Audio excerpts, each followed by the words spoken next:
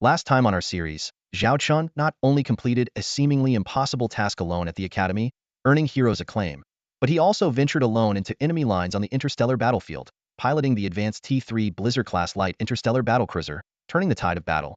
Following this, Zhao Chun proved his strength with a rescue operation, earning triple assessment credits and advancing directly to the 6th grade, set to graduate in July. His confidence and prowess gained everyone's respect. Amidst the whirlpool of interstellar politics, Zhao Chen's secret collaboration with Li Yaqi showcased his strategic depth. Facing competition from the Hurricane Consortium, he supported Li Yaqi's Northern Geese Group with T2 Mastiff-class medium interstellar destroyer blueprints to counter the Hurricane Consortium's T2 Hyena-class destroyers, setting the stage for a fierce corporate showdown.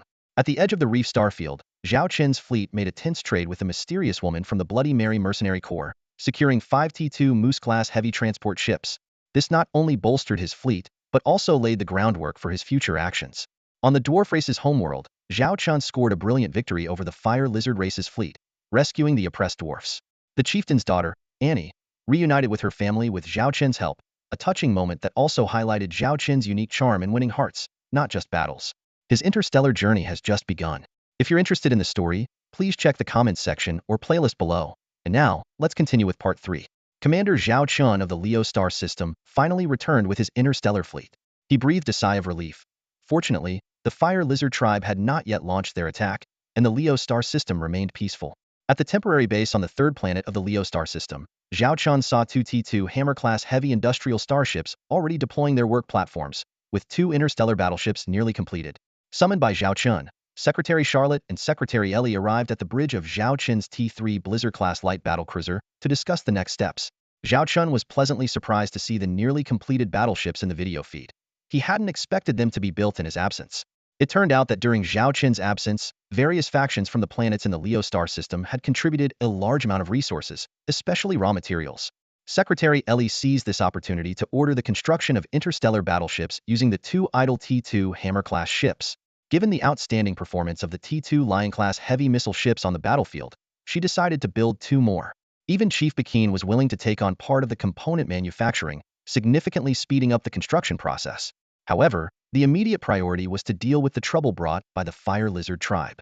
Charlotte gravely stated that the situation might be worse than they had imagined.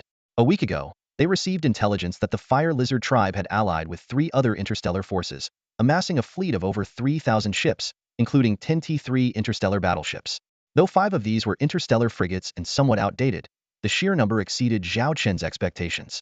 Additionally, there were nearly 800 T2 interstellar battleships, and the remaining 2,500 ships were T1 starships. How could the Fire Lizard tribe have amassed such a large fleet from nowhere? Charlotte mentioned that the informant insisted on meeting Zhao Chun in person to explain. It turned out that when they learned of the Fire Lizard tribe's resurgence, someone contacted them through Chief Pekin, providing this crucial intelligence and expressing a desire to cooperate, but only on the condition of meeting Zhao Chun face-to-face. Zhao Chun pondered. They had no real allies in the Reef Star region, and this offer of cooperation at such a time was likely an attempt to use them as a pawn. There must be a force supporting the Fire Lizard tribe, and the informant probably had conflicts with that force. When Charlotte displayed a Hydra emblem, Zhao Chun's eyes widened in surprise. It turned out that the one seeking cooperation was none other than Queen Medusa of the Serpent tribe, one of the top interstellar forces in the Reef Star region. The situation was even more complicated than he had imagined. In a certain star system within the Reef Nebula, a woman with a snake body and hair made of little snakes was casually chatting with a human woman on a video call. This serpent woman, known as Queen Medusa, gently stroked the snakes on her head and responded coolly to Red Rose's doubts, saying that only forces of equal strength are worth collaborating with. Red Rose chuckled and explained that, as the leader of the Thorns Free Trade Group, one of the neutral trade groups in the Reef Nebula, she had leaked information because the opposing force had crossed her bottom line. Even the interstellar factions that were already dissatisfied with the new power had held back due to fear of their strength. Unexpectedly, Medusa decided to tear off the facade and go to war directly. Medusa snorted, stating she'd rather strike first than be led by the nose. As soon as the call ended, she received a piece of information that made her eyes gleam like a hunter's. Meanwhile, Zhao Chun was meticulously reviewing data on the Serpent Folk, preparing to negotiate with their leader, Medusa, who ruled over one of the dominant forces in the Reef Nebula. Soon, a communication request popped up, revealing a stunning woman with fair skin, a curvaceous figure, and little snakes flicking their tongues atop her head. True to her name, she was a serpent folk, markedly different from humans. Medusa got straight to the point, expressing her desire to collaborate with Zhao Qian against the power behind the fire lizards. In exchange, she hoped Zhao Qian could delay the enemy for 5 hours, giving her time to launch a surprise attack on their stronghold. Zhao Qian shook his head, bluntly stating that her terms offered him no benefit. Medusa frowned, questioning Zhao Qian's confidence in facing 3,000 enemy ships with just 20 of his own. Zhao Qian, however, smiled confidently, clearly having a plan. Ultimately, Medusa relented and asked what his terms were. Zhao Qian raised 5 fingers, demanding 500 warships, including at least 100 T2 warships, all under his command. After much hesitation, Medusa agreed. Just when she thought the negotiation was over, Zhao Qian raised another finger, stating one final condition. Medusa frowned, feeling he was being overly greedy. To her surprise, Zhao Qian merely requested that the fire lizard's main base be left to him. A slight smile played on his lips. After finalizing the cooperation with Medusa, the communication ended. Zhao Qian looked around the bridge, and Charlotte and the others remained silent, creating a tense atmosphere. What? Aren't you curious why I'm teaming up with the Serpent Clan? Zhao Qian joked. Charlotte calmly responded that she was only concerned with fighting, while Shan Bing expressed unconditional obedience to orders. Zhao Wana rolled her eyes and pointed out that even if the Serpent Clan betrayed them midway, Zhao Qian wouldn't lose out and could still gain 500 starships for free. Zhao Qian smiled and nodded, agreeing with Zhao Weiner's analysis. He calculated that this was an opportunity to establish connections in the Reef Star region. If the other party wanted to become the next Fire Lizard clan, he was more than willing to let that aggressive queen taste defeat. Then, Zhao Qian seriously instructed Charlotte to prepare for the battle against 10 T3 starships. 2 brand new T2 Lion-class heavy missile starships were also ready to join the battle sequence at any moment. During the preparation gap, Zhao Qian checked the quarterly tasks. Aside from the difficulty of exchanging T3 starship technology from the mall, he was confident in increasing the number of combat starships to 30. A new system mission appeared before him, a campaign against the Fire Lizard clan. Upon reading the mission requirements, Zhao Qian was surprised to see 2 target names: Han Tianwang and Zhang Haoran, the 2 wealthy individuals who had invited him for a meal. It seemed this attack was closely linked to them. Medusa had mentioned that the Fire Lizard clan was controlled by the forces of the Starshine Empire and had even attacked her fleet before. She proposed an alliance with Zhao Qian under the pretense of revenge. After careful consideration, a sharp killing intent flashed in Zhao Qian's eyes. Since you're courting death, don't blame me for being ruthless. 3 days later, in the vast starry sky, over 3,000 starships surged through the Stargate, heading straight for the Lion Star system in an unprecedented display of force. Even the notorious Cerberus interstellar pirate group made an appearance.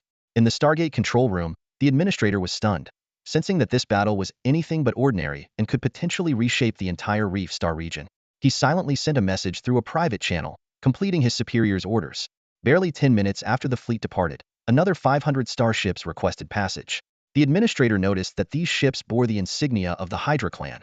Realizing that reinforcements from the Serpent clan had arrived, a cataclysmic battle was about to erupt. In a sector of the Lion King galaxy, over 3,000 interstellar warships were majestically heading towards the 3rd planet of the system. Unexpectedly, before reaching their destination, the radar detected enemy ship energy signals. Report: We've identified 15 enemy ships, the vice captain announced. According to the data, there are 10 T2 frigates, 1 T2 carrier, 1 T2 missile ship, 1 T3 battlecruiser, and 1 suspected T2 battleship. Han Tianwang sat confidently in the captain's chair, brimming with pride. Commanding over 3,000 warships filled him with excitement. Soon, Zhao Qian would be nothing more than a defeated foe. Issue my order. Form the battle array. The main threat from the enemy is that T2 missile ship. Close the distance to neutralize its threat. And that carrier take those 2 down, and the rest will be easy targets. Han Tianwang declared with confidence. Zhao Qian sat calmly on the bridge, his expression unchanging.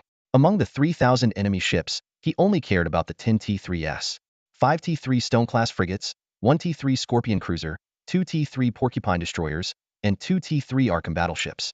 The other T2s and T1s were mere cannon fodder, useless no matter their numbers. Report: We have a communication from the Serpent clan, alien formed. Zhao Qian smiled. I thought they were going to stand me up. On the video screen, a female serpent stared arrogantly at Zhao Qian, saying nothing. What's this? Did Queen Medusa send a mute? Zhao Qian teased. The female serpent snapped. You're the mute. Zhao Qian feigned surprise. Oh, you can talk. Report your status. The female serpent replied sternly. Watch your attitude. Zhao Qian's tone turned serious. The one who needs to watch their attitude is you. You're here to follow orders, or it'll expose your base to the enemy and see how much you lose. The female serpent had to swallow her pride and reported. Qing Man, leading 500 warships, ready for orders. Zhao Chen cheekily called her Little Qing, causing her to frown. Zhao Chen then instructed Ailey to contact Han Tianwang and Zhang Haoran. When the two appeared on the screen, Zhang Haoran angrily declared, "Zhao Chen, today is your burial ground. Blame no one but yourself," Han Tianwang added coldly.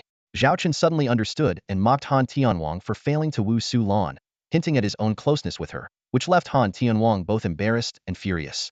Zhang Haoran threatened to destroy Zhao Chen, but Zhao Chen dismissed him. "I don't think you'll live to see that day.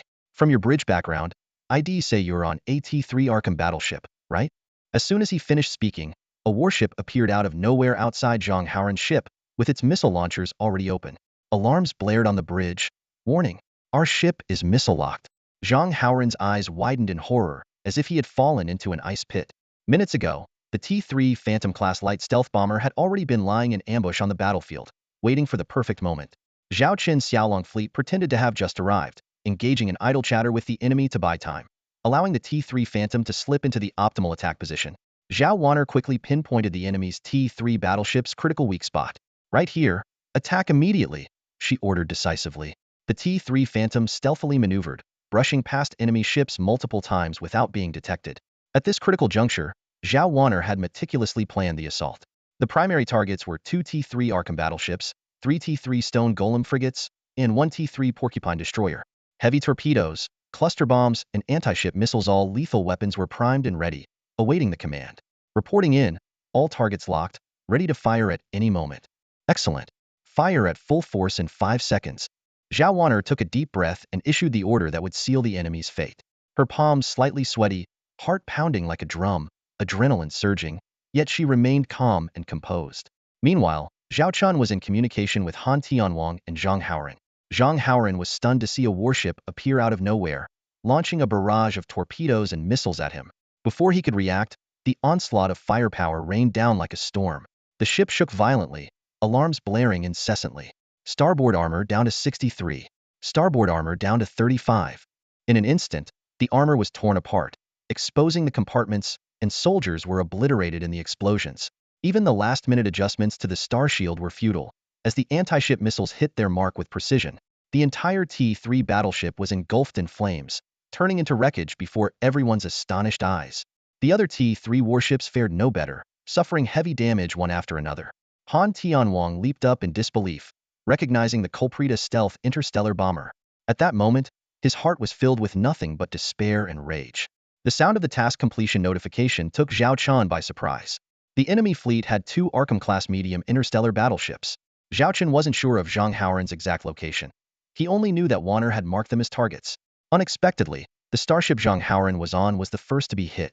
Meanwhile, other T-3 interstellar warships were also under heavy attack from interstellar missiles and torpedoes. The Phantom-class light interstellar stealth bomber, being closer, had no chance of evading and had to quickly adjust its shield direction, hoping the interception system could mitigate the attacks as much as possible.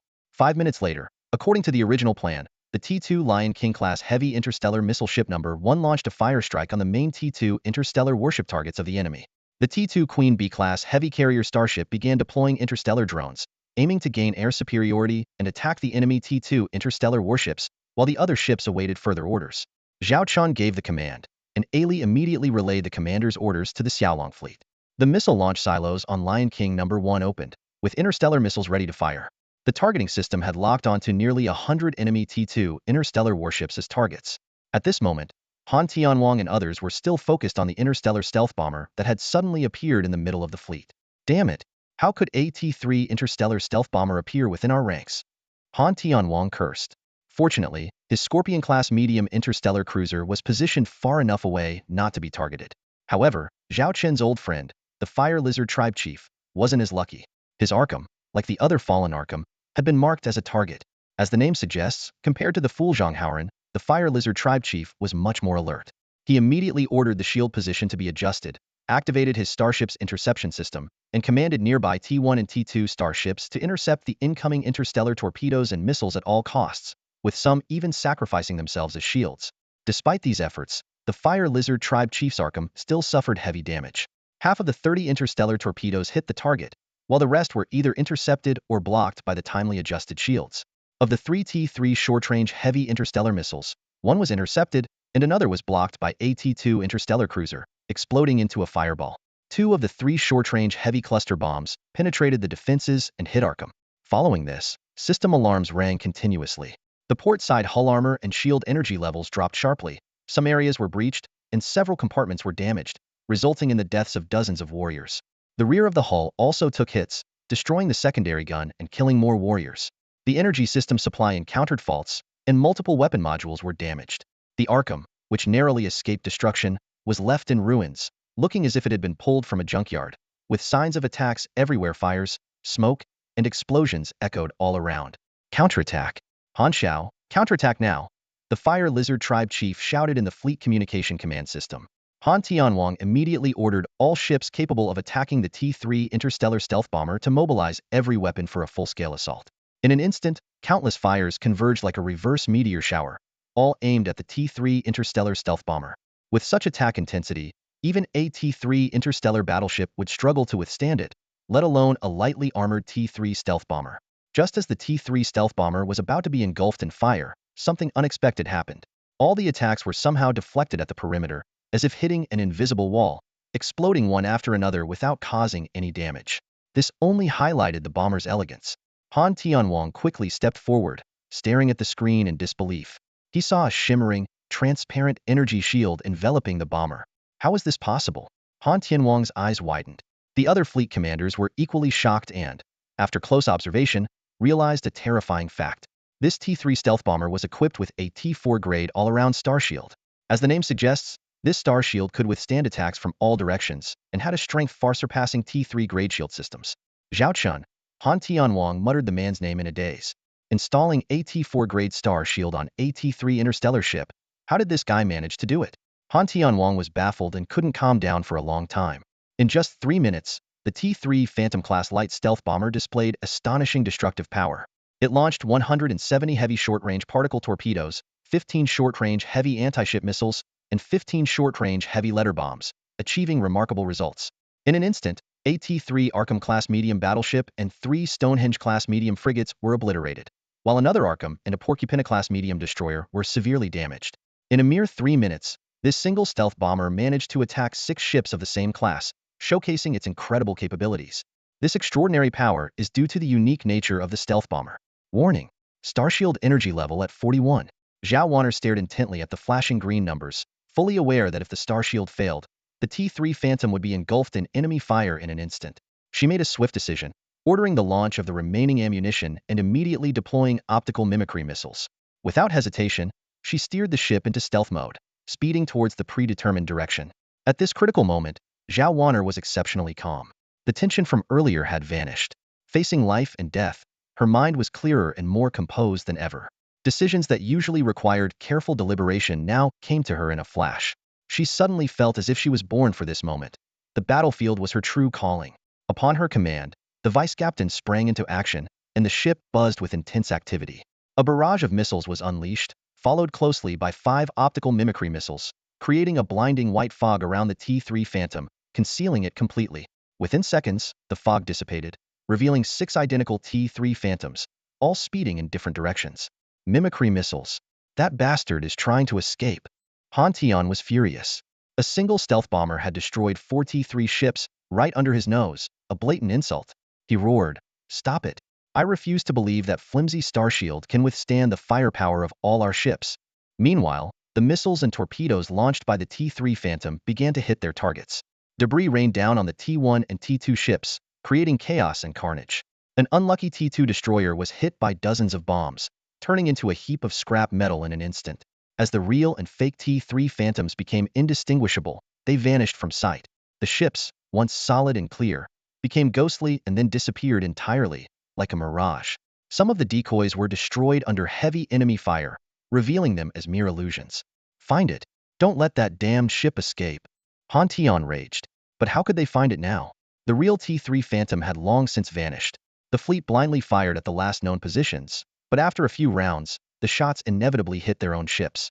These were Han Tian's own forces. An internal conflict would only bring disgrace. "Young Master Han, without an anti-stealth ship, we can't find it," the pirate leader said, utterly dejected. "To counter an invisible interstellar bomber, we must rely on military fortresses, starports with anti-stealth devices, or deploy specialized anti-stealth ships. But such niche units are beyond the reach of mere pirates. Damn it! Han Tianwang clenched his teeth in frustration and slammed his fist against the screen in front of him, feeling the sting of the impact. The pirate leader tried to comfort him. Young Master Han, interstellar stealth bombers have powerful one-time firepower, but they take a long time to reload and resupply. In this battle, it's no longer a threat. The priority now is to end this quickly and secure a victory. Let it hide if it wants. Can the opposing fleet hide as well? Han Tianwang's gaze was intense as he stared at Zhao Qin's fleet. Zhao Qin, he muttered through gritted teeth. This bastard had cost him 43 warships in their first encounter, practically spitting in his face. All forces, attack. Tear those scum to pieces. Han Tianwang's voice was hoarse as he shouted the order, and suddenly, alarms blared on the bridge. Report. A large number of incoming missiles detected. Han Tianwang looked up to see a barrage of missiles heading towards his fleet. Though some were intercepted, many broke through the defenses, exploding into massive fireballs that consumed his loyal warships. The devastating scene made Han Tianwang's heart wrench in agony. Task progress update. EP3 starship has been destroyed, bringing the completion rate to 25. This is largely due to Zhao Wanner's T3 Phantom-class light stealth bomber single-handedly taking down 4 T3 warships, in addition to Zhang Haoran's contribution. As a result, Zhao Qin's mission progress has surged to one-quarter completion. Following the withdrawal of the T3 Phantom, the T2 Lion King-class heavy missile ship began a fierce bombardment. Captained by Xue, also known as the She-Wolf, of the Lion King 1 was at the helm, her hands flying over the virtual control interface. Though there were crew members assigned for this task, she preferred to take control herself.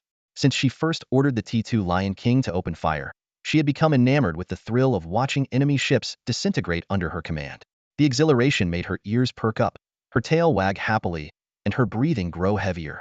It was an unmatched feeling. On the bridge of the T3 Blizzard-class light battlecruiser, Zhao Qin intently monitored the data feed. Of the top 10 T3 starships, 4 had fallen, and 2 were severely damaged. Meanwhile, out of the 800 T2 starships below, nearly 50 were reduced to wreckage within minutes of the T2 Lion King's onslaught, with more than 50 others damaged, and even over 100 T1 starships were affected. Despite this devastating barrage, Han Tianwang's fleet continued its advance. He was convinced that Zhao Qin's 2 trump cards had been exhausted. Although the T3 stealth bomber was unexpected, a single T3 warship would hardly change the tide of battle. Zhao Qin had only the T3 Blizzard left, while Han Tianwang still commanded 3,000 warships. With this next wave of assault, Zhao Qin's Xiaolong fleet would be doomed. Victory would ultimately belong to Han Tianwang. Report, the enemy fleet is starting to retreat, the vice captain reported. On the radar, a dozen enemy warships were slowly pulling back. Trying to escape? Not a chance. Zhao Qin, today is your end. Han Tianwang snarled. The Xiaolong fleet's retreat was not swift, and Han Tianwang's coalition pursued relentlessly, already launching counterattacks. Fortunately, 10 T2 Black Rhino-class heavy assault escort ships were providing cover, and the T2 Queen Bee-class heavy carrier starship had its own star shield, keeping them safe for the moment. Meanwhile, both sides had deployed star drones and fighters, engaging in aerial combat. Han Tianwang's fleet included 2 T2 carriers, which had launched 50 star fighters and 300 drones. However, the true stars of this space battle were the T2 Queen Bee's drone swarm. Leading the charge were 200 T2 Young B-class light drones and 100 T2 Killer B-class medium drones, overwhelming the enemy fighters and drones with a kill ratio of 5-1. Following them, 20 Hornet-class heavy drones flanked the enemy, targeting their 2 T2 carriers directly. Zhao Qin was determined to seize air superiority in this battle. Relay my orders. In 10 minutes, launch a rear assault on the enemy fleet. Use any means necessary to break through their lines. Zhao Qin instructed Ailey to coordinate with the Serpent People's 500 warships. As the battle progressed, Han Tianwang's fleet was gradually forming a semi-encirclement. If Zhao Qin's fleet was surrounded, their fate would be sealed. Zhao Qin looked at the ever-prepared Charlotte and asked, "Are you sure you want to carry out that battle plan? There are safer alternatives." Charlotte replied firmly, "On the battlefield, risks and rewards go hand in hand. Only by doing this can we defeat the enemy with minimal cost. Trust me, Commander." Zhao Qin smiled. "If that's the case, then go ahead. For your safety, I request that you board the T2 Queen-class heavy carrier starship." Charlotte requested. Zhao Qin gazed at her. "Do I seem like the kind of commander who would retreat to safety because of danger? Since you've made your decision, I will be here to witness it. I will always stand with my warriors." Zhao Qin's tone was resolute. Charlotte paused for a moment, then smiled, her small tiger teeth flashing. "Please, Commander, hold on tight." Zhao Qin understood.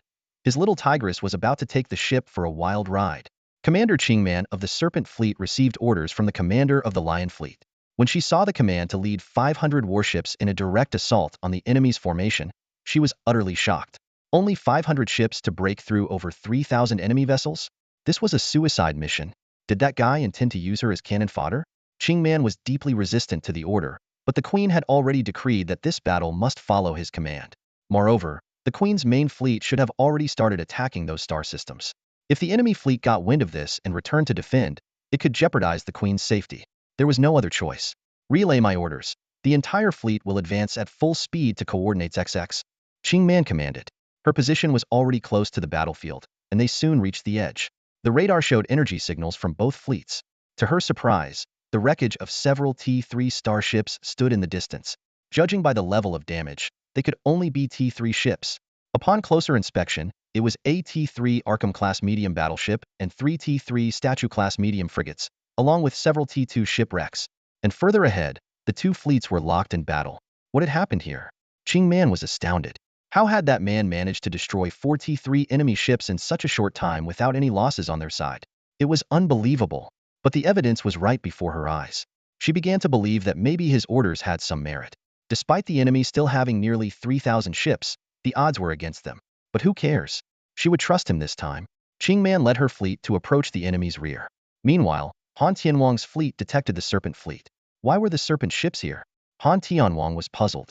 The pirate leader said, "It looks like the attack on the Serpent Queen's fleet has been discovered, and they're here for revenge." At the same time, two other clan leaders received bad news. Han Xiao, that serpent woman dared to attack my Black Pig territory, the Black Pig clan leader said, his face dark. And they've also attacked our Gibo clan star systems, the Gibo clan leader said, worried. Although the Fire Lizard clan leader hadn't received a distress call, he knew well that if the serpents were targeting the other two clans, they wouldn't spare him either. Forget those serpents for now. Let's annihilate this fleet first, then we can support our star systems. Sun Xiao has always wanted to deal with the serpents. I'll just take care of their queen for him this time. Han Tianwang sneered.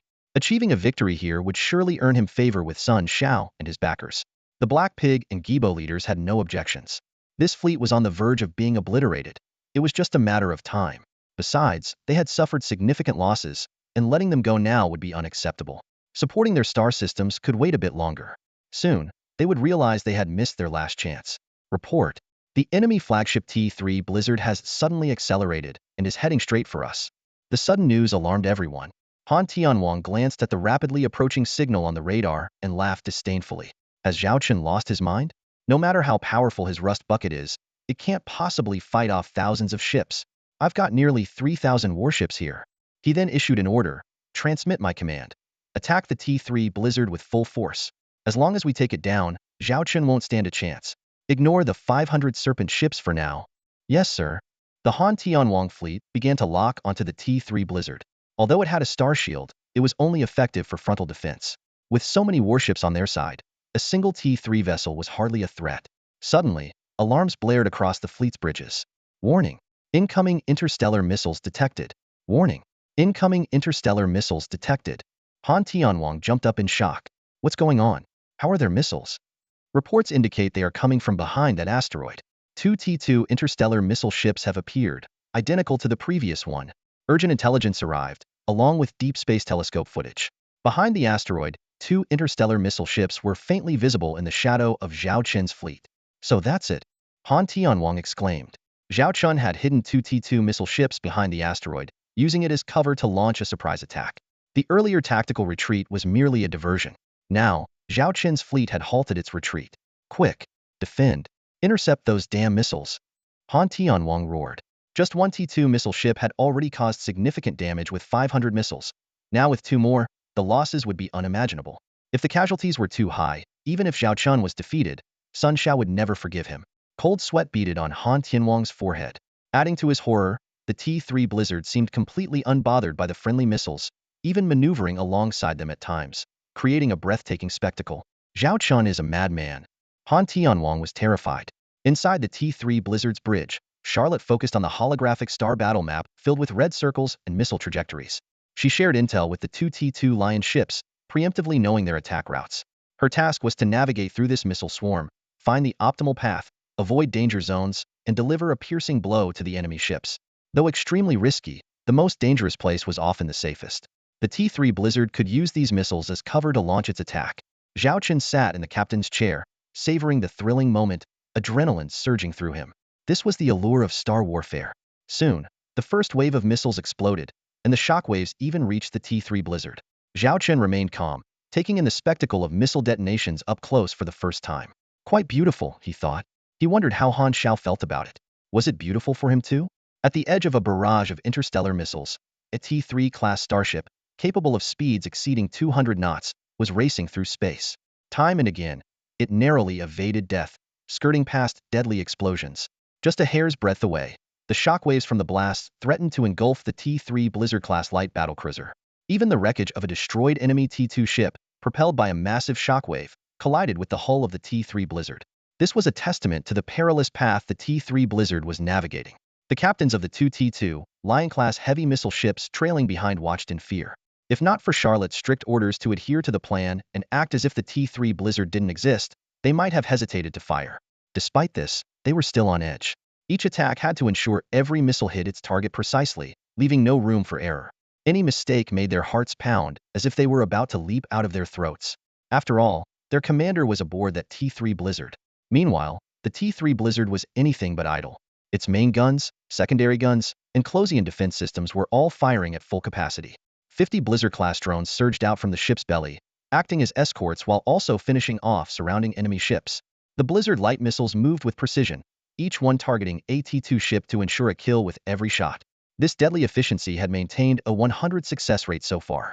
Han Tianwang watched the holographic battle map, seeing the T3 Blizzard breach his formation as if it were unchallenged, heading straight for his flagship. At this moment, the heavily damaged T3 Arkham-class battleship had started to retreat, surrounded by a fleet of Fire Lizard ships. The Fire Lizard chieftain had witnessed the power of this T3 ship firsthand, watching helplessly as it destroyed one of his own vessels. Stop that damn ship! Han Tianwang felt the danger closing in and ordered his fleet to intercept the T3 Blizzard. We can't stop it. Wherever that T3 ship goes, it's a sea of missile fire. We can't effectively suppress it, the pirate leader said helplessly over the video link. Even he, a hardened interstellar pirate, was shaken by the T3 Blizzard's performance. That ship was practically dancing with death. Report, 500 Snake People warships are charging from our rear. Another message came in. The 500 Snake People ships that Han Tianwang had initially ignored were now attacking his fleet from behind. Caught between enemies at both ends, Han Tianwang was at a loss. How did this battle turn out like this? It's nothing like I planned, he exclaimed. Han Xiao, we need to stabilize our lines and endure these waves of missile attacks, the pirate leader suggested. All right, let's do that, Han Tianwang said reluctantly. For the first time, Han Xiao, who once commanded 3,000 warships, realized how insignificant and laughable he was on the interstellar battlefield. But he continued to reassure himself. No matter what, he had a significant advantage in terms of the number of warships. No matter how capable Zhao Chen was, could he really defy the odds? Zhao Chen wasn't sure if he could defy fate, but taking down Han Tianwang was definitely within his reach. Warning. Star Shield energy remaining at 67. Warning. Hull integrity at 89. Various alarms blared on the T3 Blizzard. Yet, Charlotte remained unfazed, deftly managing the battlefield information. Mission completion at 30, with a total of 500 enemy ships destroyed. So far, Zhao Chen's Xiaolong fleet had only destroyed 500 enemy warships. This number might seem insignificant at first glance, but a closer analysis revealed its terrifying implications. Among those 500 ships, there were 4 T3s, over 150 T2s, and the remaining 350 were T1s. And the number was still climbing with ongoing missile bombardments. What did this indicate? It showed that Zhao Chen's primary targets were the enemy's T3 and T2 warships. The T1 ships, no matter how many, were just numbers to him. As long as he destroyed the enemy's main T3 and T2 forces, even if 2,000 T1s remained, Zhao Chen wouldn't be intimidated in the slightest. Crushing those T1s would be as simple as squashing ants, just requiring more ammunition. Moreover, by that time, would the enemy even have the will to fight? Commander, according to the system's predictions, after this round of attacks by the two T2 Lion Kings, we can directly eliminate over 200 T2 warships, and an equal number will suffer varying degrees of damage, significantly reducing their combat effectiveness.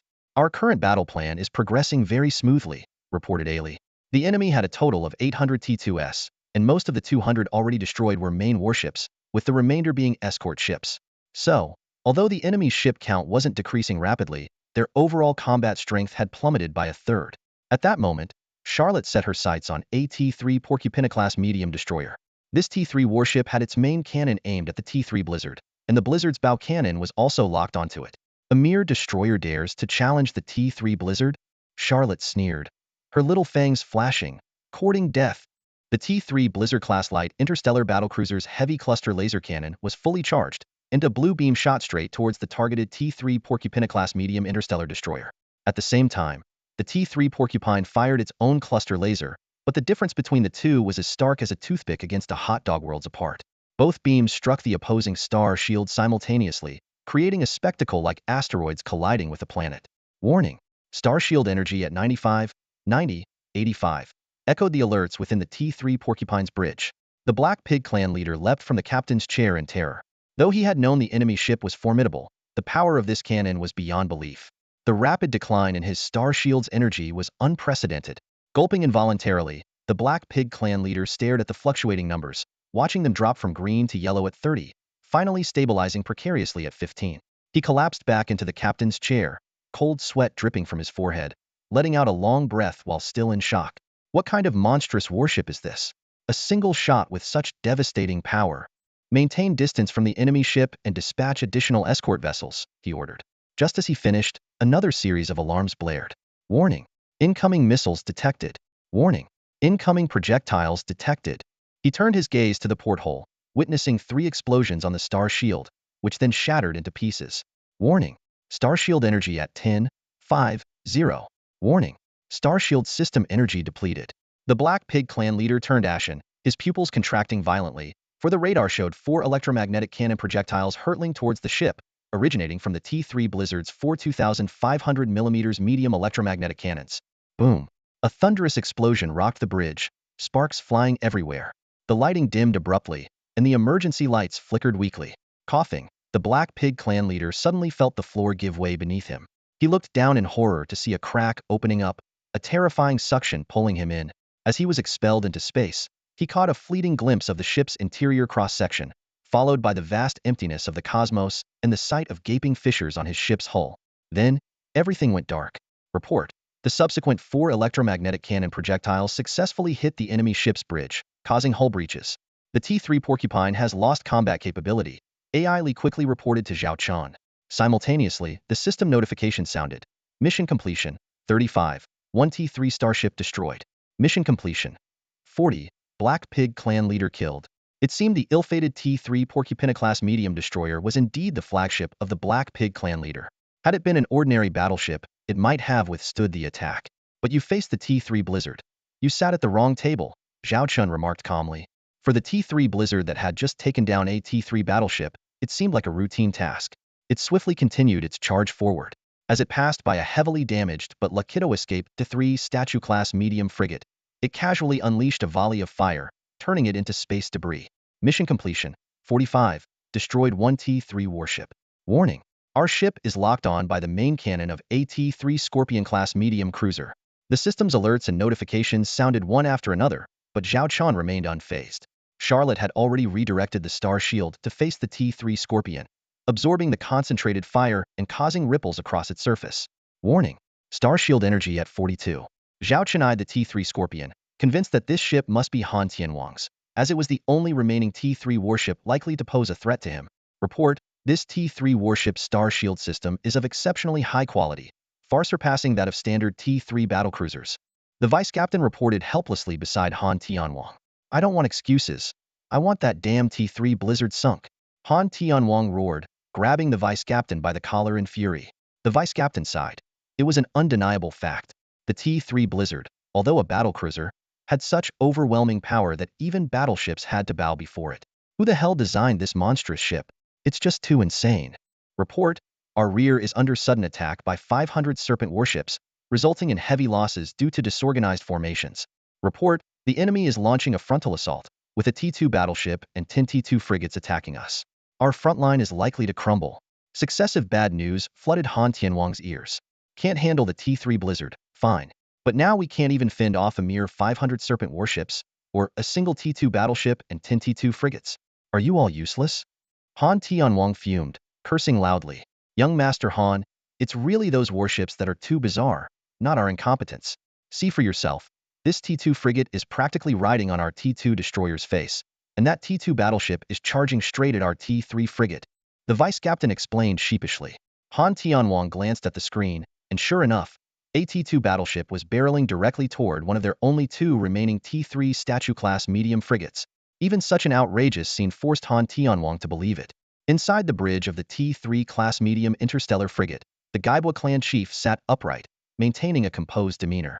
As the weakest faction among several powers, he had no choice but to choose a cost-effective yet somewhat modest frigate to serve as his flagship. Unexpectedly, a dignified T3 warship had become the target of a mere T2 battleship. Though the Gaibwa clan had always been bullied, how could they allow a T2 battleship to challenge them? Prepare the rapid-fire cannons. How dare a T2 battleship provoke our T3 warship? Do they really think the Gaibwa clan is easy to bully? The chief snorted coldly. Several rapid-fire cannons immediately locked onto the approaching T2 battleship. However, to his shock, a massive main cannon, nearly 2,000 millimeters in caliber, stood prominently on the enemy's Bowen electromagnetic railgun typically equipped on a T3 destroyer. Such a formidable weapon on a T2 battleship was simply unfathomable. The chief felt a sense of foreboding. Warning! An interstellar drone swarm is approaching our ship. The sudden alarm startled the chief. Upon closer inspection, he saw 2 to 3 dozen drones speeding towards them. Strange, where are drones? We have 2 T2 carriers after all. The chief was utterly puzzled. The adjutant, looking troubled, pulled up a video feed. Chief, our 2 T2 carriers have lost combat capability. The screen showed 2 T2 carriers reduced to flaming wrecks, resembling ruins ravaged by artillery fire. The chief was momentarily speechless. Forget it. Use the Closian weapon systems to take down those flies. Just a few dozen of them can't cause much trouble. No sooner had he spoken than reality struck him hard. Leading the swarm were T2 Killer B medium drones, escorting 5 T2 Hornet heavy drones. While the Closian weapon systems managed to turn a few Killer Bs into fireballs, the Hornets had already entered attack range, relentlessly bombing the T3 frigate Starshield. Warning! Starshield energy level at 34. Dozens of bombs had directly depleted at least 30% of the shield's energy, with the remaining damage coming from the residual attacks of T3 Ghost Stings and T3 Blizzards. Damn flies, the chief cursed, but after their bombing run, the drones flew away, leaving him helplessly watching. Chief, the T2 battleship is within our firing range, the adjutant reminded. Hit that arrogant T2 battleship hard. Since we let the drones escape, we'll take our anger out on you, the chief ordered furiously. The medium rapid-fire cannons opened fire, but only left minor dents on the T2 battleship's frontal armor. The chief was stunned, unsure whether the enemy was too strong or his own forces too weak. He consoled himself, thinking that while the rapid-fire cannons had low power, they had a high rate of fire. By shooting for a while longer, they would eventually turn the T2 battleship into a sieve. Inside the bridge of the T2 Bearhound heavy interstellar battleship, Captain Shan Bing stared at the T3 frigate, her expression unchanged. Warning! Frontal armor strength at 75. Yes, she was the captain of this T2 Bearhound. She had expected to be at most a bridge officer, but Zhao Chun had entrusted her with the helm of the T2 Bearhound. At first, she was startled, but once she understood the capabilities of this warship, she was utterly astonished. The firepower, it was truly at the level of a T2 battleship. It was clearly a T3 destroyer in T2 disguise, perhaps even comparable to a T3 battleship. Though it lacked a starshield, the armor thickness of the T2 Snow Mastiff was second only to the T2 Black Rhino-class heavy assault frigate. Not to mention the 1,800mm electromagnetic cannon, something unheard of in T2 warships. Even the previously impressive Zero Blizzard only had a main cannon of 1,200mm. If the teachers and students at North Star Military Academy saw this, they would be in awe. However, since Zhao Chun had entrusted her with this important task, Shinbing's pride wouldn't allow any failure. She had meticulously studied the T2 Snow Mastiff and potential enemy ships before the battle, familiarizing herself with the fleet in the Reef Star region within just a few days. She wasn't as battle-hardened as Charlotte, nor as naturally gifted as Zhao Wanner. As a commoner and the class beauty, her only choice was to work harder to make up for her shortcomings. Ultimately, upon learning Zhao Qin's strategic plans and understanding the strength of both sides, Shinbing set a small goal for herself: to destroy at least one T3 golem. And now, that goal was within reach. At her request, the T2 Queen Bee carrier had already launched a round of bombardment on the T3 golem starshield. Though it didn't destroy it, this was within her expectations.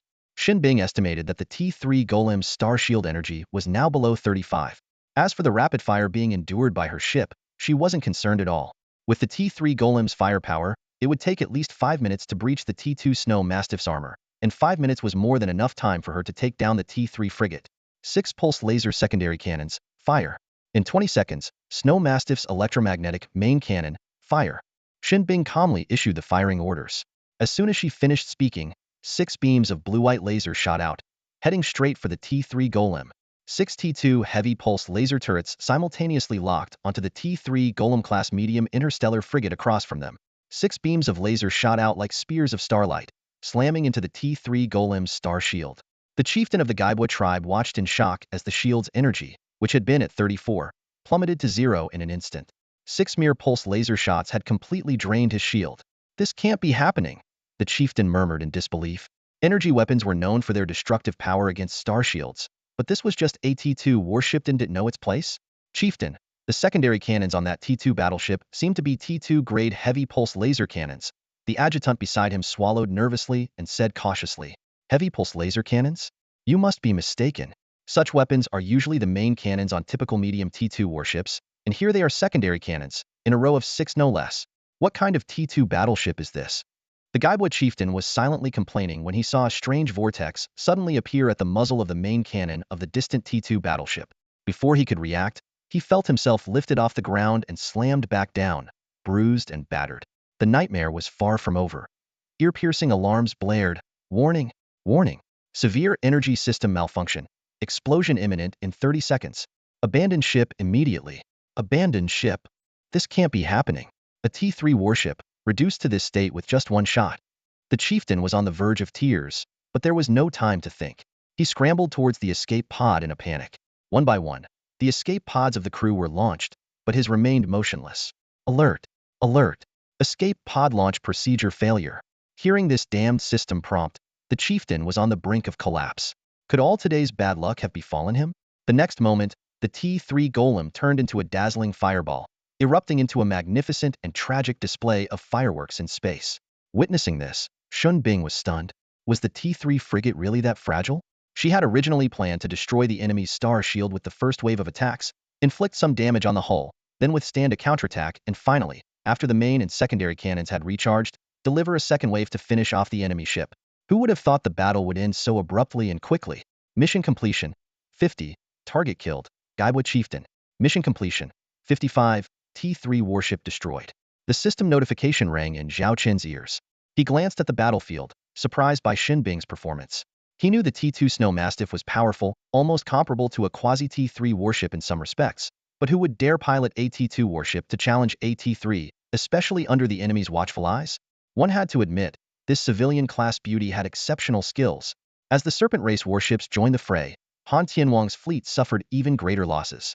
Zhao Qian had previously requested from Queen Medusa that among the 500 reinforcements, there must be at least 100 T2 warships. Therefore, the combat power of this Serpent Race contingent was not to be underestimated. Mission completion at 60, with enemy ships destroyed surpassing 1,000. As the system issued another alert, the last 3 T3 warships of the enemy were revealed. Han Tianwang's T3 Scorpion-class medium cruiser, the Fire Lizard Chief's T3 Arkham-class medium battleship, and the Pirate Leader's T3 Porcupine-class medium destroyer. At this moment, Han Tianwang had learned of the demise of the Black Pigman and Gabo tribe chiefs, as well as the destruction of another T3 warship. His face turned grim, sweat beading on his forehead. The situation had spiraled beyond his expectations. He had initially thought he could capture Zhao Qin with the loss of a few hundred warships, at most sacrificing 1 or 2 T3s to besiege the T3 Blizzard. However, the reality was starkly different. Only 3 out of 10 T3 warships remained, with 1 severely damaged. Over half of the 800 T2 warships were lost, and the rest were in disarray. It seemed like a cruel joke by fate. Everything he had learned at the Northern Star Military Academy had turned out to be mere theory. The supposed overwhelming advantage of sheer numbers, the technological gap between T2 and T3 warships, the invincibility of the T4 Star Shield exclusivity, the long-obsolete T3 stealth bombers, and the power disparity between ship classes, all of it was utter nonsense. Han Xiao, something's wrong. We're taking heavy losses, and morale is plummeting. I suggest we retreat and regroup, the pirate leader advised. Retreat? After all this, you want me to retreat? Han Tianwang gritted his teeth. Zhao Qin hadn't lost a single ship, and at most, he had destroyed a few dozen of the Serpent People's junk. The casualty ratio had reached a horrifying 150, and it was still climbing. The pirate leader's expression grew serious. Han Xiao, you must understand, these forces are Sun Xiao's trump card in the Reef Star area. If we lose them all, even if we win in the end, Sun Xiao will never let us off. The mention of Sun Xiao's ruthlessness sent a shiver down Han Tianwang's spine. Sun Xiao was known for his sinister demeanor, appearing dignified on the surface but harboring corruption within. Even Han Tianwang and Zhang Haoran had to show him respect. Han Tianwang slumped into the captain's chair, trembling, looking every bit the defeated man. Finally, he spoke in a voice tinged with despair. Then, let's retreat. Heaven does not favor me. What can I do? Report, the enemy fleet is showing signs of retreat. Ailey's voice echoed through the bridge of the T3 Blizzard-class light star battlecruiser. Zhao Qin stared at the radar, and sure enough, Han Tianwang's fleet was beginning to withdraw. He breathed a slight sigh of relief. It was no easy task to completely annihilate over 3,000 enemy warships with just the Xiaolong fleet. Just as he had dealt with the Fire Lizard Chieftain earlier, Zhao Qin's goal was to scare the enemy into retreating. He planned to execute the follow-up strategy, focusing on driving them away while targeting the enemy's T1 warships. Order the T2 Iron Hammer-class heavy industrial ships to resupply the 3 T2 Lion King-class missile ships and the T3 Phantom-class stealth bombers. Deploy the T3 Andromeda-class medical ships to treat the wounded from all ships, including those from the Serpent People. Though our relationship is mutually beneficial, we've fought side by side, making us comrades, Zhao Chun commanded. The subsequent battle was overwhelmingly one-sided. Han Tianwang's fleet retreated in disarray, but he wasn't foolish enough to scatter completely, which would have resulted in even heavier casualties. Zhao Qin's fleet, in cooperation with the Serpent People's ships, relentlessly pursued the enemy, waiting for the right moment to strike hard. Zhao Qin's strategy shifted to exclusively targeting the enemy's T1 warships. The 10 T2 Black Rhino-class heavy assault frigates, with their thick armor, brazenly charged and unleashed their firepower. Mission completion at 65, with 1,500 enemy ships destroyed. Meanwhile, Sister Yang led the T3 Andromeda medical ships to search for life signals from the Serpent People on the battlefield, deploying unmanned rescue pods. Medical personnel stood by, and the first to arrive were the wounded from the Xiaolong fleet. Inside Medical Channel 1, the staff eagerly awaited. Soon, an unmanned pod was delivered through the tunnel. As the hatch opened, an unconscious female crew member was revealed. A doctor quickly stepped forward to scan her and concluded, head injury, mild concussion, 3 fractures in the left arm, currently unconscious. Immediate treatment in the medical pod. The next arrival was a female serpent person, screaming, my leg, though she meant her tail. The doctor frowned at the sight. A significant portion of her tail was missing. If not for the rescue pod's timely use of cryogenic agents to stop the bleeding, she might have already died from blood loss. The doctor ordered emergency treatment at once. Losing a tail wasn't the worst injury. Some had lost half their bodies, and some were missing even half their heads. Fortunately, modern medicine was advanced enough to save those without irreversible brainstem damage, though the costs were substantial. In other fleets, mid to low-ranking crew members with such severe injuries would be left to die. But here, everyone, regardless of their background, had a chance at treatment. A stabilized female serpent person weakly asked a nearby half-beast medic, "Why are you saving me?" The half-beast medic calmly replied, "Our commander said, anyone who fights alongside us today is a comrade. We won't leave anyone behind." To the female serpent person, this simple truth was profoundly moving. Looking around at the clean environment and rows of beds, she felt deeply moved. You have a great commander. Back on the battlefield, Han Tianwang's fleet had fled through the Stargate into the Lion King system, not even pausing to regroup before retreating further. They couldn't wait to leave this dreadful place. Moreover, several galaxies had been attacked by the Serpent Clan. At this moment, everyone just wanted to go back to their own homes and families. Zhao Chun, however, felt somewhat dissatisfied with the deserters, as the mission to destroy 2,000 enemy ships was still incomplete. Suddenly, a video window popped up in front of him, showing Qing Man, the commander of the Serpent Clan fleet.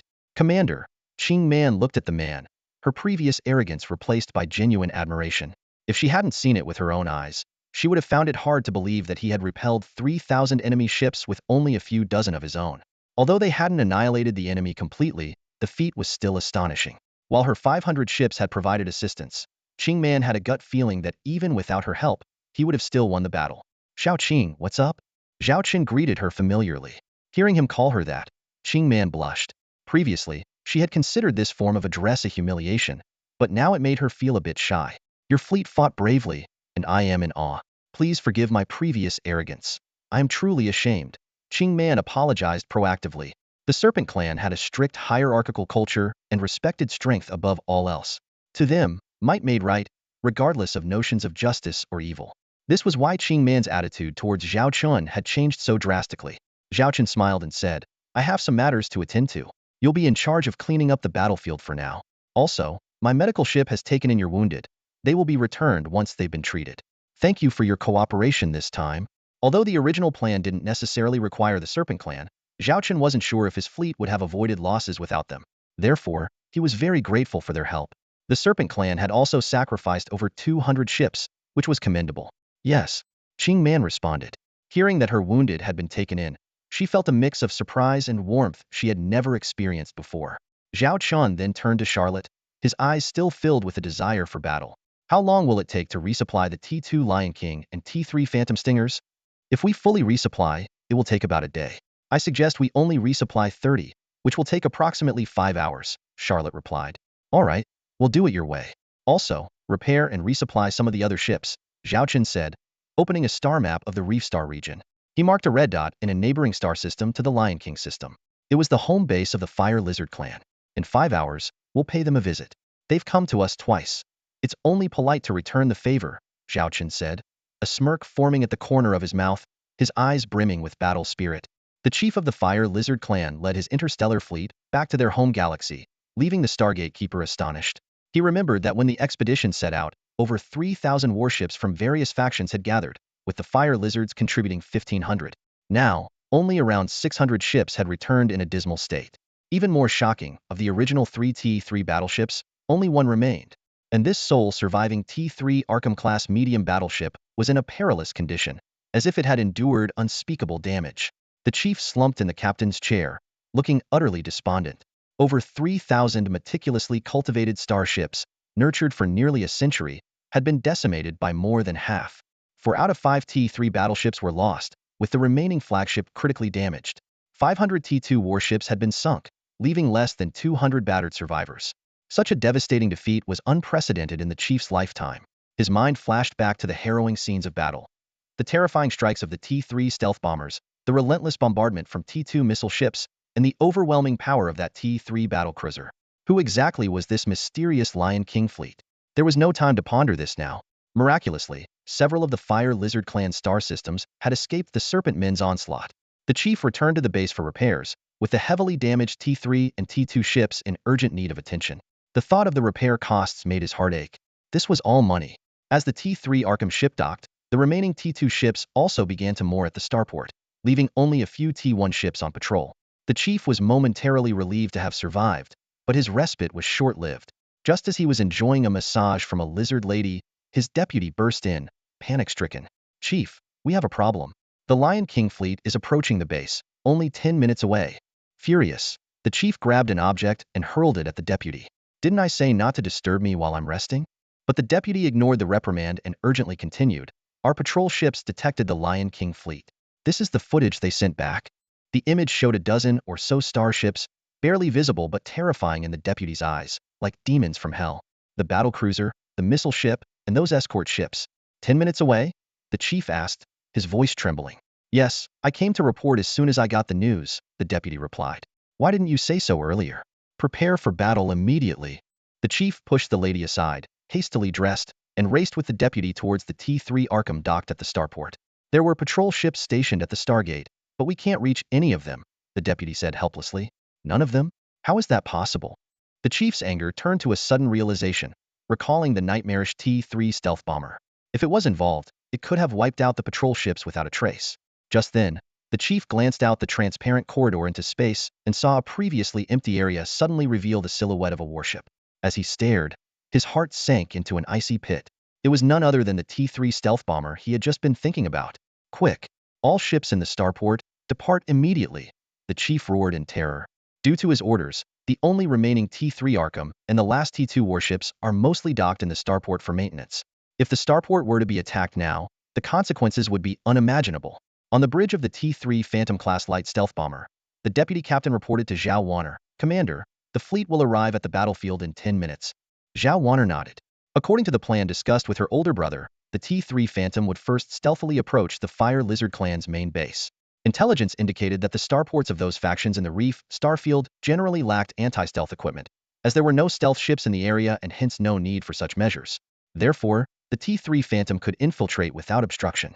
If the enemy ships were all docked at the starport, the T3 Phantom would launch a preemptive strike to create chaos, clearing the way for Zhao Qin's main fleet. Transmit my orders. target the enemy ships in the starport and unleash all our firepower. Fire all interstellar torpedoes and missiles, leave none behind. Zhao Wan'er commanded decisively. The T-3 Phantom, with its supplies at 30, immediately aimed all its ammunition at the starport of the Fire Lizard Clan's main base. Previously, a T-3 Phantom with only 30 of its ammunition would have had no chance against such a large number of enemy ships. But now, with all these T-2 and T-3 warships docked in the starport, it was a golden opportunity. The Fire Lizard Clan leader watched in horror as the nightmarish T-3 stealth bomber launched interstellar torpedoes and missiles, all perfectly aimed at the starport he was in. It was the most terrifying sight he had ever seen in his life. At that moment, the Fire Lizard Clan leader closed his eyes in despair. In the heart of the Fire Lizard Clan's main base at Starport, starships were desperately trying to flee the death trap. However, the ensuing chaos only caused more congestion, preventing a swift escape. Some ships attempted to turn their guns towards the T-3 stealth bomber, only to find their firing arcs blocked by Allied vessels. In their haste, some even collided with neighboring ships. The entire starport was in utter disarray. At that moment, incoming interstellar torpedoes and missiles struck the starships docked along the main pathways of the starport, igniting a chain reaction of explosions. In an instant, fire and explosions erupted everywhere. One unlucky T-2 warship had its ammunition depot hit, triggering a catastrophic series of blasts as the newly supplied, yet improperly stored munitions detonated. The resulting fireball engulfed 1/5 of the starport. As the initial explosion occurred near the missile storage area, the series of explosions was unstoppable, turning the once mighty T-2 warships, which had roamed the Fire Lizard Clan's territory with arrogance, into helpless prisoners awaiting their fiery demise. In their desperation, some ruthless captains rammed their way through obstructing allies. This was considered merciful compared to others who, in their panic, resorted to firing upon their own ships to clear a path. Outside the starport, T-1 warships and a few T-2 ships desperately fired at the perpetrator, hoping to prevent further tragedy. But the T-3 warship was equipped with a T-4 all-range star shield, making it nearly impervious to the attacks of T-1 and T-2 vessels. Zhao Wan'er watched the inferno with satisfaction, proudly admiring her handiwork. Especially gratifying was the sight of the once-cherished T-3 Arkham-class battleship, now a series of continuous explosions.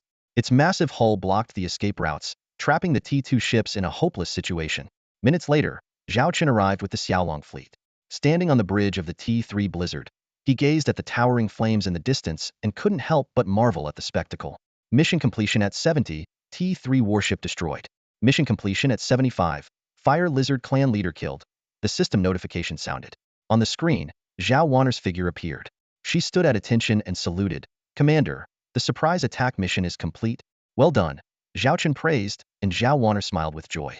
She then reported solemnly, "Based on my preliminary reconnaissance, the Fire Lizard Clan's main base has over 1,000 warships, mostly T-2s, with a few remaining T-3s docked within the starport.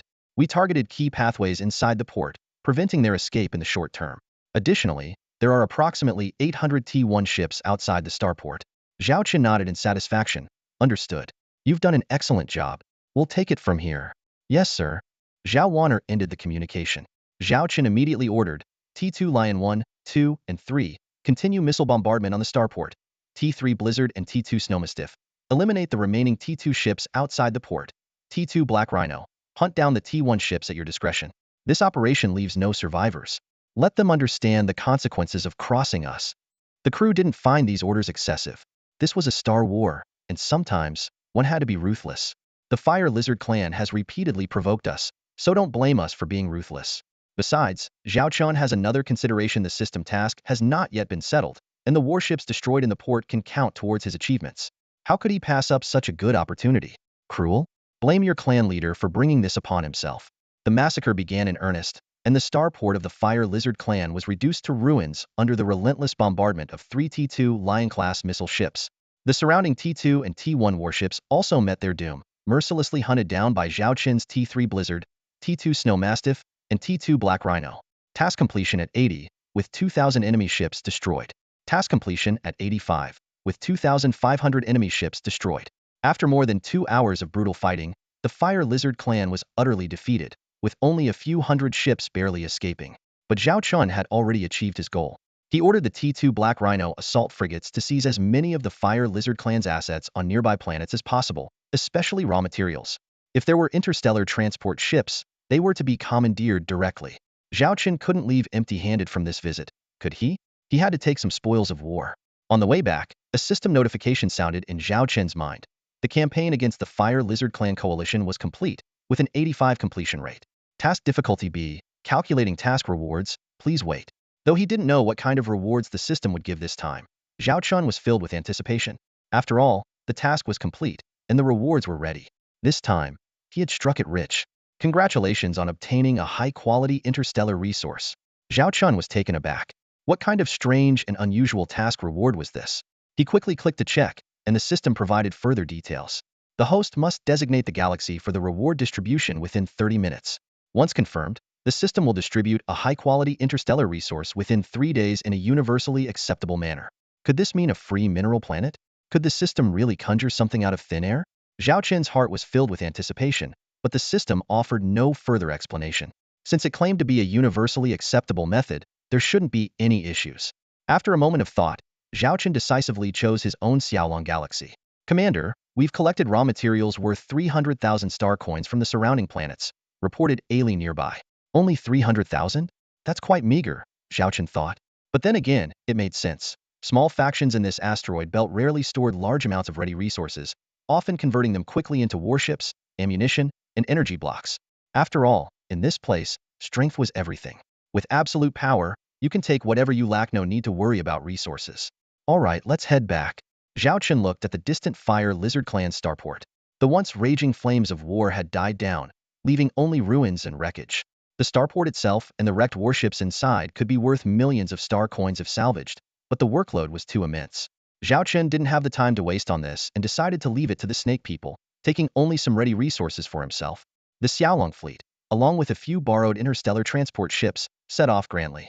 Upon returning to the Lion King galaxy, they encountered Commander Qingman's fleet finishing their cleanup. She had no intention of keeping any battlefield remnants for herself, leaving everything for Zhao Chen to handle. Commander, our queen will be communicating with you shortly, Qingman said respectfully. Also, I want to express our heartfelt gratitude for the aid you provided to our wounded soldiers. Without your interstellar medical ship, our casualties would have been 30 higher. Qingman had already received the Snake People warriors who had been treated and returned. Some of them had even survived from destroyed warships. Although they had survived the fall of their warships, without Zhao Chen's T3 Andromeda-class medical ship's timely rescue, 90 of them would have perished. This medical ship had given them hope and a chance to live, saving their lives and healing their wounds. As comrades in arms, it's our duty, Zhao Chen said calmly. Qingman was moved. It's an honor to be your ally, Commander. Soon after, a video communication from the Snake People Queen, Medusa, arrived. Commander, you've truly given me a big surprise. Defeating 1,500 enemy ships with zero losses. I heard you destroyed over 1,000 more at the Fire Lizard Clan's base, making it 2,500 in total. Such a battle record is simply astounding, Medusa said, her beautiful eyes smiling, showering him with praise. Even she was shocked when she learned of the battle results. Although she lost 200 of the 500 Serpent Fleet warships she dispatched, what did that matter compared to the enemy's heavy casualties? More importantly, she had slain the leaders of 3 major factions. While they would undoubtedly elect new leaders, in the short term, they would be left headless, presenting her with a prime opportunity to press the advantage. Zhao Chen did not respond directly but instead asked, how goes the battle on the Queen's side? Is everything proceeding smoothly? Very smoothly, Medusa replied, brimming with confidence. I have attacked several enemy strongholds, crushed their main fleet, and seized control of key strategic positions. Moving forward, I will advance systematically and completely annex these star systems. Barring any unforeseen circumstances, within 3 months, the territories of the Gate, Black Boar, and Fire Lizard clans will all be mine. Then let me congratulate Queen Medusa on her successful revenge and significant gains, Zhao Chen said with a smile. Medusa shook her head. No, this victory is not mine alone. It is the result of our combined efforts. As per our previous agreement, we will split the spoils 50-50. You can choose any of these star systems you like. With that, she brought up a map of the Reef Star region, highlighting the territories of the Gate, Black Boar, and Fire Lizard clans. Anyone else would have been ecstatic at this moment. After all, in the Shining Empire, owning multiple star systems was a privilege reserved for counts. Medusa's generosity was ultimately due to the formidable strength of the Lion Fleet. As she had mentioned earlier, only with equal power could true collaboration be discussed. Had Zhao Chen's fleet performed poorly, her attitude would have been entirely different. At most, she would have given him the bare minimum as per their agreement, but never with such magnanimity. Forget the star systems. The Queen can have them all if she likes. I only need raw material resources. Also, if the Queen has the time, She might want to clean up the Fire Lizard Clan's main starport. I'm sure there's a good 100 million or so to be made from it. Zhao Qian declined the offer to divide the star systems. It wasn't that he didn't want to expand his territory. It was just that the existing Xiaolong and Lion star systems were more than sufficient for now. Managing these small factions' territories, including tax collection and the deployment of mining ships and garrisons, would be more trouble than it was worth for Zhao Qian at the moment. It was far more efficient to directly exchange the spoils for raw materials, saving both time and effort. This had always been Zhao Qian's approach to accumulate power as efficiently as possible, laying the most solid foundation for future ascendancy. Queen Medusa looked at Zhao Qian with some surprise. After confirming that this was indeed his wish, she pondered for a moment and said, "All right then, I'll have my subordinates calculate the specific value of these interests. However, if you want to convert all of it into ready resources, I'm afraid even my Serpent clan won't be able to bear the cost." Zhao Qian nodded in understanding. He knew that his request for a 50-50 split was unrealistic. The indirect value of those star systems was difficult to quantify, not to mention the Fire Lizard Clan starports he disdained. It would take more than a month to send industrial ships to dismantle and recover them, involving significant cost and time. In comparison, the ready resources he was asking for were much more straightforward to obtain. Medusa instructed her subordinates to start the calculations, then smiled at Zhao Qian. "I've heard about the battle in the Lion King star system.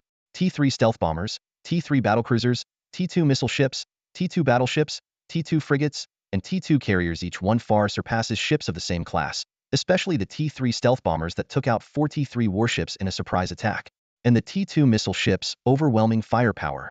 I'm almost regretful I couldn't witness this grand battle myself."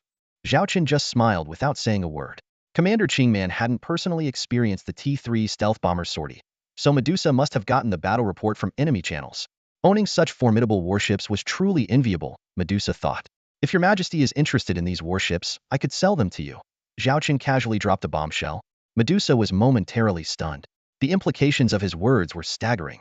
If he dared to propose a deal, it meant he either had a sales channel or was the manufacturer of the warships, both of which showcased his immense power. "Commander, are you serious?" Medusa's heart raced. The warships' incredible performance made her yearn for them.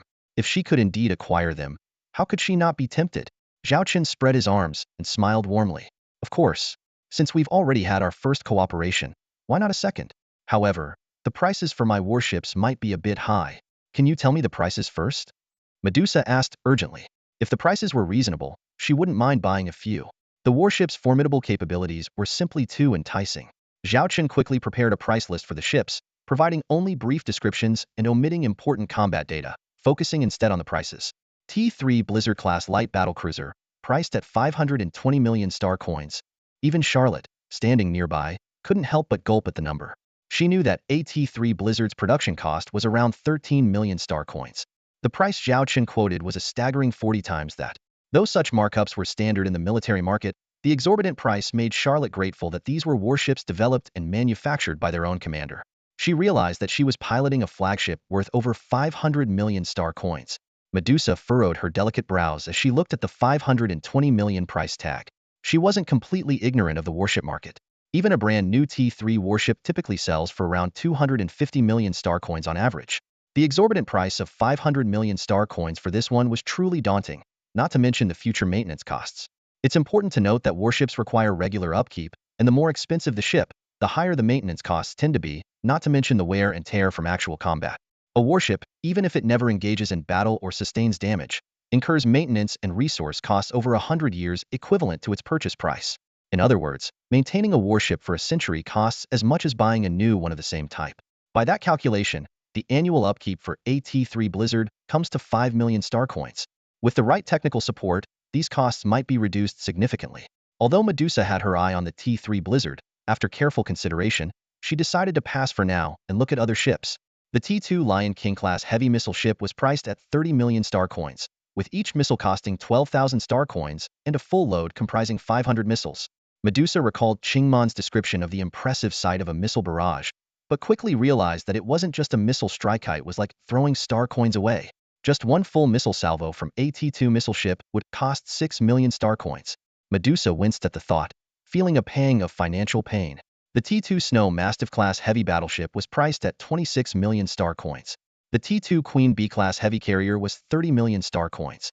The T2 Black Rhino-class heavy assault frigate was 5 million star coins.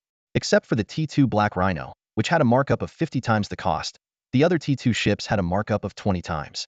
As for why the T2 Black Rhino was more expensive than the T2 Hyena-class destroyer of the same level, it was because no other frigate would dare to single-handedly challenge a battleship cruiser. Anyone who had witnessed the T2 Black Rhino's dominance on the battlefield would understand that while the price was steep, it was justified. "Your warships are quite expensive," Medusa remarked, somewhat surprised. "The prices were 3 to 5 times higher than those of comparable ships on the market. If the Queen likes them, I can offer a discount if you buy 20 or 30, Zhao Chun said with a smile, enthusiastically recommending the T2 Lion King-class heavy missile ship. Once Medusa purchased this type of missile ship, she would have to buy ammunition from him in the future, or else the powerful missile ship would be nothing more than a heap of scrap metal. The profits from this were so substantial that they rivaled selling a T3 warship. "Let me think about it and discuss further if necessary," Queen Medusa hesitated. Zhao Chun smiled and said, "All right, I'll await your message, Your Majesty." Soon, Medusa's subordinates tallied the approximate gains from the battle. The direct profits alone amounted to a staggering 10 billion star coins, including the wreckage of destroyed enemy ships, starports, and seized strategic materials. Indirect benefits ranged from 10 to 20 billion star coins, mainly from taxes and mineral resources in those star systems. And this was just a 10-year estimate. The figures would be even more astonishing over 20 or 50 years. "How about this? I'll prepare 10 billion star coins for you. What do you think?" Medusa proposed. Zhao Chun glanced at Ailey, who had initially estimated they could receive between 5 to 8 billion star coins. Medusa's offer of 10 billion was clearly a gesture of goodwill towards Zhao Chun. "Could we convert these into raw materials as soon as possible? Preferably within a month," Zhao Chun asked. "I know an interstellar trader in the Dark Reef sector who can exchange them for raw materials, but there might be some losses," Medusa replied. "Losses are acceptable. Gathering around 8 billion worth of raw materials within a month would be fine." Zhao Chun conceded a 20 profit margin. Medusa nodded. "All right, I'll make the arrangements. Thank you. It was a pleasure working with you. I look forward to our next collaboration." "Sure, if you're interested in that T2 missile ship, don't forget to contact me," Zhao Chun added. "Right," Medusa replied non-committally, ending the communication. After a tough battle, earning 8 billion in raw materials confirmed that war is the quickest way to amass wealth. Seeing that the commander had finished his communication, Ailey quickly stepped forward to report. "Commander, the battle report has been compiled." "Go ahead." Zhao Chun gestured for her to continue. Ailey opened several electronic documents that detailed various aspects of the battle, including enemy casualties, our losses, and ammunition expenditure. "We destroyed 2,500 enemy ships, including 8 T3 warships. Our ships sustained minor damage, and some drones were lost, with repair costs estimated at 500,000 star coins. Excluding the ammunition for the T2 Lion-class missile ships, other ships' total expenditure was 1.5 million star coins. The 3 T2 Lion-class missile ships fired 2,000 missiles, valued at 1.2 million star coins. The total expenditure for the entire fleet was 3.2 million star coins, with 45 injuries and no fatalities," Ailey reported in detail. A mere expenditure of over 3 million compared to the 10 billion in direct profits meant a profit margin exceeding 30 times, not to mention the long-term gains Zhao Chun had foregone. This is war. However, it was worth noting that the 3 T2 Lion-class missile ships were incredibly costly, with their ammunition consumption nearly matching the entire fleet's operational expenses. This was calculated based on the cost of the missiles. If the price quoted to Medusa were used, it would exceed 10 million star coins. "I see." Zhao Chun nodded in satisfaction. Ailey's competence in this area was well recognized. He then ordered the fleet to return to the temporary base at Xiaolong for repairs and resupply from the T2 Hammer-class industrial ship. Ideally, this would be the job of an interstellar supply ship for maximum efficiency, but Zhao Chun didn't have one at the moment, so the industrial ship would have to suffice, even if it was slower. The only regret from this battle was letting Han Tianwang escape. After he fled, he would inevitably report back to the forces behind him, but Zhao Chun wasn't too concerned about this. The power behind Han Tianwang was undoubtedly some bigwig within the Xingyao Empire. Their operations in the Reef Starfield were conducted in secrecy, and they naturally wouldn't want to be exposed within the Empire. As a result, Zhao Chun and these forces had formed a tacit understanding, aware of each other's existence and enmity, yet refraining from leaking information to the Emperor, at least for now. Anyway, the Lion King star system wouldn't remain hidden for long. In 3 to 5 years, at most 10, it would be exposed. Zhao Chun didn't expect to keep it secret forever. The key was to survive the initial tough times and build a powerful fleet capable of self-defense. The reason they couldn't completely annihilate the enemy each time was ultimately due to the insufficient number of ships.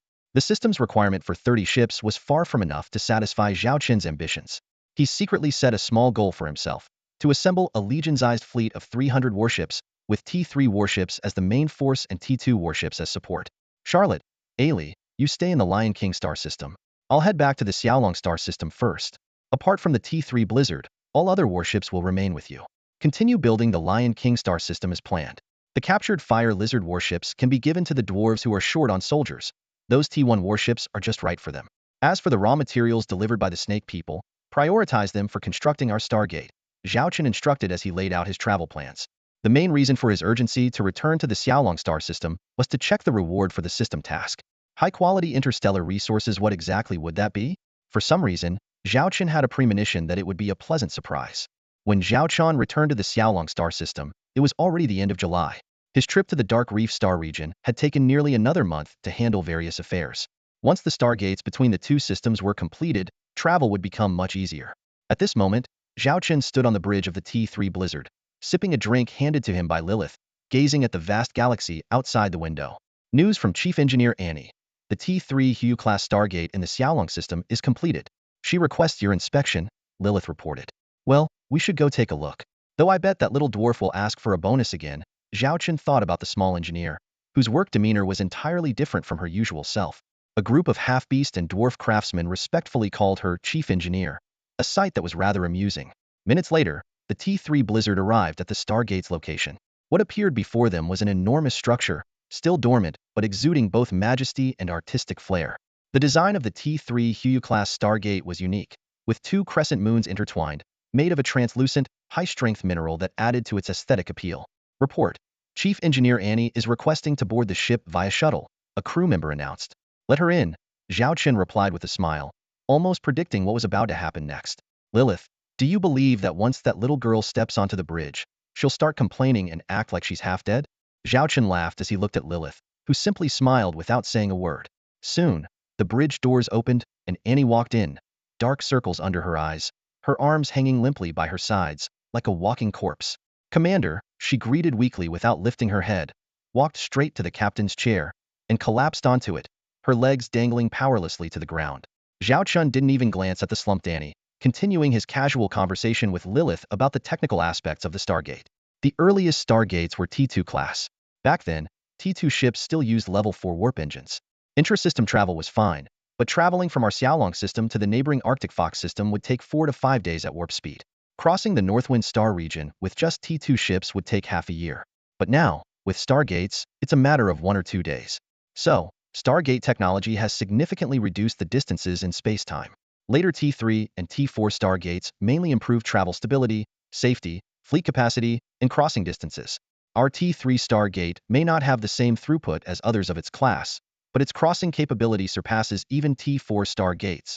Annie, lying on the chair, secretly opened her eyes, but Zhao Chen didn't call her over. He was treating her like she didn't exist, listening to the endless technical discussion, which could go on forever. Annie, who was never very patient, finally couldn't take it anymore. Commander, can't you see I'm exhausted here? Aren't you going to show a little concern? She complained. Tired? Then just lie there a bit longer. Lilith, get her a blanket, Zhao Chen said without even turning around. Annie walked up to him, looking as if she had suffered a great injustice. Commander, I've lost several pounds over the past 2 months trying to finish the Stargate, she exclaimed. Zhao Chen snapped his fingers, and a small robot instantly appeared, lifting Annie up without hesitation and reporting in a mechanical voice, weight, 28 kilograms. Zhao Chen narrowed his eyes at her. I remember you were only 25 kilograms 2 months ago, Annie. Caught in her lie, Annie's eyes darted around as she feigned weakness. Maybe I gained weight from being overworked, she stammered. Zhao Chen smiled and waved his hand, releasing a video. The footage was from the T3 Blizzard Bridge corridor, capturing Annie's entire journey from the shuttle to the bridge. She had leapt out of the shuttle, energetically running toward the bridge, showing no signs of fatigue. However, just before entering the bridge, she had suddenly stopped, patted her face, and immediately switched to looking like a poor, half-dead creature. You seemed pretty lively just now. What happened as soon as you entered the bridge? Zhao Chen teased her. Lilith, standing nearby, struggled to hold back her laughter, tears almost streaming down her face. Annie's little act was thoroughly exposed.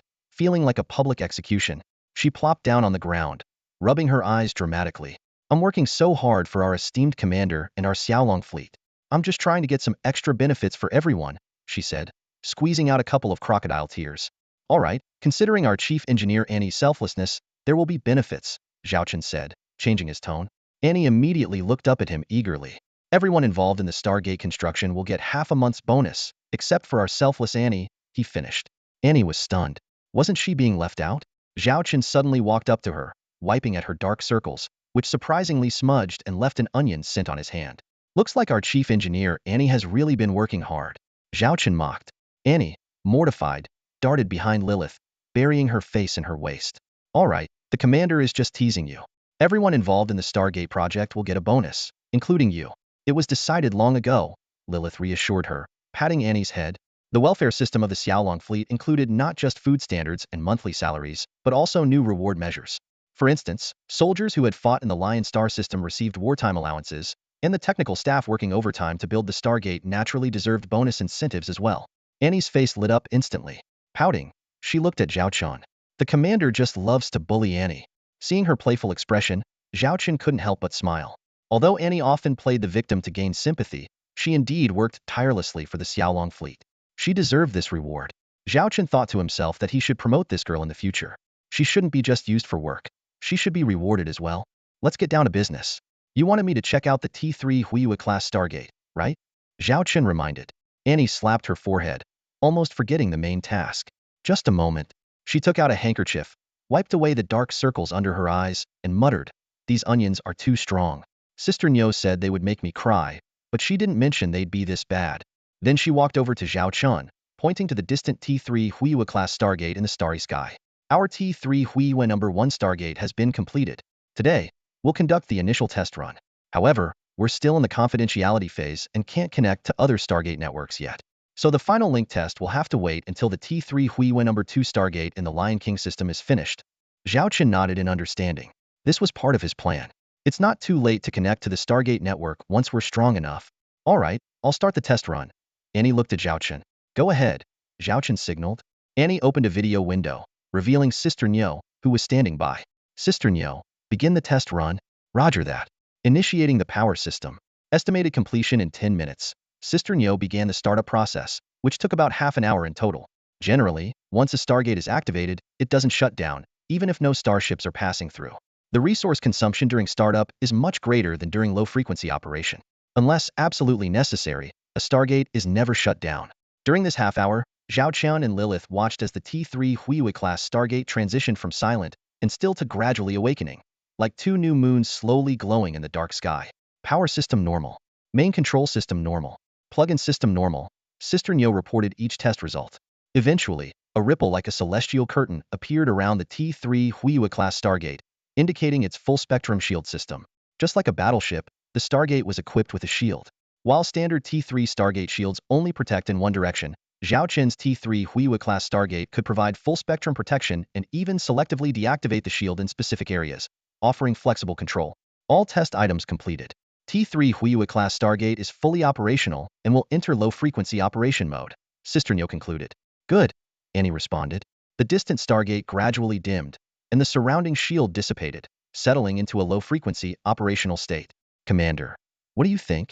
Annie looked at Zhao Chen eagerly, like a child waiting for praise. Very impressive, Zhao Chen nodded approvingly, causing Annie's face to light up with joy. By the way, how are your mother and siblings adjusting to life here? Zhao Chen asked casually after discussing the Stargate. My mother is now a junior officer on the T2 Hammer number 5 ship. My sister Nana works on the T2 Hammer number 3 ship, and she's doing great too, Annie said excitedly. But what about your younger siblings? Who's taking care of them? Zhao Chen remembered Annie had 2 brothers and 2 sisters. No worries. My third brother is already a teenager and can look after the others at home. They also do some outsourced factory work from home. If my third brother didn't have to take care of the younger ones, he could work in the factory.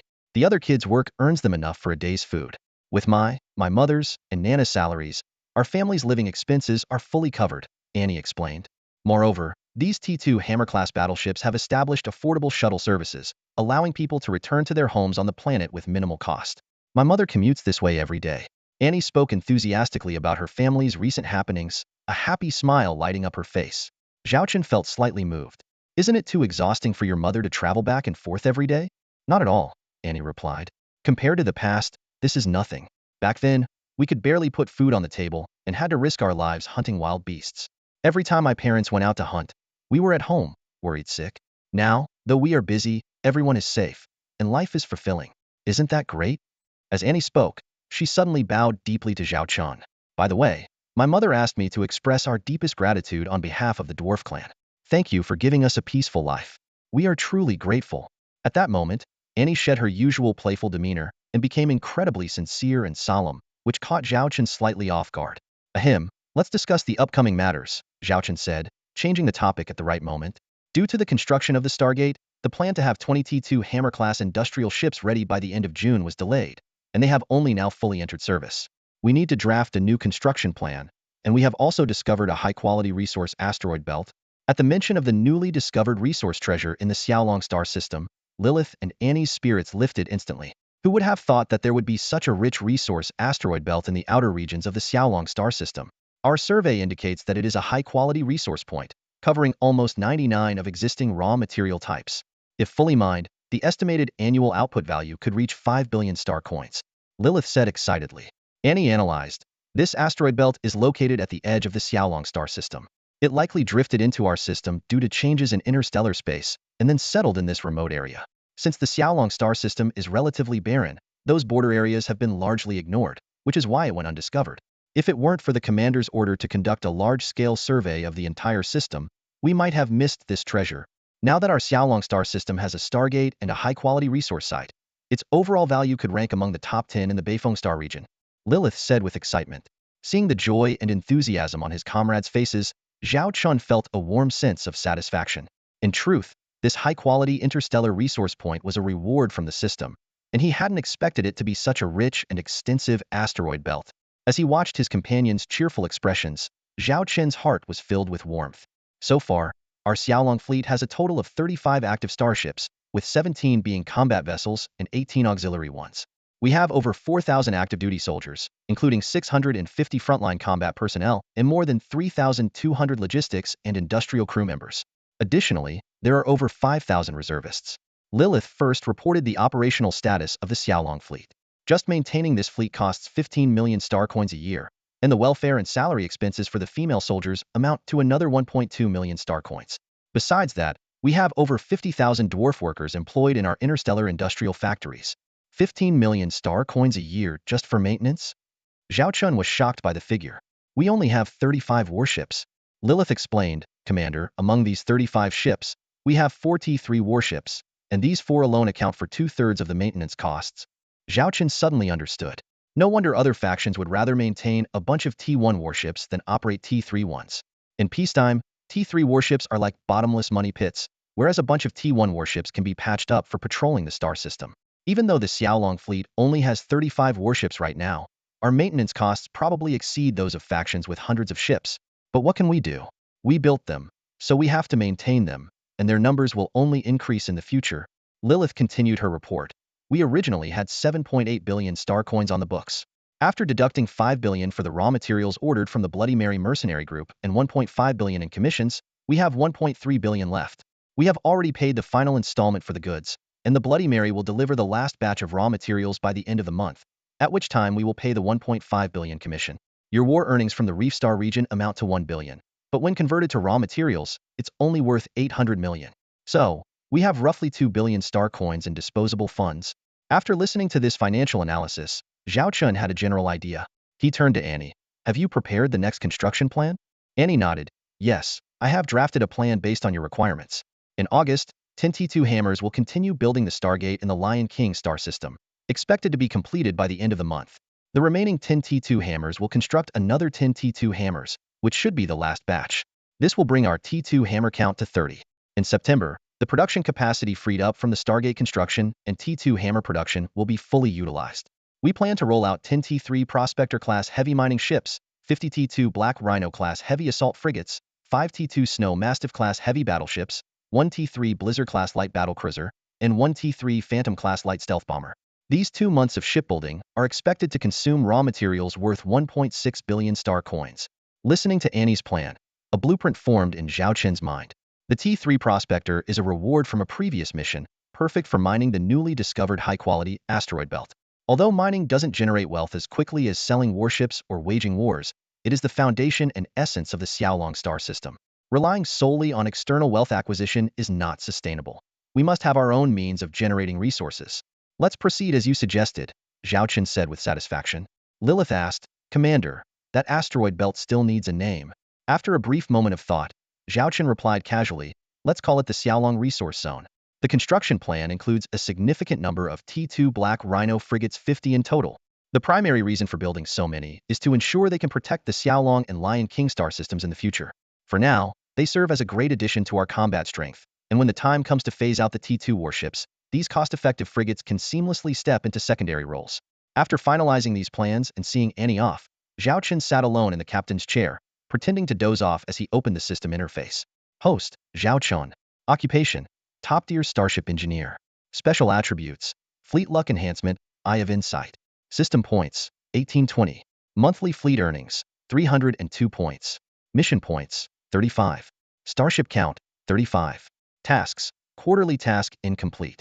Warehouse, T4 Reborn class clone starship blueprint, T3 Gold Digger class heavy mining ship blueprint, T3 Phantom class light stealth bomber blueprint.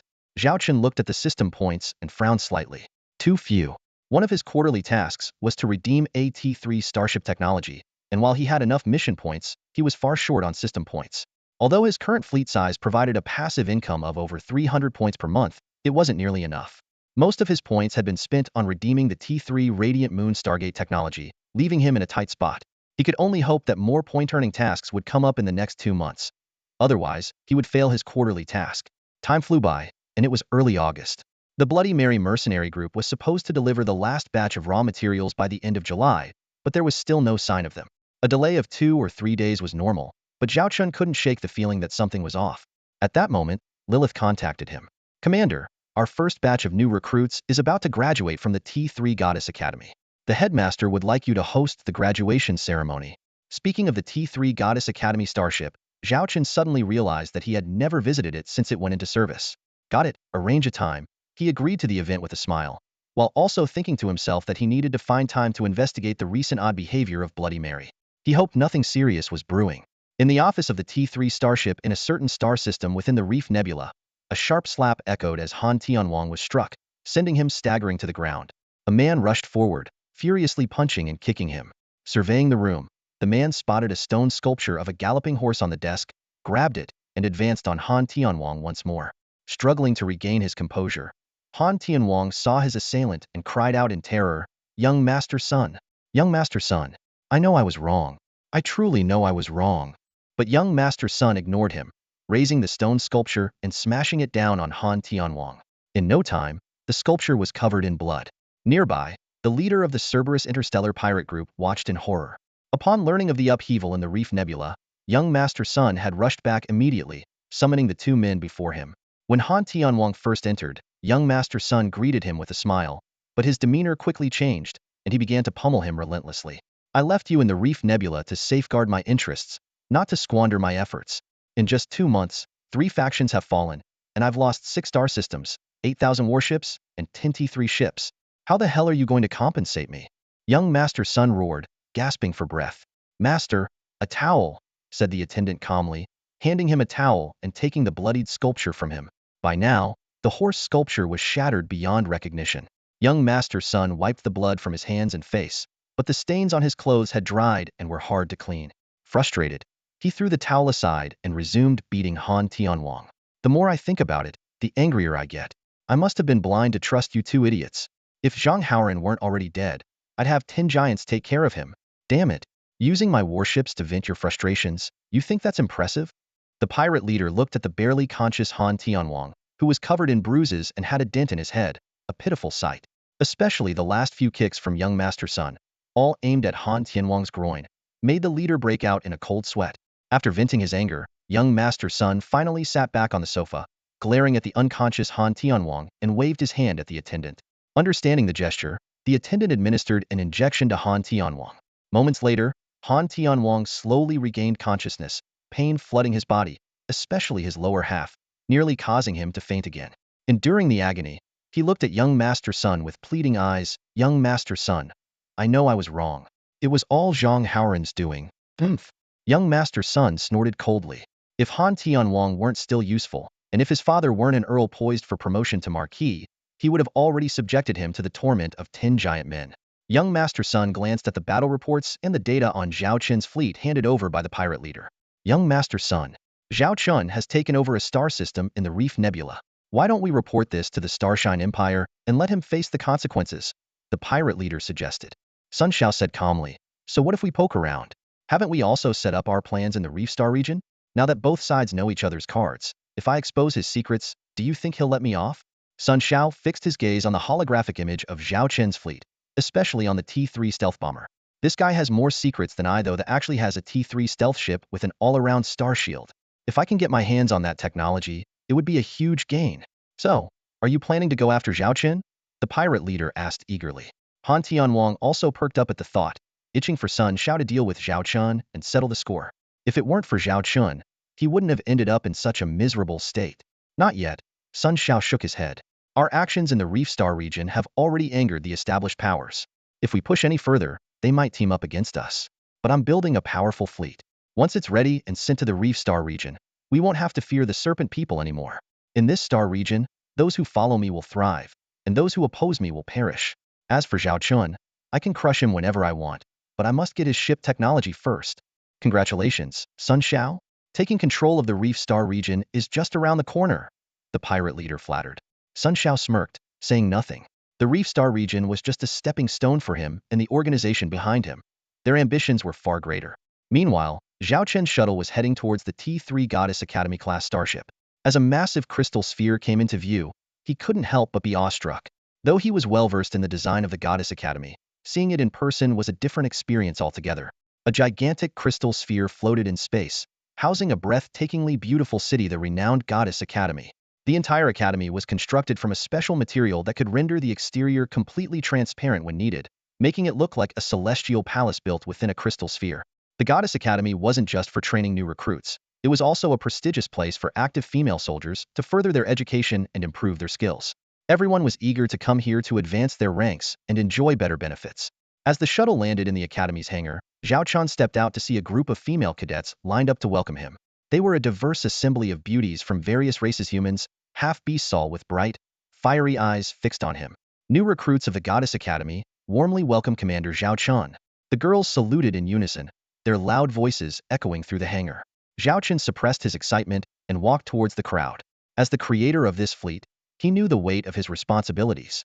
Leading the Xiaolong fleet, forging an elite force, expanding territories, and making a name in the stars, that was his lifelong ambition. It's really not necessary to make such a big fuss. I just came to take a look, Zhao Chun said to Xiong Xiangxiang, the half-beastine beside him. She had a rather unique appearance. Round ears on her head, black circles around her eyes, fair skin on the rest of her face, turning black again at her neck, and a small tuft of white fur at her tail. She wore a pencil skirt, but underneath were natural black stockings, which could easily be misunderstood from a distance. Zhao Chun was curious about the color differences on other parts of her body, but had no way of finding out. According to Charlotte, Xiong Xiangxiang was from the Panda clan, an ancient race of half-beasts known for their scholarly prowess. This was why Zhao Chun appointed her as the captain and dean of the Goddess Academy. The grand welcome ceremony was her brainchild, which had startled Zhao Chun. Being stared at by one or two girls might be fine, but being watched by thousands of eyes felt uncomfortable, as if he were prey. He also noticed several girls secretly taking pictures of him, though he had no idea what for. Rumor had it that within a few days, someone in the academy started selling candid photos of the commander, and they sold quite well. It's just the students' way of showing their admiration for you, Xiong Xiangxiang explained. Zhao Chun nodded. I understand, but their studies should come first. Show me around the academy and let me know if there are any issues. The academy felt more like a university city to Zhao Chun, with all the facilities one could need and a worry-free lifestyle. What was most impressive, however, were the teaching facilities. At the moment, Zhao Chun found himself in a simulated starship combat room where students could practice using all the warships currently in service in the Xiaolong fleet. This training would prepare them to quickly take up positions on real ships after graduation. This is the current state of the Goddess Academy. We've been operational for over a month now. Since the fleet doesn't need more personnel at the moment, we're training advanced crew members, equivalent to veterans with 10 years of service in the Imperial Navy. We can produce 3,000 graduates in this batch. The only thing they lack is real combat experience. But I believe once they face actual battle, they'll transform beautifully, Xiong Xiangxiang said confidently. I believe in you all as well, Zhao Chun praised. He noticed a spark of belief and hope in the students' eyes, a quality rarely seen even among the elite students of Northern Star Academy, except for a few like Shan Bing. At that moment, Zhao Chun's terminal lit up. Sorry, I need to handle something, he said apologetically. Xiong Xiangxiang understood and tactfully stepped back. Zhao Chun opened his terminal to see a video call request from his private friend, Li Yaqi. It must be urgent since he had told her to contact him only in emergencies. Without hesitation, he accepted the call. The screen opened, and Li Yaqi appeared, looking distraught and on the verge of tears. Commander, please save Qitong, she pleaded desperately. What happened to Qitong? Don't panic, tell me slowly, Zhao Chun urged. It seemed the Blood Mary mercenary group's recent delay was no coincidence. Qitong's transport fleet had successfully procured the last batch of raw materials and was on its way back to the Xiaolong star system. However, she had secretly taken a group of slaves from slavers and hidden them on the ship, planning to deliver the goods and then help them escape the Empire. Out of nowhere, an overwhelming number of enemy ships appeared, surrounding and trapping them. With no way out, Qitong had no choice but to send a distress signal to Li Yaqi, more to inform her of the situation and ask her to convey apologies to Zhao Chun, indicating that she might have to break their agreement. Qitong despised slave trading and would often raid slave ships to free the captives. Over time, she had attracted the attention of some slave traders. Relying on her familiarity with the interstellar borders, she had always been successful. However, this time she had fallen into a trap and realized she had no chance of escape. Two really don't know what to do. I understand you and Qitong are just business partners, and there's no need for you to risk anything for her. But she is one of my few friends, and I feel utterly devastated. Li Yaqi sobbed, her strong persona shattered. Zhao Chun comforted her. All right, stop crying. Swollen eyes don't suit President Li. I'll figure something out. By the way, do you have her last known coordinates? Yes, I do. I'll send them to you right away, Li Yaqi replied through her tears. All right, don't worry about anything else. Wait for my news, Zhao Chun said as he ended the call and strode towards Xiong Xiangxiang nearby. Dean, I'm sorry, but I have an urgent matter to attend to. Please, go ahead. Xiong Xiangxiang nodded understandingly. Zhao Chun returned to the shuttle and quickly headed back to the T3 Blizzard. By then, Li Yaqi had already sent over the coordinates. To his surprise, Qitong's last known location was in a remote area of the Northwind Star Sector. Zhao Chun immediately contacted Lilith. Lilith, put the T3 Blizzard on combat readiness. We're moving out. Whoever dares to mess with my Xiaolong fleet will pay dearly. Lilith was startled but promptly replied, Yes, sir. Blizzard is on combat readiness. Zhao Chun ended the call, his brows furrowed. The audacity of the enemy to target his people. This battle, he vowed, would leave the enemy utterly defeated, serving as a stern warning to all. In the remote interstellar boundary of the Northern Wind Star region, an almost deathly silence prevailed. Most of the area was pitch black, and anyone but a seasoned space navigator would surely lose their way here. At this very moment, in this desolate place, a breathtaking chase was unfolding. A fleet of over 200 starships was fleeing desperately, pursued by nearly 100 enemy ships. Yes, just over 200 starships were being relentlessly chased by nearly 100 enemy vessels. Adding to the irony, among these 200 ships, almost all of them were T2 interstellar transport ships, with only about 30 combat ships. Each ship bore the emblem of Bloody Mary, the mercenary group allied with Zhao Chun. Originally, they had a fleet of 300 ships, including 250 transport ships and 50 T2 combat ships.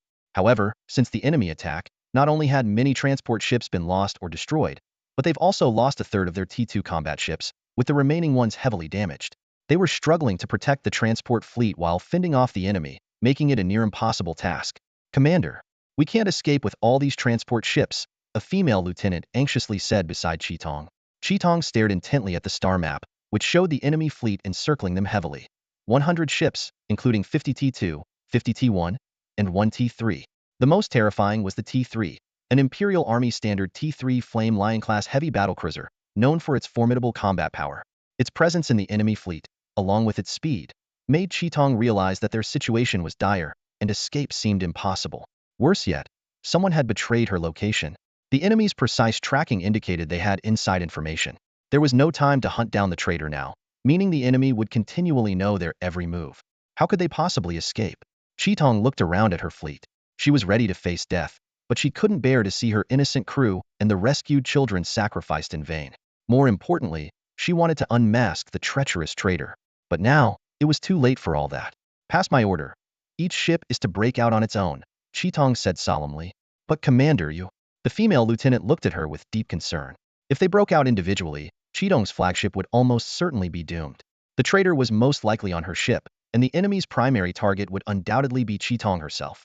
Surely, I'm sorry. If I had known, I wouldn't have assigned you as my lieutenant 3 months ago. You don't need to die with me. You might still survive, Chitong said, gazing at her capable assistant, whom she had personally trained. Fang Xiaoli's eyes reddened, and she choked up.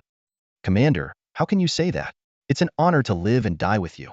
If it weren't for you rescuing me from the slavers 3 years ago, I wouldn't even know if I were alive or dead today. My life is yours. Chitong smiled faintly at her words. At that moment, the communications officer suddenly reported, Commander, we have an incoming transmission, possibly from an enemy ship. Akatom's crimson eyes narrowed slightly. Patch it through, she said calmly. Yes, ma'am. In an instant, a window popped up before her. The screen revealed a burly man with a grotesque scar across his face, his right eye replaced by a mechanical one, making him look menacing. Commander Akatom, long time no see, he sneered. Akatom responded coldly. I wondered who it was. Turns out it's you, Scarface.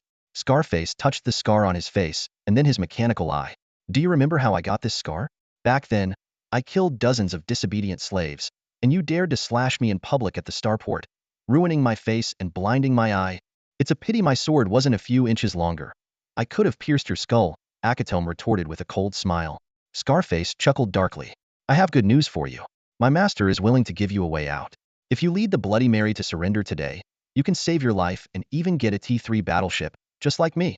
Taking pride in being someone's dog? Akatom mocked. Sorry, I'm not like some people. I have no interest in groveling. Instead of getting angry, Scarface laughed lightly. That suits me just fine. I didn't want to see you surrender anyway. That would be too boring. I want to capture you and your crew alive, and then slowly torment you. I hear most of your crew are women? Perfect. I know the filthiest, most disgusting red light district in the starport. I'll let my men have their fun with them first, then throw them there to make their lives a living hell, wishing they'd never met you. Akatom remained unfazed, her calm demeanor only intensifying. You'd better pray you kill me today. Otherwise, no matter where you hide, I'll find you and dismember you inch by inch with my sword. Do you still think you can leave here alive? Scarface shouted arrogantly. In this godforsaken place, who can save you? I'm telling you, today you and your Bloody Mary are doomed. Not even the King of Heaven can save you. Akatom stayed silent, knowing he spoke the truth. This time, it seemed there was no escape. She could only hope her crew would break through, and if they couldn't, that they wouldn't fall into the hands of these beasts. Struggle all you want. Before death comes, struggle to your heart's content. Just don't let me catch you. Scarface snarled before cutting the transmission. Akatom took a deep breath, gripping her long sword tightly, awaiting the final moment. At this point, she only hoped for a miracle that would allow her to carve a bloody path, fulfill her mission, rescue her sisters, and eliminate the traitor. Akatom ignored the opponent's arrogant attitude, cutting off communication immediately. She then turned to her deputy, Fang Xiaoli, and ordered, all ships in the fleet, break through on your own. Fang Xiaoli cast a reluctant glance at Akatom before beginning to relay her orders. Unexpectedly, the feedback they received was unanimous. Everyone was willing to fight to the death alongside Commander Akatom, refusing to live in disgrace. As she read the responses, a touch of emotion flickered in Akatom's crimson eyes. She had always wanted her subordinates to survive. She had promised them a better life. I'm sorry, I broke my word, she thought, closing her eyes and struggling to suppress her turmoil. Just then, a crew member reported, Commander, we've detected an energy signal from a T3 battleship on the outskirts of the battlefield. Another T3? It seemed the enemy was determined to eliminate her. If that's the case, we'll fight to the bitter end. Akatom gritted her teeth. Wait, it doesn't appear to be an enemy ship. According to our database, it seems to be the T3 that previously rendezvoused with us at the edge of the Beifeng Star region, the crew member said in surprise. Upon hearing this, the image of a blue and white ship flashed through Akatom's mind. Xiaolong Star System? Could it be that man? How could he risk coming to save me after only 2 transactions? Report. That T3 battleship is attacking the enemy ships on the outskirts. The crew member exclaimed excitedly.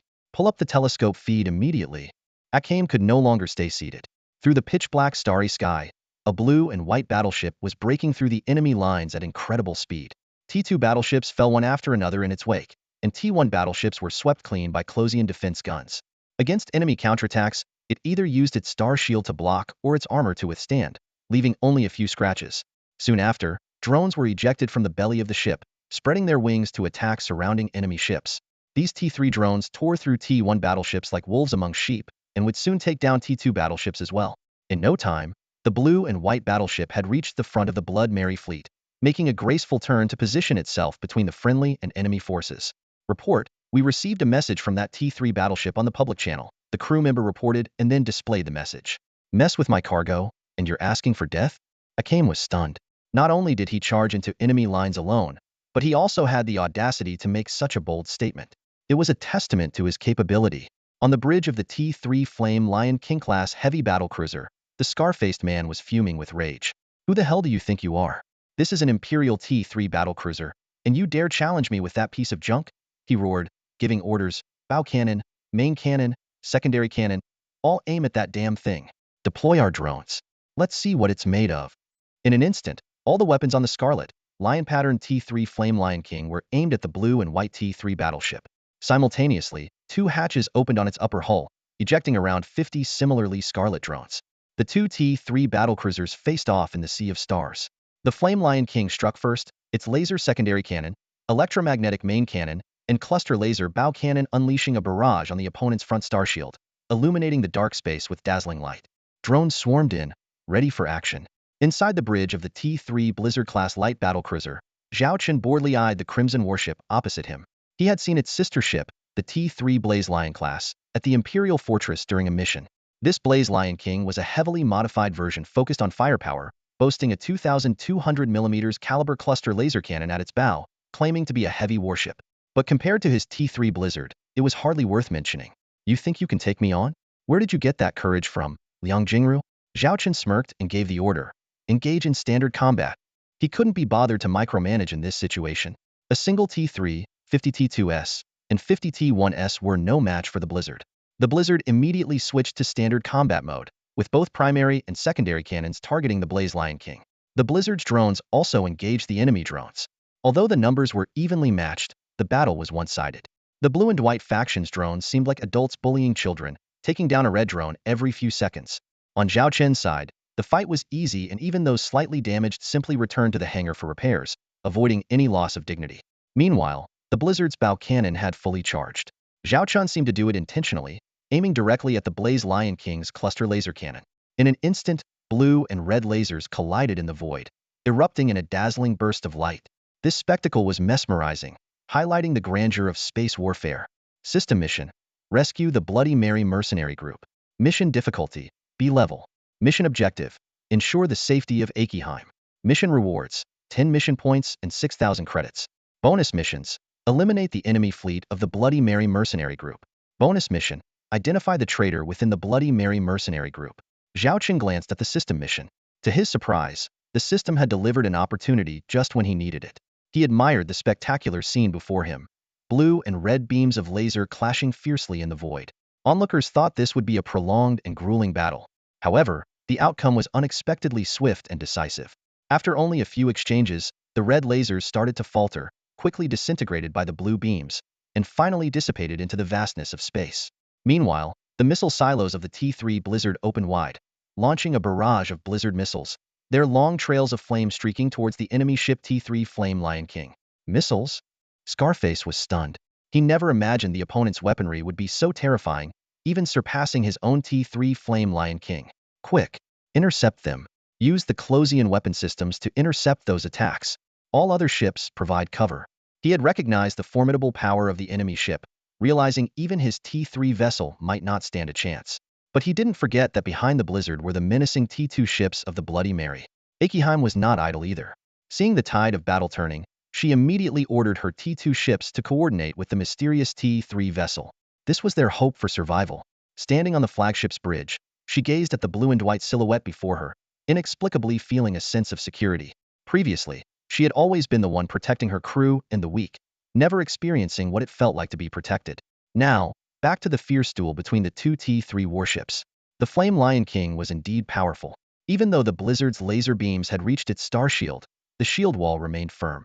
However, its hull was being relentlessly bombarded by missiles. The missiles bypassed the star shield, heading straight for the Flame Lion King's gun positions. Warning: secondary gun number 17 destroyed. Warning: main gun number 3 damaged.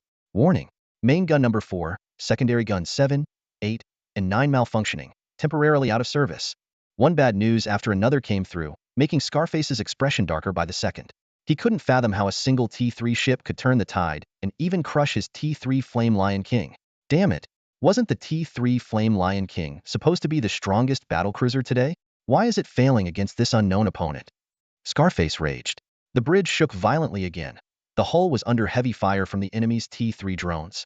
Over half of the Flame Lion King's drones were already down, and the remaining ones had returned to the hangar for resupply. Meanwhile, the enemy drones, with their astonishing ammunition capacity, attacked the hull and drone launch ports, adding insult to injury. To make matters worse, the Flame Lion King's laser cannon had stopped rotating and entered a cool-down phase, while the opposing cannon continued its relentless assault. When the enemy's laser finally ceased, his star shield was left with a meager 50. However, Scarface comforted himself, thinking that the opponent's star shield couldn't be in much better shape either. The bow gun on this battleship is terrifying. If it takes 2 more hits, our ship will be done for. We have to take out that monster before the next round of attacks. Scarface glanced at the reset timer for the bow gun, 500 seconds total, with 400 seconds remaining. Just hold on for 400 more seconds, and the next attack will tear through the enemy's star shield and strike at the heart. Besides, he still had plenty of T2 warships to back him up. On the bridge of the T3 Blizzard, Zhao Chen glanced at the green numbers, representing the star shield's energy 85. He had grown increasingly fond of that bright green color. To live freely, how could he do without it? A quick look at the bow gun's reset timer showed 300 seconds. Zhao Chen calculated that it would take at most 2 rounds, maybe even 1, to sink the Flame Lion King. Meanwhile, the Blizzard's 42,500mm medium electromagnetic cannons and 16 medium pulse laser cannons weren't idle. As soon as they cooled down, they fired at the enemy ship's star shield. Scarface stared intently at the screen, watching the star shield energy plummet, feeling as if his heart was being squeezed. What kind of monster was this? The T3 Flame Lion's main gun was originally just a 2,200mm electromagnetic cannon, but this demon ship had 4,500mm cannons. How is this not a battleship? Under this barrage of firepower, his star shield quickly dropped below 40, nearing the yellow warning line. At that moment, the enemy's bow gun started glowing blue again. How is this possible? Scarface was dumbfounded. It had been less than 300 seconds. He looked at his own weapons. They still needed a full 100 seconds to recharge. Despair and helplessness enveloped him, making it hard to breathe. At that moment, he wished he had never provoked the Bloody Mary mercenary group, and even more so, that he had never encountered this terrifying, mysterious battleship. The second volley of cluster lasers from the T3 Blizzard-class light interstellar battlecruiser shot out, a massive blue beam slicing through the pitch-black space and striking the enemy ship's star shield once more. This time, the star shield flickered violently, clearly struggling with its energy supply. Seconds later, the shield wall finally failed, pierced through. The blue laser headed straight for the bow cannon of the T3 Flame Lion, and in an instant, the entire weapon module began to disintegrate, ultimately turning to dust in the beam. Alarms blared incessantly on the bridge. Warning, star shield energy depleted. Warning, front armor is under attack. Warning, front armor is about to fail. Warning, bow cannon weapon module destroyed. Yet, in that fleeting moment, Scarface had already disappeared. A few escape pods in the corner of the bridge were empty, and soon, the entire command center was engulfed by the laser. From the outside, the T3 Flame Lion-class battlecruiser was pierced from bow to stern, leaving a gaping, shocking hole in its hull. This is unbelievable. In less than 5 minutes, a ship of the same class was annihilated, leaving Fong Shili stunned. Chitong stared intently at the blue and white warship, filled with mixed emotions. Over the next half hour, with the combined efforts of the T3 Blizzard and the Bloody Mary's fleet, most of the enemy forces were wiped out, with only a few ships managing to escape. Zhao Chen did not order a pursuit, as they only had 1 warship, and it was better to be cautious. As the battle ended, Zhao Chen looked at the battle-worn mercenary fleet and sent a communication request to Chitong. A second later, a video window popped up, showing Chitong's figure on the screen. Captain Chitong, long time no see, Zhao Chen greeted with a smile. Chitong bowed deeply. Lord Zhao Chen, on behalf of the Bloody Mary, I extend our sincerest gratitude. Without you, we probably wouldn't have made it out of here today. Think nothing of it. We're partners, after all, Zhao Chen replied generously. Did you learn about my ambush from Liyaki? Chitong inquired. Zhao Chen nodded. That's right. Thanks to her intelligence, I was able to find you in time. Luckily, we weren't too late. Thank you so much for saving us. If it weren't for you, my subordinates would have perished here, Chitong said sorrowfully. Despite escaping with their lives, she had lost many people in this battle, which filled her with frustration. Now's not the time for pleasantries. Although the battle is over, we still have work to do. We need to leave here quickly, Zhao Chen reminded her. Yes, Chitong bit her lip, seemingly torn about something. Captain Chitong, if you have any concerns, feel free to share them. Zhao Chen noticed her hesitation. Technically, I should be escorting these transport ships to your Xiaolong system as agreed. However, I'm very worried about my base. Since our fleet's movements were betrayed, the base is likely in jeopardy as well. So, I was thinking. Chidong's expression was complex. Unlike the Fire Lizard tribe of the Reef Starfield, which had fixed territories, mercenary groups like the Bloody Mary had no permanent base and always kept their headquarters discreet to ensure safety. I understand your concerns. How about this? Your fleet will escort the transport ships and wounded to the Xiaolong system as planned, while you ride on my warship to your base, Zhao Chun suggested. But what if there's a traitor in my fleet? If you leave, they might collaborate with the enemy, Akame said worriedly. Don't worry about the traitor. I have a device on my ship that can detect spies. Follow my instructions, and we'll root them out in half an hour, Zhao Chun said confidently. Akame was surprised, not expecting such capabilities from him. Though concerned about the safety of the main base, half an hour wouldn't delay much, and the fleet needed rest after the recent battle. All right, she agreed. Akame then ordered the fleet to stay put and followed Zhao Chun's instructions. Attention, all personnel, including all crew members, proceed to the hangar and board the shuttles immediately. No questions, move it. The confusing command echoed through the Bloody Mary battleship's intercom. Though puzzled, the crew complied. As they boarded the shuttle, they were surprised to find it heading straight for the T3 battleship of their savior. The shuttle landed in the hangar, and as the doors opened, Akame's voice came through again. Everyone, line up in the hangar. This is the commander who saved us. He has prepared meals for everyone as a reward for your hard work. Collect your meals and then return to your quarters to rest. The crew was baffled. What's all this about? Why not just deliver the meals to each ship? They wondered. But when they saw the delicious meals made from natural ingredients, their mouths watered. They eagerly collected their meals and headed back, happy with their unexpected treat. Akame turned to Zhao Chun. Next batch. Zhao Chun shook his head. As more shuttles arrived, mercenaries happily collected their meals and left. The process was efficient, but Zhao Chun still hadn't revealed the traitor. Akame was confused. How could he identify the spy? Soon, Zhao Chun's gaze fixed on someone. Third row, fifth person, he said calmly. Akame followed his gaze and saw it was the deputy captain of AT2 battle cruiser, someone she trusted deeply. She was shocked but decided to trust Zhao Chun and ordered her men to apprehend the deputy. Noticing the attention from the second floor and the approaching team, the deputy captain drew a laser gun and took a nearby unsuspecting colleague hostage. Don't come any closer. I'll shoot her, she screamed hysterically. The orderly hangar turned chaotic, with people screaming and running to avoid stray bullets. Akame was stunned, unable to believe her trusted officer was a traitor. She was both shocked and furious. Zhao Chun, however, remained calm, as if he had anticipated this. He signaled to Akame and then walked down the gangway towards the deputy, his face a picture of confident composure. In the chaos, he was like a beacon of light in the dark. Stop. Don't come any closer, or I'll shoot. The traitorous deputy's voice shook as she pointed the gun at the hostage's head. I'll count to 3. If you don't release her, you'll regret it, Zhao Chun said calmly, his tone exuding an undeniable authority. 3, 2, I surrender. I'll release them. The adjutant decisively threw away his gun and knelt on the ground, sobbing. Akame was stunned, taking a moment to regain her composure. She waved a hand, signaling her subordinates to cuff the traitor. Her gaze turned to Zhao Chun, filled with a complex mix of emotions: shock, gratitude, and above all, admiration. Commander, just call me Zhao Chun, he said with a hearty laugh. Now that the mole's been caught, you should attend to matters at the main base. I'll escort your fleet safely to the Xiaolong system. The rest is up to you. Akame nodded firmly and gave him a solemn military salute. The sudden move left the mercenaries at the scene dumbfounded. The captain stepped forward, frowning as he pointed at his deputy. What are you doing? Put down the gun. The deputy ignored the captain's words, glaring fiercely at Akame on the second floor. With a self-mocking smile, she said, Captain, I don't know how I exposed myself, but even if I did, you'll never catch me. Now, get out of my way. I'm done. I warn you all, if anyone tries to shoot before I board the shuttle, this hostage dies with me. As long as I leave safely, she lives. The traitor began to inch towards the shuttle behind her, holding the hostage tightly.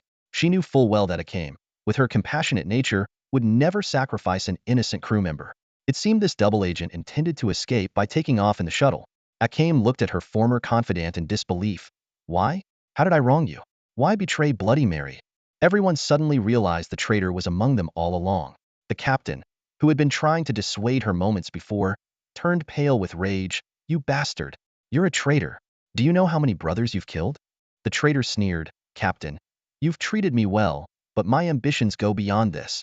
I'm not as hypocritical as you, saving those slaves and wasting our resources on them. If it weren't for your foolish kindness, we could have been living the high life, expanding our mercenary group, and even owning our own territory. It's all your fault. Akame's eyes turned cold. You could have chosen to leave. I never stopped you. Leave? If I left, I'd have nothing. I want wealth and luxury, not a life of poverty. So I'm going to take you down and claim my reward. They promised me a chest of gold and silver and my own fleet if I took you out. For your own selfish desires, you betrayed your comrades? Akame said coldly. Enough talking. Let me go, the traitor roared. Zhao Chen rubbed his ears. Can we skip the chit-chat and get to the point? Just then, the laser gun in the traitor's hand sparked as if disrupted. What's happening? She stared at her weapon in horror. Zhao Chen chuckled. Did you forget whose warship this is? The T3 Blizzard can disrupt personal weapons internally. This is just one of its tricks. He looked at Akame. We don't have time to waste. Akame nodded. Captain Zhou, follow protocol. Captain Zhou glared at the traitor. You shouldn't have used your sister's bodies as stepping stones. If you wanted a better life, you could have left openly. We wouldn't have blamed you, might have even wished you well. Stay back. Don't come any closer. The traitor's deputy backed away in terror, instinctively pulling the trigger, but no matter how hard she tried, the laser gun remained unresponsive. Several burly men seized the opportunity to tackle her to the ground and quickly subdued her. Captain Zhou drew her handgun, eyes bloodshot. Akame turned her face away, staring at the wall. Zhao Chen silently observed Akame. This was their first face-to-face encounter. Unlike when he first met Charlotte, Akame exuded a chilling aura that made people instinctively want to keep their distance. At her waist, she didn't carry an ordinary laser gun, but a finely crafted sword made of a special alloy. Within the Imperial Army, there were indeed some commanders who favored such traditional weapons, but it was a rare sight among mercenaries. With a bang, a splash of blood hit the ground and was quickly wiped away. As for the body, it was tossed into space. Sister Zhou silently led her team back to the shuttle.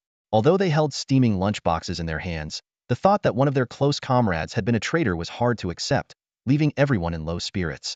How did you figure out she was a problem? Qitong asked Zhao Chun. Would you be willing to take off your mask and let me see your real face? Zhao Chen countered. Qitong fell silent. Everyone has secrets, so let's just consider this one of mine. Zhao Chen shrugged. Qitong asked no further questions. Later, they uncovered 4 more traitors, 2 of whom were even serving on Qitong's flagship, much to her shock. She never dreamed that such double-crossers could be hiding in her most trusted inner circle. A mix of emotions surged through her, leaving her deeply conflicted. Zhao Chen observed but said nothing. Some things one needs to process on their own. In truth, Zhao Chen's ability to pinpoint these traitors was due to his eye of insight. Generally, the crew of the Bloody Mary would be grateful to their savior, whereas the traitors harbored hostility and even murderous intent towards Zhao Chen. By pulling in the suspicious individuals for questioning, the truth quickly came to light. The 5 spies caught this time had poor psychological fortitude. Once apprehended, they confessed immediately. A system notification sounded in Zhao Chen's mind. System task: save the Bloody Mary mercenary group. Task difficulty: level. Task objective: ensure the safety of Qitong. Task reward: 10 task points and 6,000 system points.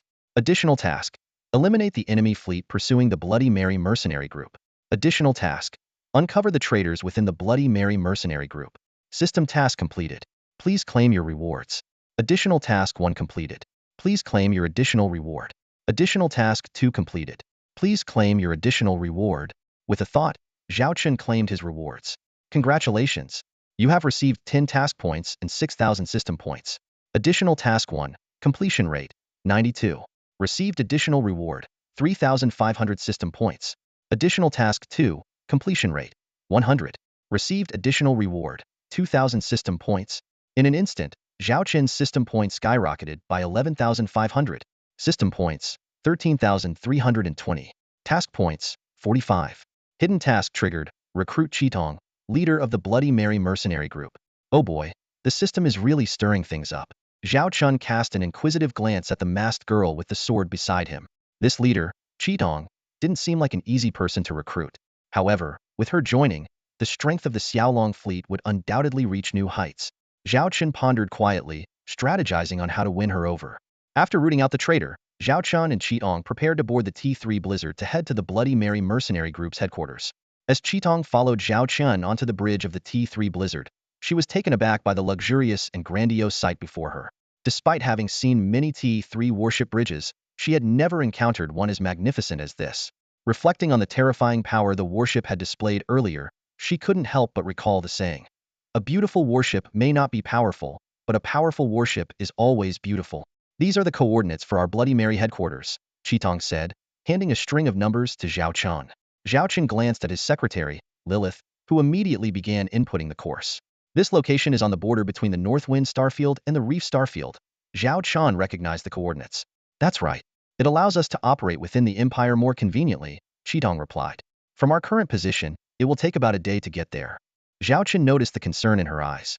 Qitong nodded slightly, silently praying his words seemed futile. Do you know who is attacking us this time? Zhao Chen asked. I can make a good guess, Qitong replied, seeing his curiosity. It's the Crown Prince's faction from the Xingyao Empire. The Crown Prince's faction? Zhao Chen was taken aback. Yes, Qitong elaborated.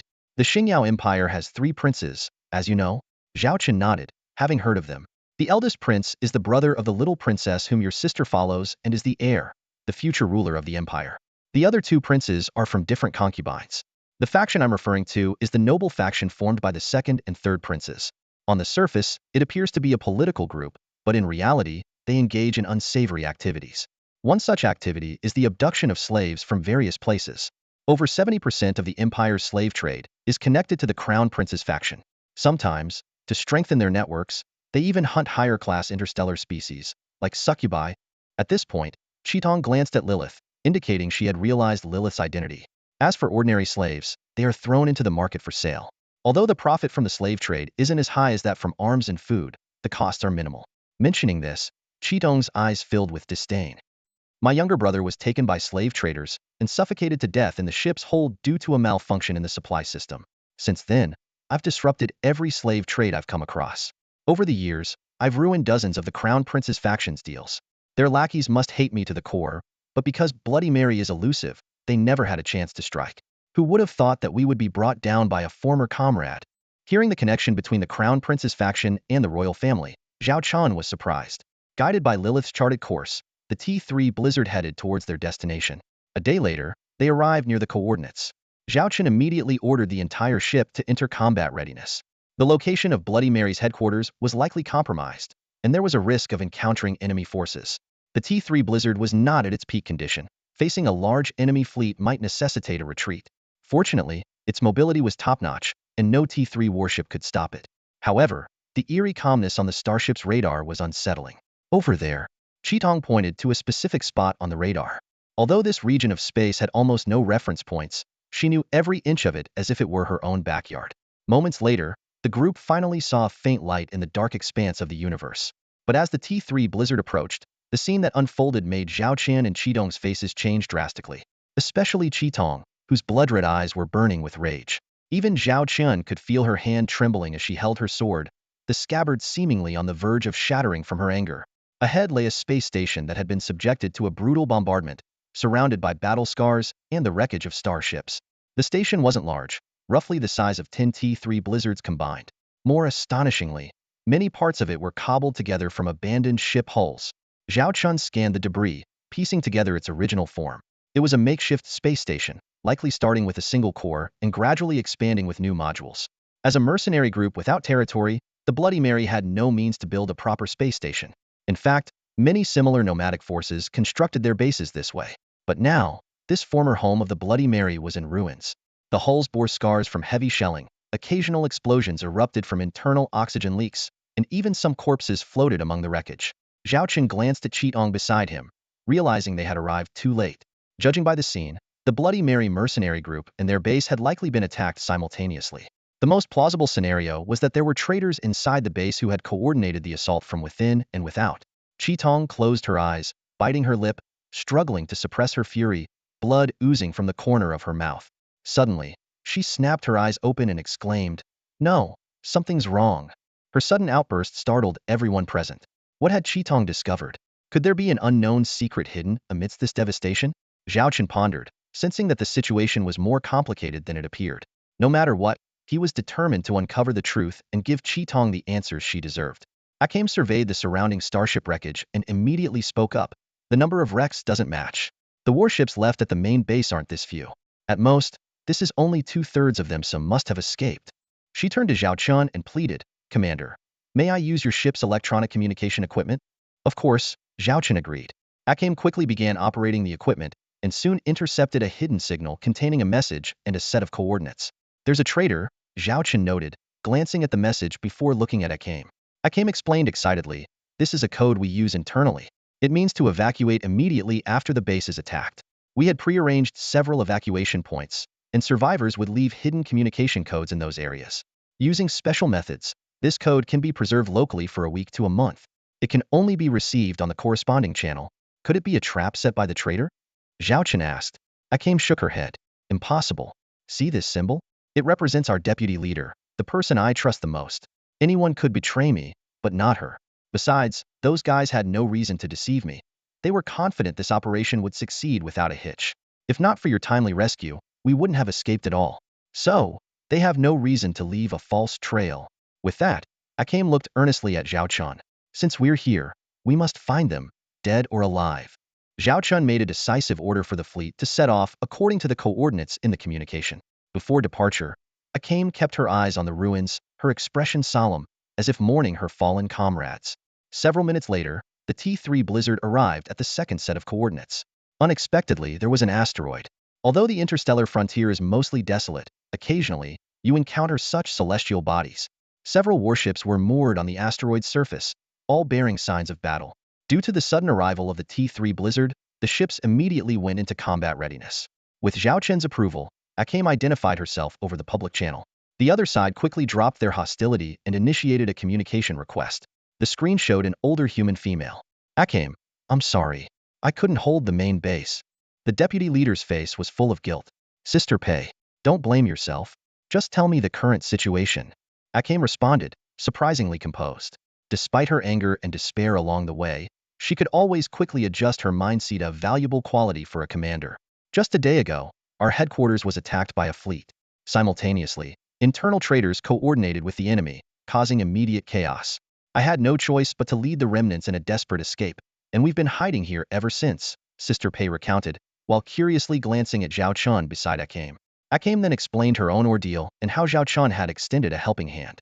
Commander, thank you for your assistance, Sister Pei exclaimed. She was initially shocked to hear that Akame had also been attacked, but upon learning that Zhao Chun had saved her, she repeatedly expressed her gratitude. The immediate priority is to evacuate as soon as possible. This place isn't safe for long.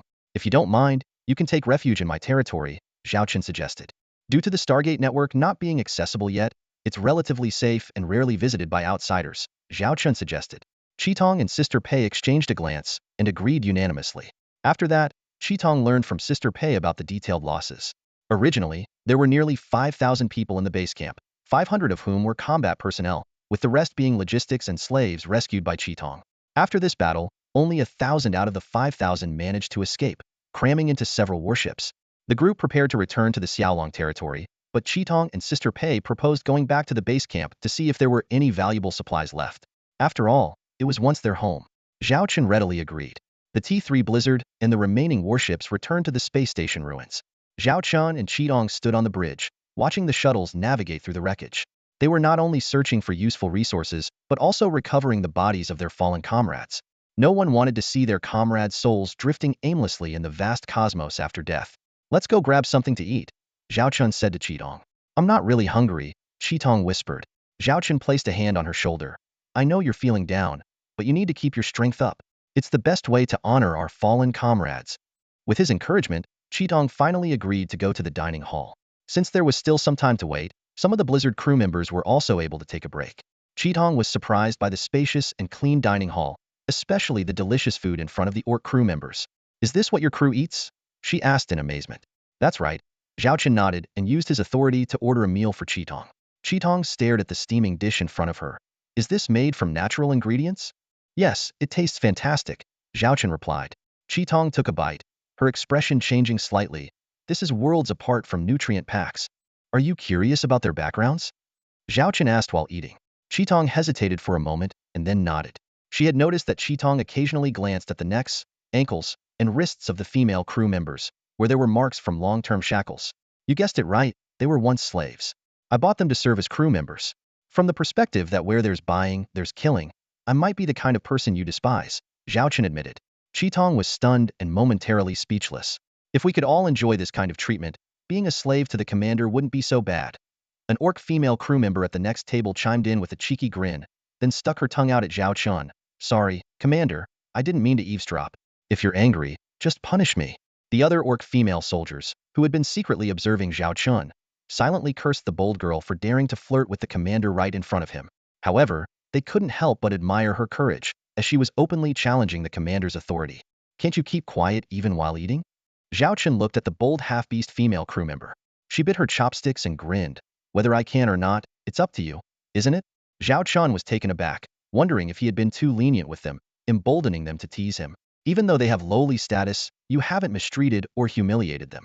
Instead, you've provided them with a place to stay and good benefits. You're completely different from those who buy slaves for their own selfish desires, Akame said firmly. Zhao Chun smiled faintly. I'm not as noble as you think. Akame studied the extraordinary man before her, feeling more and more that he was special. Let's get to business.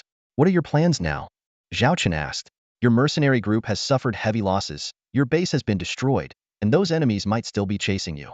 On top of that, you have a lot of people to take care of. Akame looked down at her plate and sighed. Honestly, I don't know what to do. Zhao Chun looked her in the eye. I have a suggestion if you're interested. Go ahead, Commander. Akame replied respectfully, perhaps out of gratitude for saving her life. A stark contrast to her initial hostile demeanor. If you don't mind, you and your people can join my fleet. Don't get me wrong. I'm not trying to take you over. It'd be a temporary cooperation. I happen to need more hands, and we can sign a 1 to 3-year contract.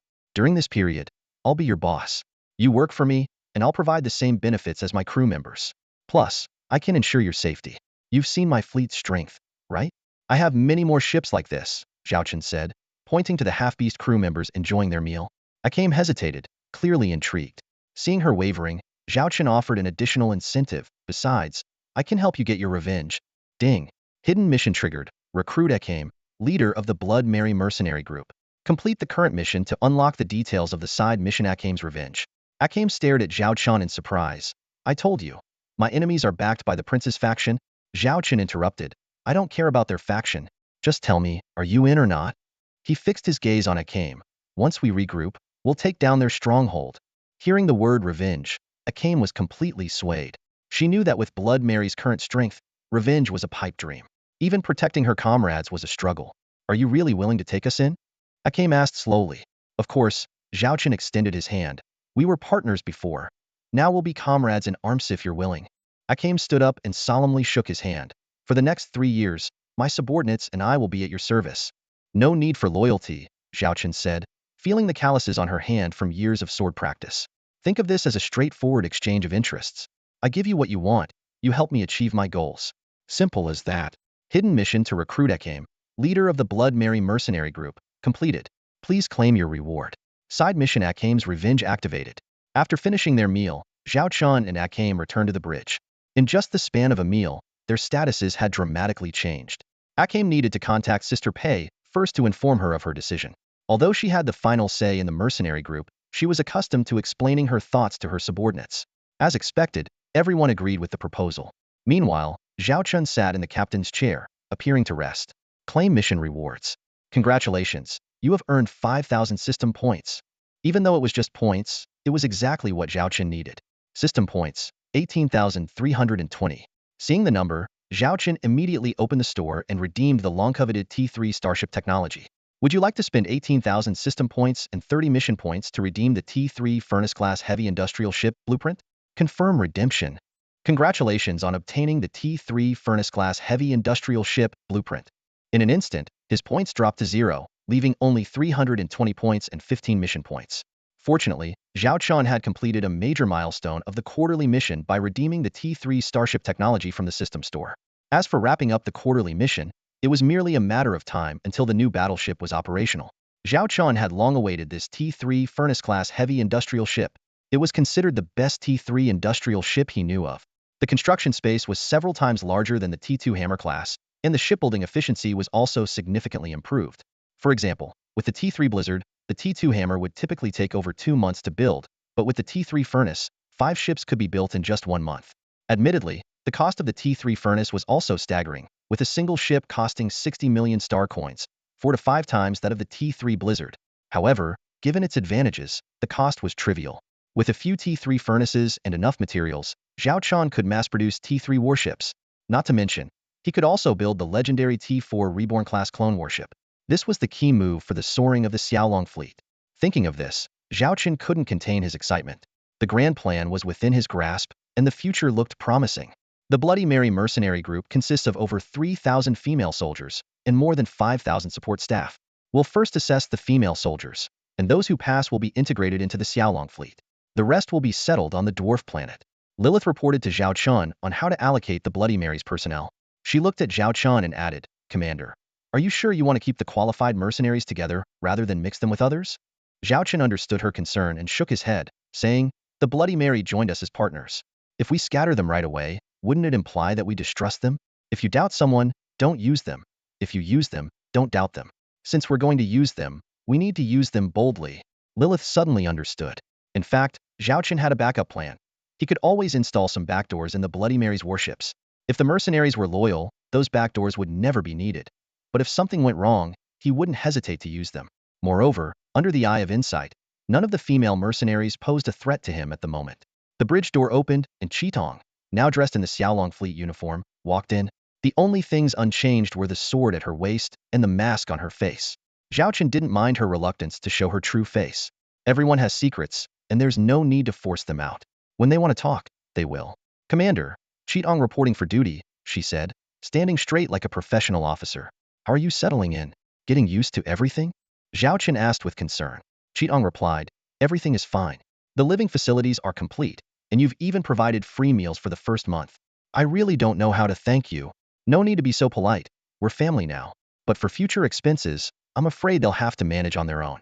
This planet also houses dwarves, and I can't favor one group over another," Zhao Chen said seriously. Qitong understood and said, "I get it. I've also visited the dwarves' living area.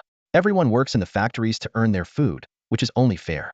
Though our people may not be as talented as the dwarves, they can still handle some basic tasks. We've also discussed it among ourselves, and we'll deduct a portion from our monthly salary to support the children and those in need.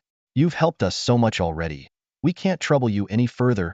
Zhao Chen continued, "Regarding the original crew of the Bloody Mary, I have a plan. First, we need to determine if your people are competent enough. The assessment standards will be based on those of the Goddess Academy. Those who don't meet the standards will have to undergo further training until they pass. Your original warships will be decommissioned. You can keep them for personal use, but they can only operate within this star sector. Here are the new ships I've prepared for you." He displayed models of the T2 Black Rhino and T2 Snow Mastiff, adding, "I'll share the operational data with you." Qitong wholeheartedly agreed with Zhao Chen's arrangements. Over the past few days, she had witnessed the power of the Xiaolong fleet's warships, each one a top performer in its class. Even a single T2 Black Rhino could take on a T2 battlecruiser, making the old Bloody Mary ships look like mere toys in comparison. Zhao Chen's willingness to allocate such ships to them was unexpected, leaving her no reason to refuse.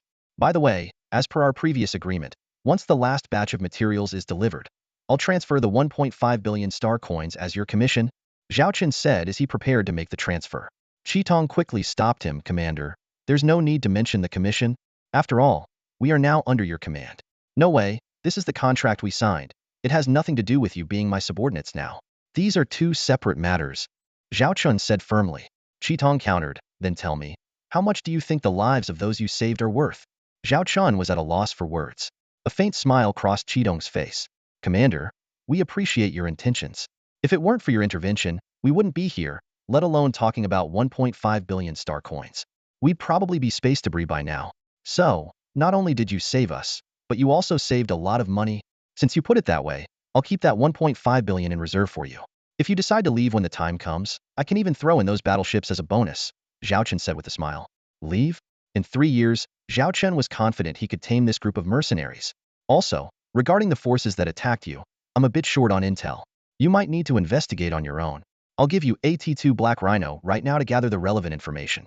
If you find anything concrete, we can launch a military operation by early October."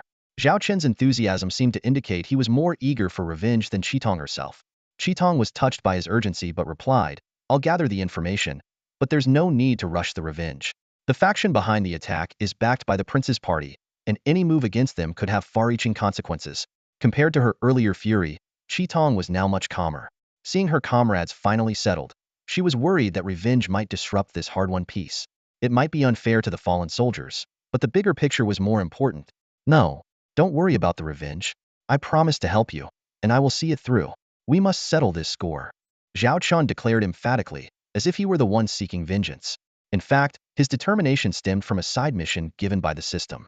The mission was to investigate and eliminate the leader of the slave trading organization under the Prince's Party, as well as the fleet commander who attacked the Bloody Mary stronghold, and to destroy their base. The reward was a T4 interstellar battleship blueprint.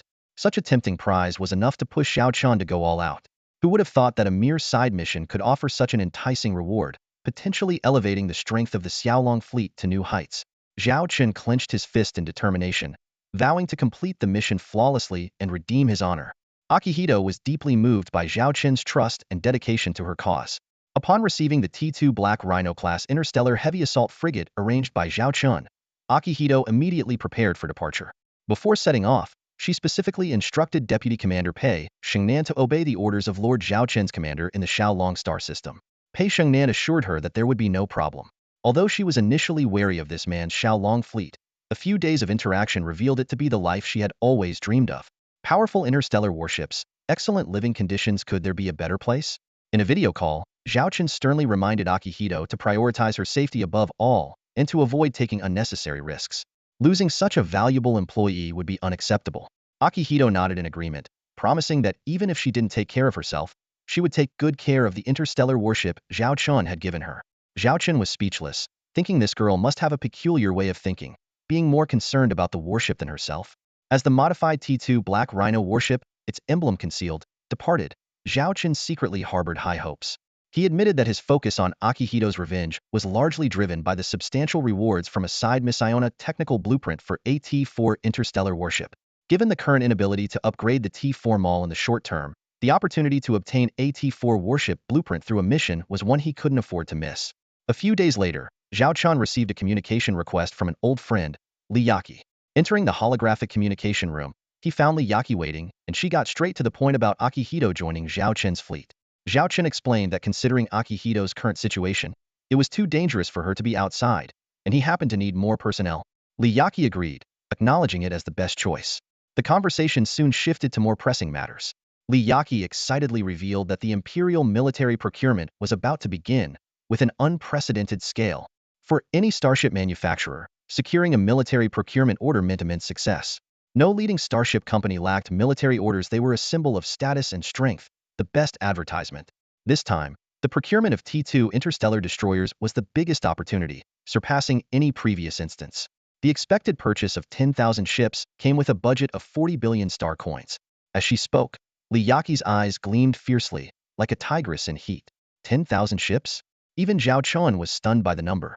According to the Imperial military's secondary fleet composition, 10,000 T2 interstellar destroyers would suffice for about 15 Legion-level interstellar fleets. Theoretically, the Imperial secondary fleet shouldn't need that many T2 interstellar destroyers.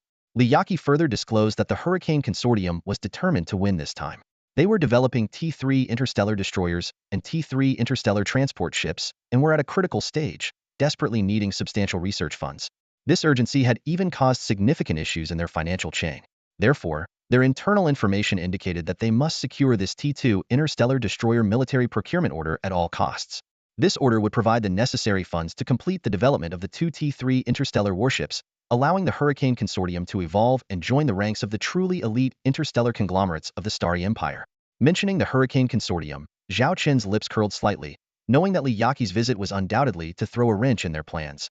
Sure enough, Li Yaqi flashed a cunning smile and revealed that the T2 Tibetan Mastiff-class medium interstellar destroyer had been successfully built. The production line was fully operational, and 30 ships had already been completed. She was ready to take these T2 Tibetan Mastiffs to the upcoming military procurement event, determined to snatch the order from the Hurricane Consortium. Zhao Chen joked that by then, the Hurricane Consortium would probably want to kill her.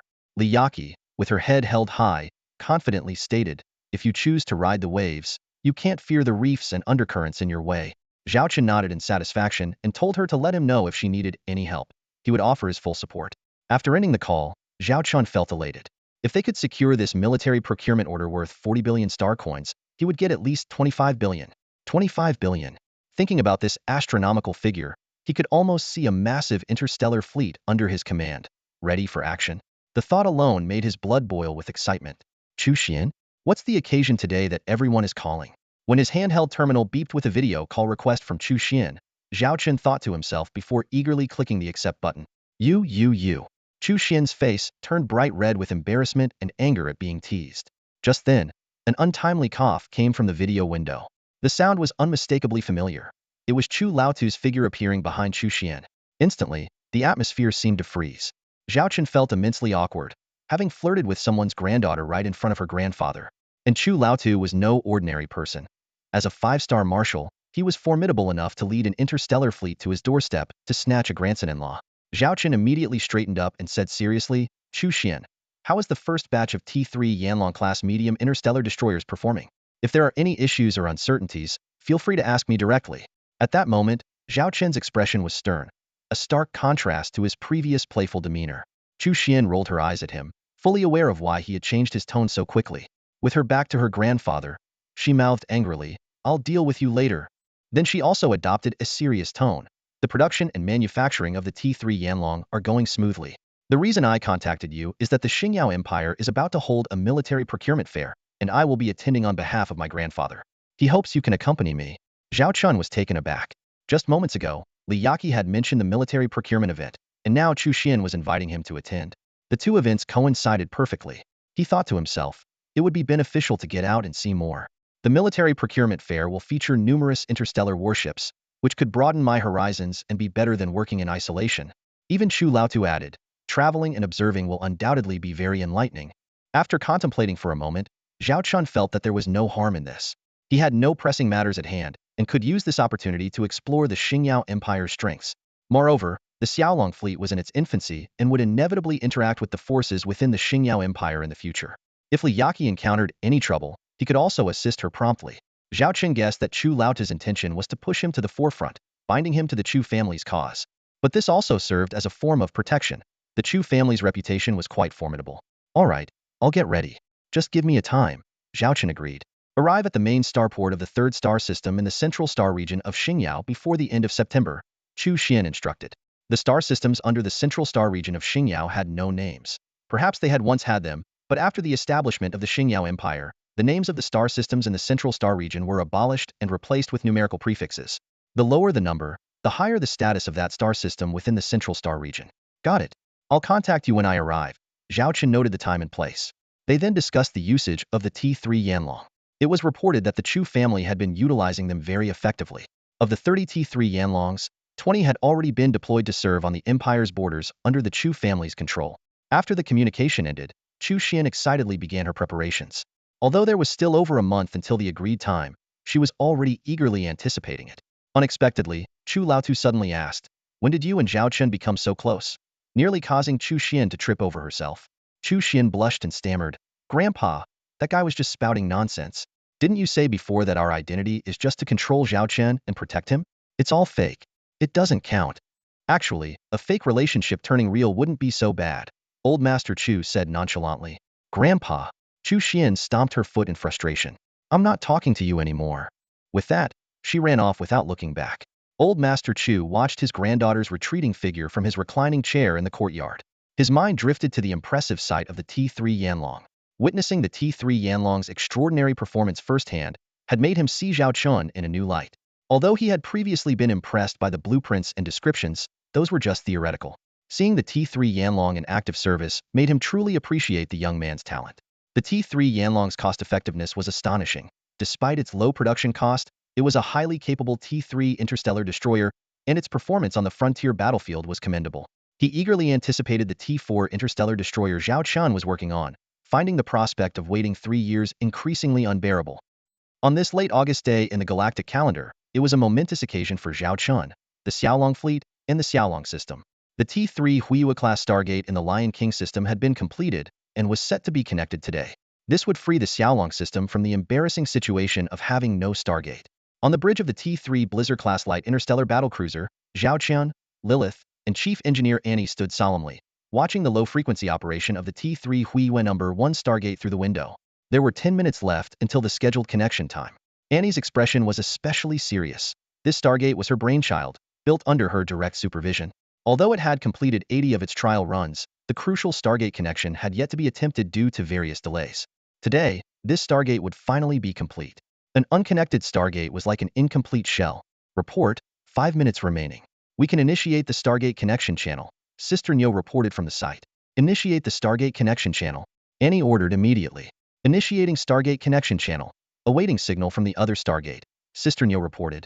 Everyone waited in silence. 1 minute, 2 minutes, 3 minutes.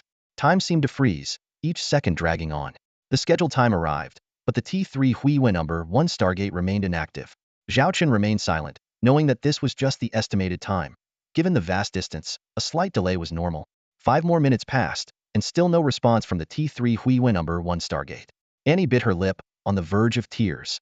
Then, in the 8th minute, a miracle occurred. The T3 Huiwen number 1 Stargate suddenly emitted a dazzling light. Between its two semicircular frames, a ripple of radiant light appeared, like waves spreading across a calm lake. Report, we've connected to the T3 Lunar Gate number 2. Neo Jia exclaimed, unable to hide her excitement, a rare sight for someone usually so composed.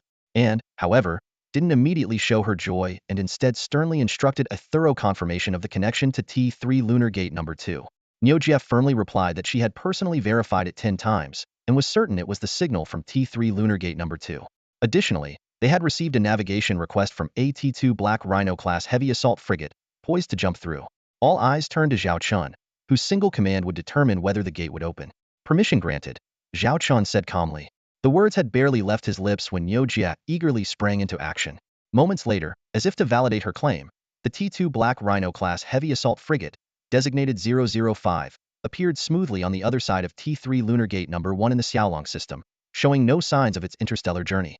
Report, the gate jump was stable with no issues. Neo Jia announced, ecstatic with the good news, and was so overjoyed she jumped up and down on Zhao Chen's bridge, cheering, "Oh yeah, we did it." Even Zhao Chen couldn't help but smile slightly. The connection between the Xiaolong system and the Lion King system was now established. From this moment on, there would be no more barriers between the two locations, eliminating the need for the previous half-month journey and reducing travel to mere seconds.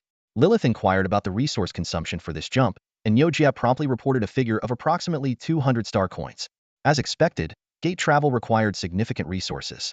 Compared to the 4,000 to 5,000 star coins Zhao Chun had previously spent traveling to the Lion King system in his T3 Blizzard-class light interstellar battlecruiser, this was quite economical. However, deploying a large interstellar fleet through the gate, such as a legion of 3,000 T2 starships, would cost nearly 600,000 star coins for a single trip. Maintaining a formidable fleet requires not just its sheer size, but also a continuous flow of resources to cover daily expenses and travel costs. Without this, even the mightiest fleet would be rendered useless. Let's go check out the Lion King system, Zhao Chen suggested. The T3 Blizzard-class light interstellar battlecruiser then slowly entered the T3 Lunar Gate, instantly traversing to the Lion King system. Waiting for them were several Xiaolong fleet starships, including the T3 Phantom-class light stealth bomber, T3 Andromeda-class medical ship, and T2 Lion King-class heavy missile ship. Charlotte and Zhao Wanner popped up on video screens, greeting Zhao Chun enthusiastically. Now that we have the gate, we no longer need to worry about the distance between the two systems. The Lion King system is like a satellite to the Xiaolong system, Zhao Chun said with satisfaction. Charlotte and Zhao Wanner then took turns testing the gate with their ships, and everything went smoothly without any issues. With the successful completion of the gate connection, there was no pressing matter requiring Zhao Chen's attention within his territory. The journey to the Imperial Arms Purchase Gala in the central region of Starshine was now set, with Zhao Chen planning to depart in mid-September. Before leaving, he needed to ensure that all affairs were properly arranged. Lilith's assistant will continue to stay in the Xiaolong star system to oversee the overall situation, while the Lion King star system will be managed by Charlotte and Ailey. Annie, in addition to managing the industrial development of the Xiaolong star system, also has to oversee the industrial growth of the dwarf planet in the Lion King star system. Before the stargates were connected, this was quite a challenging task, but now it seems effortless. Upon learning that Zhao Chun was heading to the central star region of Xingyao, Zhao Wanner also expressed her desire to accompany him. She hadn't seen her elder sister for a long time and wanted to take this opportunity to visit her in the central star region. Moreover, with no ongoing conflicts, Zhao Wanner found herself with some free time. After much consideration, Zhao Chen agreed to Zhao Wanner's request. After all, he seldom saw his elder sister, and having Zhao Wanner around might help ease the atmosphere. Prepare yourself and temporarily leave your T3 Phantom-class light stealth bomber in the Lion King star system under the deputy captain's command, Zhao Chen instructed. Understood. Zhao Wanner replied excitedly, not sure whether it was because she could see her elder sister, or because she could accompany Zhao Chen. In mid-September, Zhao Chen and Zhao Wanner set off for the central star region of Xingyao. Just before leaving the Xiaolong star system, Zhao Chen received another exciting piece of news. Since the completion of the two star gates, the production capacity of 30 T2, Hammer-class heavy industrial starships had been fully devoted to shipbuilding in September. In just half a month, more than 10 combat starships had been put into service, most of them being T2 Black Rhino-class heavy assault frigates, which have a very short construction cycle. This increased the number of combat starships in the Xiaolong fleet to over 30, meaning Zhao Qin's quarterly task would be completed half a month ahead of schedule. A notification window for the quarterly task appeared, indicating that he could now redeem a T3 starship from the system store for completing the task of having 30 combat starships. Zhao Qin eagerly clicked to claim the reward, anticipating what kind of surprise this quarterly task would bring him. Congratulations! You have received a T3 Phoenix-class heavy carrier starship blueprint. When Zhao Qin learned that he had acquired the technical blueprints for a T3 Phoenix-class heavy carrier starship, he was so excited that he could hardly breathe for several seconds.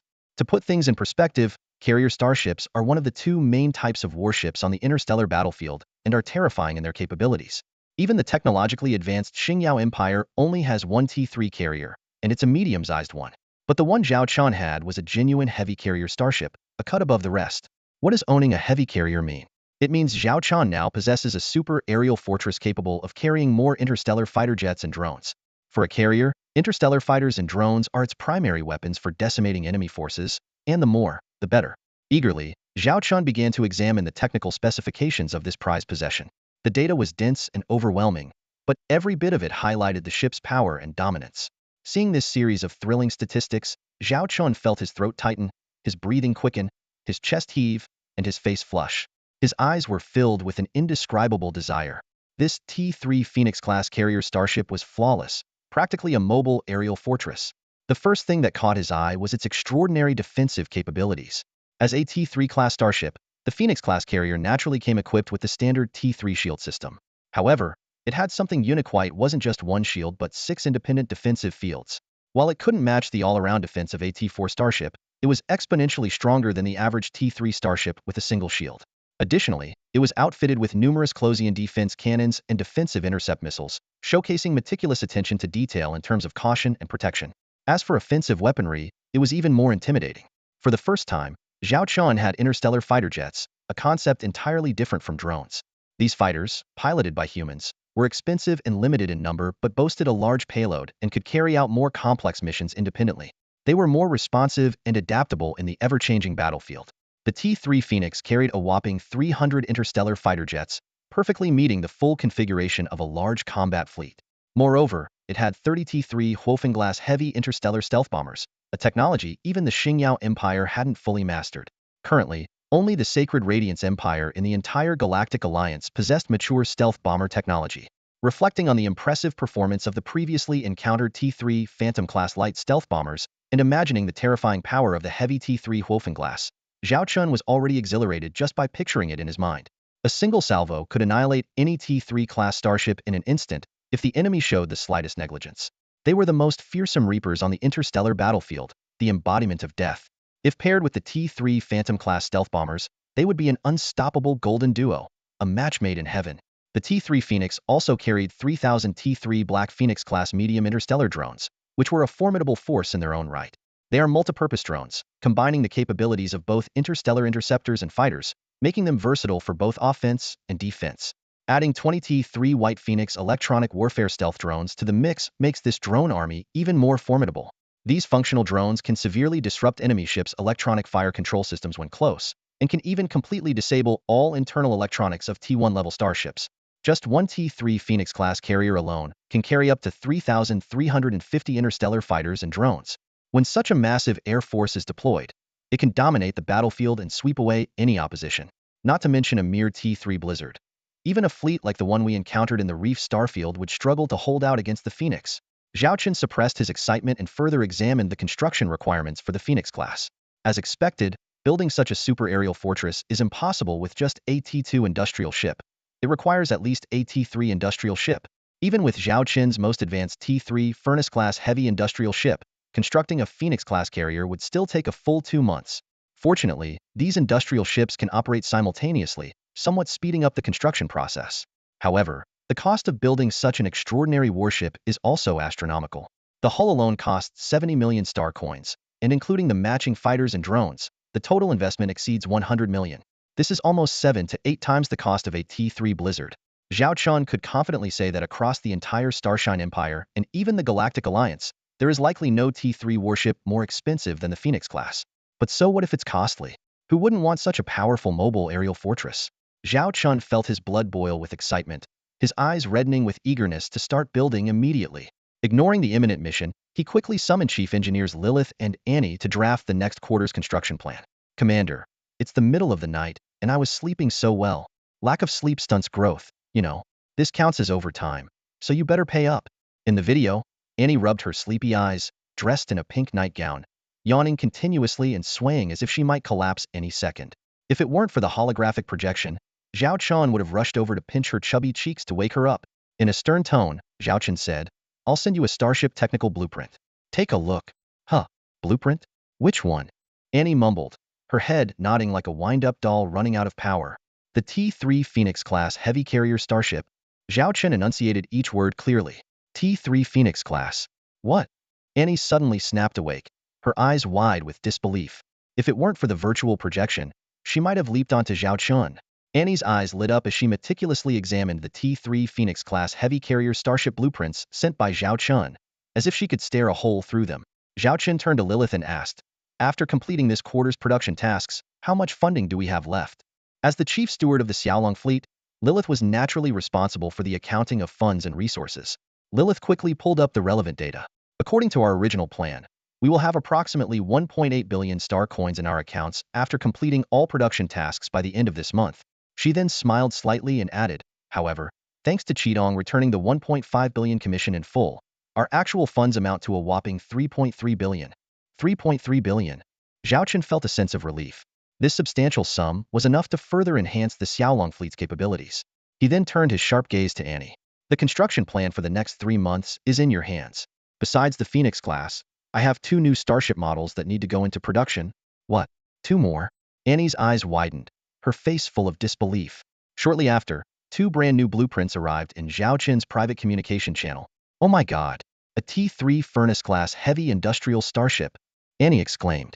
With this baby, we can build a dozen more. The Xiaolong fleet's shipbuilding capacity will skyrocket. But when her eyes fell on the second blueprint, she gasped, staring at Zhao Chun in shock. TTT4. This is a T4. Zhao Chun had anticipated Annie's reaction. Even the usually composed Lilith couldn't help but look surprised. Had she heard correctly? A T4 class starship? Yes, it's a T4. Zhao Chun confirmed solemnly, looking both of them in the eye.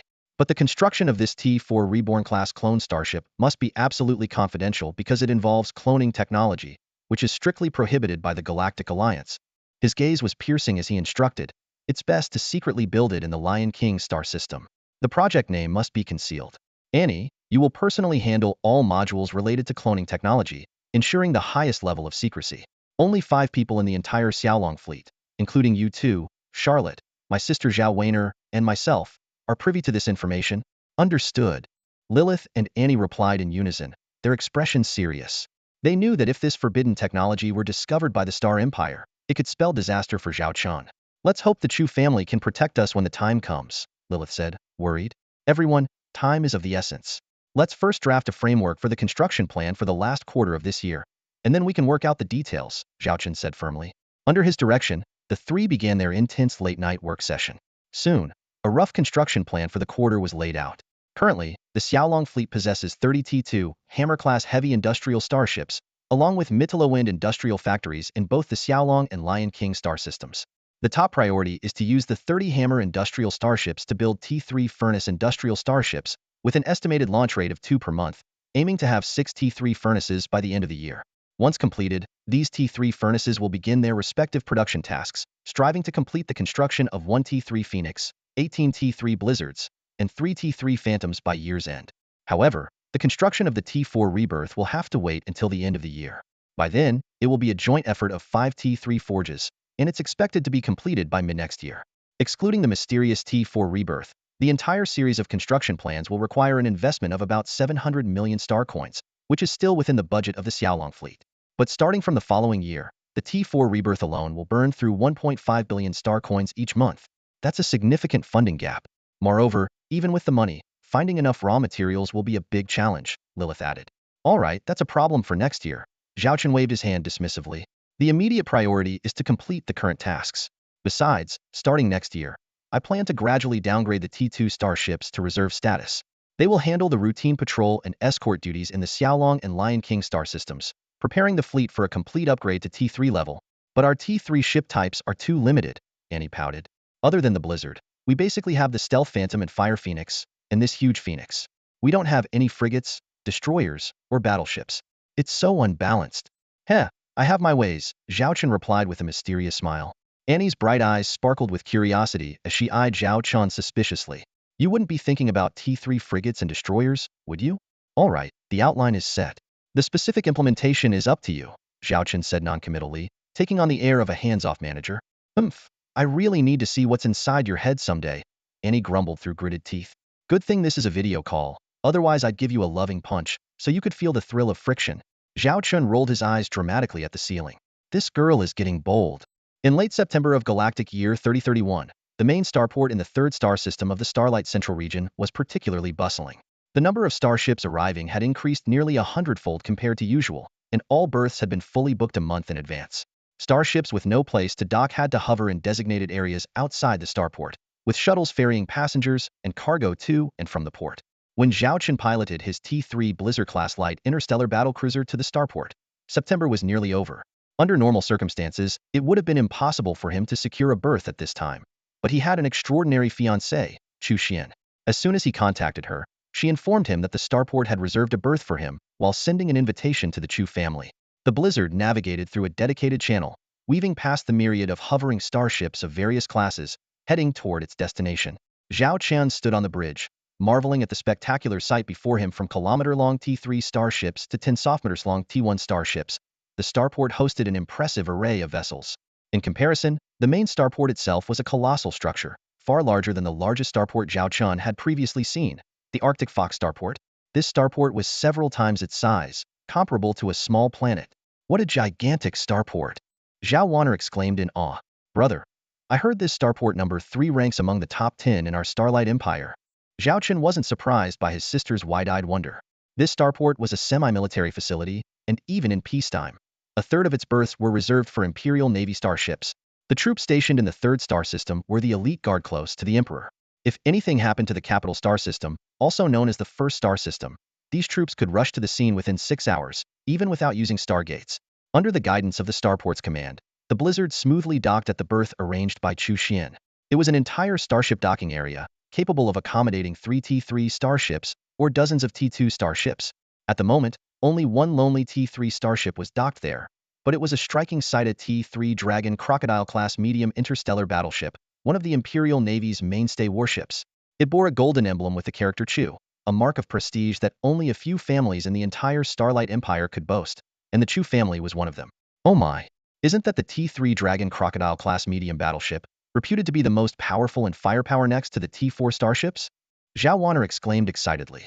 I heard that only the T3 Flame Lion King-class heavy interstellar battlecruiser could compare, but since it's modified from the T3 Flame Lion, it still can't match the T3 Dragon Crocodile, which was designed specifically as a medium battleship. At that moment, Zhao Chun received a message from Chu Xian, instructing him to meet her at a specific location after docking the ship. Bessie, stay on the ship, Zhao Chun ordered. Lilith was stationed in the Xiaolong star system, and Ailey guarded the Lion King star system, leaving only the yet obefully matured but extraordinarily talented Bessie Succubus by his side. Yes, sir, Bessie nodded, now quite adept at her role as the secretary officer. Wanner, let's go, Zhao Chun said to his sister. Sure. Zhao Wanner was brimming with excitement. It was her first time in the Central Star region, so close to the Imperial capital system. The siblings disembarked from the warship and strolled along the corridor outside the berth. Sir, would you like to call for an autonomous hovercar? A man dressed as a service attendant approached them. Zhao Chen pulled out the address Chu Xian had sent, which seemed to be a hotel or a tea house, and showed it to the attendant. Oh, this place? It's just a 5-minute ride in an autonomous hovercar, the attendant said with a smile after glancing at the address. Behind him, a sleek, white hovercar with a transparent sunroof appeared, seemingly out of nowhere. It had no steering wheel, clearly indicating it was self-driving. Thank you, Zhao Chen said, expressing his gratitude as he and Zhao Wanner got into the hovercar. Autonomous hovercar 1121 at your service. Please enter your destination, a gentle female voice announced. Zhao Chun read out the address. Searching for the destination? Destination confirmed. Estimated travel time, 5 minutes.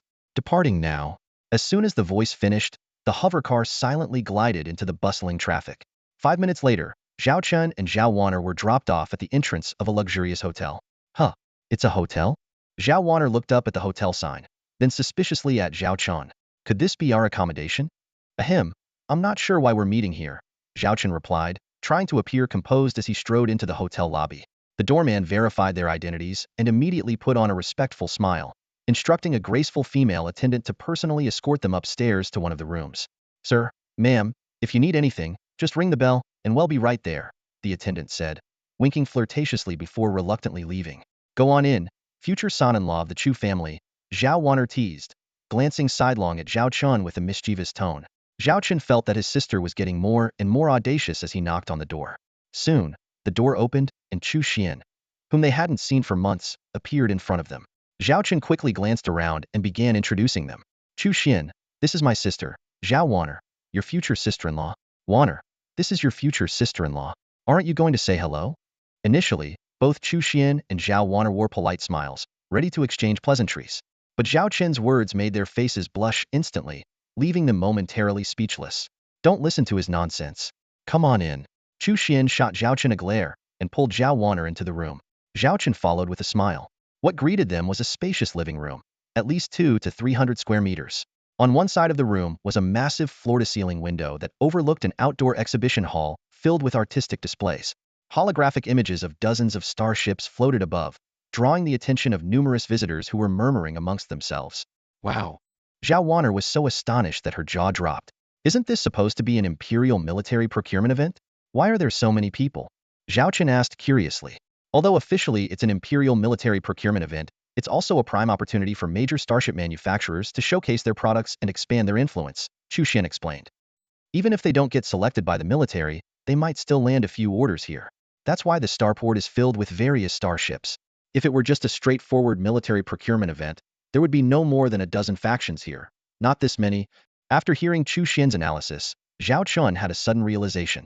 He glanced over the entire exhibition hall, noting that the majority of the ships were T2 starships, with T1 and T3 making up a smaller portion. The crowd sizes at each booth indicated which starships were the most popular. Chu Xian continued. At this year's procurement event, there are 2 standout starships. One is the T1 Wolf Mike-class medium interstellar destroyer from Bayan Starship Technology Group. Although the military doesn't plan to purchase it, regional lords are very eager, so it might bring in significant profits. The other is the T2 Hyena-class interstellar destroyer from Hurricane Consortium, which tops the T2 sales charts. They've reportedly introduced a new improved model this time, aiming to secure the big order. Even the procurement committee is quite taken with it, so it seems like a sure thing. Zhao Chen's lips curled into a slight smile as he thought to himself, not necessarily. As the name suggests, this procurement event has a total of 27 projects, but the timeline for finalizing each order varies, spanning from 1 to 2 weeks. The T2 Interstellar Destroyer project is set for October 5th and is highly anticipated due to the large quantity involved. Although everyone is confident that the Hyena from Hurricane will win, the formal procedures still need to be followed. You seem very interested in Hurricane Consortium, Chu Xian said, eyeing Zhao Chun suspiciously. Zhao Chun chuckled. Well, they did treat me warmly before. I'm a sentimental person. Chu Xian then suggested that Zhao Chen and Zhao Wanner stay there, as there were plenty of guest rooms to choose from. She would accompany them during the exhibition, and if Zhao Chen found any technology that could benefit his T4 starship, the Chu family would find a way to acquire it. I'm just here for a vacation. We'll follow your lead. Zhao Chen shrugged. Will you ever stop? Zhao Wanner picked up a cushion from the sofa and threw it at Zhao Chun, who caught it effortlessly. Having grown somewhat immune to Zhao Chen's smooth talk, Chu Xian rolled her eyes and continued. There's another important event coming up. In 3 days, there's a banquet, and many of the Empire's dignitaries and major consortiums will be there. Even the little princess will attend. The little princess. The Zhao siblings' eyes lit up. Will my sister be there too? Zhao Wanner asked excitedly. I remember she works in the royal guard of the little princess, right? Chu Xian shook her head. I'm not sure about the specifics. You'll have to see for yourself. Mentioning their eldest sister made Zhao Chen's heart flutter. The blurry figure in his memory became clearer, and his anticipation grew. Rest for now. If you need anything, just ask the room's smart assistant, Chu Xian instructed. Thank you, Sister Chu. Zhao Wanner replied sweetly. Zhao Chen couldn't help but chuckle to himself. Just a moment ago, his sister was inexplicably angry with him, and now she was calling Chu Xian sister. He glanced at Zhao Wanner, who seemed to read his thoughts and stuck out her tongue playfully, showing she didn't care.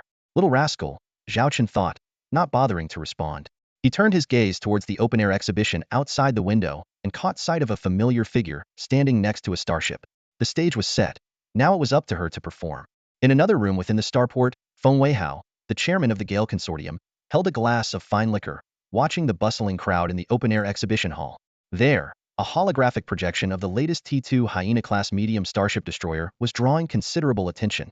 Dozens of young women dressed in revealing outfits mingled with the guests, discussing the various features of the warship. Xiaowei, make sure to thoroughly inspect the 30 T2 Hyenas we brought. Ensure every module and system is flawless. The military might request a test run or sample inspection. We can't afford any mistakes. Feng Weihao instructed his son, Feng Xiaowei, who was engrossed in the virtual screen, where profiles of beautiful women flashed before his eyes. As the heir to the Gale Consortium, this event was a prime opportunity for him to indulge in his pursuits. Dad, I've checked them multiple times already, inside and out. I practically licked every ship clean. Feng Xiaowei replied impatiently. You're worrying for nothing.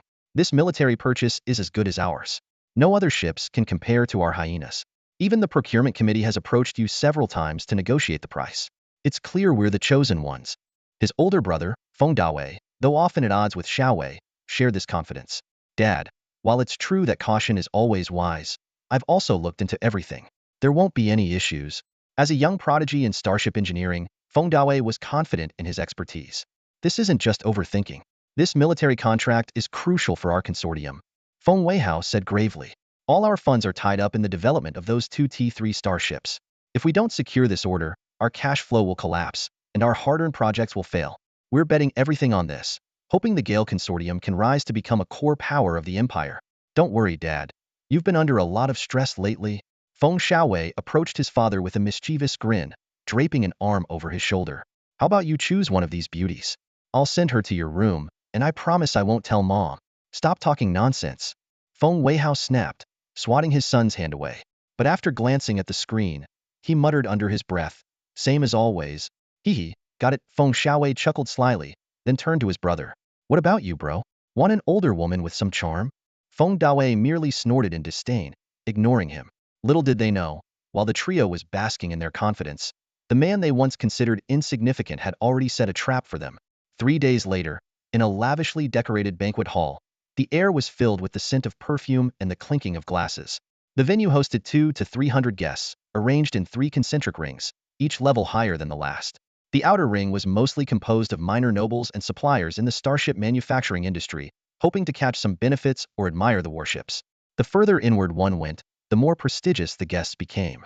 Melodious music drifted through the hall, its source unknown, yet it put everyone at ease. Why are you looking around so much? Zhao Chun, dressed in a black suit, asked his sister standing beside him.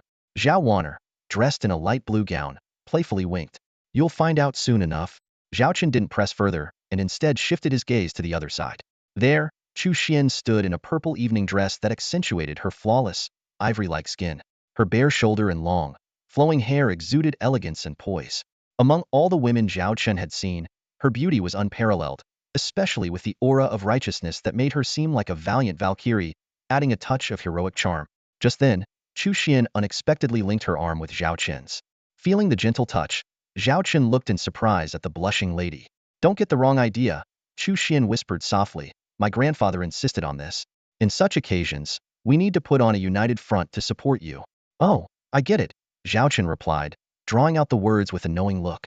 As soon as Zhao Chen stepped through the door, he caught the attention of countless female guests.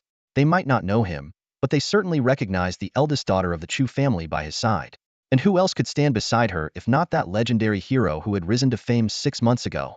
Seeing this prodigy in person drew gasps of admiration. Zhao Chun, in his military-style formal attire, exuded an air of striking masculinity. His slightly lean face was sharply defined, yet it did nothing to diminish his extraordinary handsomeness. Despite his youth, his commanding presence rivaled that of seasoned imperial generals. Such remarkable charisma was undeniably captivating to the female guests. Wanner, over here. A sudden call rang out. Someone here knew Zhao Wanner? Could it be his elder sister? Zhao Chun recalled his sister's earlier secretive hints. Did the sisters coordinate behind the scenes? He looked over with a mix of anticipation and curiosity, only to see 2 figures, one tall and one short, approaching gracefully. It was none other than Su Lan and Xue Xiaoxiao. What are you doing here? Zhao Chen asked in surprise. Seeing Zhao Wanner's elated expression, he realized the so-called surprise was a reunion of close friends. Miss Chu, Zhao Chun, Su Lan greeted them politely with a nod. Chu Xian smiled back, clearly recognizing them as well. Noticing Zhao Qin's puzzled look, Su Lan explained, "Our Su family was also invited, so I came along. Yeah, I happened to have an invitation too. I heard there would be various cannons on display, so I rushed over. I didn't expect to run into Su Lan and Wanner." Shui Xiaoxiao chimed in excitedly. She then eagerly pulled Zhao Wanner aside, chattering non-stop about the cannons they had seen over the past few days. This one had a large caliber, that one had immense power, one could retract, another had a long range. But no matter how I think about it, your brother's T3 Blizzard bow cannon is still my favorite. Shui Xiaoxiao murmured with a look of longing. Zhao Chen noticed that Zhao Wanner and her friends were deeply engrossed in their conversation, so he decided not to interrupt.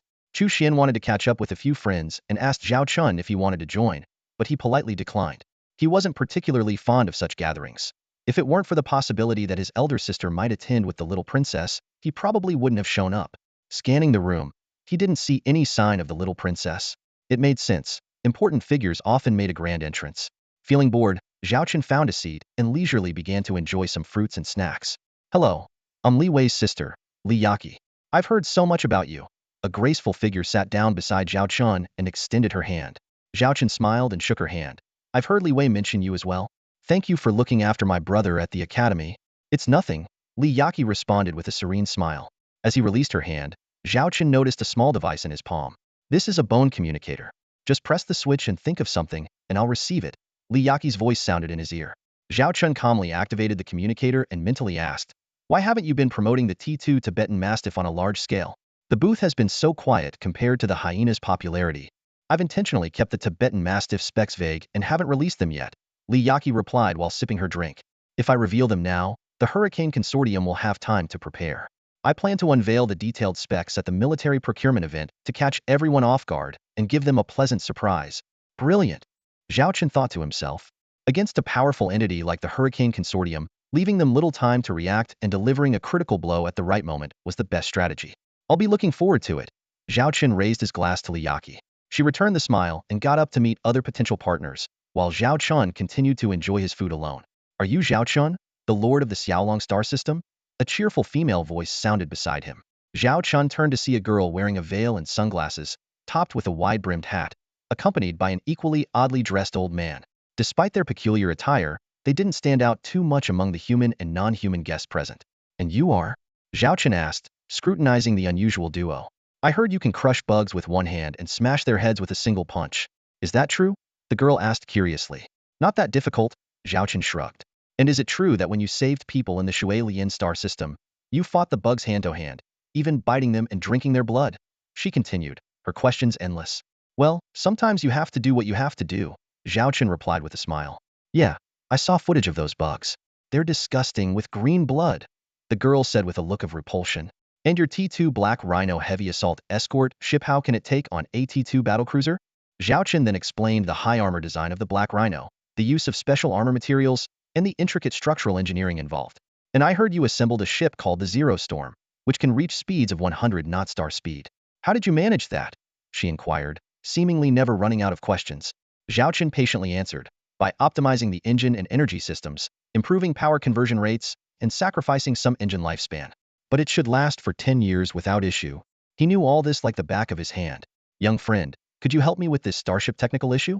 An elderly man suddenly spoke up, and before Zhao Chun could respond, he presented an electronic document.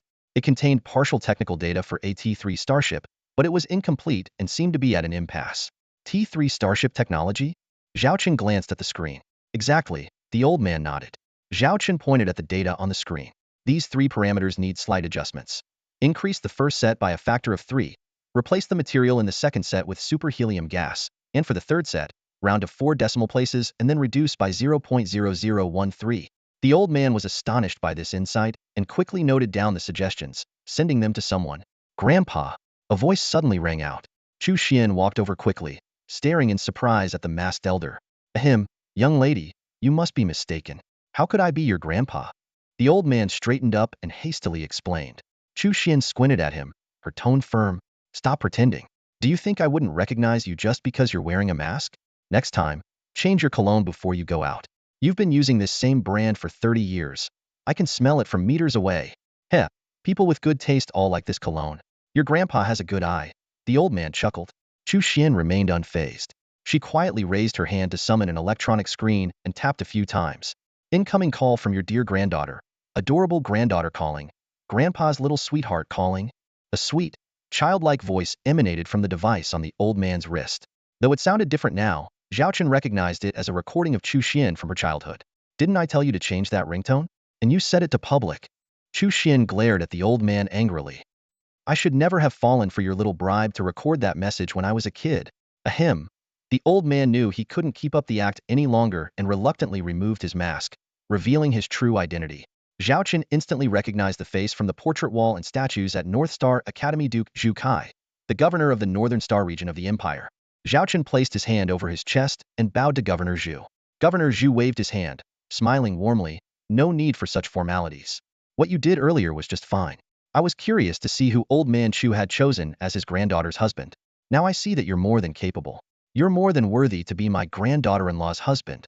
Chu Xian's face turned red as she glared at her grandfather. Grandpa, what are you saying? Please, not here. What? Your grandfather can call him his grandson-in-law, but I can't call him my granddaughter-in-law's husband? Governor Zhu feigned a hurt expression. Xianer, have you forgotten all the good I've done for you? Remember when your grandfather didn't want you to join the Imperial Army? It was me who fought against all objections and got you into the Northern Wind Military District. Even though things didn't go smoothly, your grandfather scolded me for that endlessly. Chu Xian, tired of her unreliable grandfather, turned to the mysterious girl beside Zhao Chun. With a teasing tone, she asked, and who is this? Could she be your illegitimate daughter, Grandpa? Don't talk nonsense. Governor Zhu's face changed as he quickly covered his granddaughter's mouth, looking apologetically at the girl in sunglasses. This little episode piqued Zhao Chen's curiosity. For someone to be so familiar with the governor of the Northern Wind and make him so anxious, she must have quite an identity. Considering her age and the situation in the Star Empire, Viscount Zhao Chen of the Empire, at your service, Your Highness, Zhao Chen said, bowing with his fists clasped. Your Highness? Chu Xian exclaimed, suddenly realizing. In the Star Empire, there was only one person who could be called Your Highness, the Emperor's most beloved daughter. Oh, you guessed it so quickly. That's no fun, the girl said, laughing as she removed her disguise, revealing a beautiful face. Her delicate skin and exquisite features were striking, even though she appeared to be only 16 or 17. Zhao Chen bet that in a few years, she would be a devastating beauty. Your Highness. Chu Xian quickly knelt. I misspoke earlier. Please forgive me. Referring to the princess as her grandfather's illegitimate daughter was indirectly implying something about the emperor. It's all right, Xianer. Don't be so nervous. The princess smiled gently. We were just joking around. Besides, you didn't know my identity before. As they spoke, the sound of hurried military boots echoed from outside the banquet hall, drawing everyone's attention. A group of female soldiers in gold and white uniforms strode in confidently. In such a setting, ordinary soldiers wouldn't dare to be so bold, but their presence was commanding, and no one dared to stop them. The female soldiers began searching the room, and the anxious expression of the leading officer made it clear they were looking for someone. Aren't those the princess's personal guards? Someone whispered. If her guards are here, where is she? By this time, the girl in front of Zhao Chun had put her veil back on, but it didn't cover her sunglasses and hat. I didn't expect them to find me so quickly, she said with a hint of frustration. It looks like our chat will have to end here. The female soldiers spotted their target and started walking over. Zhao Chun quickly spoke up, Your Highness, may I ask if my elder sister came with you? Oh, you mean Colonel Zhao Qinchin? The young princess shook her head. No, she didn't come this time. She has another mission. But after the military procurement meeting, if you want to see her, you can come back to the capital Star with me. She should be back in about a month. Hearing this, Zhao Chen felt a twinge of disappointment. Although he was somewhat anxious about reuniting with his long-lost sister, the thought of not being able to see her made him feel a sense of loss. Your Highness. The guards approached and bowed in unison. Instantly, all eyes were on the mysterious young girl. Even though her face was veiled, it did not diminish her aura. Greetings, Your Highness. The guests bowed one after another. The young princess restrained her earlier playfulness and displayed a dignified demeanor befitting her status. She walked with her head held high towards the special seat at the innermost part of the banquet hall. This seemed to be her first public appearance. Governor Beifeng leaned over and whispered into Chu Xian's ear, Xianer, you and Zhao Chen chat for a bit. I'll go accompany the young princess. With that, he strode off. With the governor himself attending to her, those who wanted to curry favor had to settle for bowing from a distance. It's the first time the young princess has attended such an event, Chu Xian remarked sincerely. Zhao Chen's gaze followed the radiant figure of the girl in the crowd, as if there was an invisible halo around her. He could sense that beneath those gem-like sparkling eyes lay a genuine soul. Compared to her current majestic and poised image, the girl who had been chatting and laughing with him earlier seemed more lively. "Your sister seems to be in trouble," Chu Xian suddenly said. Zhao Chen looked in the direction she was pointing and saw Feng Xiaowei sidling up to Zhao Wanner, trying to strike up a conversation with a smirk on his face. Without a word, Zhao Chen walked straight over. "Wanner, our Hurricane Consortium's T2 Hyena is a sure win at this military procurement meeting. It's a 40 billion deal. Once we secure it, Hurricane will be among the strongest consortia in the empire," Feng Xiaowei boasted. "If you agree to be with me, all this can be yours. Leave that poor backwater and come to my side. I told you, I'm not interested in your lousy consortium." Zhao Wanner turned her face away in disgust. Feng Xiaowei persisted. 40 billion. That's money your poor brother could never earn in a lifetime. Be with me, and you'll be a rich lady. As he spoke, his hand reached out to touch Zhao Wanner's face. Smack. A loud slap landed squarely on Feng Xiaowei's head, making him see stars. Who dares hit me?" Feng Xiaowei turned around furiously, but upon seeing who it was, he instinctively stepped back. The humiliation he had suffered on the T3 blizzard was still fresh in his memory. "Did my words fall on deaf ears?" Zhao Chen said, suppressing his anger, delivering 3 more slaps that left Feng Xiaowei's cheeks swollen. This scene drew a lot of attention. Resorting to violence in such a setting, especially against the young master of the Hurricane Consortium, was bound to cause trouble. "How dare you hit me?" Feng Xiaowei clutched his swollen cheek, finally snapping back to reality. This place was nothing like the T3 blizzard, where Zhao Chen could run wild. Zhao Chen didn't waste any words and slapped him again. "Why wouldn't I dare?" Feng Xiaowei was too stunned to speak from the unexpected slap. This guy really doesn't play by the rules. "Zhao Viscount," a polite voice chimed in. It was Feng Dawei, the eldest of the Feng family. "Although my brother's actions were rash and offensive to you and your sister, he is still a member of the Hurricane Consortium." Zhao Chen smirked. "He should be glad we're not on that old planet, or I would have let him get up close and personal with the insect swarm." "You." Feng Xiaowei fumed, but a sharp glare from his brother silenced him. Feng Dawei maintained his gracious smile and pulled out a business card, offering it to Zhao Chen. "Viscount Zhao, on behalf of the Hurricane Consortium, I apologize. There may have been some misunderstandings in the past that led to our conflicts. However, we are determined to win at this military procurement event, and there are many opportunities for future collaboration. You have starship technology that interests us, and we have a strong industrial base, advanced technology, and extensive connections. Together, we could create miracles." The card displayed a holographic projection of Feng Dawei, along with a string of colorful titles: Vice President of Hurricane Consortium, top student in Starship Engineering at Tianyao Academy. Compared to the uneducated Feng Xiaowei, Feng Dawei was clearly more sophisticated. Despite Zhao Chen having just slapped his brother, he still greeted him with a smile and sweet words of cooperation. "Impressive. Then I wish you success in securing the bid. Remember to invite me for a celebratory drink," Zhao Chen said, his anger replaced with a cheerful demeanor. Of course, Feng Dawei replied, secretly pleased that Zhao Chen seemed to be taking the bait. He then took his leave. "Brother, that guy hit me in public, and you're just going to let it go?" Feng Xiaowei grumbled angrily. Feng Dawei sneered. "So what if he hit you? You deserved it. Flirting with respectable women in such a setting is a disgrace to the Hurricane Consortium. But he hit the consortium's face, which means he hit your face too," Feng Xiaowei muttered. "For the sake of collaborating with Zhao Chen, I'd let him hit you every day if needed." Feng Dawei retorted sharply. "As long as we can get his starship technology, I wouldn't hesitate even if it meant killing you." Feng Xiaowei's face fell. He knew his brother would go to any lengths to achieve his goals. You need to learn to tolerate. When you have absolute power, you can then take revenge on those who have wronged you, Feng Dawei said meaningfully. Honestly, if he hadn't seen it with his own eyes, he'd suspect this brother of his was picked up from the streets, given the vast difference in their intellects. "Feng Dawei is no simple character," whispered Chu Xian from the side. Zhao Chen chuckled. This big shot will be crying soon enough. Playing with the special crystal business card, he suddenly crushed it into a ball and tossed it into a nearby trash can. "Do you guys want to stay here any longer? I'm planning to head back." "I don't want to stay. It's boring." Zhao Wanner was the first to speak up, her mood ruined by Feng Xiaowei earlier. Since she wanted to leave, Su Lan and Xue Xiaoxiao also decided to say their goodbyes.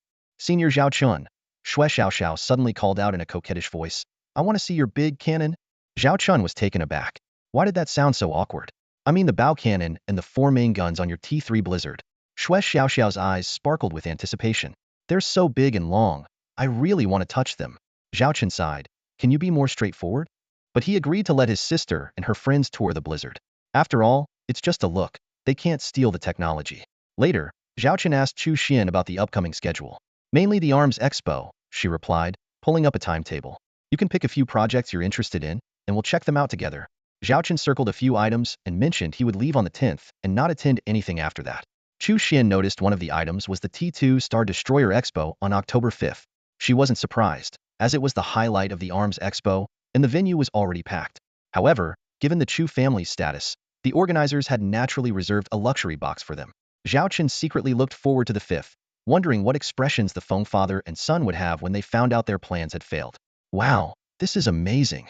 Xue Xiaoxiao exclaimed, standing on the floating platform, eyes wide as she admired the four 2,500mm medium electromagnetic railguns on the T3 Blizzard. She carefully caressed one of the barrels, even pressing her face against the muzzle to sniff it. Nearby, Zhao Wanner approached Su Lan and asked with concern, "Senior Su Lan, you seem worried?" Su Lan smiled, brushing her hair aside. "No, you must be mistaken. Sister, you've always taken care of me at the academy. If something's bothering you, you must tell me." Zhao Wanner grabbed her hand, looking serious.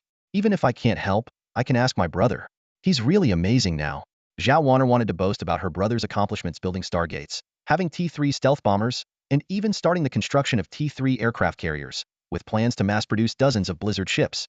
But she knew these were top secrets of the Xiaolong star system, so she swallowed her words. Su Lan felt warmth in her heart and affectionately ruffled Zhao Wanner's hair. "All right, I know. If something comes up, I'll tell you." Despite her words, her heart sank. The current predicament was far too complex to explain in a few sentences. It was the pressure of an entire empire. No matter how strong Zhao Chun was, could he really stand against an empire? Sighing inwardly, she decided not to trouble them. She resolved to enjoy this time of freedom, perhaps their last together. Su Lan recalled Zhao Chun standing protectively in front of her amidst the swarm, and she was overwhelmed with mixed emotions. On October 5, 3031, in the galactic calendar, a major military procurement project worth a staggering 40 billion star credits officially opened for bidding. Over the past few days, the procurement committee had already finalized several smaller projects, ranging from a few hundred million to several billion star credits, but today's massive deal dwarfed those in comparison. The military procurement event was held in a magnificent spherical building adorned with gold and jade. At this moment, unmanned vehicles were continuously landing at various entrances, with staff strictly verifying invitation letters. Those without proper credentials were denied entry. Outside, a large crowd of people who couldn't get in waited eagerly for news. Even securing a small contract for a starship module from the winning bidder could make them a fortune. Zhao Chen, Chu Xian, Zhao Wanner, Su Lan, and Xue Xiaoxiao arrived at the venue in an unmanned vehicle. They had arranged to watch the proceedings from the same box. What if Hurricane Corporation fails this time and another company wins the bid? What would that look like? Xue Xiaoxiao asked curiously as they walked. "I can't stand Feng Xiaowei's arrogant attitude just because he's the young master of Hurricane Corporation. That's unlikely." Su Lan shook her head. "Hurricane's T2 Hyena is undoubtedly the best T2 destroyer currently available. It's been mass-produced for years and has cost advantages. Its market price is around 4 million star credits, and negotiating with the military might bring it down to 3.5 million. The Imperial Army is very likely to choose the Hyena." "Ugh, what a letdown," Xue Xiaoxiao pouted. "But nothing in this world is perfect.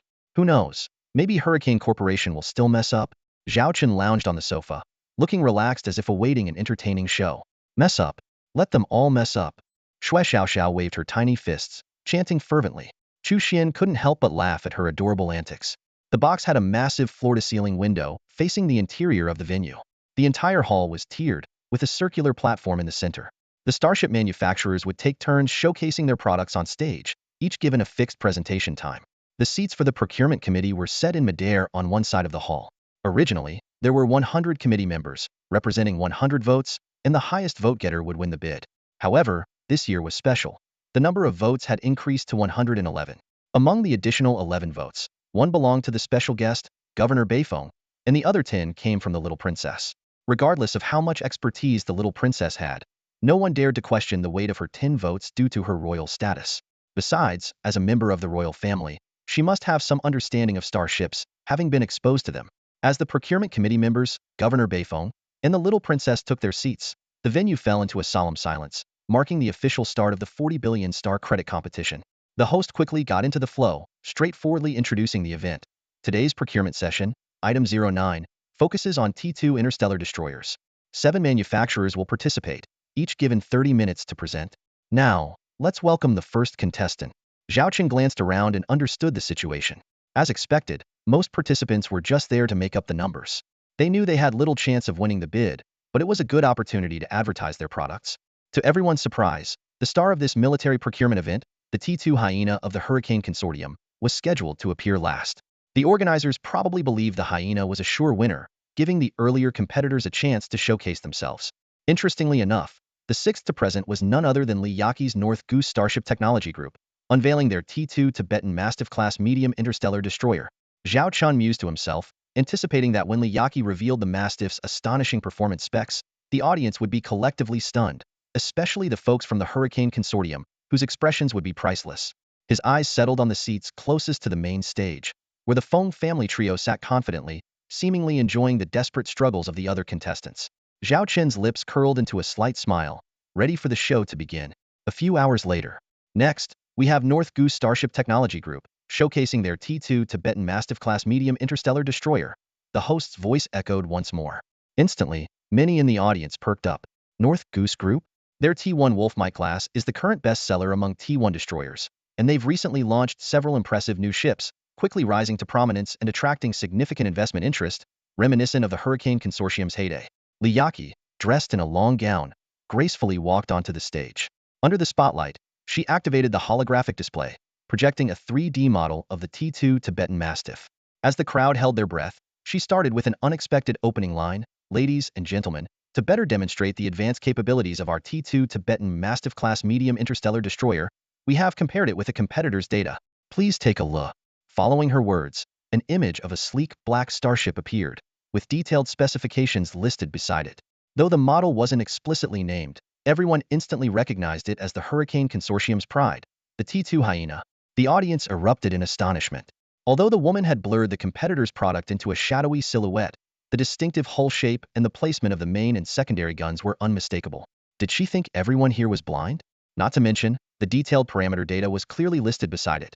A cruising speed of 43 star knots, 1 medium pulse laser main gun, 4 medium rapid-fire secondary guns, and 16 medium close-in defense guns. If the T2 Hyena could speak, it would likely jump out and shout, "Sister, do you need my ID number 2? The audience buzzed with discussion, their eyes instinctively focusing on the 3 members of the Hurricane Consortium. This was undoubtedly their pride and joy, the T2 Hyena. Feng Xiaowei was dumbstruck, unable to utter a word due to the unexpected turn of events. In contrast, Feng Dawei and Feng Weihao were much more composed. "Let's see what this woman is up to," thought the CEO, his expression unchanged. While the military procurement meeting required participants to highlight their own products, it never said they couldn't critique the competition. But this face-to-face comparison was bound to be awkward for whoever came off worse. The Northern Goose Group must have immense confidence in their starship to challenge the Hyena Hedon like this. On stage, Li Yaqi continued her presentation with compelling arguments. "Average? You call our proud T2 Hyena average?" Feng Dawei's face turned ashen, his mouth twitching uncontrollably as he struggled to contain his anger. "The Hyena's average armor strength is only 167, while our Mastiff boasts 193. Their cruising speed is 43 star knots, while we can reach 50. Their energy conversion rate is a mere 69, while ours is a whopping 78. Li Yaqi's data bombarded the audience's auditory senses like a relentless barrage. "As for weaponry, there's no comparison," she said, dismissing the Hyena's weapon parameters. "Our Mastiff is equipped with a twin medium pulse laser main gun, 6 medium rapid-fire secondary guns, and 30 medium twin close-in defense guns." Although the Hyena's weapon data was still visible, no one paid attention anymore. It was evident that she didn't even consider it worthy of comparison. Interestingly, the weapon types of the two ships were identical. Could it be that she had designed an upgraded version based on the Hyena?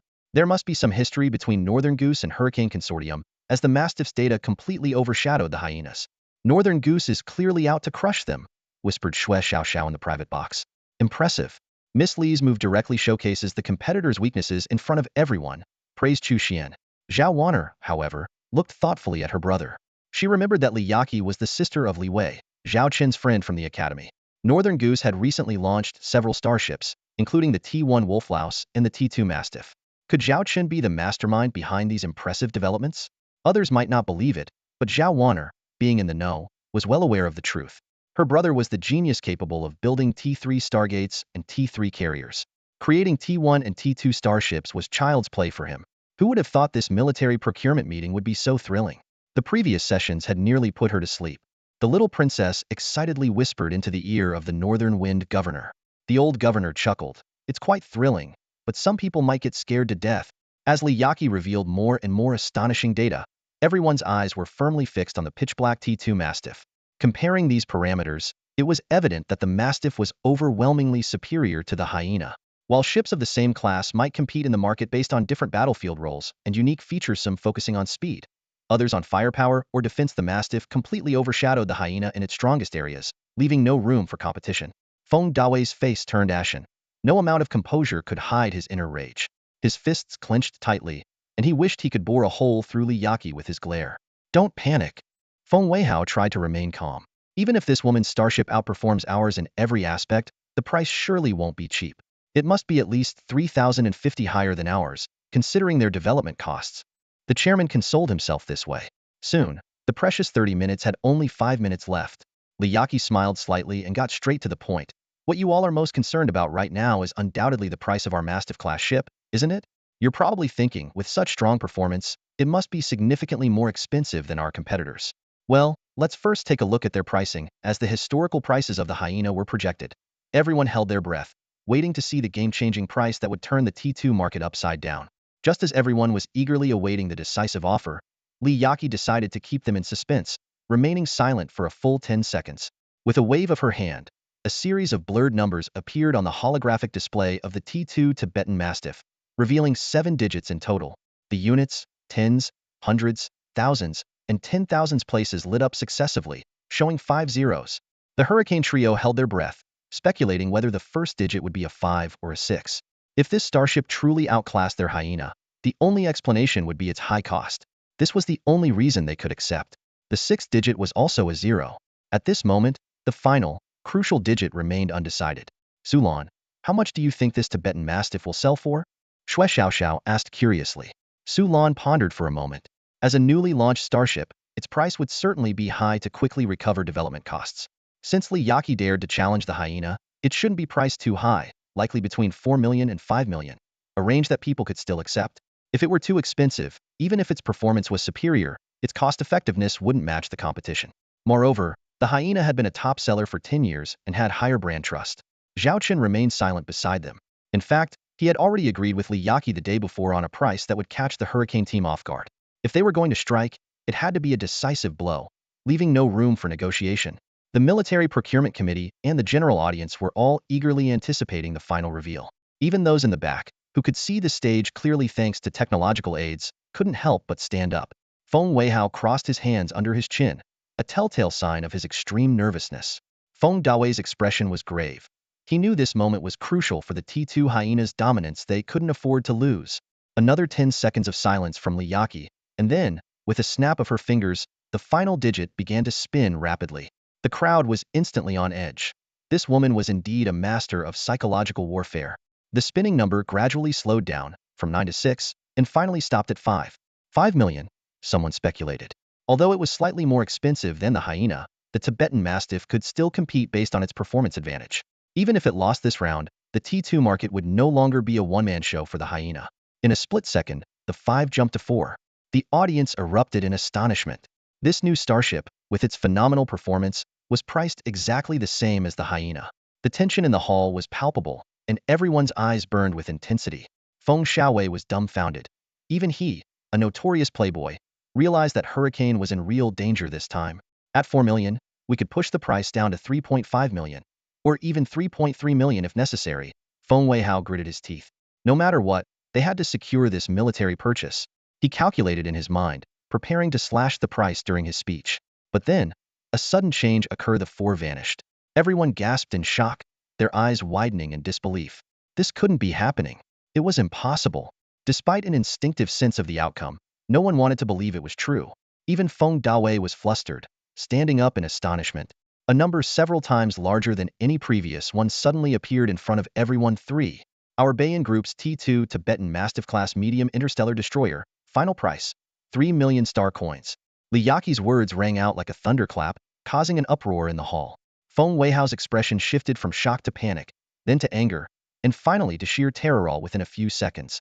Everyone was struggling to process this explosive information. A starship outperforming the Hyena, priced at just 3 million. This was the lowest price in the history of the hyena's existence. Hurricane is doomed. Who exactly is Bayin? After the T1 Wolflouse, they've created yet another sensation, impacting a market worth hundreds of billions in profit. Everyone was in awe of this dark horse that had suddenly appeared. Unbelievable performance combined with an astonishingly low price. It was a nightmare tailor-made for the hyena. Customers who had been considering the hyena could now switch to the Tibetan Mastiff without hesitation. Who wouldn't choose a superior and cheaper option? I object. At that moment, President Feng Weihao suddenly shouted, drawing all eyes to him. With a grim face and righteous indignation, he declared, Hurricane Consortium questions the authenticity of the Starship data provided by Bayin Group. We believe they are entirely fabricated. Doubt? President Feng Weihao publicly questioned his rival, a move no one saw coming. But upon reflection, it seemed logical. Bayin Group's offer of $3 million was a brutal blow to Hurricane's core. Even though a significant price drop would still leave enough profit margin for the T2 hyena, it didn't mean Hurricane could slash prices indefinitely. What would the old customers who paid $4 million for the hyena think? Not to mention the new clients who just signed contracts but haven't received their orders yet. A sudden 25 price drop, who could tolerate that? The consequences could be disastrous. At this moment, Feng Weihao had no choice but to gamble by raising doubts to turn the tide. Fortunately, the Military Procurement Conference protects manufacturers' core secrets, requiring only basic performance tests and leaving other data to the manufacturers themselves.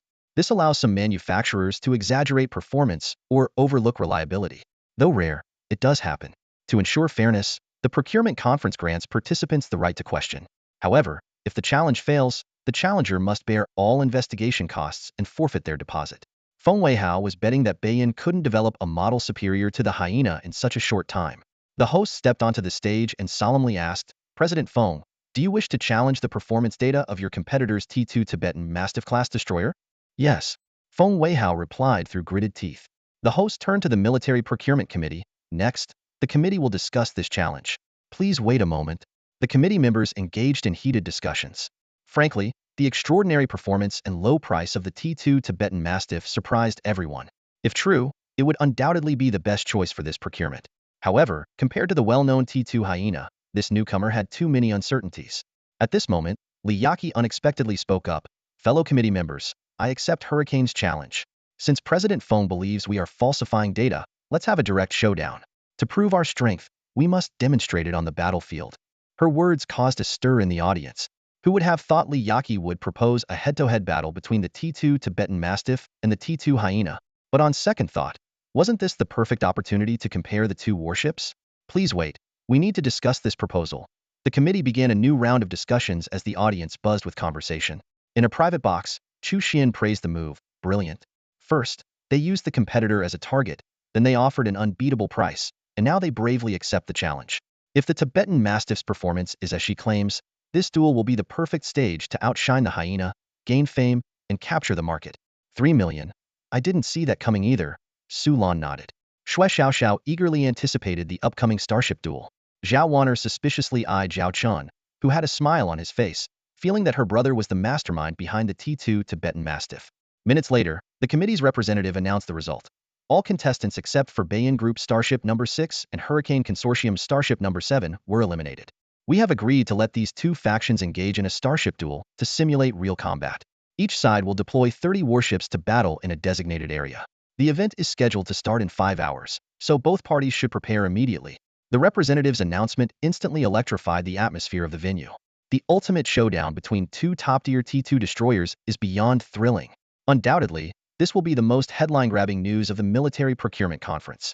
Li Yaqi and Feng Weihao exchanged intense glances from a distance before leaving the venue under the guidance of the staff to make final preparations for the starship duel. In the corridor, President Feng Weihao strode forward with a grim expression. Feng Xiaowei trailed behind, incessantly questioning the performance of the T2 Mastiff, insisting it couldn't possibly outperform their hyena. Unable to tolerate it any longer, Feng Dawei grabbed his younger brother by the collar and slammed him against the wall. Weren't you in charge of gathering intelligence on our opponents? How could you come up with nothing? Feng Xiaowei paled at his brother's furious face. I didn't expect Bayin to come up with such a starship. Their data was so vague during the investigation. I thought they were just showing off. You thought. It was all your assumptions. Feng Dawei roared. Because of your overconfidence, we were caught completely off guard. Do you realize that if we had been prepared, Father wouldn't have been cornered in public? Dawei, that's enough. Feng Weihao said in a stern voice. The most important thing now is how we handle the situation. We must win this starship battle. They all knew the outcome of this duel would determine the future of Hurricane. If they lost, the T2 Hyena, their cash cow, would collapse, spelling disaster for the corporation. Don't worry. I'll personally inspect those 30 hyenas and assign our best crew to them, Feng Dawei said firmly. We can't afford to lose this time. Feng Weihao sighed deeply. Meanwhile, Li Yaqi had already completed her preparations. President, the 30 mastiffs are ready for battle. The captains and crew are elite, with military backgrounds and impeccable piloting and combat skills, her secretary reported. Good, Li Yaqi said seriously. This duel will be treated as a real battle, and casualties are inevitable. Inform all crew members that if they are killed or injured, we will provide the highest compensation. Families of the fallen will receive lifetime benefits, and their children will be given jobs at Bayin once they come of age. For the severely injured, we will spare no expense in their treatment and promote them to mid-level management. If we win, each will receive a reward of 300 star coins, and those willing can join Bayin directly. If they want none of this, we will compensate them with 3,000 star coins. Understood. The secretary hurried off to deliver the message. For those about to enter the battlefield, tangible benefits spoke louder than any grand promises. 5 hours passed, and the news had already caused a sensation in the industry. Finally, someone was challenging the T2 Hyena's monopoly. People were stunned to discover that Bayin was the creator of the recently popular T1 Wolflice. Interest in the duel grew even more intense. As time passed, the crowd reconvened at the venue. On the central stage, several projection screens and a massive holographic battlefield map stood prominently.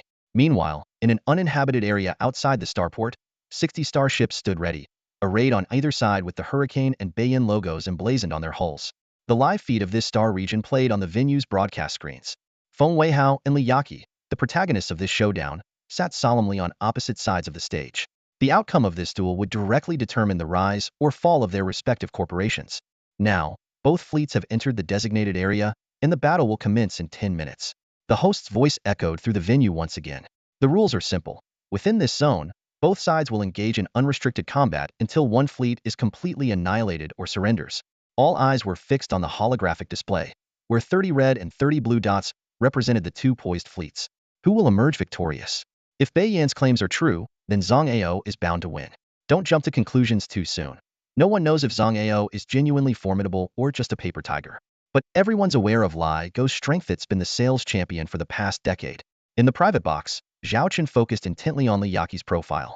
At this moment, she resembled a wise chess player, composed and confident. She was strategizing on this board to ensure that Bayin and Zhang Ao would make a name for themselves today, aiming to dethrone Li Go and dominate the T2 market. This battle is not just about a major arms deal.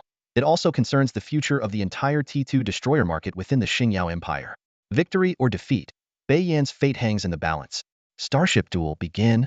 With the host's command, the 60 warships in the video suddenly sprang to life, rushing towards each other. Who will be the ultimate T2 destroyer, Zhang Ao or Li Go? The answer will soon be revealed. Everyone in the arena was fixated on the interstellar sand table, where 60 lights were flickering. Two fleets of destroyers, divided into red and blue teams, were arrayed in a long snake formation. This setup ensured that every warship could deliver maximum firepower as soon as they encountered the enemy. 10 minutes until they enter the combat zone, Feng Dawei said gravely. Humph. Our T2 hyenas are the strongest T2 destroyers. Victory is certain. Feng Xiaowei scoffed. Once we crush that Bayin fleet, I want to see how that woman can still act so arrogant. He cast a malicious glance at Li Yaqi, already imagining her downfall. Feng Weihao remained silent, his eyes glued to the battlefield. Not just him, the entire audience was holding their breath, awaiting the outcome of this stellar clash. Soon, the live drone feed showed that both fleets were about to enter firing range. The first to strike were 30 T2 Mastiffs, each unleashing their dual medium-pulse laser cannons, sending 60 beams towards the enemy ships. Their range is even longer than the T2 hyenas, someone exclaimed from the crowd. Don't underestimate this slight advantage in seconds. On the battlefield, striking first means gaining the upper hand. Impossible. Feng Dawei was incredulous. Our laser cannons are clearly the most advanced T2 weapons. As he stood in shock, the lasers hit 6 T2 hyenas like a storm, with each ship being targeted by 10 beams. Although the hyena fleet immediately activated their defenses, their interception rate was a dismal 15. The 6 hit ships quickly erupted into flames. In an instant, 3 hyenas turned into fireballs. Ships 011, 012, and 019 had their bows completely obliterated, their fronts blown to pieces. Ships 029 and 007, though not destroyed on the spot, had their bridges damaged and were out of control, effectively losing combat capability. Ship 022 had all its main and secondary guns destroyed, hull riddled with holes, becoming a sitting duck. In just 3 minutes, the Hurricane Consortium had suffered heavy losses, 3 ships down, 3 more on the brink of collapse. Feng Dawei clenched his fists, desperately hoping for a hyena counterattack, silently praying for a turnaround. As the hyena fleet moved into range, their counterattack began as expected. However, compared to the Mastiff's dual cannons, their single-barrel main guns were utterly outclassed. Even worse, the Mastiff fleet demonstrated astonishing defensive prowess. 30 dual Closian weapon systems formed an impenetrable defensive net, intercepting most incoming fire with a 60 success rate. This meant that out of the 30 pulse lasers fired by the hyena fleet, only 12 hit their targets. Among the hit Mastiffs, only one had its hull breached and secondary guns damaged but could still fight. The rest only suffered superficial scorch marks on their armor, nothing serious. Just 3 minutes of combat revealed the stark disparity in strength. Though it seemed like only a few percentage points difference on paper, in real battle, it was a world apart, a crushing defeat. The faces of the Feng father and son were ashen, their expressions grim, unable to utter a word. Feng Weihao covered his face, unwilling to watch the broadcast any longer. Feng Dawei trembled all over, his eyes bloodshot, refusing to accept this harsh reality. Feng Xiaowei was utterly terrified, his lips trembling as he muttered mechanically, "Impossible! This is impossible! They must have cheated." The battle raged on intensely. As the distance between the two sides further decreased, the secondary cannons joined the massacre. The 4 electronic cannons of the Hyena fleet were utterly outmatched by the 6 rapid-fire cannons of the Mastiff fleet in terms of fire rate, accuracy, and destructive power. Under the torrential barrage, Hyena-class destroyers fell one after another, with 10 ultimately reduced to cosmic dust. In contrast, the Mastiff fleet only lost 1 ship after 10 minutes of fierce combat, despite being heavily targeted.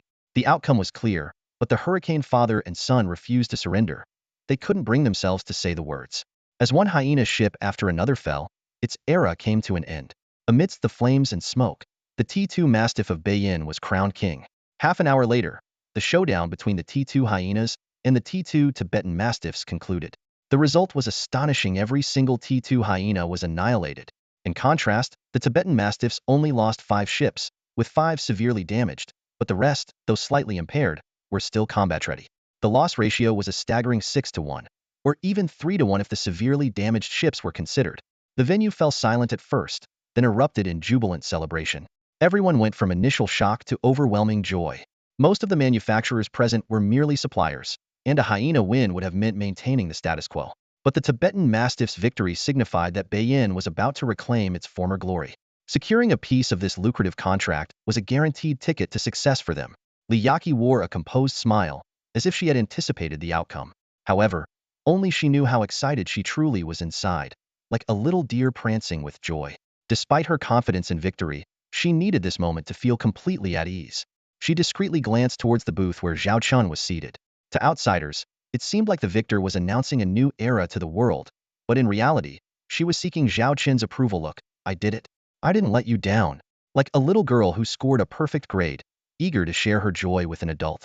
Meanwhile, the Hurricane Consortium's representatives were ashen-faced, their expressions as dark as a stormy sky. Feng Weihao remained silent.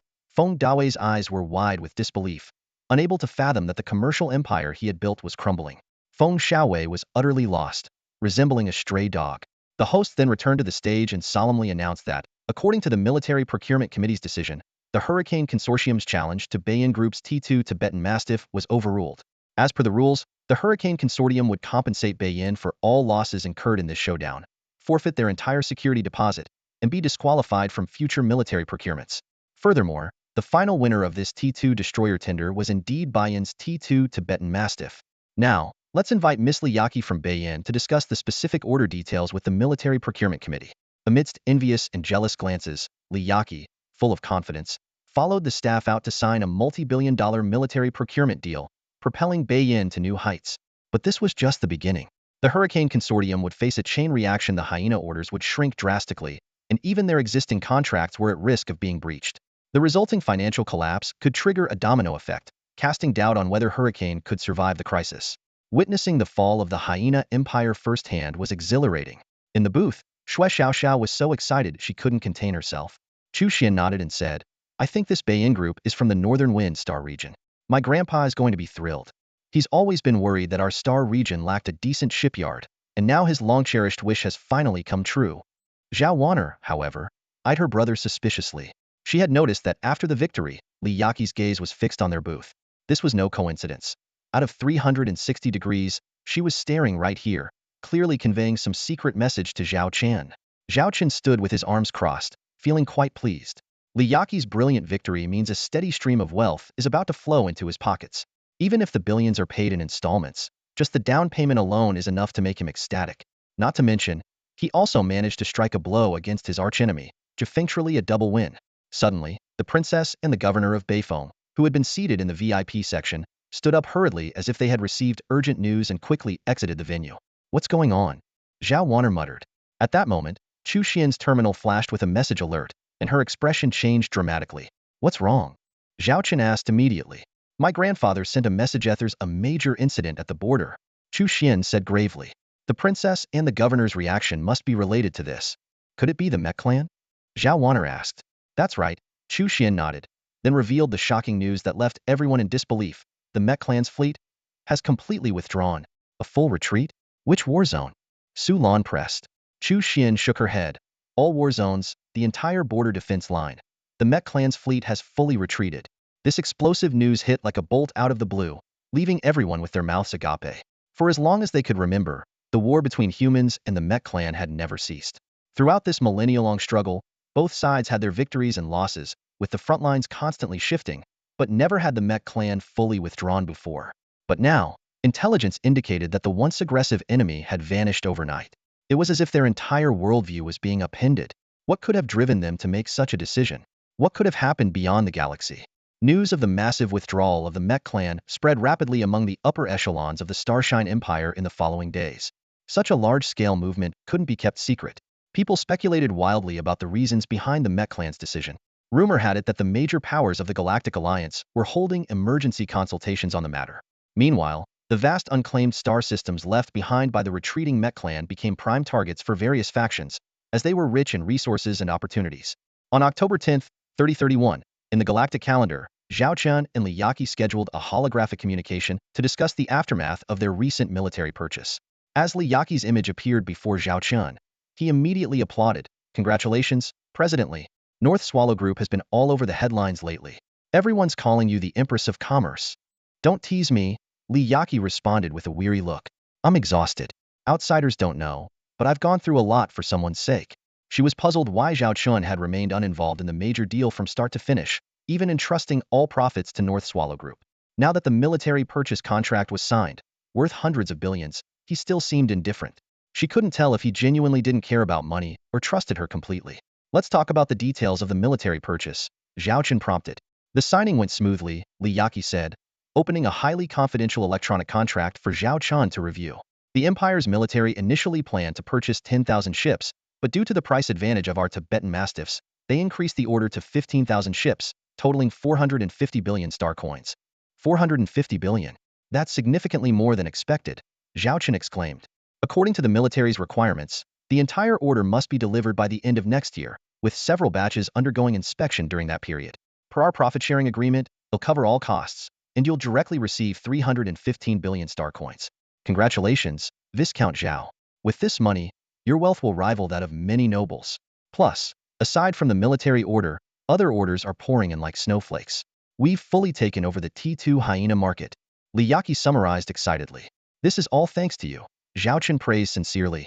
Your maneuvering at the military procurement meeting sealed the fate of the hyena. But President Li, your profits won't be small either, right? The raw material cost is at most 30 billion, including labor, transportation, and expansion. The total investment won't exceed 90 billion, netting nearly 50 billion in profit. I suspect North Swallow's profits over the past decade don't match this single deal. Both partners stood to gain substantially from the collaboration. Li Yaqi would achieve her ambitious goals, while Zhao Qian could enjoy the financial windfall. It was a win-win situation. As for North Swallow, I'll continue leaving it entirely in your capable hands, Zhao Qian said, getting back to business. But there's something I need your help with. Given the increased volume of raw materials you'll be purchasing, I'll need you to discreetly transport some resources to me through Akihito. Previously, North Swallow's annual import was a few billion, which made using this route risky. But now, as a major buyer, this small amount will go unnoticed. Zhao Chen intended to use this channel to secure his supply of raw materials. No problem, just give me a list when the time comes. Li Yaqi agreed readily. They chatted a bit more and then ended the call. With that, the Imperial Arms deal finally came to a close. Zhao Chen had hoped to take this opportunity to see his elder sister, but she didn't show up, so he lost interest in lingering.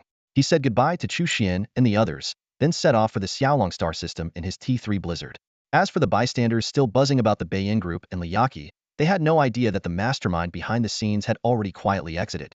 To them, the only person in the spotlight was the business empress, dazzling as ever.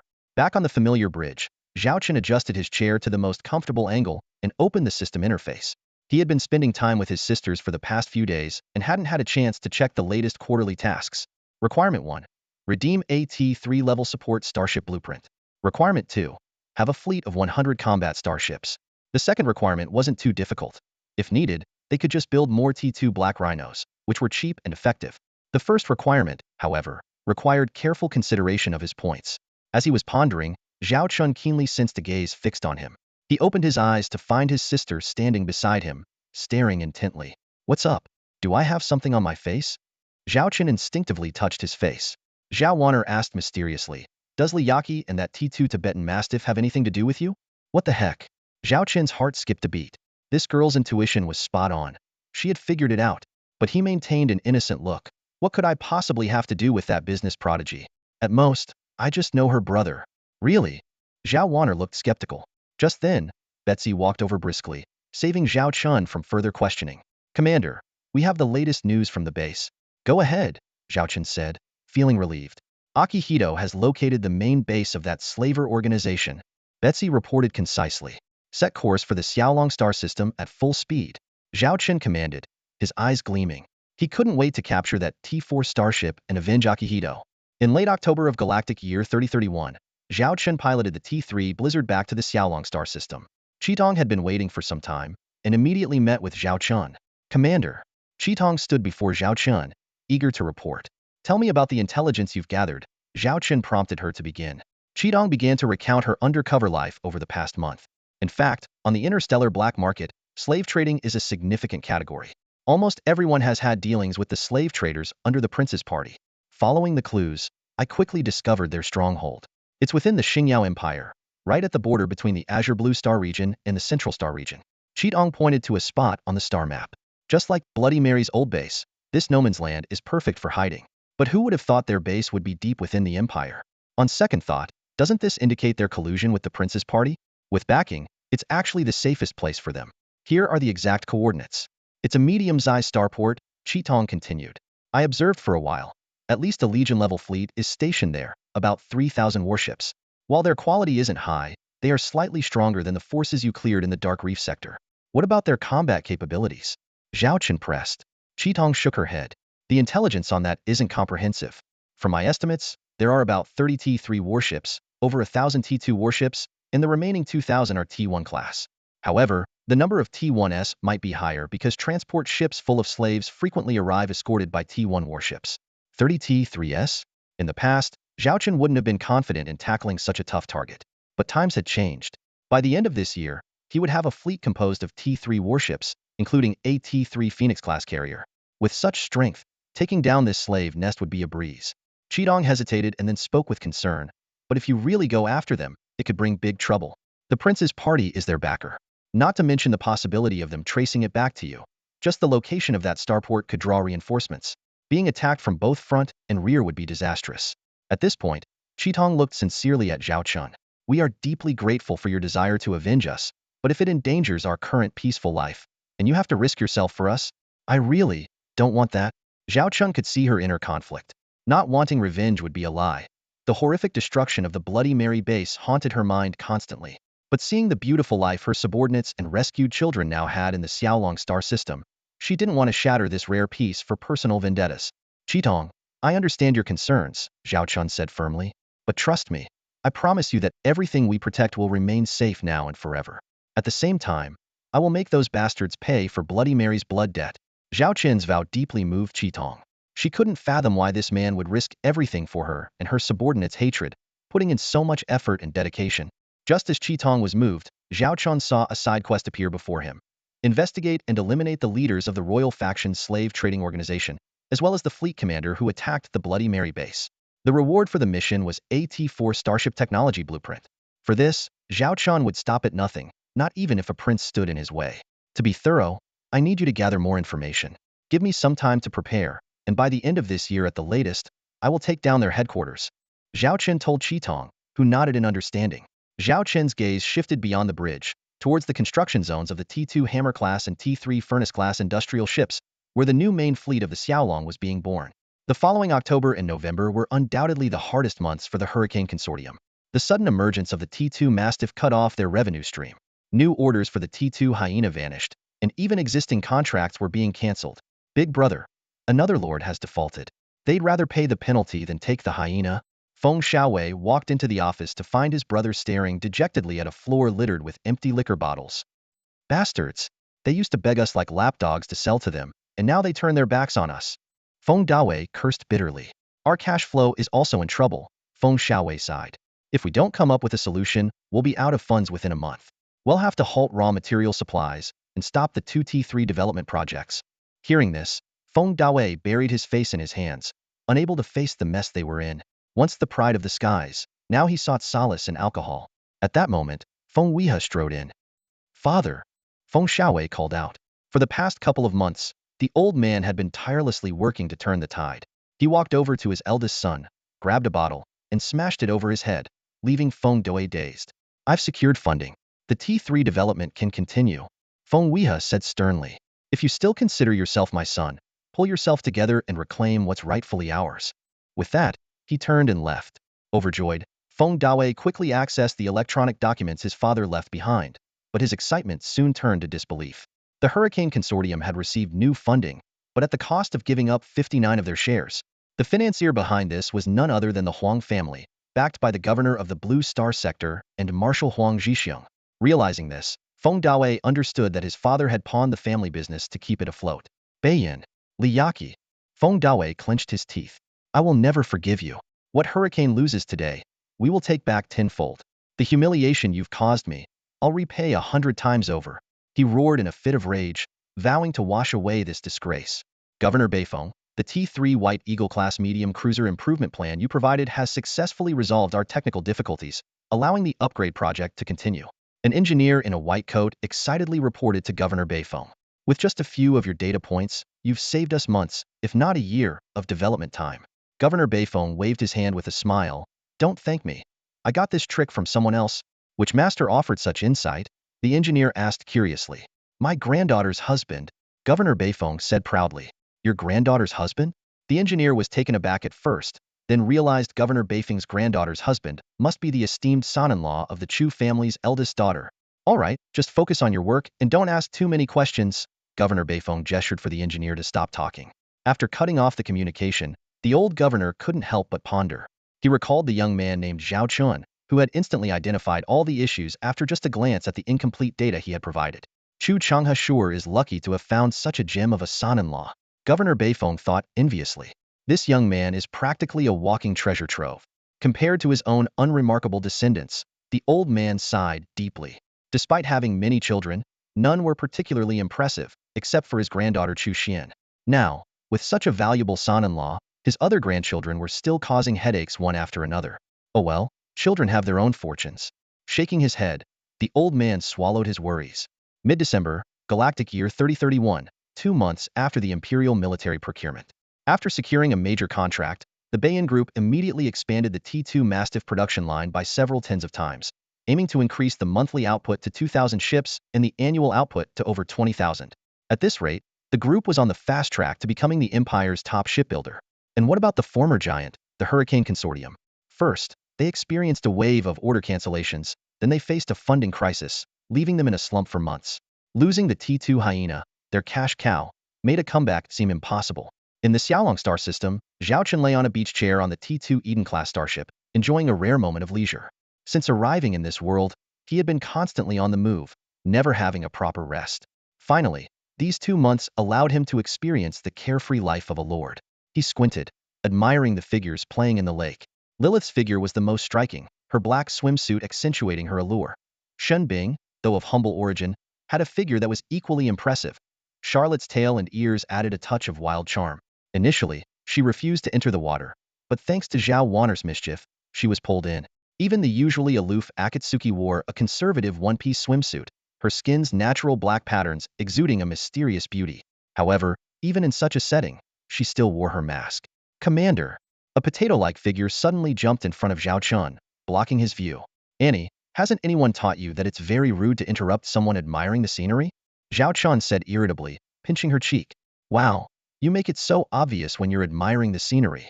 Annie finally broke free from his grasp, rubbing her cheeks in frustration. Zhao Chun cleared his throat and changed the subject.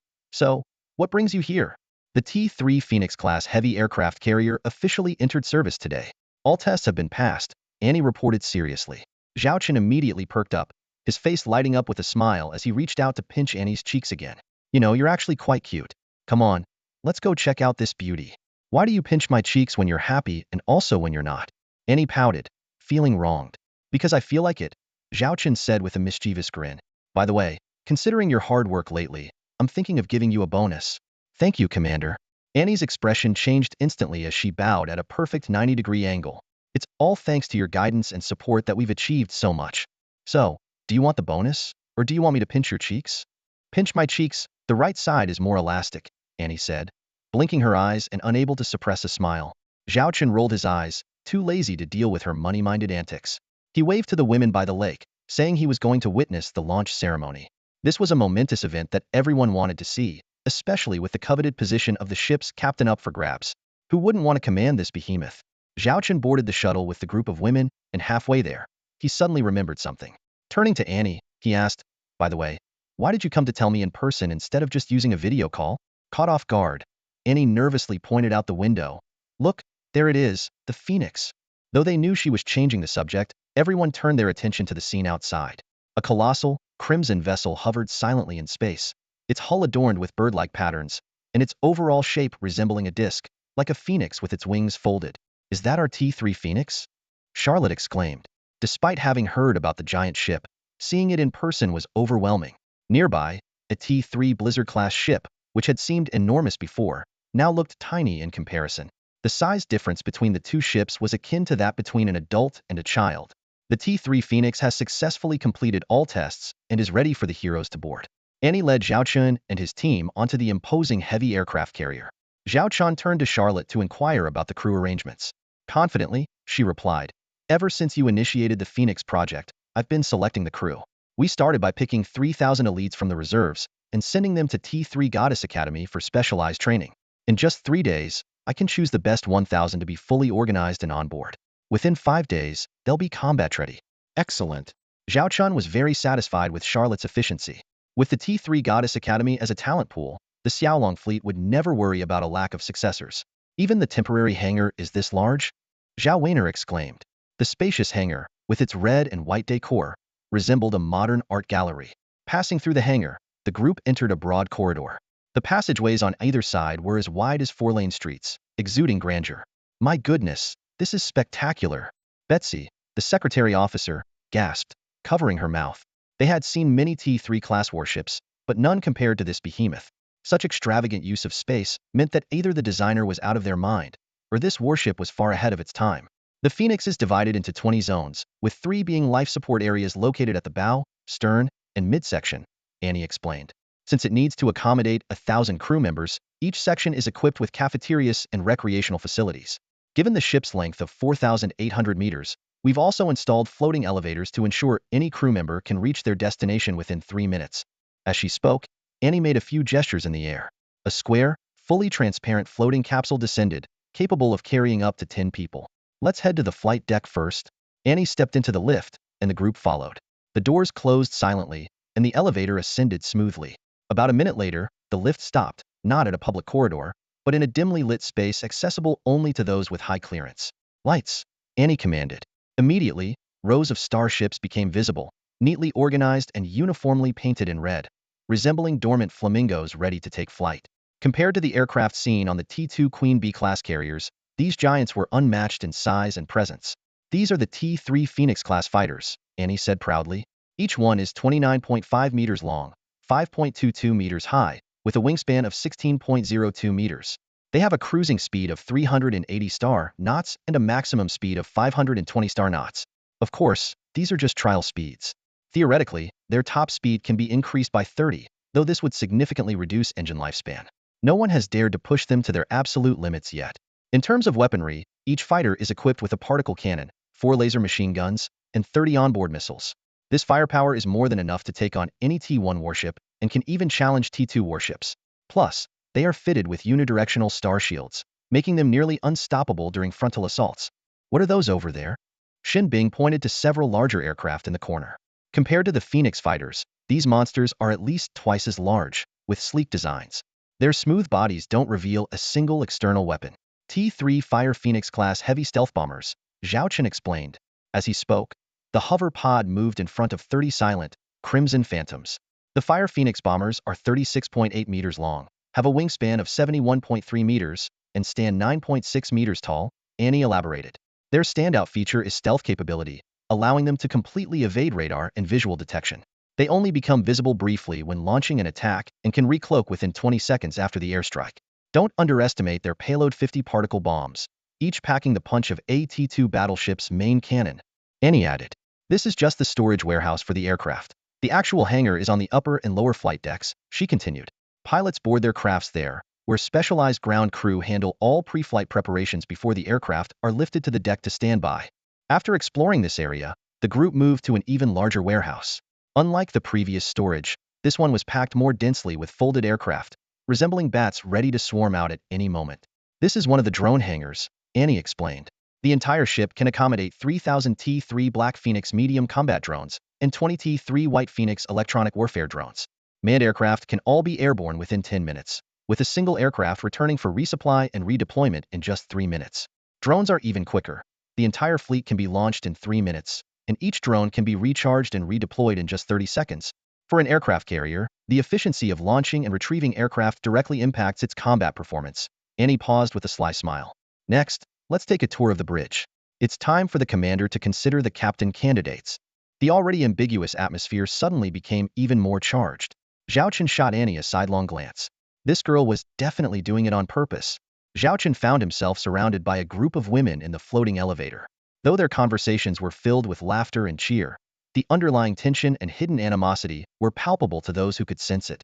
Their collective focus was singular: the coveted position of captain of the Phoenix One. This role represented the pinnacle of honor for any starship commander. Nothing could be more exhilarating than commanding a fleet of starships, ready to charge at your command. At present, the contenders for this prestigious position under Zhao Chen were limited to Charlotte, Zhao Wanner, Xin Bing, Qitong, and the Wolf Girl by Shui. Charlotte was the undeniable frontrunner. With exceptional skills, extensive combat experience, and as a founding veteran of the Xiaolong fleet, she was the natural choice for captain from any perspective. Zhao Wanner, although Zhao Chen's younger sister, lacked sufficient battle experience. However, her talent in commanding the T-3 Phantom stealth bomber had earned her considerable respect. The captain's role on the Phoenix was relatively safer compared to the Phantom, given that it was the fleet's flagship. If the flagship couldn't be protected, the entire fleet would be at risk of annihilation. Bai Shui, Charlotte's trusted confidant, had both the capability and technical prowess, but would naturally defer to Charlotte due to seniority. Xinbing and Qitong were recent additions to the team.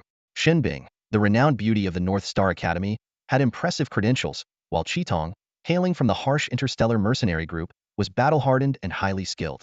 Though the women avoided discussing it openly, their eyes betrayed their longing for the captain's seat. A casual remark from Annie stirred the tension, like a stone tossed into a calm lake, creating ripples of unease. Zhao Chen felt a surge of irritation and wanted to kick her to vent his frustration. Annie shivered inexplicably. Strange, did I not eat enough for lunch? She muttered to herself, clutching her stomach. The group soon arrived at the bridge of the Phoenix One. The virtual light door automatically recognized their identities, allowing them to see inside while remaining opaque from the outside. Although they were not official crew members of the Phoenix, as high-ranking officials of the Xiaolong fleet, their access was just below Zhao Chen's, granting them unhindered entry. A pleasant chime signaled the bridge door's silent opening. Wow! They exclaimed in unison. The grand, crimson bridge unfolded before them, with a five-story atrium structure above and concentric circular platforms below. The entire bridge resembled a massive flaming bird's nest, adorned with intricate and mysterious patterns on its walls. At the center of this nest was the command hub that controlled the entire ship. The Phoenix Bridge featured 100 stations, capable of monitoring every corner of the ship simultaneously. Annie explained that while the layout of the command deck was similar to the Blizzard class, the Phoenix's system was far more extensive and complex due to its command over thousands of fighters and drones. As they looked around, Charlotte and the others couldn't hide their excitement. This was the stage of their dreams. Even Charlotte's tail wagged involuntarily with excitement, and a unique sparkle shone in Qidong's eyes. Zhao Chun strolled to the command platform, casually summoned a floating captain's chair, and sat down with a relaxed demeanor. The intelligent seat immediately adjusted to the owner's body shape for maximum comfort and, through brainwave sensing, allowed Zhao Chun to move freely within the bridge. When not in use, it would retract into the floor, becoming invisible. I've decided, Zhao Chun announced firmly, looking around at everyone. I will personally command the Phoenix, with Lilith as the secretary officer and Qitong as my deputy. Although everyone was eager for a role, Zhao Chun, as the fleet's commander, was the most suitable choice to captain the flagship. After all, the grand leader of the Xiaolong fleet couldn't be expected to personally pilot a warship into battle anymore. It would be beneath his status. The appointment of Qitong as deputy, however, was unexpected. Commander, is it really appropriate for me to be your deputy? I'm already quite content commanding the Black Rhino class, Qitong said, visibly honored. We're short-handed right now. Your assistance is more than fitting, Zhao Chen replied sternly. This is an order, not a request. The others didn't mind.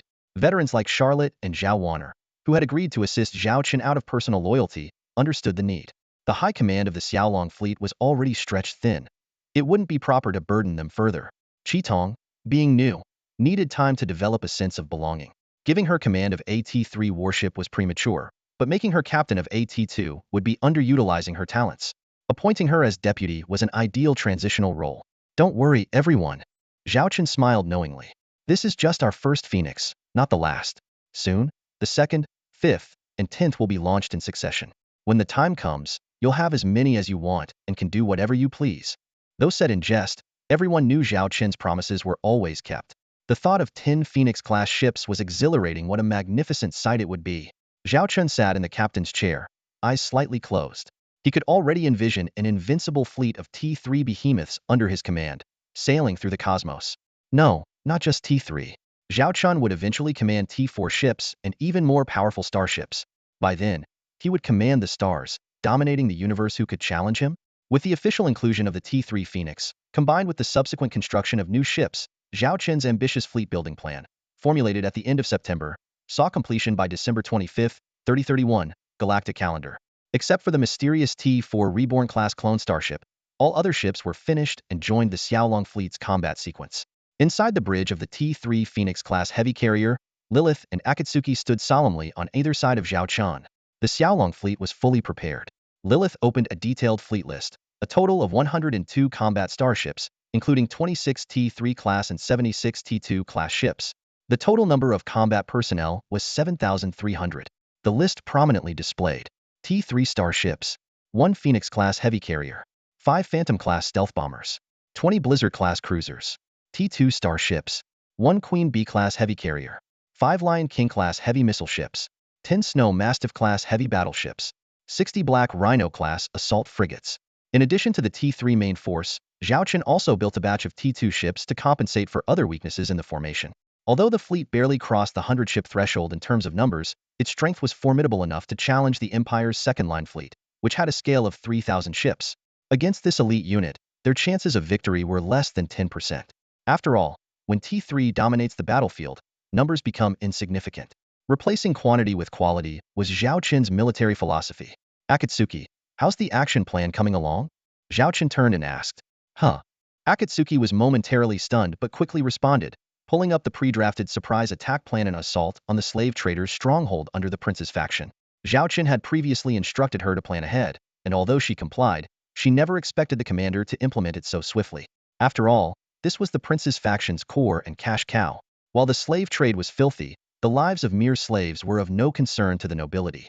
Noticing the astonishment in Akatsuki's eyes, Zhao Chen smiled and said, "Don't forget, I promised you this. I may forget many things, but I never forget too. The money people owe me and the grudges I hold. Since you joined my ranks, your enemies are now Xiaolong's enemies. We always repay our grudges. What are you waiting for? Present your precious plan." Akatsuki took a deep breath, suppressing her excitement. "Yes, sir. Here is my combat plan." "Hold on," Zhao Chen interrupted. "First, Forward a copy to Charlotte and the others for their input. With Akatsuki's explanation, a detailed combat plan unfolded. It included the departure from the Xiaolong system, key routes, estimated arrival time in the combat zone, an initial assessment of the enemy fleet size, recommended tactics, estimated battle duration, possible enemy reinforcements and their arrival times, and the retreat route after the battle. The plan was meticulously detailed, making it feel as if one were experiencing it firsthand. Moreover, Akatsuki had prepared comprehensive contingency plans for various potential unexpected situations, demonstrating flexibility and calmness. Each brilliant strategy was astonishing, making it hard to believe they came from a mere mercenary. "You were just a mercenary before?" Zhao Chen asked, his mouth agape in surprise. Akame pointed to her head a bit sheepishly and said, "Actually, I have a small talent. I have a mental space that works like a save and load system, allowing me to simulate and replay a scenario hundreds of times.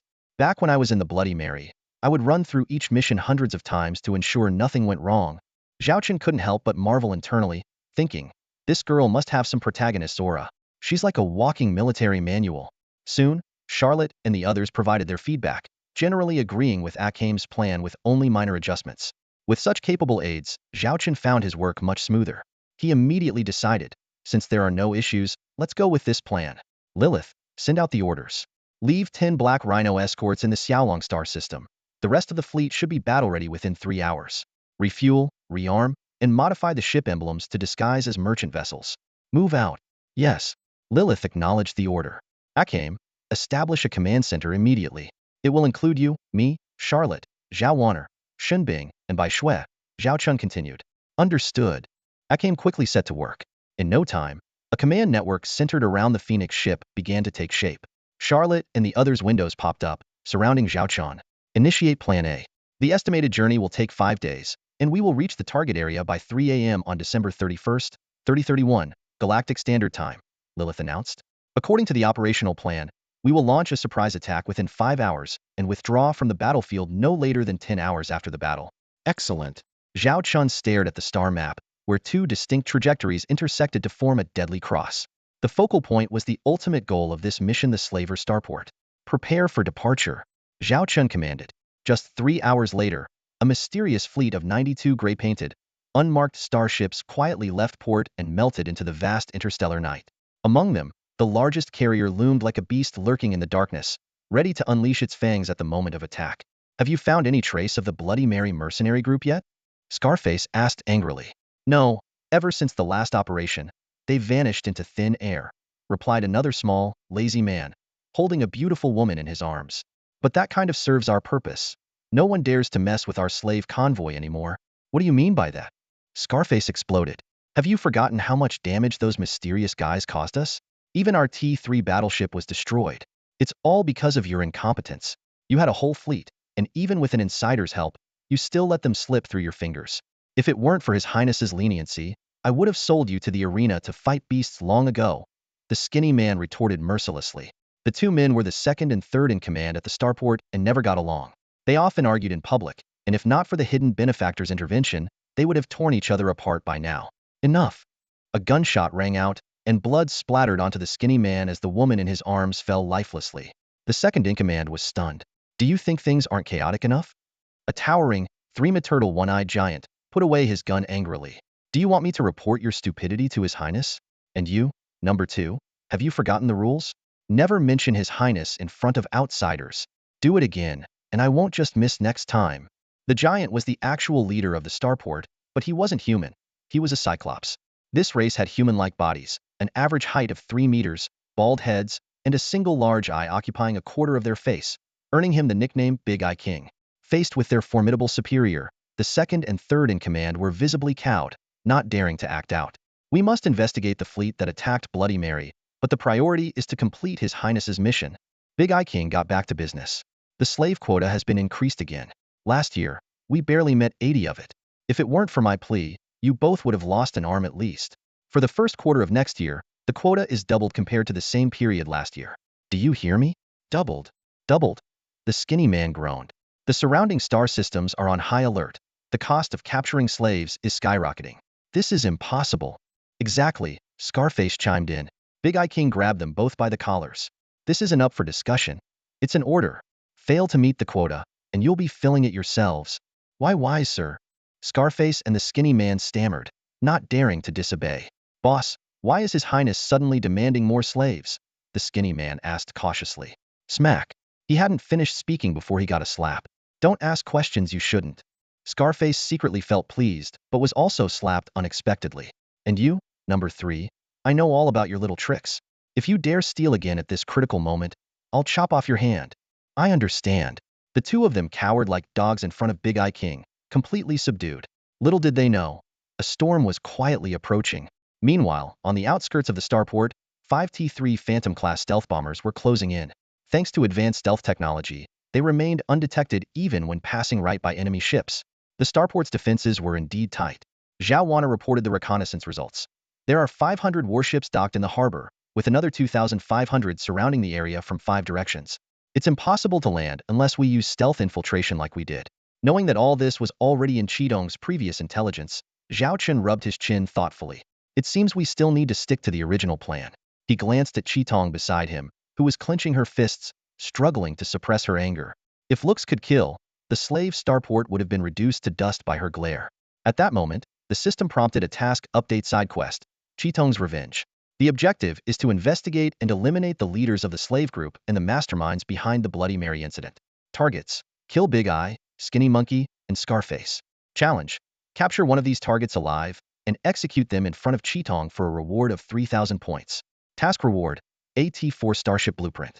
As Zhao Chun was silently amazed, 3 glowing figures appeared before him, each with a countdown timer above their heads showing 3 hours and 59 minutes. Comparing the images, he realized they were located somewhere within the starport. One of them, the tallest, matched the description of the one-eyed giant from the intelligence. Is the system giving him a cheat code for target tracking to make the challenge easier? Watching the countdown tick away, Zhao Chen understood that once time ran out, the tracking would disappear. Catching these 3 targets in the vast crowd would be nearly impossible. This system sure knows how to tempt someone knowing the task is hard. It gives a cheat. Clearly, it's enticing him to act. Handsome, don't hesitate, just do it. Another task triggered: rescue the slaves. The objective is to rescue the slaves in the starport and on its fleet. Achieving the rescue quota will trigger completion status. If the completion rate exceeds 90, AT3 Starship Blueprint will be awarded. Zhao Chun clenched his fists. This time, it's a double-edged sword. One task isn't enough, so it throws in another? Does the system think he'll fall for it? Well, he will. Despite knowing how difficult these tasks are, as the saying goes, high risk, high reward. The Xingyao Empire is in turmoil, and there's no room for him to hide and grow stronger. Wait, just as everyone was ready to move, Zhao Chen suddenly called out, I need to make some changes to the battle plan. Now, I will announce the new combat strategy. The surface of the slavers' port appeared calm, but beneath the tranquility, dangerous currents were brewing. 5 lurking behemoths were poised to strike, ready to unleash their fangs at any moment. Zhao Wana, leading 5 T3 Phantom stealth bombers, had her eyes fixed on the target port. As the clock precisely struck 5 o'clock, she gave the order, Phantom Squad, move out. Yes, ma'am. For Phantom ships responded immediately. In an instant, 2 of them materialized outside the port, disrupting the calm waters. What the FK? Am I seeing things? Where did that ship come from? The berth coordinator was stunned. He quickly checked the incoming records, but found no trace of the intruder. Hey, which department are you from? Unauthorized docking will get you disciplined. He hurriedly opened his communicator, trying to contact the mysterious ship, but was met with silence. Before he could pursue further, the enemy made their movie. A volley of torpedoes and missiles hurtled towards the control tower where he stood. The communicator clattered to the ground as his eyes widened in terror. He didn't even have time to scream before being engulfed in a fiery explosion. In an instant, violent explosions erupted at various nodes of the slavers' port. 2 Dock T3 destroyers were especially targeted, bombarded by dozens of torpedoes and missiles, turning into blazing fireballs. The deafening blasts caught the attention of Big Eye Wong. He stared at his shaking glass, his brows furrowed. Soon, a flood of communication requests came in. He first connected with second and third in command via video call. Boss, it's bad. Second's face was pale. Our port is under attack by unknown T3 warships. The main channel is destroyed, and over 500 ships are trapped in their berths. Third continued, 2 T3 destroyers have been sunk. What? Big Eye Wong was shocked. He quickly headed to the command room, barking orders. Why are you all standing around? Deploy the fleet to eliminate the intruders. We've already counterattacked, but they have full ship star shields. We can't break through them quickly. Skinny Monkey's response left Big Eye Wong stunned. How can a T3 bomber have a full ship star shield? That's impossible. We don't understand either, Second sighed. Moreover, it seems there are more than 2 stealth bombers attacking us. 3, 4. Oh my god, there are 5 of them. By now, Big Eye Wong had rushed into the command room. The chaotic scene before him was shocking. Ships crashed into each other like headless chickens, scraping and colliding with the port walls, causing countless accidents. Where are the anti-aircraft guns? Why aren't they firing back? Big Eye Wong shouted at his deputy. A military port's defensive firepower should rival several T-3 warships. The deputy pointed to the console, covered in warning lights, his face troubled. The enemy's first attack wave destroyed 2/3 of our anti-aircraft guns. The remaining ones are barely hanging on. Big Eye Wong's face turned ashen. He pulled up the sector's radar map, where 5 bright red signals stood out. These were the 5 unknown T-3 stealth bombers, appearing out of nowhere and wreaking havoc in the port, leaving a trail of destruction in their wake. What's even more alarming is that they launched attacks on our defense fleets from 3 different directions, specifically targeting the T-3 battleships. The deputy reported that we have already lost 10 T-3 battleships. 10?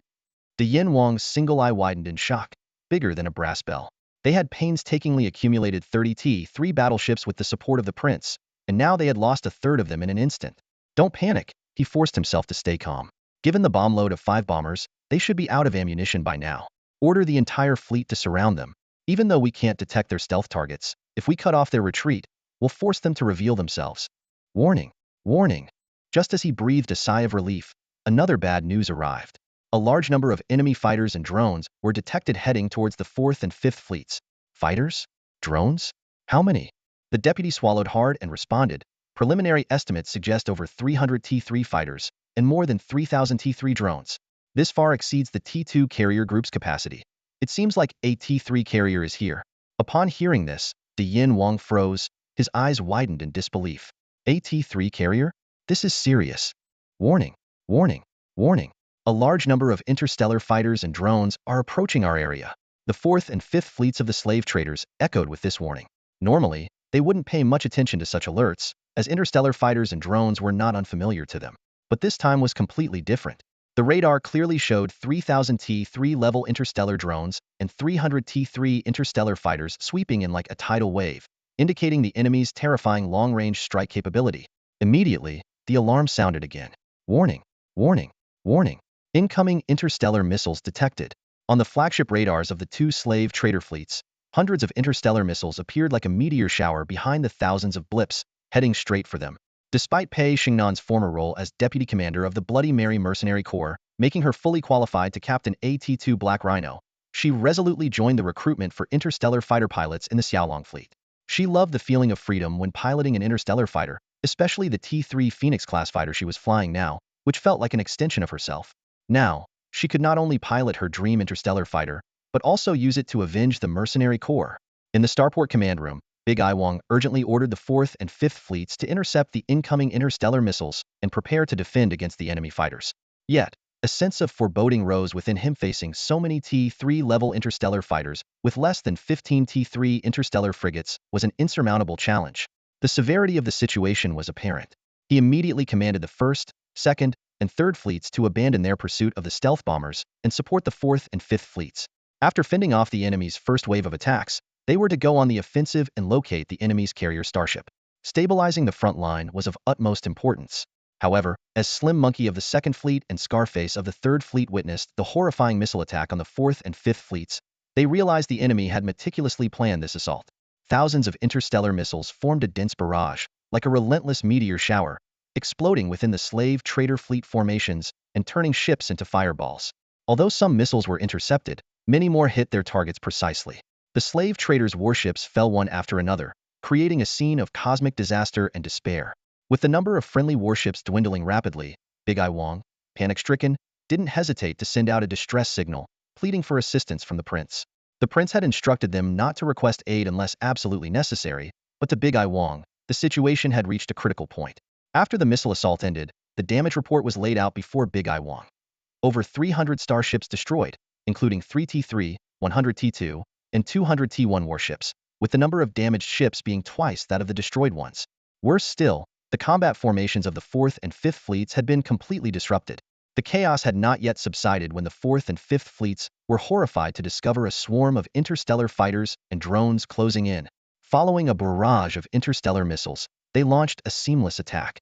The interstellar drones led the charge, splitting into small squads to aggressively target the enemy's main warships and T2 class vessels. The once mighty battleships and battlecruisers, which had previously dominated fleet battles, now appeared defenseless against the interstellar drones, their defensive firepower proving useless. And this was just the beginning. The even more terrifying interstellar fighters had yet to strike. 300 T3 Phoenix-class fighters locked onto the enemy's valuable T3 starships, launching a fierce assault under the cover of a one-way star shield. Alarms blared incessantly on the 4th Fleet's flagship. Warning, the hull is under attack, armor strength remaining at 65. Warning, secondary cannon at position 4 has been destroyed. The flagship's captain was overwhelmed, and the command system was in disarray. Suddenly, he stared in shock at the screen in front of him above the flagship. Several long-winged, flat interstellar fighters had appeared out of nowhere. They hadn't shown up in the earlier reconnaissance data, and their silhouettes resembled interstellar stealth bombers. Phoenix 1 is ready to commence the bombing mission. Inside the T3 Phoenix-class heavy interstellar stealth bomber, the main pilot accelerates the aircraft into a dive. Simultaneously, the T3 Phoenix's stealth mode is automatically deactivated, revealing its presence to the enemy. Immediately, a barrage of interceptive fire from enemy ships pours towards them, as if shouting, "You shall not pass." The co-pilot swiftly inputs a series of interstellar bomb coordinates on the control panel. With the targets locked, the first wave of candy will be dropped in 15 seconds, and the second wave in 30 seconds. Other T3 Phoenix bombers are executing the same mission and quickly enter the attack range. At this moment, the streamlined bodies of these T3 Phoenix bombers slowly open their undercarriages, revealing rows of neatly arranged particle energy bombs, totaling 50. At a command, the bombs rain down on the targets. Boom, boom, boom. On the T3 Interstellar Destroyer, the crew barely has time to react before being engulfed by deafening explosions. Those near the damaged sections of the ship suffer the worst, as they are consumed by terrifying flames before they can even scream. Under the relentless bombardment of 10 T3 Phoenix bombers, the unfortunate T3 Interstellar Destroyer is declared out of commission. Report, Phoenix 1 has completed the bombing mission. All interstellar bombs have been deployed. Returning to base for resupply, the main pilot reports, then jokes to the co-pilot, "Looks like these guys really enjoy our candy. Who cares if they like it or not? They can't refuse it anyway." The co-pilot responds with a confident grin. The first wave of T3 Phoenix bombers then reactivates stealth mode and heads back to the mothership. In less than 5 minutes of fierce bombing, the 4th and 5th Fleet's T3 class starships are completely annihilated, with over half of the remaining T2 starships also destroyed. These two fleets didn't even have a chance to retaliate before being decimated. On the bridge of the T3 Phoenix class heavy carrier starship, Zhao Chun sits calmly in the captain's chair, admiring the scene before him. According to the final reconnaissance before the battle, the enemy had over 3,000 warships divided into 6 fleets, rotating between rest and defense.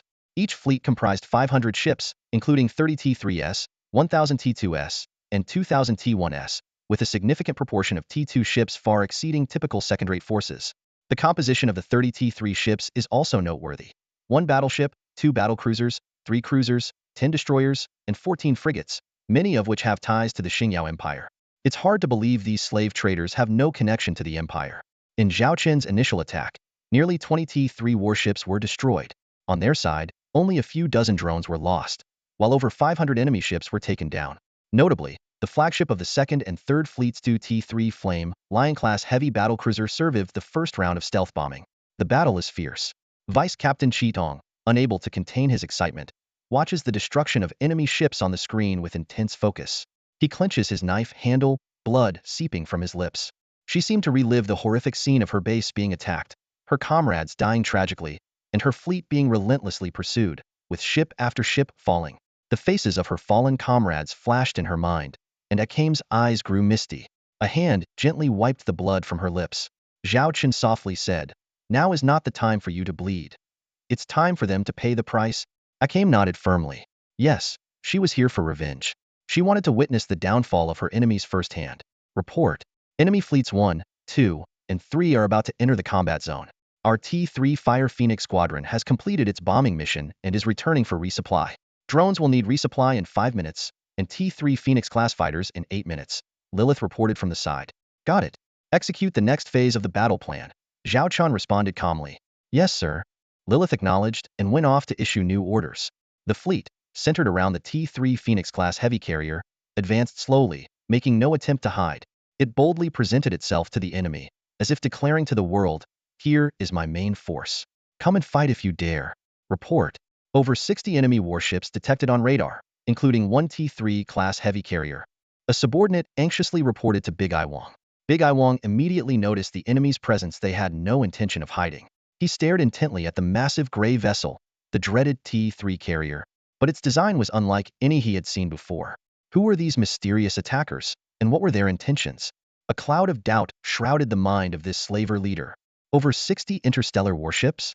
King Big Eye stared intently at the screen displaying over 60 gray warships with matching paint schemes. Although he could roughly identify the types of ships from their appearance, the database had no records matching them. More alarming was the presence of several ships that appeared to be T3 class starships. Faced with this mysterious fleet of unknown origin, King Big Eye knew he should not engage recklessly. However, the enemy had a T3 heavy carrier. If he didn't destroy that behemoth quickly, the endless waves of fighters and drones would slowly decimate his fleet. Time was of the essence. Transmit my order. All ships, launch an all-out assault. Destroy that T3 carrier at any cost. King Big Eye commanded his 5 fleets. Despite their fear of this mysterious fleet, especially after that devastating initial attack, marked by a rain of missiles and swarms of fighters and drones, the likes of which had never been seen before, the fleet commanders understood that King Big Eye was right. To win this battle, they had to take down the carrier. Thus, 2,000 warships surged towards the T3 heavy carrier. Enemy fleet is approaching us. If we don't intercept them, they could threaten the carrier's safety in 15 minutes, reported Deputy Captain Cheetong from the bridge of the T3 Phoenix-class heavy carrier. No need for a full blockade. Let a few small fish through. Zhao Chen waved his hand, deliberately leaving gaps in the defensive formation. Cheetong instantly grasped the commander's intent. A watertight defense would only make the enemy desperate to break through, tearing open gaps by force. But intentionally leaving some openings would guide the enemy's attack paths, allowing their side to set traps and surprises in advance. Of course, this was a risky strategy that required precise control. Otherwise, it could backfire spectacularly. However, Zhao Chun had full confidence in the Xiaolong fleet, and Cheetong agreed with his plan. T2 Queen Bee, deploy drone swarms to support the defense line. 50 T2 Black Rhinos form the first defensive line. 10 T2 Snow Dogs select targets autonomously. 10 T3 Blizzards adapt and use their mobility to respond where needed. Zhao Chun quickly coordinated. Yes, sir. Lilith and Cheetong further refined his orders and relayed them to the ships. Immediately, the Xiaolong warship stood ready, poised for action. Meanwhile, the deck of the T3 Phoenix carrier received the first batch of returning fighters. A T3 Fire Phoenix heavy stealth bomber landed first, and the elevator took less than 3 seconds to move it into the hangar. The maintenance team of 3 took their positions and began their tasks with tense precision. Logistics Team 022, commence maintenance on T3 Fire Phoenix 12, the team leader directed. Number 2, handle the energy supply. Number 3, load the bombs. Number 2 tapped a few buttons on the control panel, and the energy conduit connected to Fire Phoenix 12, starting the energy transfer. Number 3 stood under the aircraft's belly, looking up at the nearly empty bomb bay and joked, "Looks like our candy is quite popular. Too bad we don't get user feedback." Without missing a beat, she began loading bombs into the bay. Although most of the work was done by machinery, they had to closely monitor the process to ensure nothing went wrong. The team leader piloted a single-person hover platform, meticulously inspecting every inch of the aircraft's exterior and performing emergency repairs on damaged sections. With a click, the cockpit cover of Fire Phoenix 12 popped open. The co-pilot, drenched in sweat, removed his helmet and let out a heavy sigh of relief. "How are you holding up?" the team leader asked with concern as he hovered next to the cockpit. "I'm fine," the pilot replied energetically, taking off his helmet. "Need a nutrient supplement?" the team leader offered. "Yes, please, give me a bottle," the co-pilot gasped, his face red like an apple. "Look at you. Back at Goddess Academy, I could handle this level of combat 5 times over," the pilot boasted. "I'm just a bit nervous. We've only done simulated battles before." "I'll get used to it," the co-pilot retorted, unwilling to concede. "You have to know, being a starfighter pilot isn't easy. Besides top-notch piloting skills, you need exceptional physical fitness. In such a confined space, you don't have the comprehensive personnel protection systems like on a warship. The physical strain during high-speed maneuvers is immense. What seems like a simple 10-minute sortie can be as exhausting as climbing 50 flights of stairs for an average person. To become a pilot on this carrier, you need to withstand at least 5 sortie cycles just to meet the minimum standard. One real battle is worth 100 drills. As the fleet's main force, don't mess up and embarrass us at this critical moment." A cold female voice came from the opposite side just as the team leader finished speaking. Everyone turned to see a T3 Phoenix fighter parked there, its tail marked with 001. The newcomer was none other than Pei Xingnan, the commander of the entire T3 Phoenix heavy carrier's flight squadron. "Commander Pei, Everyone present stood at attention and saluted. Unlike the returning pilots, Pei Shengnan appeared calm and composed. Aside from a few strands of damp hair sticking to her forehead, she showed no signs of fatigue. She gave the group a cold glance, said nothing more, and donned her helmet before leaping back into the cockpit. Fire Phoenix 001 quickly completed its resupply, far faster than the Fire Phoenix bombers. Fire Phoenix 001 requesting permission to re-engage. Permission granted. Channel 7 is available at any time.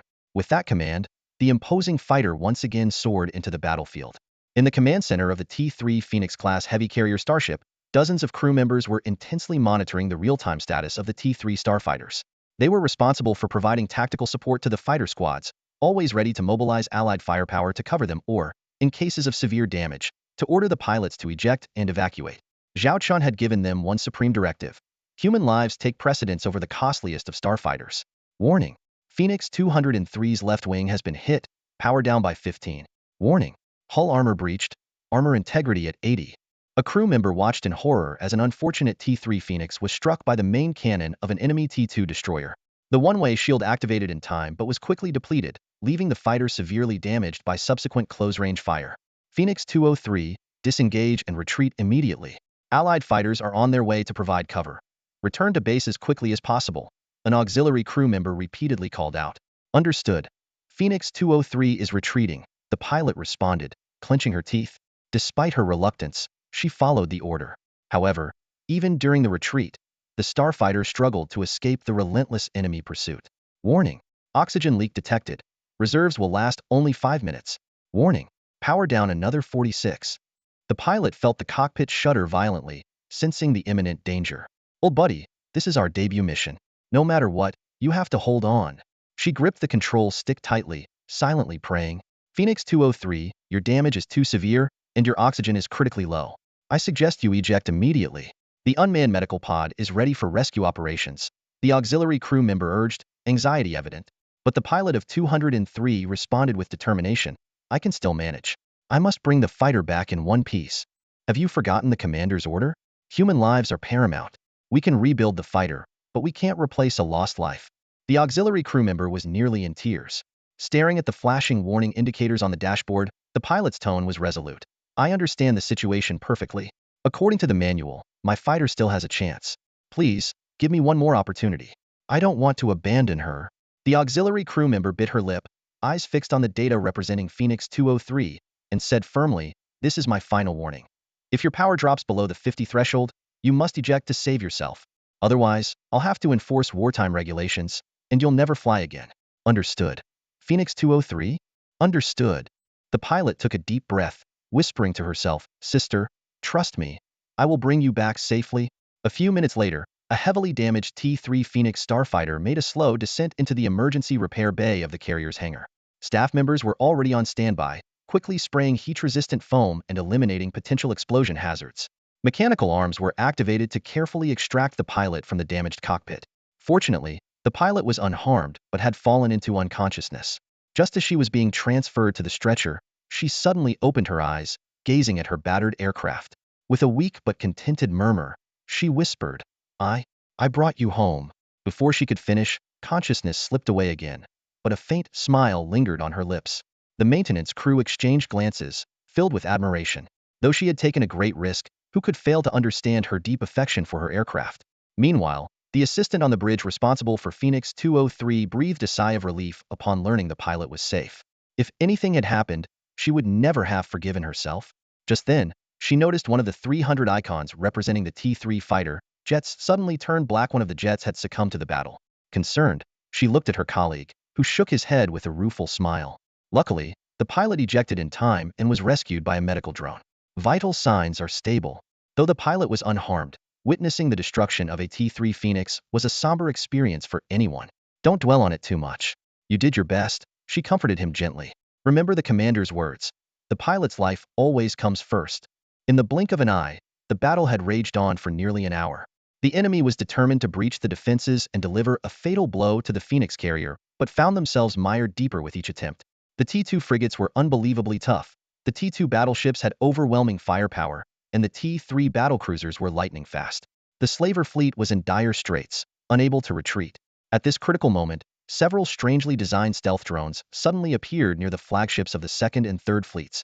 Simultaneously, for T3 Blizzard-class battleships joined the fray, heading straight for the 2 flagships.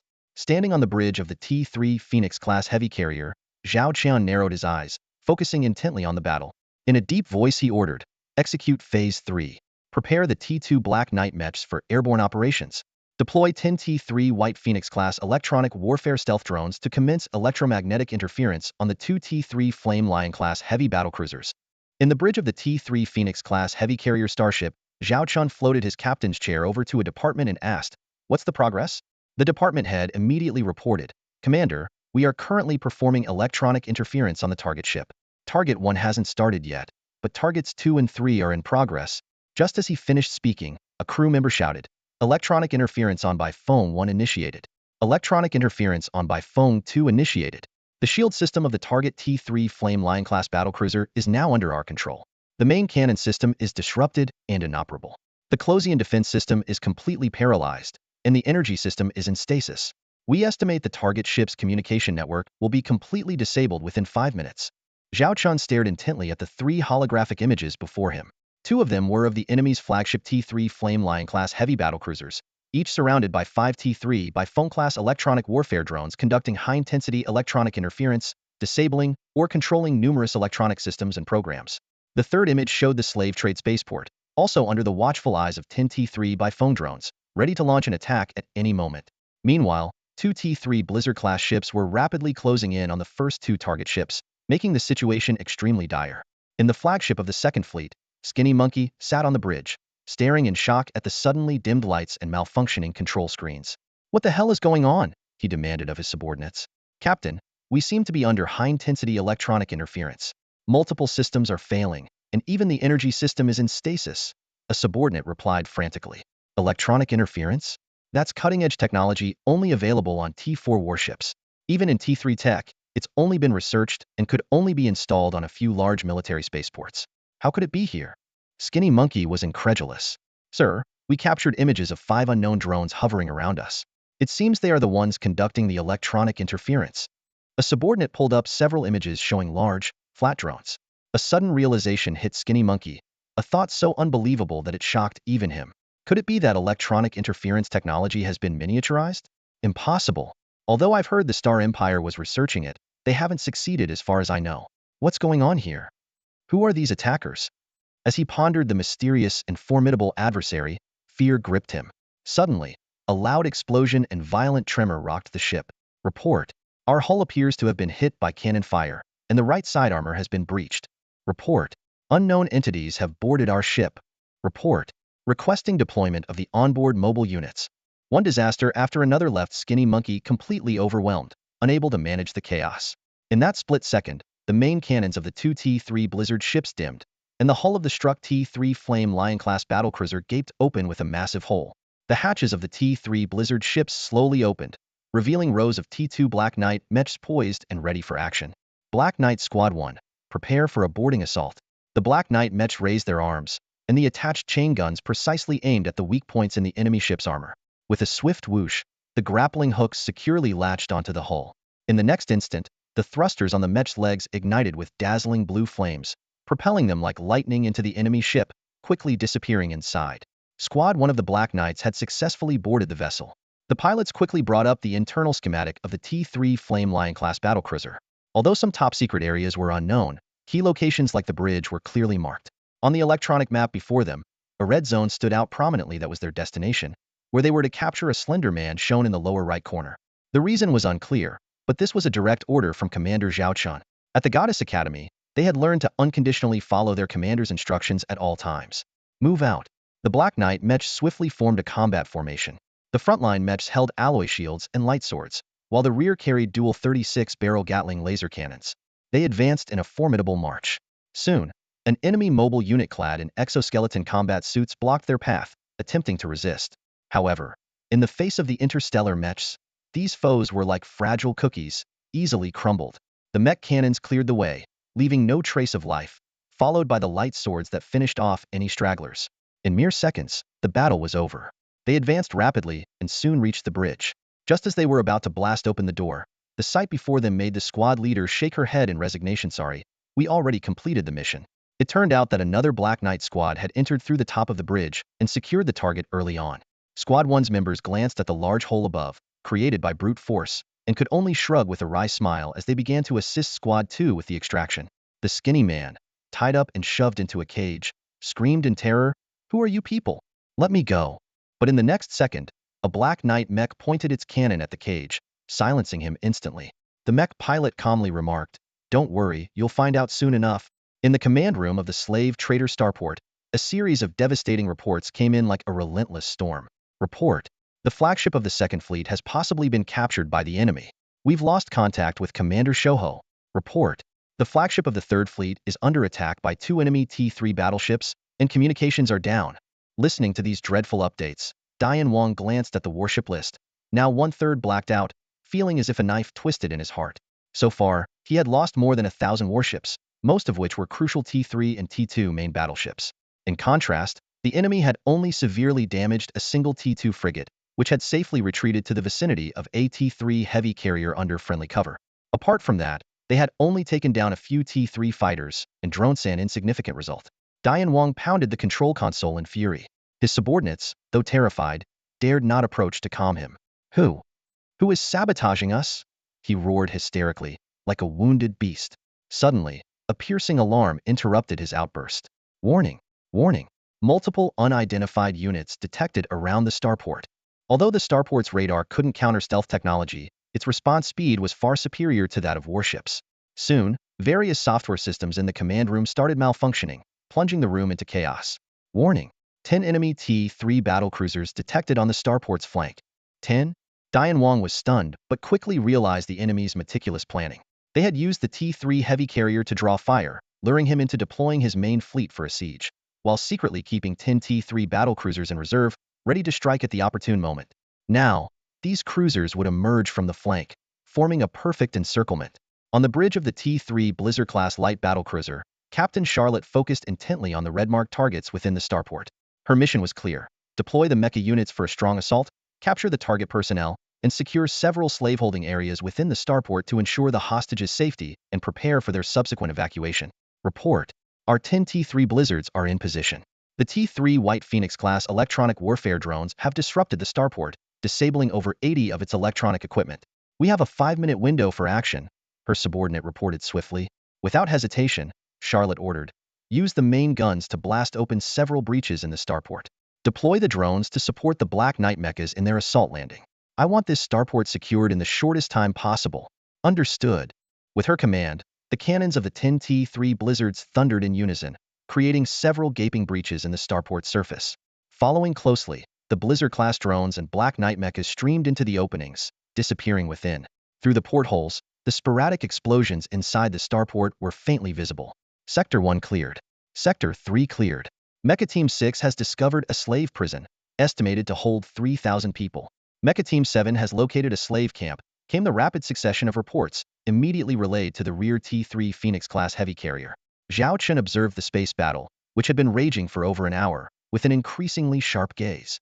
Lilith respectfully reported from the side, Commander, as of now, the enemy's 4th and 5th fleets have sustained over 80 casualties, with their flagship destroyed. The 2nd and 3rd fleets have suffered 50 casualties, with their flagships captured and command systems paralyzed. The only remaining fleet, the 1st, is still resisting, trying to break through our blockade. However, this fleet only consists of the enemy's last 3 T3 battleships. Akihito added, so far, we have destroyed over 1,500 enemy ships, with nearly 500 trapped in the starport. The enemy now has less than 1,000 ships left, including only 3 T3s, fewer than 200 T2s, and the remaining 800 are T1 cannon fodder. As for our losses, 1 T3 Blizzard 07 has depleted its shield energy but is still 70 intact and has retreated to the second line. 1 T2 Black Rhino is heavily damaged, and 5 T2 Black Rhinos have armor integrity below 50, all have withdrawn from the front lines. We've lost 5 T3 Phoenix fighters, with 17 heavily damaged, and 1 T3 Fire Phoenix bomber is heavily damaged but safely returned. We've also lost 103 T3 Black Phoenix drones, with over 400 heavily damaged. So far, we have 79 seriously injured and 232 lightly injured, all of whom have been treated by the T3 Andromeda with no fatalities reported. Such a perfect battle report even made Zhao Chen marvel. This was the terrifying strength of a battle-hardened elite force, the supreme power of the main T3 heavy carriers.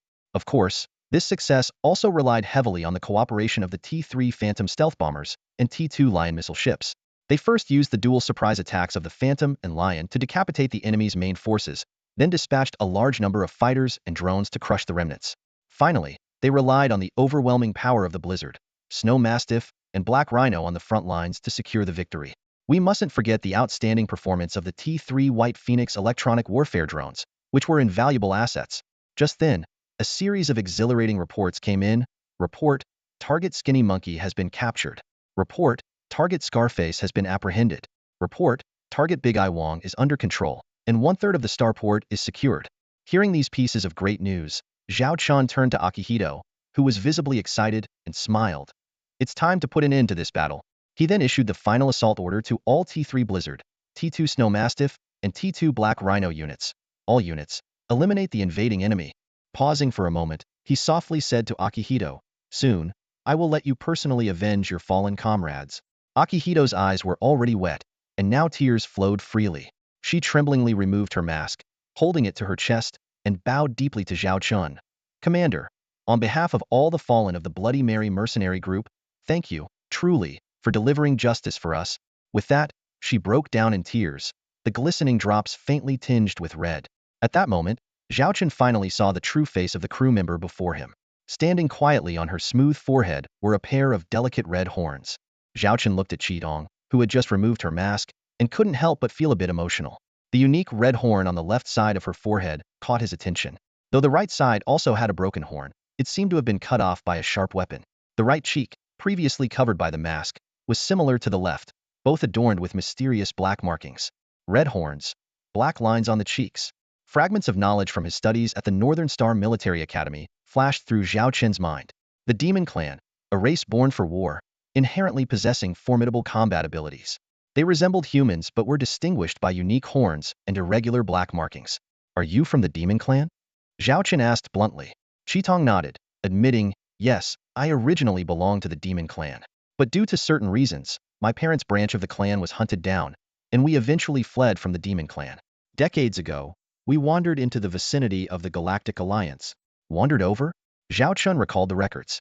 "I read that the Demon Clan's interstellar fleet once appeared in the Galactic Alliance territory, but then disappeared without a trace."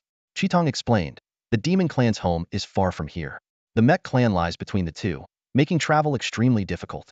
Coupled with the fact that the Demon Clan has been in constant battle with their natural enemies, much like your Galactic Alliance's relationship with the Mech Clan, there's little time to deal with distant cosmic affairs. That's why my parents chose to flee here. As long as we disguise our horns, no one would recognize us as demons." So, Qitong had such a story. Just then, Lilith reported from the side, "Sir, we have completely secured the target starport. The slave trader leader, Big Eye Wong, has been captured by our mech squad and is being escorted here." Zhao Chen made a swift decision.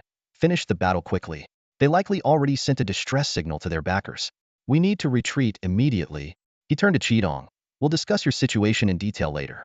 For now, continue with the mission." Qitong looked at the commander in surprise. "You don't blame me for hiding my identity?" Zhao Chen smiled. "What's the issue? Everyone has secrets. I only need to know you're doing your job well. Whether you're from the Demon Clan or have horns on your head doesn't matter." "But," Qitong gave a bitter smile, "the Galactic Alliance has always been wary of the Demon Clan, especially after the sudden disappearance of the Demon Interstellar Fleet. We've become one of the races they closely monitor. That's why I disguise my identity and wear a mask." Zhao Chen shrugged. "It's normal for the Galactic Alliance to be cautious about mysterious races like the demons for safety reasons. But I trust you because you're now a member of my crew." He playfully tapped Qitong's head. "All right, get back to work.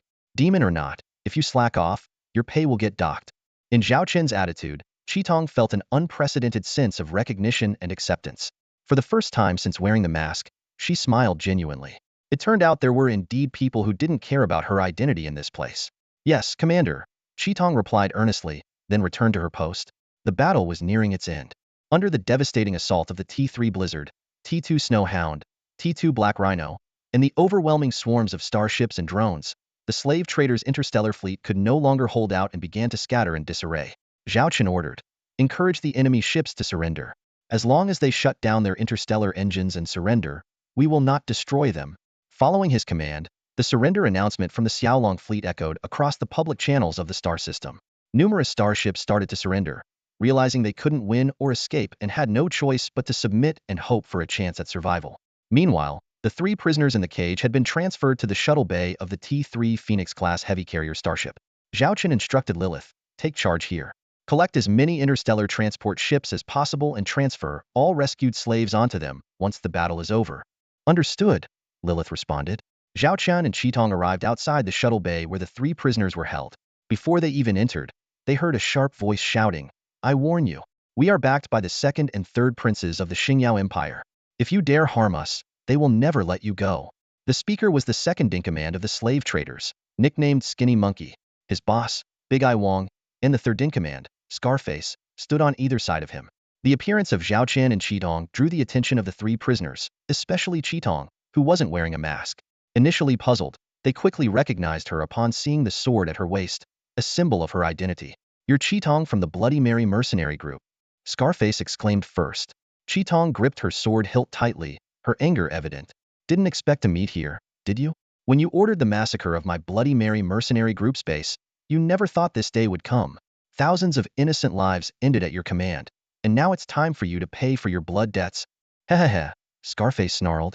"I should have killed you and your accomplices when I had the chance." Zhao Chen couldn't help but take a closer look at Qitong's weapon the first time he saw it.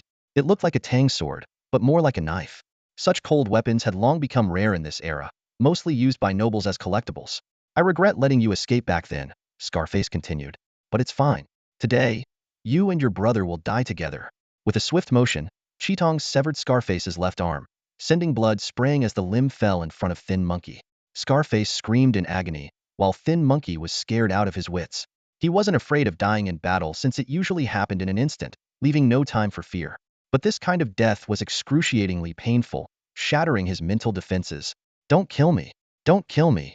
Thin Monkey's shrieks drowned out Scarface's wails. "Qitong, hold on." Zhao Chen signaled her to wait. He squatted in front of Thin Monkey and asked, "I know your backers are the 2nd and 3rd princes, but I'm curious, why have you ramped up slave trading recently? You seem desperate. What's the reason?" Thin Monkey quickly pleaded, "If I tell you, will you spare my life? I promise to disappear from the Xingyao Empire forever." Big Eye Wong, enraged, shouted, "Thin Monkey, you traitor! If you betray the princes, I'll haunt you even after death. Don't forget, everything we have is because of them." Zhao Chen turned to Qitong and said, "Take care of him first. His big eyes are making me uncomfortable." It was clear that Big Eye Wong was fiercely loyal to the princes, so getting any information from him would be impossible. Better to use him as an example. Qitong approached Big Eye Wong and, with both hands on her blade, thrust it forward. The blade pierced through his eye and out the back of his head. Instantly, the man who controlled most of the black market slave trade in the Xingyao Empire was dead. A system notification sounded in Zhao Chen's ear. "Successfully killed target Big Eye Wong. You will die today," Zhao Chen said, pointing at the screaming Scarface. "But if you cooperate, I'll make it quick and painless. Otherwise, you'll suffer a fate 10 times worse than his." Thin Monkey immediately capitulated. I'll talk. The 2 princes urgently need a large sum of money, but we don't know why. Normally, slave traders could hold onto their funds for 2 to 3 months before handing them over. But this time, 9/10 of every large transaction's proceeds had to be handed over immediately, causing us significant losses. Zhao Chen pondered. Even as princes of the Xingyao Empire, they lack funds? What could they need such a vast amount of money for? Palace intrigue scenarios flashed through his mind. The only plausible explanation. The Xingyao Empire was likely on the brink of major upheaval. To Zhao Chen, it didn't matter who became emperor as long as his life remained undisturbed. But his elder sister supported the young princess, who in turn would support her brother, the current crown prince. The 2 younger princes urgently gathering large sums couldn't be preparing a birthday gift for their brother. The answer seemed clear. Rubbing his chin, Zhao Chen decided he needed to inform his sister of this development. "Qitong, I'll leave these 2 to you." Zhao Chen lost interest in the 2 worthless individuals and turned to leave the hangar. He didn't want to get blood on himself, even though his clothes had a self-cleaning function. As he stepped out, the system notification started pinging. "Successfully eliminated target Skinny Monkey. Successfully eliminated target Scarface. Side mission. Akame's Revenge Target 1, Big Eye Wong. Target 2, Skinny Monkey. Target 3, Scarface. Completion rewards available. Challenge mission. Capture 1 target alive before elimination for an additional 3,000 system points. Completion rewards available." It seemed Akame couldn't be bothered to torture them, and just finish them off directly. Eager to admire the allure of his new T4 starship, Zhao Qin knew there were still matters to attend to. He suppressed his excitement and returned to the bridge with Akame. "Commander, we've tallied all the slaves. There are 120,000 in total," reported Lilith. 50% are humans, 39% are half-beasts, and the rest are various interstellar species, mostly humanoid. "How many interstellar transport ships did we capture? Can we transport all the slaves?" Zhao Qin asked. Lilith responded, "With the captured starships, we can transport all the slaves without any issues. Then start transferring them immediately," Zhao Qin instructed. "I suspect reinforcements for the two princes are already on the way. We need to evacuate quickly." "Understood. The battle here will be completely over in an hour," Lilith said. "Within 3 hours, we'll transfer all the slaves and any portable resources. Anything we can't take, we'll destroy. Oh, and don't forget to prepare a gift for the two princes," Zhao Qin added with a slight smile. It seemed the power struggle within the Xingyao Empire would only intensify, but Zhao Chun had enough leverage to watch the unfolding drama from the shadows. After giving his orders, Zhao Chun sat back in the captain's chair and closed his eyes to relax. He was eager to indulge in his little favorite, the system interface. To his surprise, after claiming the generous rewards from the challenge and side missions, his system points skyrocketed to 9,500. The most exciting reward for Zhao Chun turned out to be a set of technical blueprints for AT-4 Huigang-class interstellar jump ship.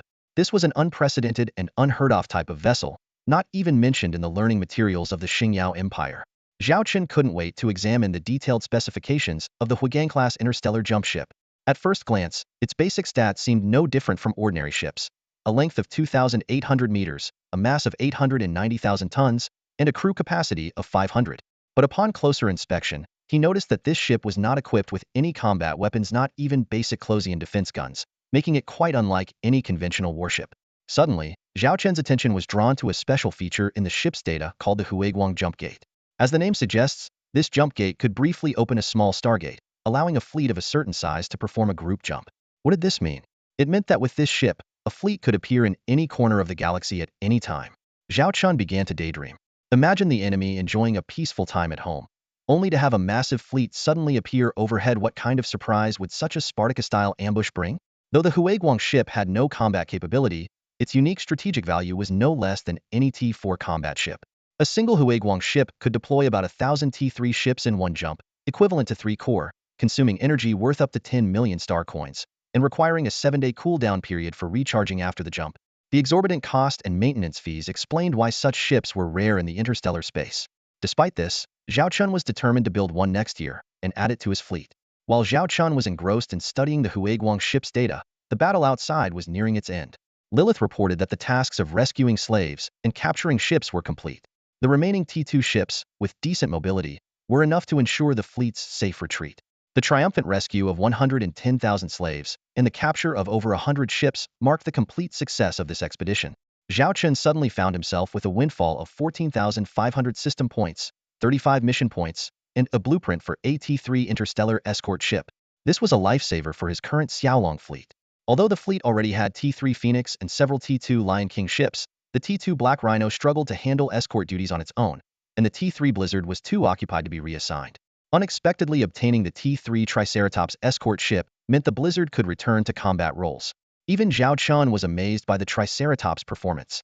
Though its design philosophy was similar to the T2 Black Rhino, its defense capabilities were vastly improved, boasting 200 T3 6-barrel heavy cannons and an expansive multi-layered star shield.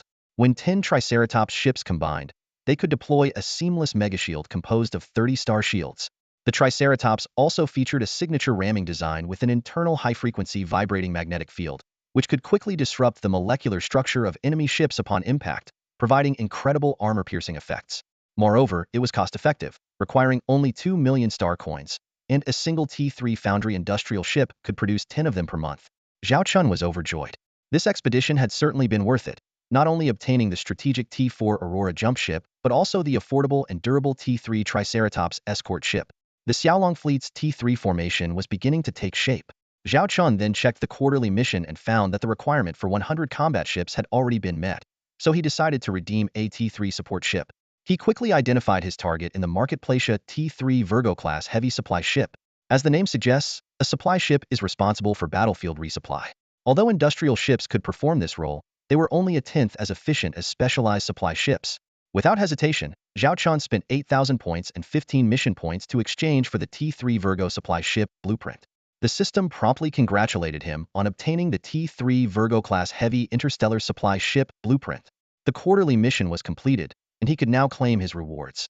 Zhao Chun was ecstatic, as the generous rewards from the quarterly mission effectively reimbursed his spent points and mission credits. The T3 Virgo supply ship, with its rapid resupply system capable of interfacing with any starship and enormous cargo capacity, could meet the needs of an entire brigade-level fleet expedition.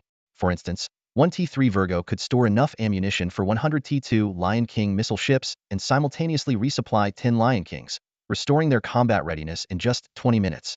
Thus, Zhao Chun successively acquired the blueprints for the T4 Aurora jump ship, T3 Triceratops escort ship, and T3 Virgo supply ship. Once they were built and commissioned, they would undoubtedly enhance the overall combat power of the Xiaolong fleet. At that moment, he wondered what the two unfortunate princes would feel when they discovered the surprise he had left for them. Several hours later, an imposing Legion-level interstellar fleet appeared in the star sector. The ships, hastily stripped of their original markings, were mostly recognizable as common Imperial Navy models. "Commander, we have arrived at the designated area," the adjutant reported to the middle-aged man with 3 stars gleaming on his shoulder. This Imperial Lieutenant General had promptly received orders from the Third Prince to lead the fleet in a rapid support mission. He was well aware of the slave traders' background, having served as the intermediary between the prince and the traders. He had even schemed to allocate ships to them and had personally met with the infamous Baijid king, whose bribery tactics were unforgettable. To think that someone would dare attack the prince's cash cow. The general gritted his teeth as he surveyed the devastation before him. Although the slave traders operated in a gray area, it was well known that they had the backing of the prince's faction. Report: we have located the starport and found evidence of a recent space battle. No other starships have been detected. Based on our analysis of the cosmic element fluctuations, the battle ended approximately 3 hours ago, the adjutant added. 3 hours ago? So, the attackers took less than 5 hours to annihilate a fleet of 3,000 ships, including 30 T3 warships. The general cautiously ordered reconnaissance drones to survey the starport. The synchronized footage left him speechless. 3 bodies were nailed to the tattered emblem representing the slave traders. From left to right, they were Baijid King, Skinny Monkey, and Scarface, all brutally murdered. This signified the complete destruction of the prince's meticulously cultivated slave trading empire overnight. While the prince had the means to recover, the cost would be enormous. Just then, alarms blared within the bridge. Warning: detected high-energy explosive reactions within the starport. All reconnaissance drones, evacuate immediately. Before the words finished, dozens of explosions erupted within the starport, engulfing the drones that hadn't yet retreated. In an instant, the entire base was reduced to space debris, devoid of its former glory. The general felt as if he had been struck by lightning. Killing the slave traders was one thing, but the destruction of the starport meant that years of effort and resources were now wasted. The slave trade routes could very well be seized by others. Full recovery would take at least 3 years. If the princes learned of this, he shivered, hoping the princes wouldn't blame him. He quickly sent a report of the devastation and the footage, soon receiving a secret order from the princes: find the culprits, track them down. We must know who dared to challenge us. With gritted teeth, the general ordered a thorough investigation, vowing to uncover the mastermind behind this brazen act. Investigations revealed that the enemy had planted sensor-triggered bombs in the starport, clearly intending to humiliate the reinforcements. This was blatant provocation. Meanwhile, the true perpetrator was en route back to the Xiaolong star system. In the warp travel pod, Zhao Chen's lips curled into a slight smile. It seems he is quite pleased with this royal surprise. In the early days of January 3032 of the galactic calendar, in the Xiaolong star system, Zhao Chen's Xiaolong fleet announced the successful conclusion of a surprise attack that had lasted more than half a month. Sitting in the captain's chair, Zhao Chen gazed at the familiar cosmic landscape, feeling an inexplicable sense of returning home. "Commander, here is the detailed battle report for this operation," Lilith said, handing over a document panel. The report indicated that the most resources were consumed by the T2 Lion-class heavy missile ships, which used up a total of 2,500 interstellar missiles, costing 1.5 million star coins. The next highest expenditure was the supply cost for the T3 Phoenix-class carriers. In total, the Xiaolong fleet spent nearly 3 million star coins on this battle. However, they also brought back 110,000 slaves and 102 various types of ships. Although they didn't capture much material, their investment had broken even. Moreover, the potential value of those slaves was immeasurable. Relocate all those slaves to Dragon Star 1 for data collection. Send the women suitable for crew roles to the Goddess Academy for training. All captured T2 starships should be sent to the Lion Star system. As for the prisoners of war, arrange for them to be put to labor. Zhao Chen instructed one by one. He then added, notify Annie. I need to discuss future construction plans with her. Those newly acquired starship blueprints need to be put into production as soon as possible. After giving all these orders, Zhao Chen took a deep breath and opened the system interface. With the new year, the quarterly and annual tasks were also refreshed. The quarterly task requirements were not difficult. Exchange for T3 starship blueprints and increase the number of T3 starships to 50. As long as the production tasks proceeded smoothly, these would be straightforward. However, the 5 major requirements of the annual task made Zhao Chen gasp. Requirement 1. Possess a Legion-level fleet of 3,000 ships, including 300 T3 ships. Requirement 2. Own a T4 combat starship. Requirement 3. Raise the living standard in the Xiaolong star system to level 7 or above. Requirement 4. Zhao Chen himself must hold the title of Marquis or higher. Requirement 5. Possess 20 items of T3 system technology. The note was even more exhilarating. Completing any 4 tasks would be considered a pass. Completing all 5 would earn an additional reward of a T5 interstellar warship blueprint. Who would have thought the system would offer such tempting conditions? Even the 3 major powers had only just stabilized in the T4 domain, with no T5 starships publicly known to exist. Even Zhao Chen, a prince, knew that the Empire had made no breakthroughs in this field. Yet now, this opportunity was right in front of him. Zhao Chen clenched his fist, his eyes gleaming with determination. Why aim for 4 when I can complete all 5? If I've been given 5 tasks, I'll finish every single one. After careful analysis, he categorized the 5 tasks into 3 difficulty levels: low, medium, and high. The simplest task was forming the 3000 ship legion. With the current strength of the Xiaolong fleet, building 3 to 500 T3 Triceratops frigates would only take a few months. The medium difficulty tasks included raising the living standard, obtaining the Marquis title, and accumulating 20 items of T3 technology. While challenging, these could be achieved with proper planning. The real challenge lay in acquiring a T4 combat starship. It seemed simple but was fraught with difficulties. Everything depends on luck, and Zhao Chen has no control over it, unless he can upgrade the system store to T4 level. But regardless, whether there are challenges or not, he must press on. Zhao Chen silently vowed to complete this annual task. Who would have thought that by then, he might become a significant figure in the Xingyao Empire? At that point, who would dare to mess with Zhao Chen? He could just cruise around an AT-5 starship and ask, "Do you yield?" "Commander, Chief Engineer Annie has arrived," Lilith reminded. As the bridge doors slid open, Annie walked in with a spring in her step and saluted Zhao Chen. "Commander." Zhao Chen handed over 3 starship construction plans. "Annie, take a look at these first, and then draft a production schedule for the next 3 months. 3 more. Annie was taken aback. "They're not all T3 class, are they?" Zhao Chen shook his head, and Annie breathed a sigh of relief. "I thought you were going to hand me 3 more T3 starships." "Thankfully, they're T2 class. One of them is a T4 class," Zhao Chen interrupted.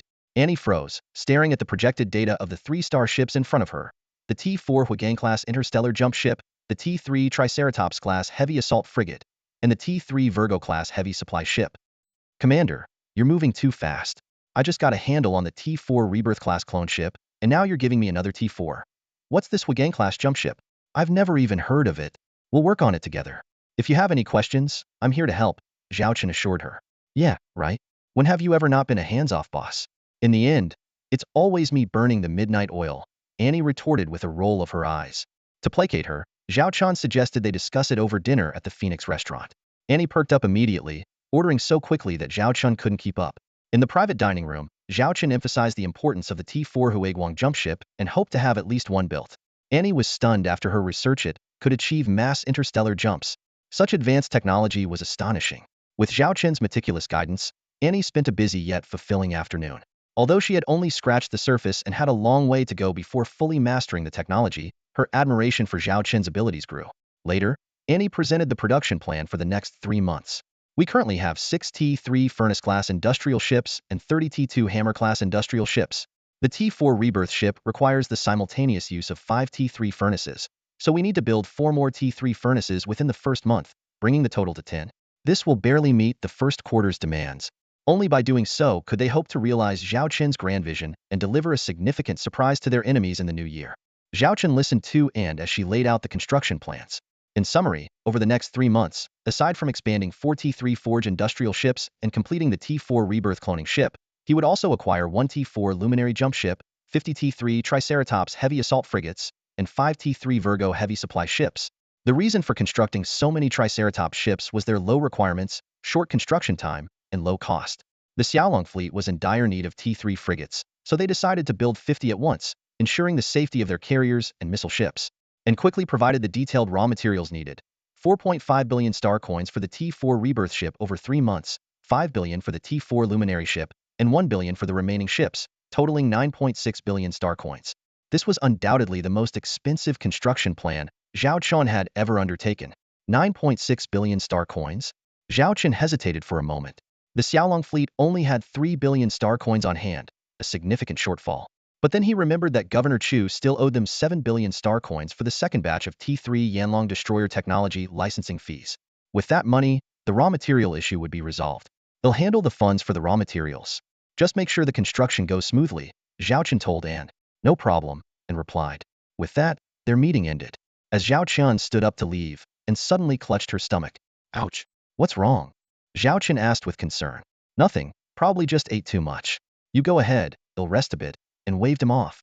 Zhao Qian eyed her suspiciously. You're not planning to eat another meal, are you? Come on. Do I look like a glutton? And grumbled. Zhao Qian's look clearly said, aren't you? All right, rest here. If you want more food, order some, and you can take some for your siblings too. Put it on my tab. With that, Zhao Qian strode out of the private room, and was momentarily stunned, then murmured guiltily, the commander is so good to me. Am I being too unkind? But 3 seconds later, she patted her face and sneakily took out a bag, carefully packing Zhao Qian's used utensils. She then opened her handheld terminal, logged into the Xiaolong fleet's internal forum, and posted in a group called Commander Support Club, and swiftly uploaded a post with several photos. Selfies with Zhao Qian at dinner and close-ups of the utensils. The post read, Commanders used utensils, first come, first served. In no time, the bidding link went viral. It turned out, and was using an auction system, with the highest bidder winning after 3 hours. Sorry, Commander, but I need to fill my piggy bank. You won't miss a thing, he. And watched the skyrocketing numbers on the screen with a satisfied smile, and ordered a few more dishes to take home. The cleaning robot arrived late, and collected the utensils one by one. When it reached the empty spot on the table, it seemed to hesitate as if something was missing. Meanwhile, Zhao Qian was unaware that he had become a side business. He had just returned to the bridge and instructed Lilith to review Anna's construction plan and contact Governor Chu for the payment.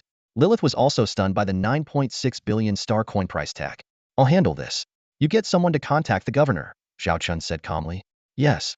Lilith quickly arranged for her subordinates to take care of it. After all, reaching the governor across several star systems is no easy task. By the way, how's the livelihood in the Xiaolong galaxy now? Zhao Qian suddenly remembered the requirements of the annual task. It's improved from 0.3 to 0.6, doubling the previous figure, Lilith reported truthfully. This progress is thanks to Jiang Hong's efforts and the Xiaolong fleet's actions against the nobles, redistributing the land. She knew well that sometimes, destruction is necessary for creation, and with skillful management, great things can be achieved. But the foundation of this great building was built on the blood and flesh of the nobles. Currently, under Jiang Hong's management, the Xiaolong star system has established a new aristocratic hierarchy, with several newly risen nobles under our control. However, due to the lack of a pillar industry, tax revenue barely reaches 10 million star coins, making it difficult to claim prosperity. Unexpectedly, the Xiaolong Resource Star Zone, established just last year, has already taken shape. With 10 gold digger-class heavy mining ships in operation, the monthly output can reach 50 million, and the annual output is as high as 5 billion star coins. Jiang Hong is also setting up an industrial chain around the star zone, which is expected to increase the Xiaolong star system's tax revenue tenfold and provide 5 million jobs. This star zone alone could potentially break the billion mark in annual tax revenue, Lilith reported, and Zhao Qian couldn't help but marvel at the importance of a pillar industry to an interstellar territory. However, raising the average living index from 0.6 to 7 within a year would be a formidable challenge. How many people are currently living in the Xiaolong star system? Zhao Qian asked. Due to the noble turmoil last year, many nobles were either purged or relocated. Coupled with your policy of not restricting population movement, we lost 2 billion people in just a year, leaving us with fewer than 3 billion now, Lilith replied. This is what they call when the tree falls, the monkeys scatter. At the time, most people thought the Xiaolong star system had no chance of recovery. 3 billion? Though substantial, it's not too outrageous, Zhao Qian mused.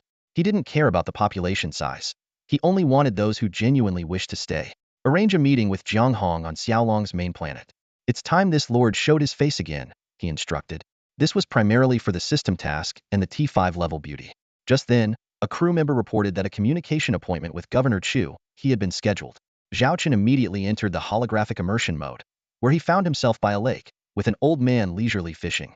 Kid, you wouldn't come to me without a reason. What do you want? Governor Chu asked without looking up. Money, Zhao Chen stated bluntly. The remaining payment for the second batch of T3 Yanlong destroyer authorization fees. The second batch of Yanlong isn't even built yet, Governor Chu replied nonchalantly. I've made a breakthrough in T4 destroyer research, but I urgently need a large amount of raw materials, with an estimated investment of over 10 billion star coins, Zhao Chen quickly explained. Governor Chu glanced at him skeptically. You're not pulling my leg, are you? Do you think I need to? Chief Engineer Zhu from your Starship Institute has praised me quite a bit, saying I helped him solve a T3 ship technical problem. Zhao Chen chuckled. However, it might be hard to allocate materials worth 10 billion star coins immediately. Governor Chu stared at the lake, seemingly waiting for a fish to take the bait. Zhao Chen promptly displayed several technical documents. These are some of my latest breakthroughs in T4 ship technology. Governor Chu, though not a professional himself, had commanded fleets for years and recognized the T4 level energy, transmission, star shield, and armor at a glance. Can I show these to my research institutes? He asked. No problem. Zhao Chen answered generously. Governor Chu copied the data and sent it over, requesting a response within 10 minutes. How's the construction of your Xiaolong fleet? How many T3 ships do you have? Governor Chu suddenly changed the topic. Zhao Chen hesitated, but decided to be honest. Over 100 ships, including 26 T3 ships. These details would eventually come to light, and it was better to be truthful with this protector. This combat power is already comparable to the private fleet of an imperial marquis, Governor Chu remarked approvingly. Let's be honest, our relationship is mutually beneficial. I'm interested in your T4 technology, and you're interested in the Chu family's reputation. He looked at Zhao Chen. However, if you truly have talent and a connection with Chu Xian, I wouldn't mind if you were together. That depends on my fate with Miss Chu, Zhao Chen replied with a smile, saying nothing more. Suddenly, the buoy on the lake began to bob violently. Governor Chu fixed his gaze on it, his tone growing serious. As her grandfather, I have a favor to ask of you. You don't have to agree. Please go ahead. If the Empire faces turmoil in the future, I want you to take Chu Xian and flee as far as you can, never looking back. The old man gripped his fishing rod tightly, his voice trembling slightly. Zhao Chen furrowed his brow. There was a lot of information hidden in Governor Chu's words. Just as he was about to speak, the old governor interrupted him. Don't ask too many questions. Those matters are not for you to be involved in. Just focus on developing quietly and expanding your interstellar fleet as much as possible. Although your current Viscount rank only permits you to have 100 private ships, you can transfer T2 ships to trusted interstellar families and maintain around 150 ships without much trouble. The old man advised earnestly, no matter the situation, the fleet you control is your true strength. Zhao Chen didn't ask further. It was likely related to the political machinations among the imperial factions. Such schemes were never absent, whether in ancient times or the interstellar era. As for the fleet size, he had never intended to adhere to any restrictions. Zhao Chen had long understood that truth is always within firing range. Moreover, he had the Lion King star system. At worst, he could hide his fleet there. With the stargates, mobilization was merely a matter of time and resources. At that moment, Governor Chu received feedback from his research institute. Although the starship technologies were only partial, they were far superior when applied to the Empire's current T4 ships, astonishing everyone. How about we convert the 7 billion from the second batch of authorization fees entirely into raw materials? Governor Chu asked, his previous concerns about time and difficulty forgotten. I have a raw materials order here. Just prepare according to this list. Zhao Chen sent over the list. The old governor glanced at it and saw no scarce materials. Since we've come to an agreement, how about this? This year, I need to build a third batch of 300 T3 Yanlong ships with an authorization fee of 45 billion. I'll pay you 13 billion upfront and the remaining by the end of the year. Should we also convert this money into raw materials? Governor Chu was indeed considerate, knowing exactly what Zhao Chen needed. This was also thanks to the outstanding battlefield performance of the T3 Yanlong, which prompted Governor Chu to invest heavily in 3 batches. There was also an underlying message: the Chu family was expanding its military. An investment of nearly 50 billion was not for the Empire's military but a gamble with their own resources. After all, the annual military budget of the Chu River Star region was only 30 billion. However, these were not Zhao Chen's immediate concerns.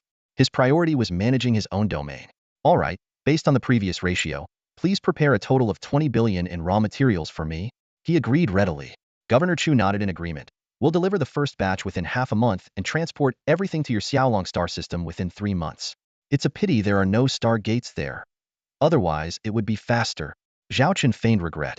If you get promoted to Earl, I can get you a star system with a Stargate. After all, the conditions in the Xiaolong star system are quite poor, the old governor mused. Zhao Chen's eyes lit up. While he didn't mind the poverty of the Xiaolong star system, having an imperial star system on the surface would be much better. He could then covertly build a T3 Huiyue-class Stargate, greatly enhancing efficiency. Thank you, Governor, Zhao Chen said sincerely. Governor Chu didn't say more and promptly ended the communication. This meeting not only secured Zhao Chen 20 billion in raw materials, but also hinted at the brewing storm within the Empire's upper echelons. He quickly shared the good news with Lilith, and then left the T3 Phoenix to board the T3 Blizzard One. Commander, Charlotte, and the female soldiers stood at attention, a hint of excitement in their eyes. This had once been Zhao Chen's flagship, but since the T3 Phoenix had come into service, he hadn't been seen for months. We'll be using your ship to return to the Xiaolong home planet, Zhao Chen instructed. The T3 Phoenix is still classified, so we need to keep a low profile. Yes, sir. Charlotte quickly gave the navigation orders, and then respectfully addressed Zhao Chen. Commander, please take a seat. You're the captain. If I take your seat, wouldn't that be inappropriate? Zhao Chen teased, but he was already sitting down. You are the supreme commander. Every seat on this ship belongs to you. There's no such thing as inappropriate, Charlotte replied seriously. That makes me feel bad. How about you sit here too? Zhao Chen patted his knee. Charlotte's face flushed, and her tail stood rigidly upright. No need. In the next instant, Zhao Chen, with agility rivaling that of a modified soldier, darted behind her, grabbed her by the scruff of the neck, and placed her on his lap. I said sit, so sit, Zhao Chen said firmly, sitting comfortably in the captain's chair with Charlotte perched sideways on his lap. Charlotte's entire body was tense, her heart pounding wildly. Her tail swayed, stood up, and drooped in turn, unable to find any peace. The surrounding female soldiers looked on with envy, wishing they could trade places with her. When Charlotte was feeling anxious, Zhao Chen's gaze fell upon her mutilated ears. Every time he saw those scars, his heart ached. Charlotte, now that we have our own medical ship, how about considering some physical repairs? Zhao Chen gently suggested. Charlotte paused, lowering her head and murmuring, actually, I keep these scars to remind myself not to forget the past. Zhao Chen raised his hand to gently stroke her head. We won't forget the past, but we can't be trapped by it either. We have a future, and there are many things we need to do, he spoke softly. Now, most of the rebel half-beasts scattered throughout the Empire have been gathered by you on Dragon Star 1, or have joined the Xiaolong fleet. Everyone is embracing a new life. You should let go of these chains. If you feel that the defeat of the Warhammer Rebellion was your fault, why not ask your comrades if they blame you? Charlotte lowered her head even further, her tail drooping weakly to the ground. At that moment, a half-beast female soldier stepped out from the crowd, saying sympathetically, General Charlotte, the commander is right. Seeing you like this makes us all very sad, even if we don't say it. Zhao Chen's actions had already drawn the attention of everyone on the bridge, and no one would miss the drama unfolding before their eyes. General, we have witnessed your most brilliant moments, and we hope you can lead us to new glories in the Xiaolong fleet. Another person chimed in. We can't just enjoy our good lives while allowing you to be trapped in painful memories forever. Yes, the commander is right. We have never blamed you for the defeat of the rebel army. The voices of the female soldiers rose one after another, bringing tears to Charlotte's eyes, filling her with mixed emotions. Zhao Chen gently stroked her hair again, speaking softly, Captain Charlotte, I have an order for you. When I head to the Xiaolong home planet later, you must go to the T3 Andromeda medical ship for a full body repair. All expenses will be covered by the fleet. This is a military order, and if you don't agree, I'll personally escort you there. Charlotte bit her lip lightly and finally nodded. Soon, the T3 Blizzard 1 arrived at the Xiaolong home planet. For effect, it hovered with 10 Black Rhino ships in the atmosphere above the Zhao family estate. In an instant, all the Zhao family descendants gathered urgently, only then realizing that their lord, who had been away for over a year, had returned. The crowd gathered densely outside the landing plaza, looking up at the fleet. Even though there were only 11 ships, they dared not underestimate them. The T3 Blizzard was a legendary warship. The belly of the Blizzard opened, and a shuttle emerged, while 15 T2 Black Knight mechs were deployed. The mechs formed a guard around the estate, like sentinels welcoming their monarch. The shuttle slowly descended to the center of the plaza, its hatch opening to reveal a fully armed female guard squad, wielding laser rifles, portable armor, and individual energy shields, ready to protect the commander at any moment. No one is allowed within 5 meters without permission, the squad leader barked, prompting the Zhao family members to hurriedly step back. They still remembered the bloody purge the Xiaolong fleet had once carried out against the nobles here. Then, a tall figure stepped out of the shuttle. He was dressed in the Xiaolong military uniform, draped in a sharp, impeccably tailored coat, exuding an aura of authority and command. The man scanned the room, noting that everyone averted their eyes in fear. The arrogance from a year ago was nowhere to be seen. Jiang Hong, acting lord of the Xiaolong star system, greets the Viscount. Jiang Hong knelt on one knee, his tone respectful, a stark contrast to his former self. Descendant of the Zhao family, Triple X, greets the lord. Someone shouted, and immediately, everyone knelt, creating a spectacular scene. Zhao Chen waved his hand, signaling them to rise.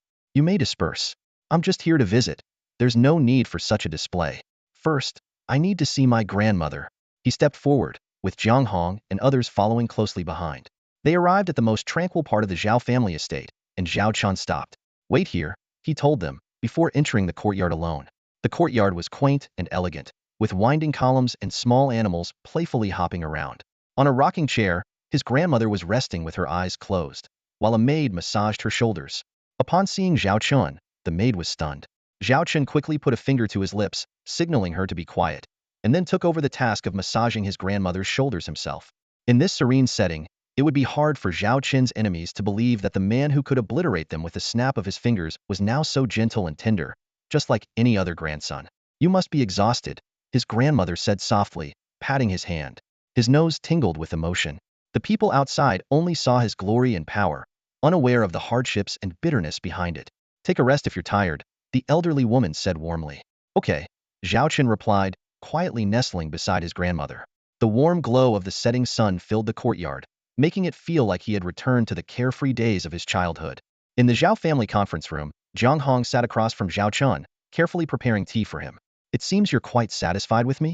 Zhao Chen observed Jiang Hong, who now appeared respectful and courteous. She smiled lightly and said, although the Xiaolong star system is isolated, I've heard about your various achievements, my lord. Not only have you solidified Xiaolong's status, but you've also been promoted to Viscount and graduated early from Northern Star Academy. I despise the coward you used to be, but I respect the man you are now, Lord Zhao Chun. This woman is indeed pragmatic, Zhao Chun thought. Her loyalty probably lies only with her elder sister. However, her abilities are undeniable. At least she can help manage the Xiaolong star system effectively. My lord, your return this time must be for more than just a family visit, Jiang Hong remarked as she poured him a cup of tea. Zhao Chen took a sip, finding the taste excellent. I'm here for the grand plan of governing the Xiaolong star system, he said straightforwardly. I intend to establish a comprehensive citizen registry. Those registered will gain Xiaolong citizenship and receive the system's protection. However, when needed, they must also unconditionally comply with the system's directives. A citizen registry? Jiang Hong was surprised. Isn't that a rather old-fashioned method of management? Using this in the interstellar age might seem too outdated. Since entering the interstellar era, people's requirements for citizenship have significantly diminished. Upon setting foot on a planet, intelligent programs record your facial information, disregarding your origin. For those who have wandered the stars for years, the concept of a homeland has become vague. Over time, the citizenship system has nearly vanished. Because I need to further filter the population, Zhao Chun replied with a mysterious smile, then brought up an electronic document. 1 month after the citizenship law is enacted, I will introduce a second decree. Anyone with Xiaolong citizenship can purchase natural food ingredients at cost price, but only for personal use. If found reselling, they will be permanently removed from the registry. Additionally, the system will prioritize suitable employment opportunities. I also plan to invest a substantial amount to establish professional academies on various planets. Citizens, regardless of age, can attend for free. Jiang Hong was stunned. Even after Zhao Chen's initial screening, Xiaolong had only 1 billion residents left. The cost of providing natural food for them was astronomical, far exceeding the system's fiscal revenue by hundreds, if not thousands, of times. No territory in the entire Starshine Empire had ever offered such generous conditions. You don't need to worry about the cost. I'll handle it, Zhao Chun said firmly. Just implement the first policy. Remember, before the second decree is issued, strict confidentiality is crucial. Jiang Hong nodded blankly. She understood the importance of secrecy. If the news leaked early, a flood of people would rush into Xiaolong, scrambling for citizenship. After all, the benefits were too enticing. Not to mention filling the food gap, even other aspects of civil infrastructure would require massive investments. Is 10 billion star coins enough? Zhao Chen asked. Jiang Hong was taken aback. She had suspected the Lord had some funds, but she hadn't expected him to allocate 10 billion without batting an eye. I will allocate 10 billion funds to you. By mid-year, the professional academies must be established and ready to open to the public by the second half of the year. Zhao Chen instructed. You can't skimp on this money. Quality and quantity must be ensured. Yes, my lord, Jiang Hong responded. To improve the living standards of the Xiaolong star system, the primary issue is food. As long as the people can access affordable food, their quality of life will significantly improve. Provide them with opportunities for advancement and proper job assignments. The basic needs of the common people have remained unchanged for centuries. They simply wish to live a life free from worry about food and clothing. As for interstellar travel, it's too distant and irrelevant for them to consider. Once these needs are met, offering them a chance to achieve their dreams can yield astonishing results. This is the main purpose of Zhao Qin's return to his hometown. One more thing, Zhao Qin's tone suddenly grew serious. Can you get in touch with my elder sister? The eldest lady? Zhang Hong replied truthfully. I usually can only receive her messages passively or leave her a message through secret channels and wait for her to contact me. Zhao Qin nodded. Then pass a message for me. Tell her I've heard that the second and third princes might be planning something. She must warn the little princess to be on guard. I understand. As soon as the eldest lady responds, I'll notify you immediately. Zhang Hong promised hastily. Zhao Qin stood up, satisfied. You've managed Xiaolong well. Keep up the good work. I've credited your account with a bonus of 10,000 star coins. Use it as you see fit. With that, he strode away. Zhang Hong stared after him, dumbfounded. 10,000 star coins? Even as the second-in-command of Xiaolong, her salary for 10 years wouldn't add up to that amount. Why does the Lord act like a nouveau riche? Half a day later, Zhao Qin visited the old house to have a simple meal with his second grandmother, chatting with her before reluctantly saying goodbye. Back on the T3 Blizzard 1 ship, a figure on the bridge caught his attention. The scars on that person's face were gone, replaced by flawless, delicate skin. Even the missing ear was restored. Zhao Qin felt as if he were admiring a masterpiece. He suddenly realized why she had disfigured herself when capture edit was to hide this stunning beauty. Unable to resist, he gently touched the adorable beast ears. Charlotte's face instantly turned red with embarrassment. She bit her lip and murmured, "Don't touch there." Her eyes were misty, her slender waist trembled, and her tail stood stiffly erect as if electrified. Acting swiftly, Acting Regent Zhang Hong quickly broke down Zhao Qin's ideas into detailed decrees and announced them across the entire star system. The response was overwhelming. Even members of the Zhao family were taken aback.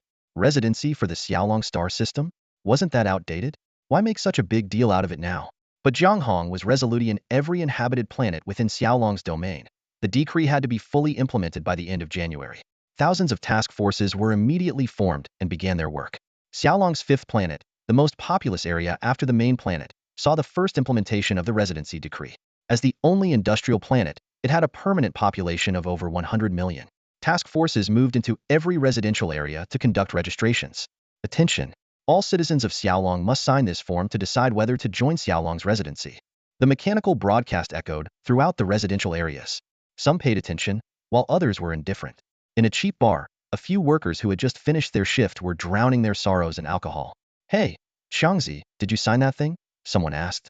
The skinny guy called Xiangzi pulled out his personal information summary. It's no big deal. They just took a genetic sample, registered some info, and asked a few questions.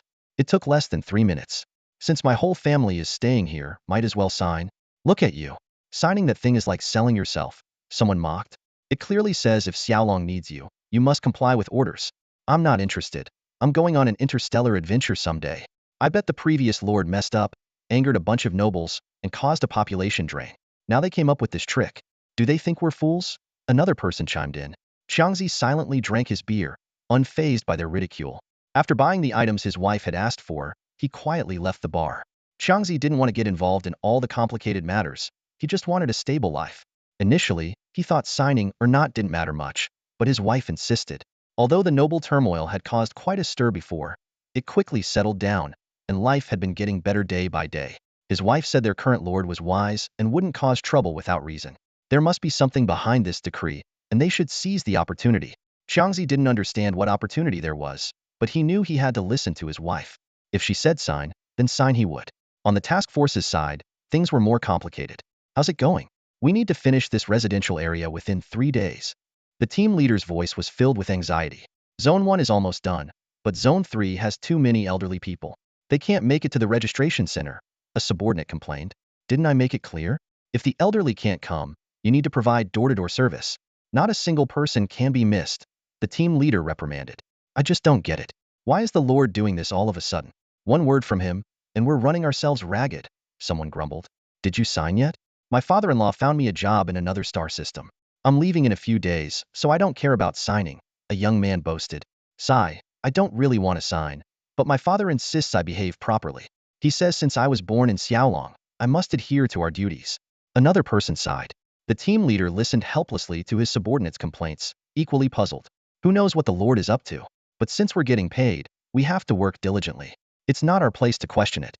Thus, the household registration work progressed vigorously in the Xiaolong star system. Meanwhile, the shipbuilding plans of the Xiaolong fleet were also in full swing. In a blink, it was late January, and Zhao Chun was full of anticipation for the outcome of this operation. The household registration policy was just the first step. The real surprise was yet to come. Just wait and see. The entire Xiaolong would be in an uproar by then. So, you're saying your parents led your clan to escape to the galaxy years ago and lived in anonymity, leading a peaceful life. But you yearned for the outside world, so you ran away from home? Zhao Chen asked while munching on snacks, listening to Qitong recount his family story. Qitong nodded. Mainly because my brother was killed by slave traders. I was furious at the time, but my parents chose to endure, fearing retaliation would affect our clan. After a big fight with them, I left on my own. 10 years on your own? Zhao Chen was astonished, not expecting Qitong to have such a bizarre past. I secretly went back a few times to deliver some supplies, Qitong explained. Our demon clan has a long lifespan, averaging around 200 years, so 10 years isn't too long or too short. I avenged my brother, but haven't you thought about reconciling with your parents? Zhao Chen asked. Qitong smiled. Actually, I've already forgiven them in my heart. I understand they were thinking of the clan's interests, but I don't want to go back to that old life. I have my own world now, my chance to soar.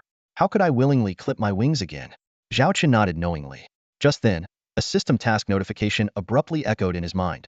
System task insect plague in the northern wind star region. The heavy announcement hit him like a thunderclap, shaking him to the core. Mission: the insect plague in Beifeng star region. Zhao Chen gazed at the pop-it-up screen, his brows furrowed. The text read, multiple cosmic insect nests have emerged in Beifeng star region, attacking several star systems and threatening the lives and property of hundreds of billions of residents. Mission 1. Destroy 30 T3 insect hive motherships. Mission 2. Annihilate 1 billion insect units. Mission 3. Rescue varying numbers of affected residents for tiered rewards. Mission 4. Choose one of 3 side missions. The sudden influx of information stunned Zhao Chen. An insect plague in Beifeng star region? The system never issues tasks without reason, which means this disaster has already occurred or is imminent. Just then, Lilith rushed into the bridge, her face grave. Emergency. Within the last 5 hours, a large number of interstellar insect nests have appeared in Beifeng star region. 5 level 3, 12 level 2, and 45 level 1 nests, affecting 13 star systems. As expected, Zhao Chen thought, amazed at the timing of the system's task. Even the governor of Beifeng has issued a star region-wide mobilization order, requiring all unaffected star systems to dispatch 70% of their lord fleets to aid the disaster-stricken areas. Lilith added, a star region-wide mobilization order. This is the governor's highest authority, allowing him to command all lord fleets and even private fleets in times of crisis. This move clearly indicates that the star region is in extreme danger, and this is just within the first 5 hours of the outbreak. In comparison, the previous insect infestation in the water lotus system of the Azure Star region seems insignificant. Fortunately, the governor of Beifeng has responded swiftly and decisively. Transmit my order. The entire Xiaolong fleet must be fully prepared for military action within an hour and immediately enter level 3 combat readiness. Zhao Chen commanded decisively. Even without the system's task, he couldn't stand idly by in the face of such an insect plague. History has painfully proven that to combat interstellar insects, they must be crushed the moment they appear. Hesitating gives them a chance to absorb nutrients, allowing them to proliferate wildly, increasing their numbers 1,000-fold in no time. The Xiaolong system is situated in the Beifeng star region. If Beifeng falls, Xiaolong won't be spared either. Zhao Chen understood this all too well. Yes, sir. Lilith and Qitong began gathering personnel.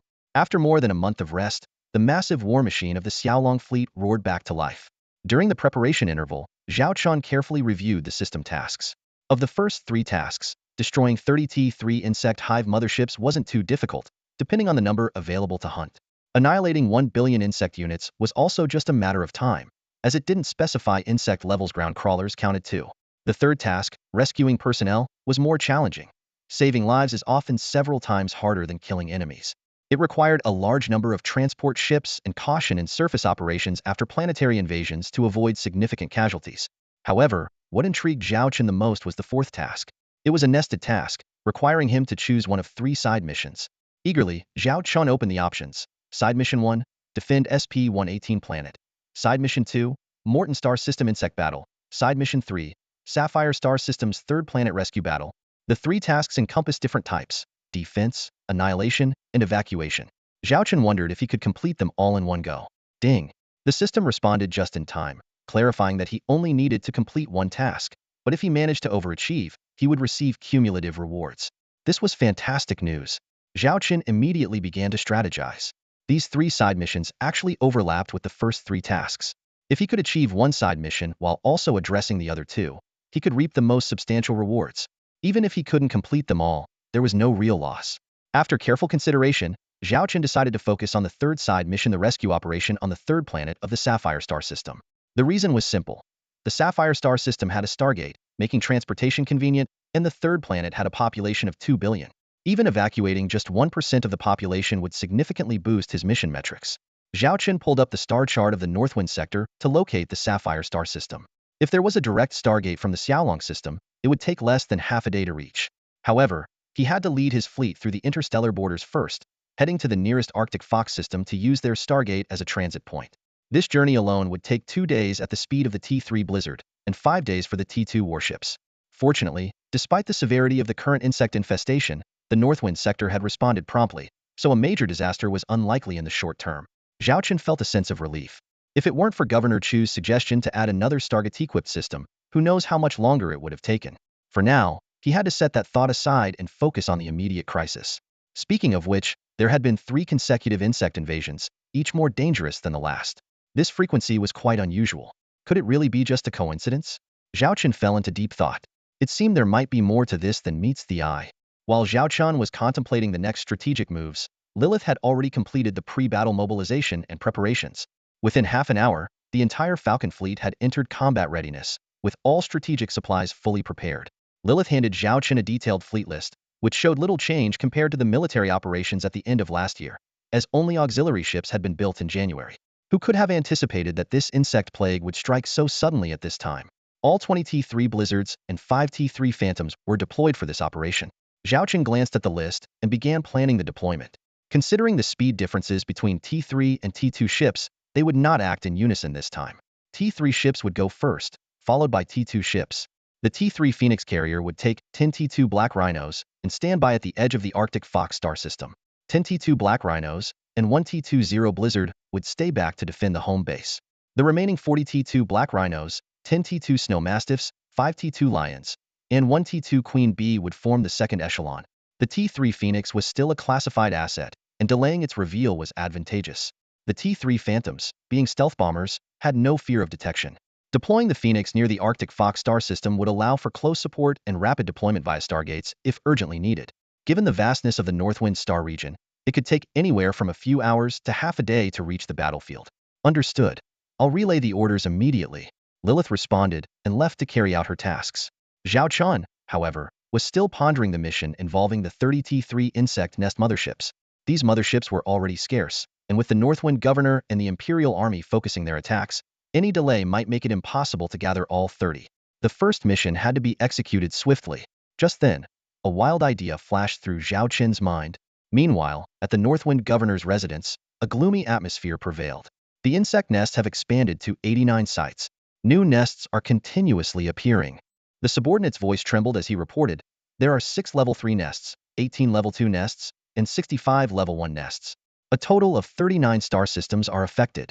As he spoke, several more red zones lit up on the star map. In the blink of an eye, 1/5 of the Northwind territory was engulfed in this terrifying crimson, with the situation worsening rapidly. Such a dense emergence of insect nests in such a short time is unprecedented. The Northwind governor frowned in deep thought. At this rate, the number of nests could easily exceed 100. If a level 4 nest appears, it will be far more devastating than level 3 nests. The entire Northwind star region would be in grave danger. The subordinate expressed his deep concern. How is the execution of the full star region mobilization order? The governor asked sternly. Apart from the affected star systems, we can mobilize a total of 10,000 Lord Fleet ships from other star systems. However, 2/3 of these are T1 ships, which are not suitable for the front lines.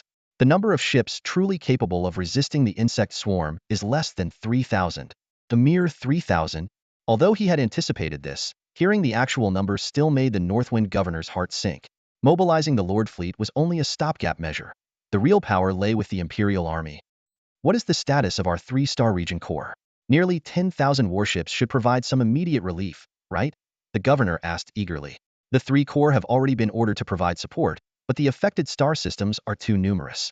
Relying solely on them might still leave us stretched thin. I have requested reinforcements from neighboring star regions through the Empire. The governor spoke in a deep voice. No matter what, this time we must minimize our losses. We cannot allow the horrors of a living hell to unfold in Beifong. Yes, sir, his subordinates responded solemnly. In the blink of an eye, it was the 3rd day since the outbreak of the insect infestation, and the situation had become even more dire. Many planets had already fallen into the hands of the insect race, with various star systems experiencing skirmishes of all sizes, with mixed results. Against the T2 motherships, the local fleets could still put up a fight. But if a T3 mothership led the charge, the situation was entirely different. Only the Imperial Army could match them. Yet at this moment, the Imperial Army, like a giant burdened by its own weight, was too preoccupied to spare any forces. The K-3000 star system, unfortunately, had become a severely affected area. A level 3 insect nest had emerged there, continuously spewing out T3 motherships. Several planets had been contaminated, spreading like a plague, rapidly corroding the entire K-3000 system. A fierce battle was unfolding just outside the beautiful rings of the 6th planet. A 1,000-ship coalition, hastily assembled from various lord fleets, was desperately trying to fend off the overwhelming insect army. The most striking sight in the swarm were the 2 colossal T3 hive motherships. Report, our left flank has collapsed. The communications officer's voice was tinged with fear. The coalition commander looked at the star map, trembling. A huge breach had appeared in the defensive line, with countless insect signals pouring through. In an instant, the coalition starships were plunged into chaos and destruction. It's all over, the commander's face turned ashen. Watching the coalition retreating step by step, with no hope in sight, he closed his eyes in despair. Facing the Zerg fleet, if our defense line collapses, it will be like a broken dam, flooding uncontrollably with disastrous consequences. Report, energy signals from 3 T3 starships detected on one side of the battlefield. The radar operator's alarmed voice rang out. T3 starships? Could it be Imperial reinforcements? But why only 3? The coalition commander was overjoyed and quickly inquired. Indeed, only 3, and they are definitely not from the Empire, the radar operator replied. Our telescopes have already captured their images. As soon as he finished, the screen flashed with the images of the 3 starships. The most striking feature was the prominent emblem on their Hulsa roaring dragon, with the hull numbers 007, 008, and 009 marked beneath it. This emblem looks so familiar. The commander rubbed his chin, trying to recall but to no avail. It's the Xiaolong fleet. These are their legendary T3 Blizzard-class starships, the adjutant exclaimed with excitement. Yes, the Xiaolong fleet. The commander slapped his thigh. They made their name during the Blue Nebula Zerg disaster. Are they here to support us? The crowd was ecstatic, but their joy was short-lived. But just 3 starships might not be enough to turn the tide, someone remarked. Commander, have you forgotten the legendary achievements of these starships? The adjutant reminded. They once took on 3 T3 Zerg motherships, heavily damaging 2 and escaping unscathed. Report, the 3 blizzards are accelerating, speed exceeding 200 knots. Their target seems to be the heart of the Zerg swarm, heading straight for the T3 Zerg mothership. The radar operator exclaimed again. Everyone turned their eyes to the battle projection. The 3 blizzards formed a triangular assault formation, slicing through the Zerg swarm with overwhelming force. Their target was unmistakable, a colossal T3 Zerg mothership. What are they planning? The commander swallowed, sensing an impending danger. In an instant, a breathtaking scene unfolded before everyone's eyes. The 3 blizzards unleashed their full firepower, with Closian weapons, secondary guns, and main cannons firing decisively. Countless interstellar drones poured out like a tidal wave, forming an impenetrable wall. They resembled a trident, piercing into the heart of the swarm with unstoppable force. The Zerg, overwhelmed by the ferocity of the blizzards, were momentarily unable to stop them. In no time, the blizzards had closed in on the T3 Zerg mothership. This is 007. The bow cannon is ready to fire at any moment, the lead blizzard captain said in a deep voice. In the communication window, the captains of 008 and 009 were also poised for action. Despite being deep in the swarm, they showed no fear. After all, their former commander had once dared to charge into the swarm with just 1 blizzard. Now, with 3 under their command, what was there to fear? As the distance to the mothership closed to firing range, the 3 captains almost simultaneously gave the order to fire. In an instant, 3 blue beams of concentrated laser shot out from the bow cannons, incinerating any Zerg in their path, acting as the vanguard. It wasn't long before the beams reached the mothership. The Zerg mothership opened its abyssal maw, unleashing a bioplasma cannon, but it was no match for the combined firepower of the three blizzards. With a thunderous roar, the plasma cannon was shredded to pieces, and the laser beam crashed heavily into the bioshield of the mothership, repeatedly striking until it pierced through the enemy's defenses. Report, target destroyed. The communications officers of the three blizzard ships reported in unison. Yet, the battle was far from over. Another mothership loomed menacingly within the swarm. The blizzards adjusted their course and charged once more. Are they really trying to take down two motherships in one go? The commander murmured, barely believing his eyes. Regardless, the blizzard's lightning assault had undoubtedly offered a lifeline to the beleaguered coalition forces. A large number of bugs were forced to retreat to defend their mothership, providing the perfect opportunity for the coalition to regroup. Soon, the three blizzards answered everyone's doubts with their actions. This time, they engaged the mothership at a closer range. The mothership struck first, firing a shot at the leading 007. Undeterred, 007 deployed its star shield and pressed forward resolutely.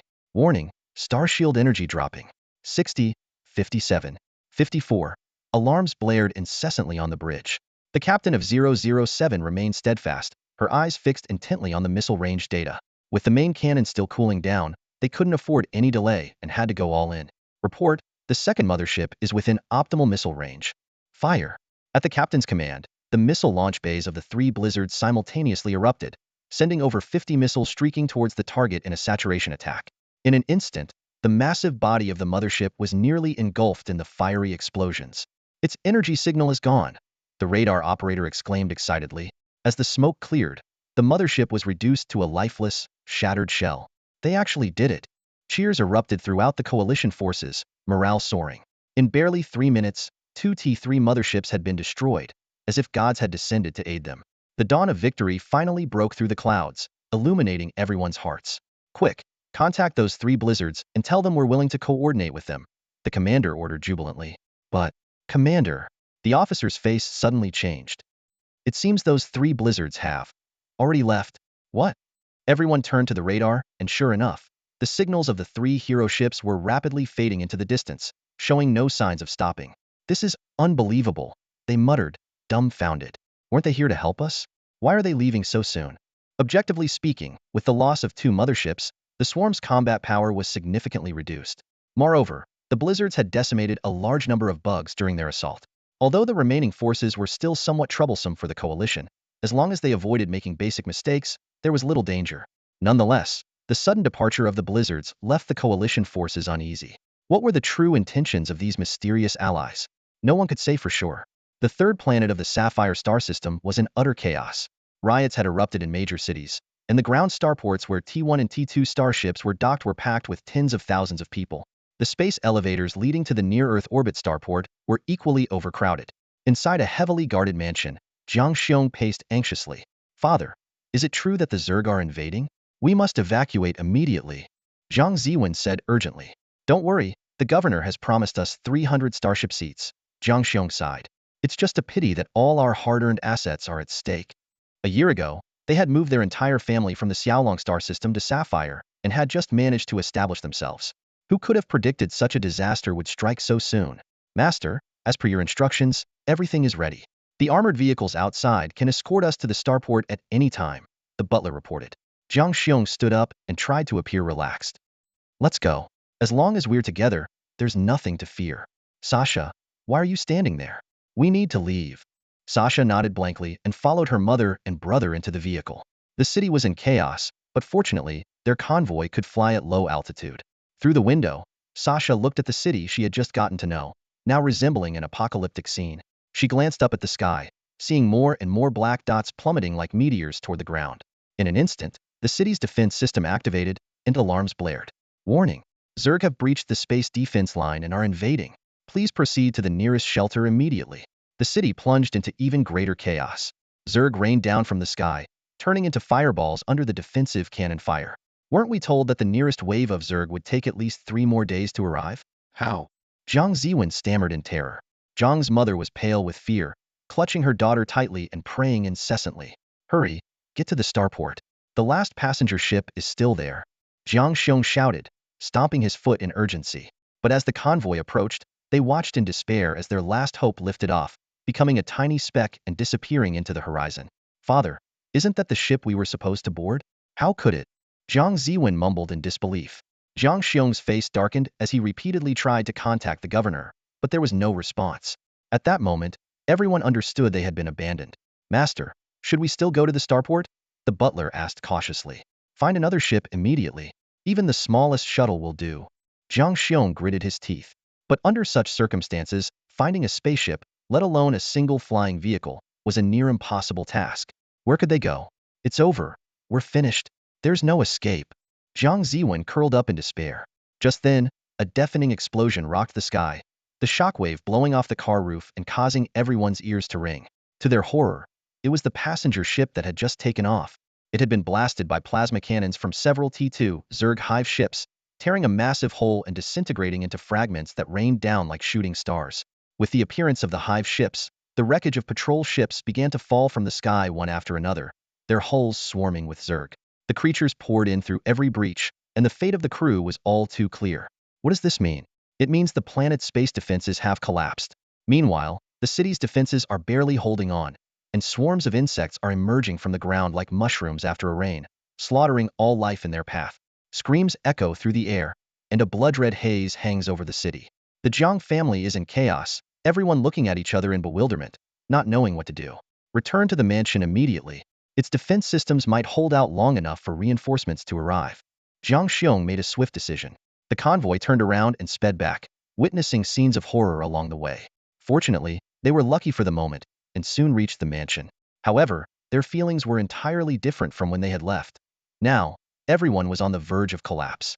The head of the Jiang family began to organize the mansion's defenses. Even Sasa, who had studied at North Star Academy, had to pick up a laser gun and take her place on the front line.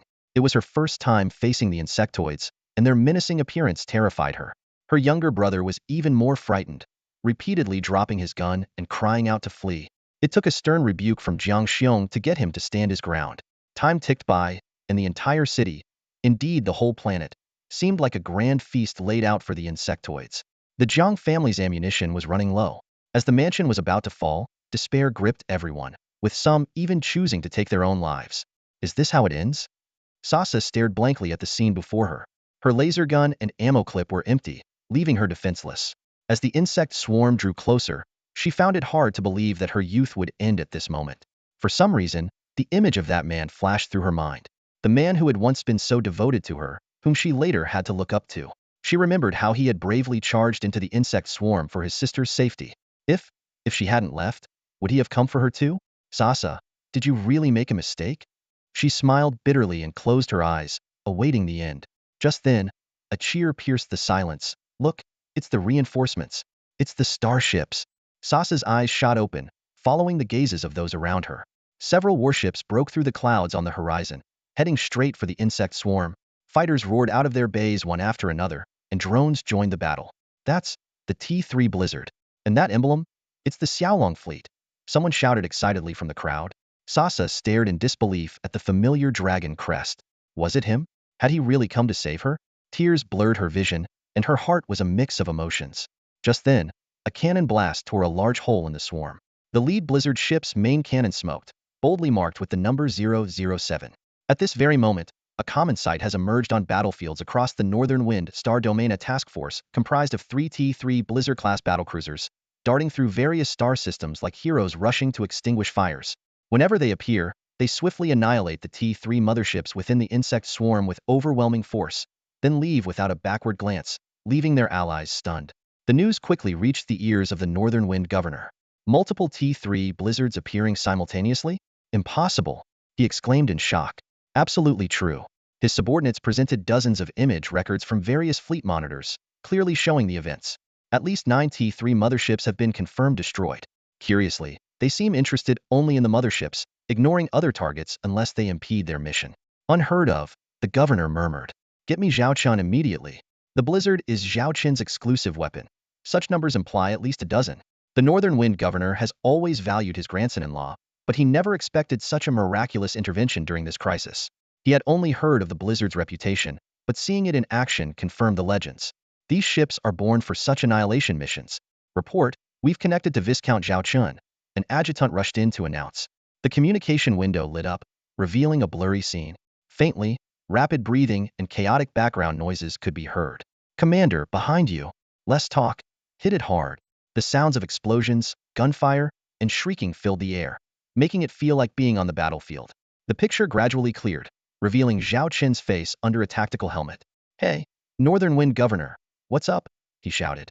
Look at you. Needing a good thrashing. A burst of intense gunfire followed. What are you doing? The governor asked, sensing a foreboding feeling. Killing bugs. There are too many. Can't kill them all. Zhao Qin's breathing became more labored. Killing bugs? Everyone was shocked.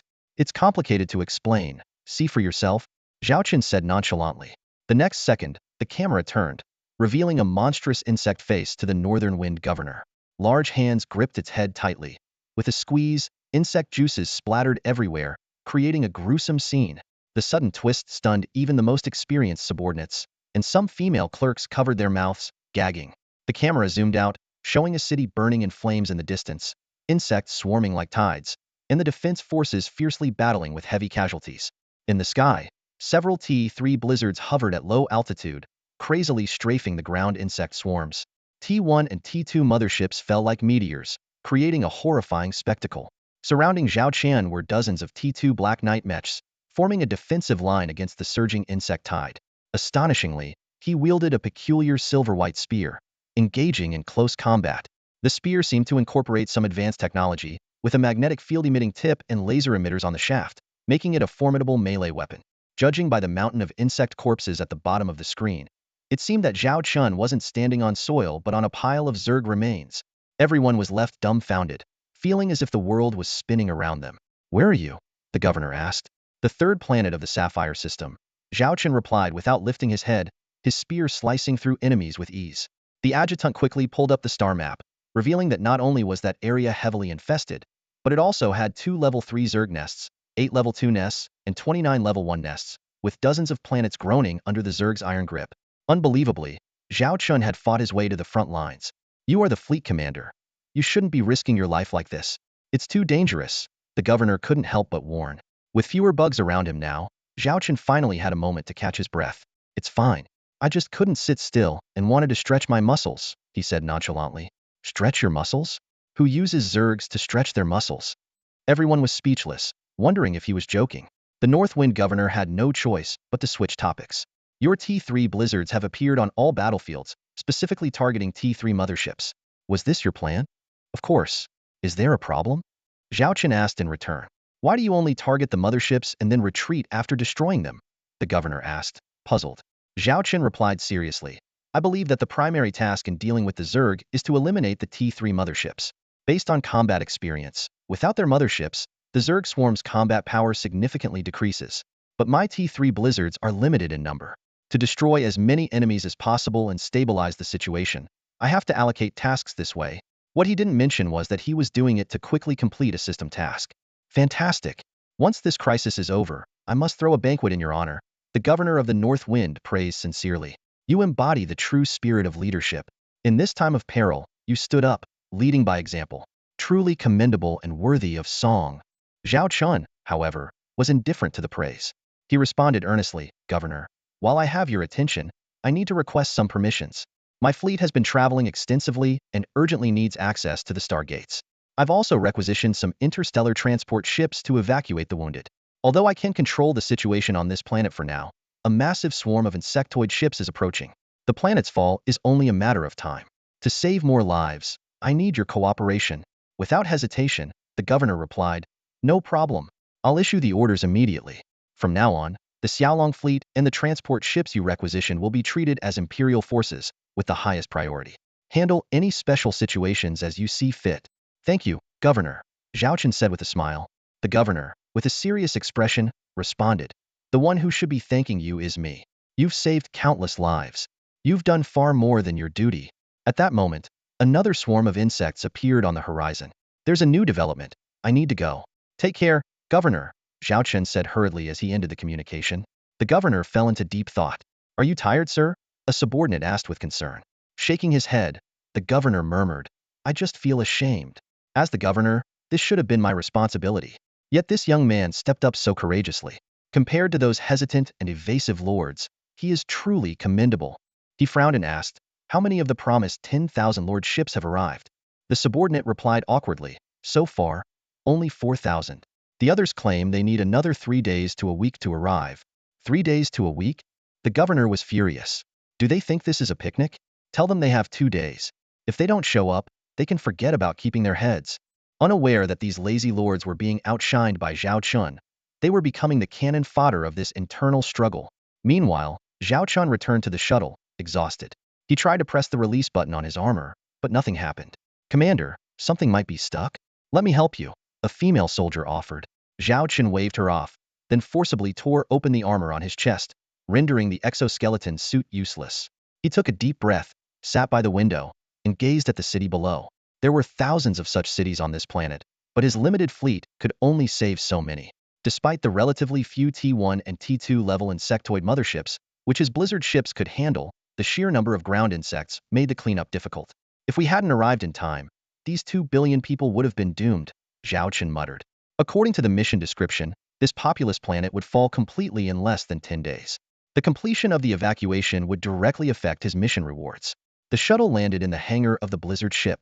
Zhao Chun, bare-chested, stepped out, leaving several female soldiers staring in astonishment. He casually crushed a cleaning ball, and steam immediately enveloped his body, instantly washing away all the grime. A female soldier quickly handed him a set of brand-new military uniform and assisted him in dressing properly. Refreshed and revitalized, Zhao Chun returned to the bridge.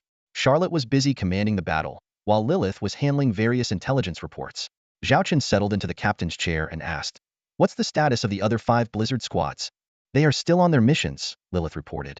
As per your orders, each squad needs to destroy 10 T3 motherships within 3 days, or they are to abort the mission and rush to the Sapphire Star system. Currently, there are some damages, but all are within controllable limits. Zhao Chun opened the system panel and saw that the progress of destroying the motherships had reached 12 out of 30. It seemed the 5 squads were doing well. However, the most pressing issue now was how to evacuate the residents. How is the Star Fortune fleet doing? How many transport ships have they found? He continued to ask. To evacuate such a large number of people, we need a substantial amount of transport ships. Lilith shook her head helplessly. So far, we've only gathered 500 T1 and T2 class transport ships. At most, they can carry 5 million people in one trip, and each round trip to the safe zone takes half a day. Zhao Qin's face darkened. 5 million? There are nearly 2 billion people here, which means we need over 400 trips. That would take more than half a year. He pounded the armrest and gritted his teeth. We must find another way. Not a single person can be left behind. Why are there so few transport ships? Zhao Qin asked with a frown. Lilith sighed and explained. These are all the civilian transport ships we could find. Civilian? Aren't there others? A flash of intensity crossed Zhao Qin's eyes. Lilith looked worried. But those belong to other lords or are under imperial military control. I'll ask right now, which ones can we mobilize? I don't care who they belong to, Zhao Chun said firmly. Lilith swallowed hard and brought up some data. Here is the situation of all registered transport ships in the North Windstar region. Aside from the ones we've already requisitioned, some belong to the nobility and the military. What are they doing? Zhao Chun cut to the chase. According to intelligence, some are being used to transfer assets for the lords. Even so, their efficiency is below 50, Lilith answered truthfully. Zhao Qin's brows furrowed. These bastards, still only thinking of their petty gains at a time like this. He ordered, find all idle ships or those transporting treasure for the elites. Every single one counts. Half an hour later, Lilith handed over a list, mostly T2 class transport ships. These mostly belong to influential figures in the Star region. Offending them could cause significant trouble, she reminded. Trouble won't find its way to me, Zhao Qin smirked. Order all operational storm units to commandeer these ships along their routes. Say it's the governor's command. If they resist, authorize them to use any means necessary. He emphasized the words, any means, and borrow a batch from here. He pointed to a stargate on the star map. This was prearranged with Li Yaqi of the Beiyin group, where she'd send out transport ships only for Zhao Qian to intercept them. Of course, Li Sweki would publicly denounce him to maintain appearances. Every additional ship means more lives saved, Zhao Qian said firmly, rubbing the bridge of his nose. Yes, sir. Lilith recognized his determination and quickly set to work. She deeply admired this commander, who was willing to offend the powerful to save strangers. It was truly impressive. Zhao Chun turned to Charlotte. Next, I need you to control the insect infestation on this planet as quickly as possible. The evacuation must go flawlessly. I don't want any unexpected disruptions. I will eliminate all insect nests and 90 of the ground insects within 24 hours. Charlotte promised resolutely. Zhao Qin nodded in satisfaction. Notify the populace to gather at shelters or large buildings for evacuation. But deciding who goes first will be a big challenge. Indeed, in an evacuation, the order of departure is a highly sensitive issue. Everyone knows that every second spent here increases the danger. Nobles will likely try to use their status to escape first, causing greater chaos. After a moment of contemplation, Zhao Qin suggested, let's register everyone's information and randomly draw evacuation lists. If anyone obstructs, we'll lower their chances of being selected. If there are extreme actions, detain them or execute them on the spot if necessary. Charlotte agreed, nodding. Though it will increase our workload, the central computer system can complete the global draw in half a day. Good, proceed as we've discussed, Zhao Qin instructed. Meanwhile, on the space battlefield, with the support of reinforcements, the insect hive mothership has been completely annihilated, and the rampant ground swarms have been contained. An unprecedented mass evacuation, organized by the Xiaolong fleet, is unfolding in an orderly manner. Citizens of the third planet in the Sapphire system, we are the Xiaolong fleet here to assist in your evacuation. The broadcast announced the following orders. First, all individuals must proceed to the nearest shelter or large building to serve as evacuation assembly points. Second, the initial evacuation will commence in 15 hours. At that time, everyone will be assigned a number. Individuals, families, or groups can participate, but the larger the group, the lower the chances of selection. Any dissent or obstructive behavior will result in disqualification or even immediate execution. Rest assured, we will do our utmost to ensure your safe evacuation. Under Zhao Qin's strict measures, the massive evacuation of 2 billion people on this ancient and sacred blue planet has begun. This will be another tragic yet magnificent migration in human history. People from nearly every corner of the planet heard the global broadcast. Evacuation assembly points? A lottery? Although they were quite surprised by this method, the mysterious Xiaolong fleet was their only hope. In an instant, crowds swarmed towards the nearest assembly points. However, there was always a small privileged class that scoffed at the idea. Why should we draw lots with those commoners? Nobles should have priority. An unranked so-called noble fumed. Exactly, if necessary, I can just buy a ticket. A merchant chimed in. Don't worry, this is just a ploy by the Xiaolong fleet to calm the masses. Another person said flippantly. Once we reveal our identities, we'll be on board in no time. Meanwhile, at the Jiang family mansion, Jiang Xiong looked grim as he stared at the warships in the sky. A year ago, he could never have imagined that the fate of the Jiang family would be tied to the Xiaolong fleet, which they had once looked down upon. Father, what should we do? Jiang Shasha asked anxiously. Go to the evacuation point, Jiang Xiong said through gritted teeth. It's our only way out. No amount of resentment can outweigh the need to survive. Soon, the Jiang family set out again. The streets were filled with the devastation wrought by the insectoids, with debris everywhere. Suddenly, a hissing noise erupted, and thousands of flying insectoids locked onto their convoy, screeching as they attacked. Just as their ammunition was running out and they were about to be devoured, a hail of bullets rained down from the sky, tearing the insect swarm to pieces. The Jiang family looked up in shock to see a black mech standing not far away, the hero who had just saved them. In just a year, that kid has developed to this extent, Jiang Xiong muttered to himself. The once scornful Jiang family members were now silent with fear. They remembered how they had left Xiaolong Star, vowing to mock Zhao Chun. Who knew they would become the laughingstock themselves? After a harrowing journey, they finally reached the assembly point. Halt! A group of soldiers blocked their way. People can enter, but vehicles and weapons must stay behind. Why? Someone protested. Who do you think you are? The captain pointed to the Black Knight mech in the distance and said coldly, we serve the Xiaolong Lord. The governor has already ordered that all actions follow his command. The Jiang family members' faces changed drastically. Their vehicles were loaded with their possessions. Leaving them behind would mean a huge loss. Jiang Xiong tried to reason. We are the Jiang Corporation, specializing in interstellar trade. You've heard of us, right? Save it, the captain said impatiently. I even turned away someone claiming to be the governor's niece. The Lord's orders are clear. Either comply or figure it out yourselves. Why can't we take our stuff? Jiang Shasha couldn't help but argue. The captain pointed to the loaded vehicles. Look at all these cars. I don't care what's in them, but if we let you bring them in, there won't be space for hundreds of people. When it's time to evacuate, there might be no room for thousands on the transport ships. Jiang Shasha was speechless. To them, their possessions were naturally more important than the lives of commoners. But now, they couldn't say that out loud. You must be mistaken. My sister is the Xiaolong Lord's fiancée. We are nobles of Xiaolong Star. Jiang Ziwen retorted. This did make the captain hesitate. Wait a moment, he said. hurrying to seek approval. What on earth are you talking about? Jiang Shasha exclaimed, both anxious and angry. Zhaochen and I ended things a long time ago. Bringing it up now is just embarrassing, isn't it? Right now, we need to focus on protecting our assets. Jiang Ziwen, completely unbothered, replied. Sis, keeping our property safe is what's important. Sir, there's someone here claiming to be the Lord's fiancé. The captain nervously reported to the other end of the communication.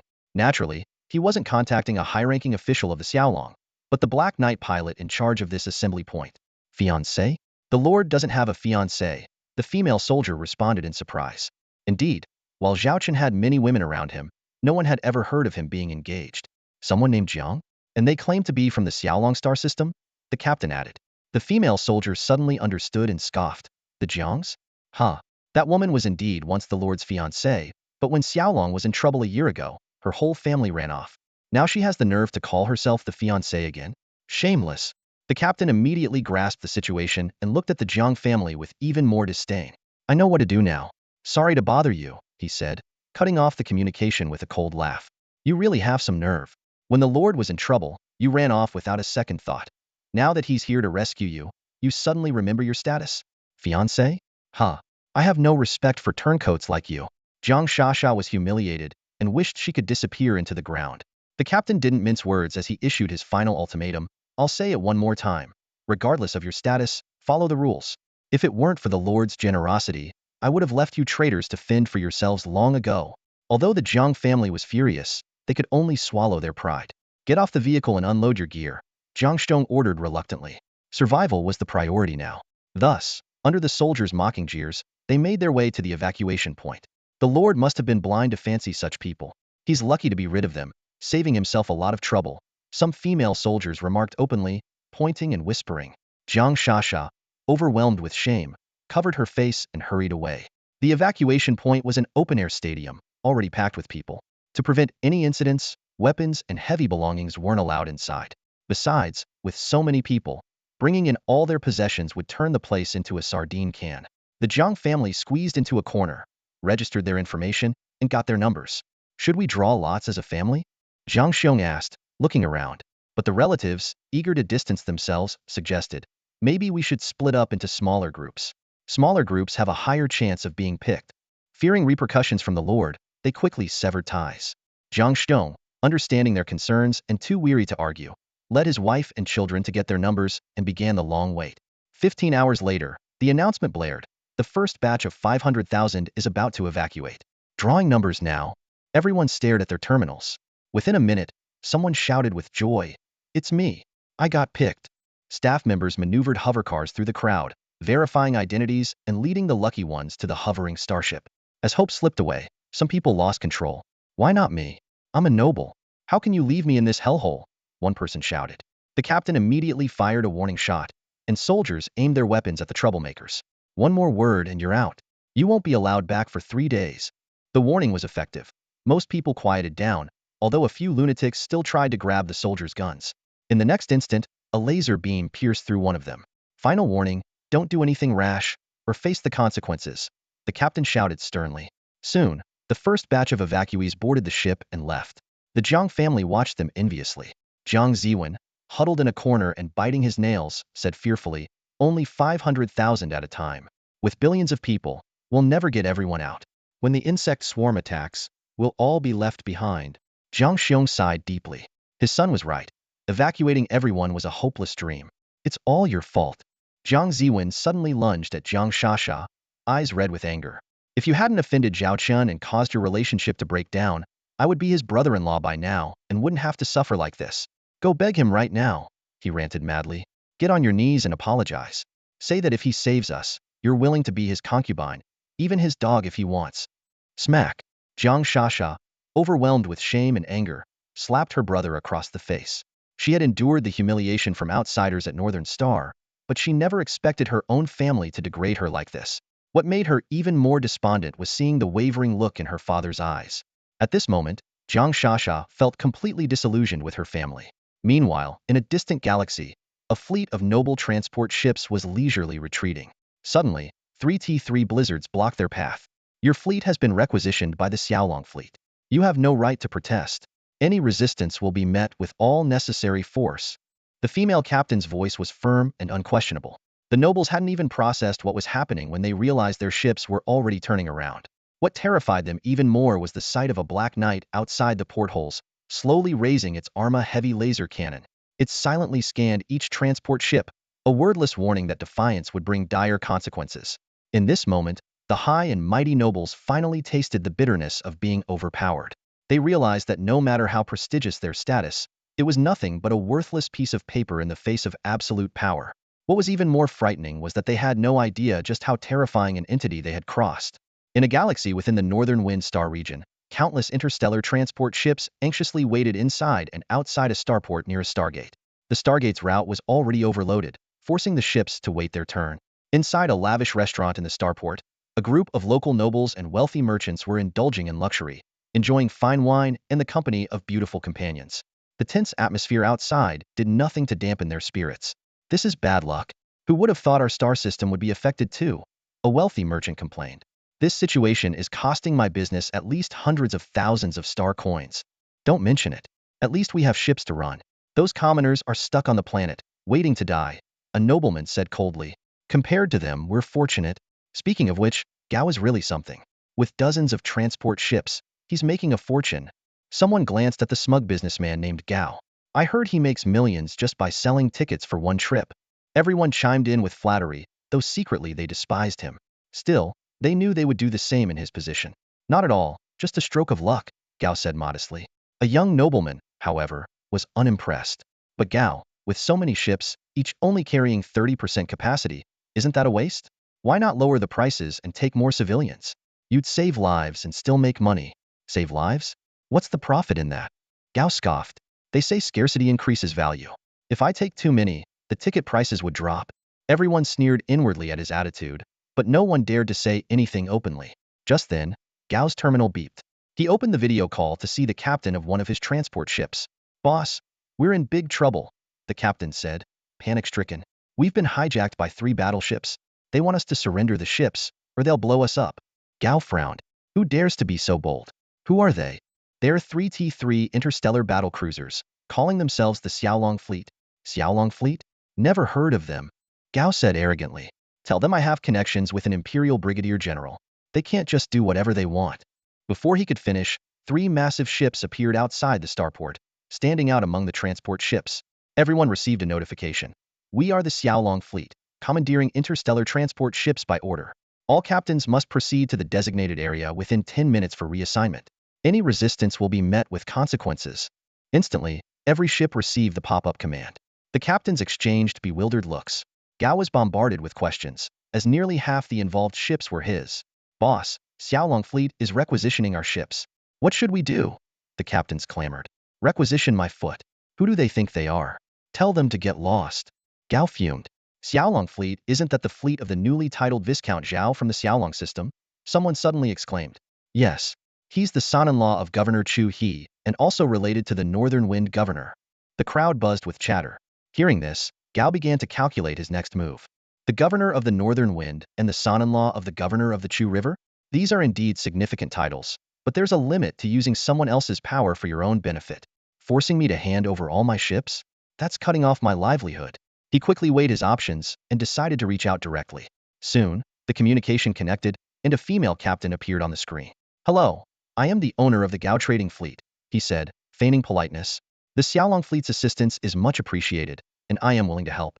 However, all my small ships are already loaded with goods and refugees, but I can spare 3 T2 transport ships to fully support your fleet." "3 ships?" The female captain sneered. "From what I know, you have at least 70 or 80 ships here, and they're less than 40% loaded, with 30% of that being Noble's private goods. I'm giving you 10 minutes to evacuate all personnel to the spaceport." The wealthy merchant named Gao turned pale with anger. He had already shown goodwill, yet the other side was so ungrateful. "Captain, I'm still a businessman," he said through gritted teeth.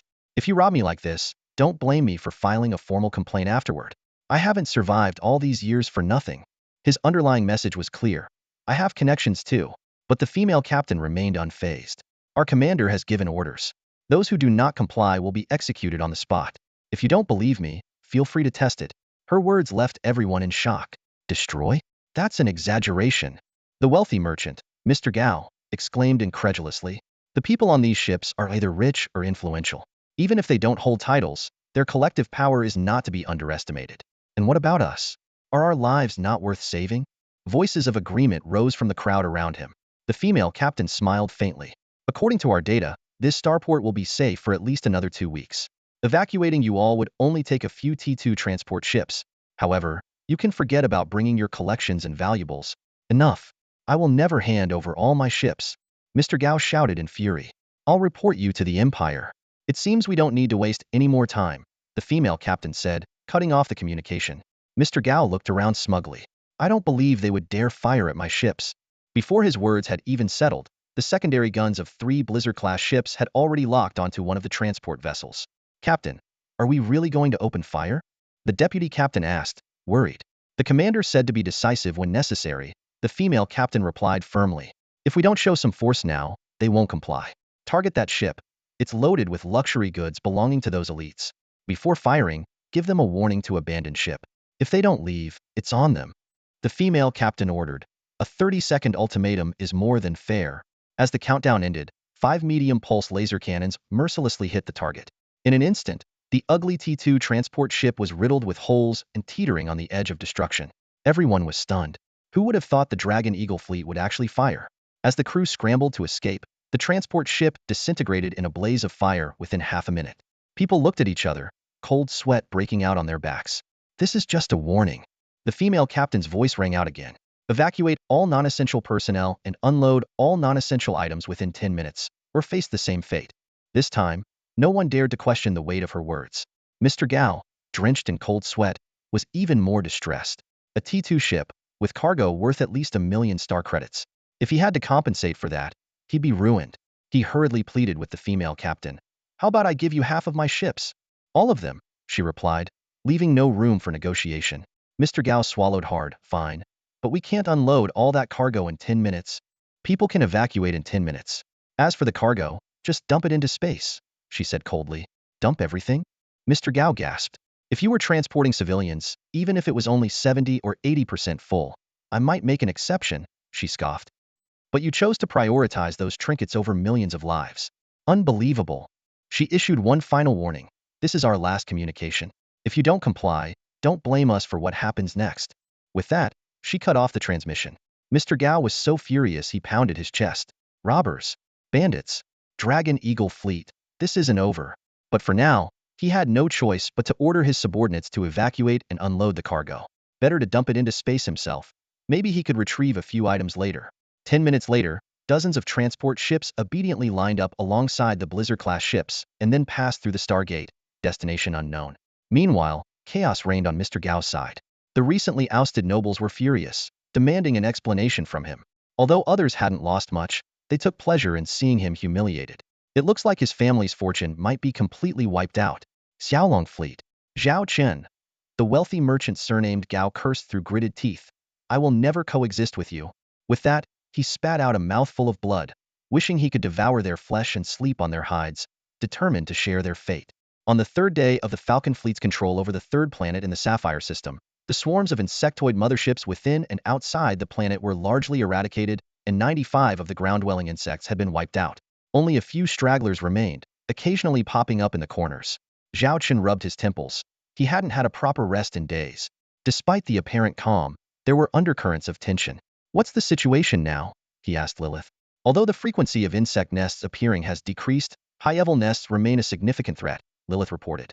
All available fleets have been dispatched to deal with the earlier nests, and we may struggle to handle any new ones that appear. Zhao Chen nodded and asked, how is the evacuation of the 3rd planet going?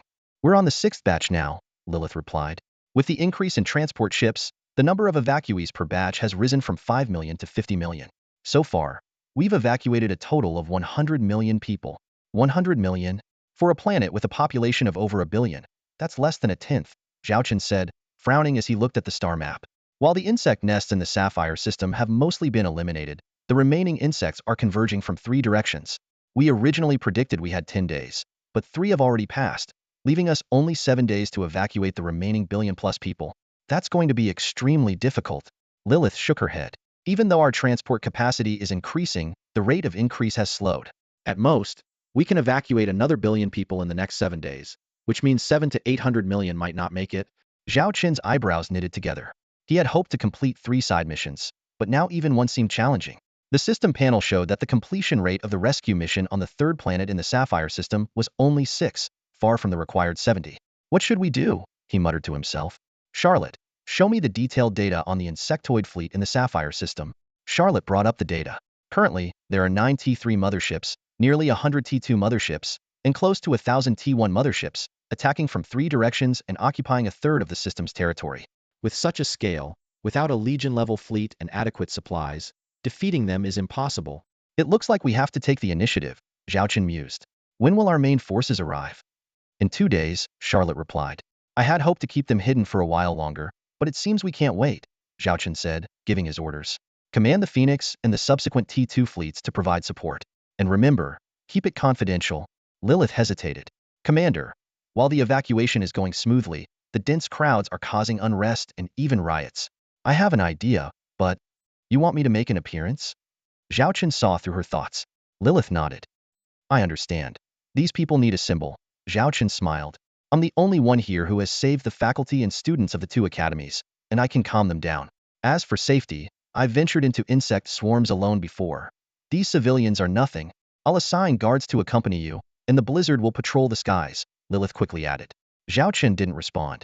After all, he had been injected with the T3 super soldier serum. He then left the blizzard and took a shuttle to begin his inspection tour.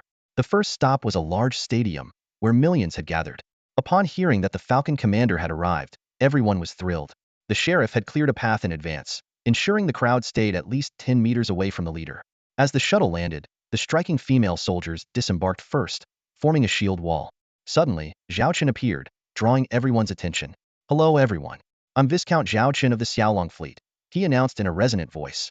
Rest assured, I previously rescued the faculty and students of the 2 academies in the Azure Star region, and here, I will also do my utmost to lead you all out.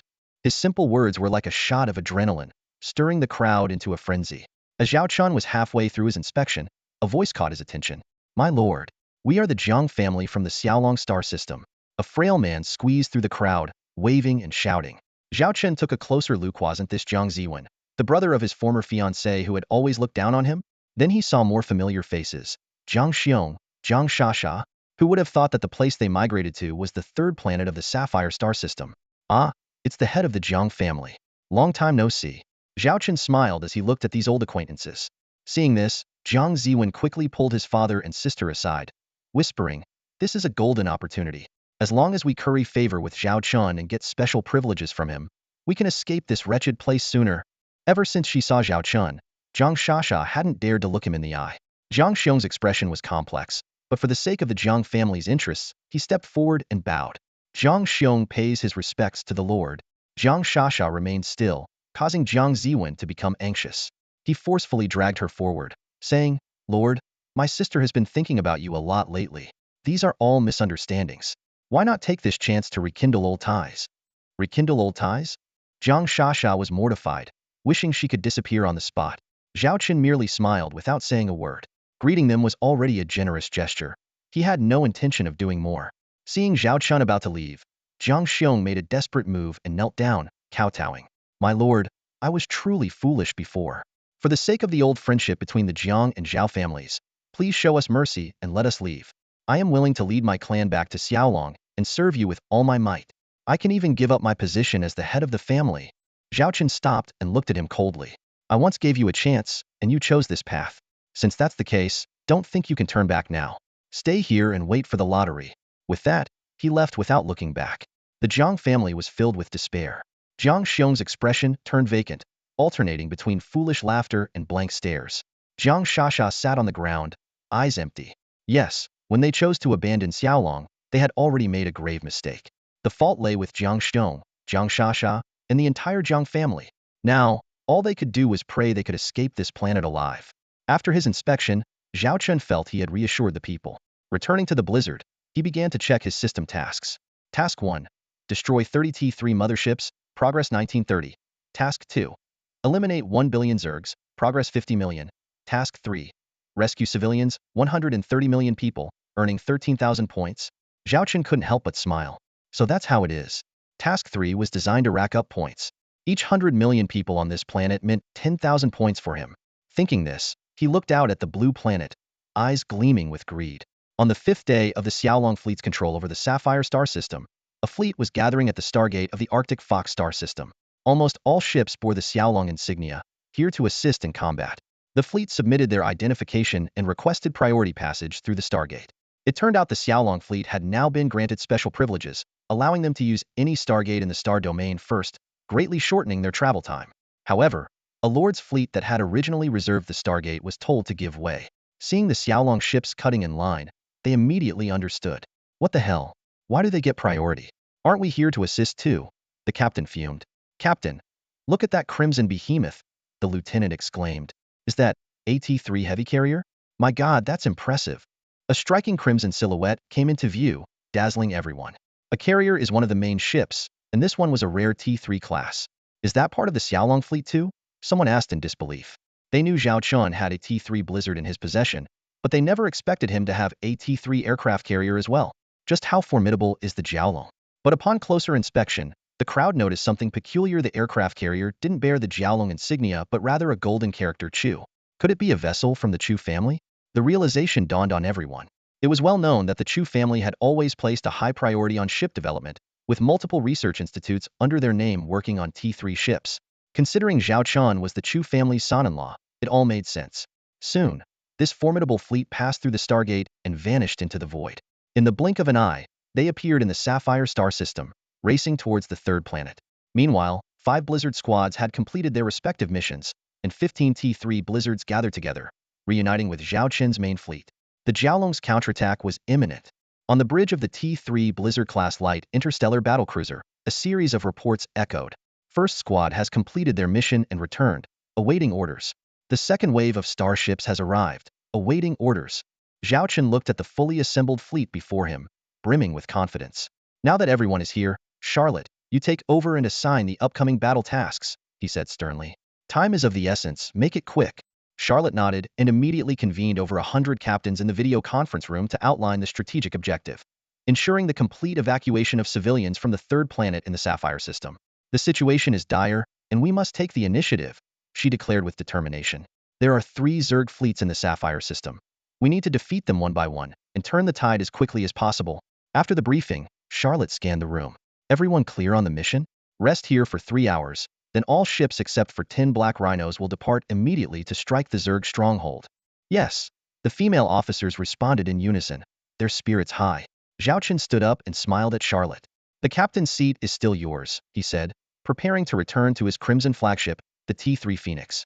To avoid drawing attention, he had painted a golden, Chu character on the hull, passing it off as borrowed. In these critical times, discretion was no longer an option. A shuttle quickly transported Zhao Chun and Lilith back to the Phoenix. Commander, Secretary, I've been expecting you, greeted Qitong with a smile, her mask now an ornament at the back of her head, worn only when disembarking. How are preparations in the Xiaolong system? Zhao Chun inquired. Latest reports indicate everything is going smoothly, Lilith replied. Good, then we can focus entirely on this battle, Zhao Chun said with a cold smile. This would be the Xiaolong fleet's first direct confrontation with the Zerg. Previously, they had either relied on allied support or engaged in Hitandran tactics, never committing fully as they were now. But this time was different. Zhao Chun was determined to annihilate this Zerg swarm single-handedly. Half a day later, the Xiaolong fleet had arranged itself in a special formation against the Zerg, with all cannons aimed forward. Report, Zerg will be within firing range in 10 minutes. Qitong announced loudly. Zhao Chun remained calm, reviewing the enemy fleet's intel, 4 T3 motherships, 42 T2 motherships, and over 450 T1 motherships. This was the strongest of the 3 Zerg swarms. Charlotte's strategy was clear. If they were to engage, they would target the strongest, aiming for a decisive victory. This would not only facilitate the evacuation of the third planet, but also boost morale for subsequent operations. Commander, please give the order. Lilith looked at Zhao Chun. Zhao Chun activated the fleet-wide broadcast. Xiaolong fleet, commence battle. In an instant, all warships came alive as if imbued with a fighting spirit. Blizzard assault team, prepare to penetrate enemy lines. Charlotte commanded. On the bridge of the T2 Lion King-class heavy missile ship, Wolf Girl by Shue's breathing quickened, her eyes blazing. 5 Lion Kings, 2,500 missiles ready to launch. With a single command, a barrage of missiles would rain down, devastating the enemy forces. On the bridge of the T-3 Phantom-class light stealth bomber, Zhao Wanner said resolutely, 5 Phantoms are lying in ambush on the path of the enemy T-3 motherships, ready to strike. It was their first time using this powerful weapon against the Zerg, and while there was some nervousness, there was even more eagerness to engage. On the bridge of the T-3 Phoenix-class heavy carrier, Zhao Chen glanced at Qitong. Although he was nominally the captain, the actual command lay with this demon race lieutenant. He was more of a figurehead. Qitong gave a knowing smile and then issued the order, Phoenix, prepare for battle. All fighters and drones, launch immediately. Form attack formations. As soon as the words left her mouth, dozens of hatches opened in response, and Phoenix fighters along with T-3 drones roared out, resembling a vast swarm of crimson insects, densely heading forward. At this critical moment, the star battle had finally begun. However, the red swarm spewing from the T-3 Phoenix was nothing compared to the true sea of insects on the other side. In mere moments, the bugs pouring out of the hive ships covered the sky, resembling a black sandstorm in space. Zhao Chen stared at the radar panel, overwhelmed by the dense energy signals. Thankfully, the Phoenix's system was powerful enough to handle the vast amount of data. Otherwise, it would have crashed long ago. While the number of motherships remained unchanged, other data skyrocketed at an alarming rate. The T-1 flyers surged from tens of thousands to hundreds of thousands, and in the blink of an eye, surpassed 10 million. Although the increase began to slow, they were far from done. Of course, the T-1 flyers were merely cannon fodder. The real force lay with the T-2 hydralisks, whose numbers also kept climbing hundreds, thousands, tens of thousands. Zhao Chun closely monitored the numbers, having predicted earlier that the T-1 flyers might exceed 15 million, T-2 hydralisks would break 100,000, T-3 corruptors around 5,000, and T-3 banlings over 1,000. The sheer thought of a swarm of over 10 million Zerg was terrifying. The swarm employed their usual tactics. Apart from a few escorting the motherships, the rest swarmed towards their targets. However, this time, the tactics of the Jialong fleet were different. The fighters and drones from the Phoenix didn't engage in air superiority battles, as the cost was too high. The 300 Phoenix fighters and 3,000 Black Phoenix drones focused on defense, working with the Black Rhinos to annihilate the incoming bugs. The Fire Phoenix bombers locked onto the general positions of the corruptors and banlings, deploying star bombs for area attacks. Phantom Squad, Lion Squad, execute your orders. Zhao Chun commanded. On the Phantom 1 ship, Wanner fixed her gaze on the Hive mothership in front of her and shouted decisively, Phantom Squad, move out. Meanwhile, the Wolf Girl by Shui, barely able to contain her excitement, undid a few buttons on her uniform and almost howled, Lion Squad, fire, fire. There was no room for maneuver against such a fierce swarm. The 5 Lion ships launched all 2,500 missiles in one go. Within just 3 minutes, the sky was lit up by their fiery trails. This was the Lion ship's combat style: fast, ruthless, precise, a one-hit kill. Bai Shui watched the images from the Deep Space Telescope with fascination. The sky ablaze with flames, tens of thousands of Zerg perishing among them, a breathtaking sight. Her cheeks flushed, ears perked up, silver tail swaying, a dreamy smile playing on her lips. At the same time, the 5 Phantom ships finally revealed their fangs, launching short-range anti-ship missiles, cluster bombs, and particle torpedoes straight at their targets. For T-3 motherships, along with a dozen T-2 motherships, were caught off guard. They hastily redirected their escorting swarms for defense, but it was too late. The barrage of firepower engulfed them in an instant. No matter how strong their biological armor was, they couldn't escape their fate. Zhao Chun watched the rapidly changing numbers on the system panel. 19, 20, 22. It stopped at 23. In less than 5 minutes, the 4 strongest T-3 motherships had been brought down by the Phantom ships. Mission accomplished, requesting extraction. Wanner's voice came through. Permission granted, Zhao Chen replied, turning his attention to the next key player, Charlotte and her fleet of 20 blizzards. Charge! Charlotte commanded, and the slaughter began. On the 10th day of the Zerg disaster in the Northern Wind sector, although the crisis continued, most of the initial chaos had been brought under control. According to expert predictions, no new Zerg nests appeared in the past 24 hours, and all existing nests had disappeared, indicating that the intensive Zerg infestation was likely over. An adjutant was reporting the situation to the governor of Northern Wind. The governor asked, "What is the current status?" The adjutant brought up a star map, which divided the star systems into 4 colors. White for unaffected areas, green for controlled Zerg nests, yellow for areas with remaining Zerg presence, and red for areas dominated by T-3 motherships with multiple populated planets. We have mobilized over 10,000 Lord-class fleets and 3,000 local sector warships. The Imperial 12th, 19th, and 22nd armies have also been deployed, the adjutant reported. The disaster is mostly contained, with only 2 red star systems requiring Imperial military intervention for eradication. What about the civilians in those systems? The governor frowned. The adjutant sighed. Those planets are beyond saving. After 10 days, the civilians who couldn't evacuate have likely all fallen victim to the Zerg. The governor rubbed his temples and asked, what are the current losses? Nearly 20 billion direct fatalities, over 50 billion displaced. More than 100,000 civilian auxiliary ships destroyed, over 5,000 combat ships lost, including 13 T3 ships and nearly 500 T2 ships. Approximately 800,000 combat personnel have perished. The adjutant listed the figures one by one. The governor clutched his chest. This disaster has inflicted enormous wounds on the northern wind sector, setting us back nearly a decade. If not for my timely intervention, it wouldn't be just a few star systems at risk, but the entire sector and billions of lives. By the way, there's another piece of news you might find interesting, the adjutant suddenly said. It's about the Sapphire system. What about it? Originally, that system was also under red alert. But within a week, half of the Zerg motherships were destroyed. 1.5 billion people successfully evacuated from the third planet, and nearly 500 million were rescued from other planets. The remaining Zerg have been contained, and complete eradication is only a matter of time. Which Imperial fleet achieved such a feat? The governor was astonished. The adjutant's expression turned peculiar. It wasn't the Imperial military, but the Xiaolong fleet. The Xiaolong fleet? The governor recalled his talented grandson-in-law. He knew the young man had come to assist, but hadn't had the time to inquire due to his busy schedule. He didn't expect such a significant achievement in silence. Yes, with his efforts alone, he resolved the crisis in the Sapphire system, directly saving nearly 2 billion lives. The adjutant nodded. How many warships does he have? Fewer than 150, but nearly 30 of them are T3 class. There's also a rumor that he has a T3 heavy carrier with a golden Chu character on it. The governor frowned deeply. That doesn't make sense. Even with 100 or so warships, where did he get enough transport ships to evacuate 2 billion people? And when did old Chu build a T3 carrier without my knowledge? At this point, the adjutant's expression became even more unusual. This ties into another small matter. Recently, a count, 5 viscounts, 22 barons, and hundreds of nobles and even military officers have been impeaching Zhao Qian. Due to your busy schedule, I took the liberty to suppress it. Impeach him? He's done a great service, so why would anyone accuse him? Do you know where he got those troop transports? The adjutant chuckled bitterly. Back then, he sent the T3 Blizzard to hunt down a mothership and borrowed a fleet of civilian transport ships along the way. For those who refused, he bombarded them directly. It said he destroyed at least 6 ships and killed over 1,000 people. Really?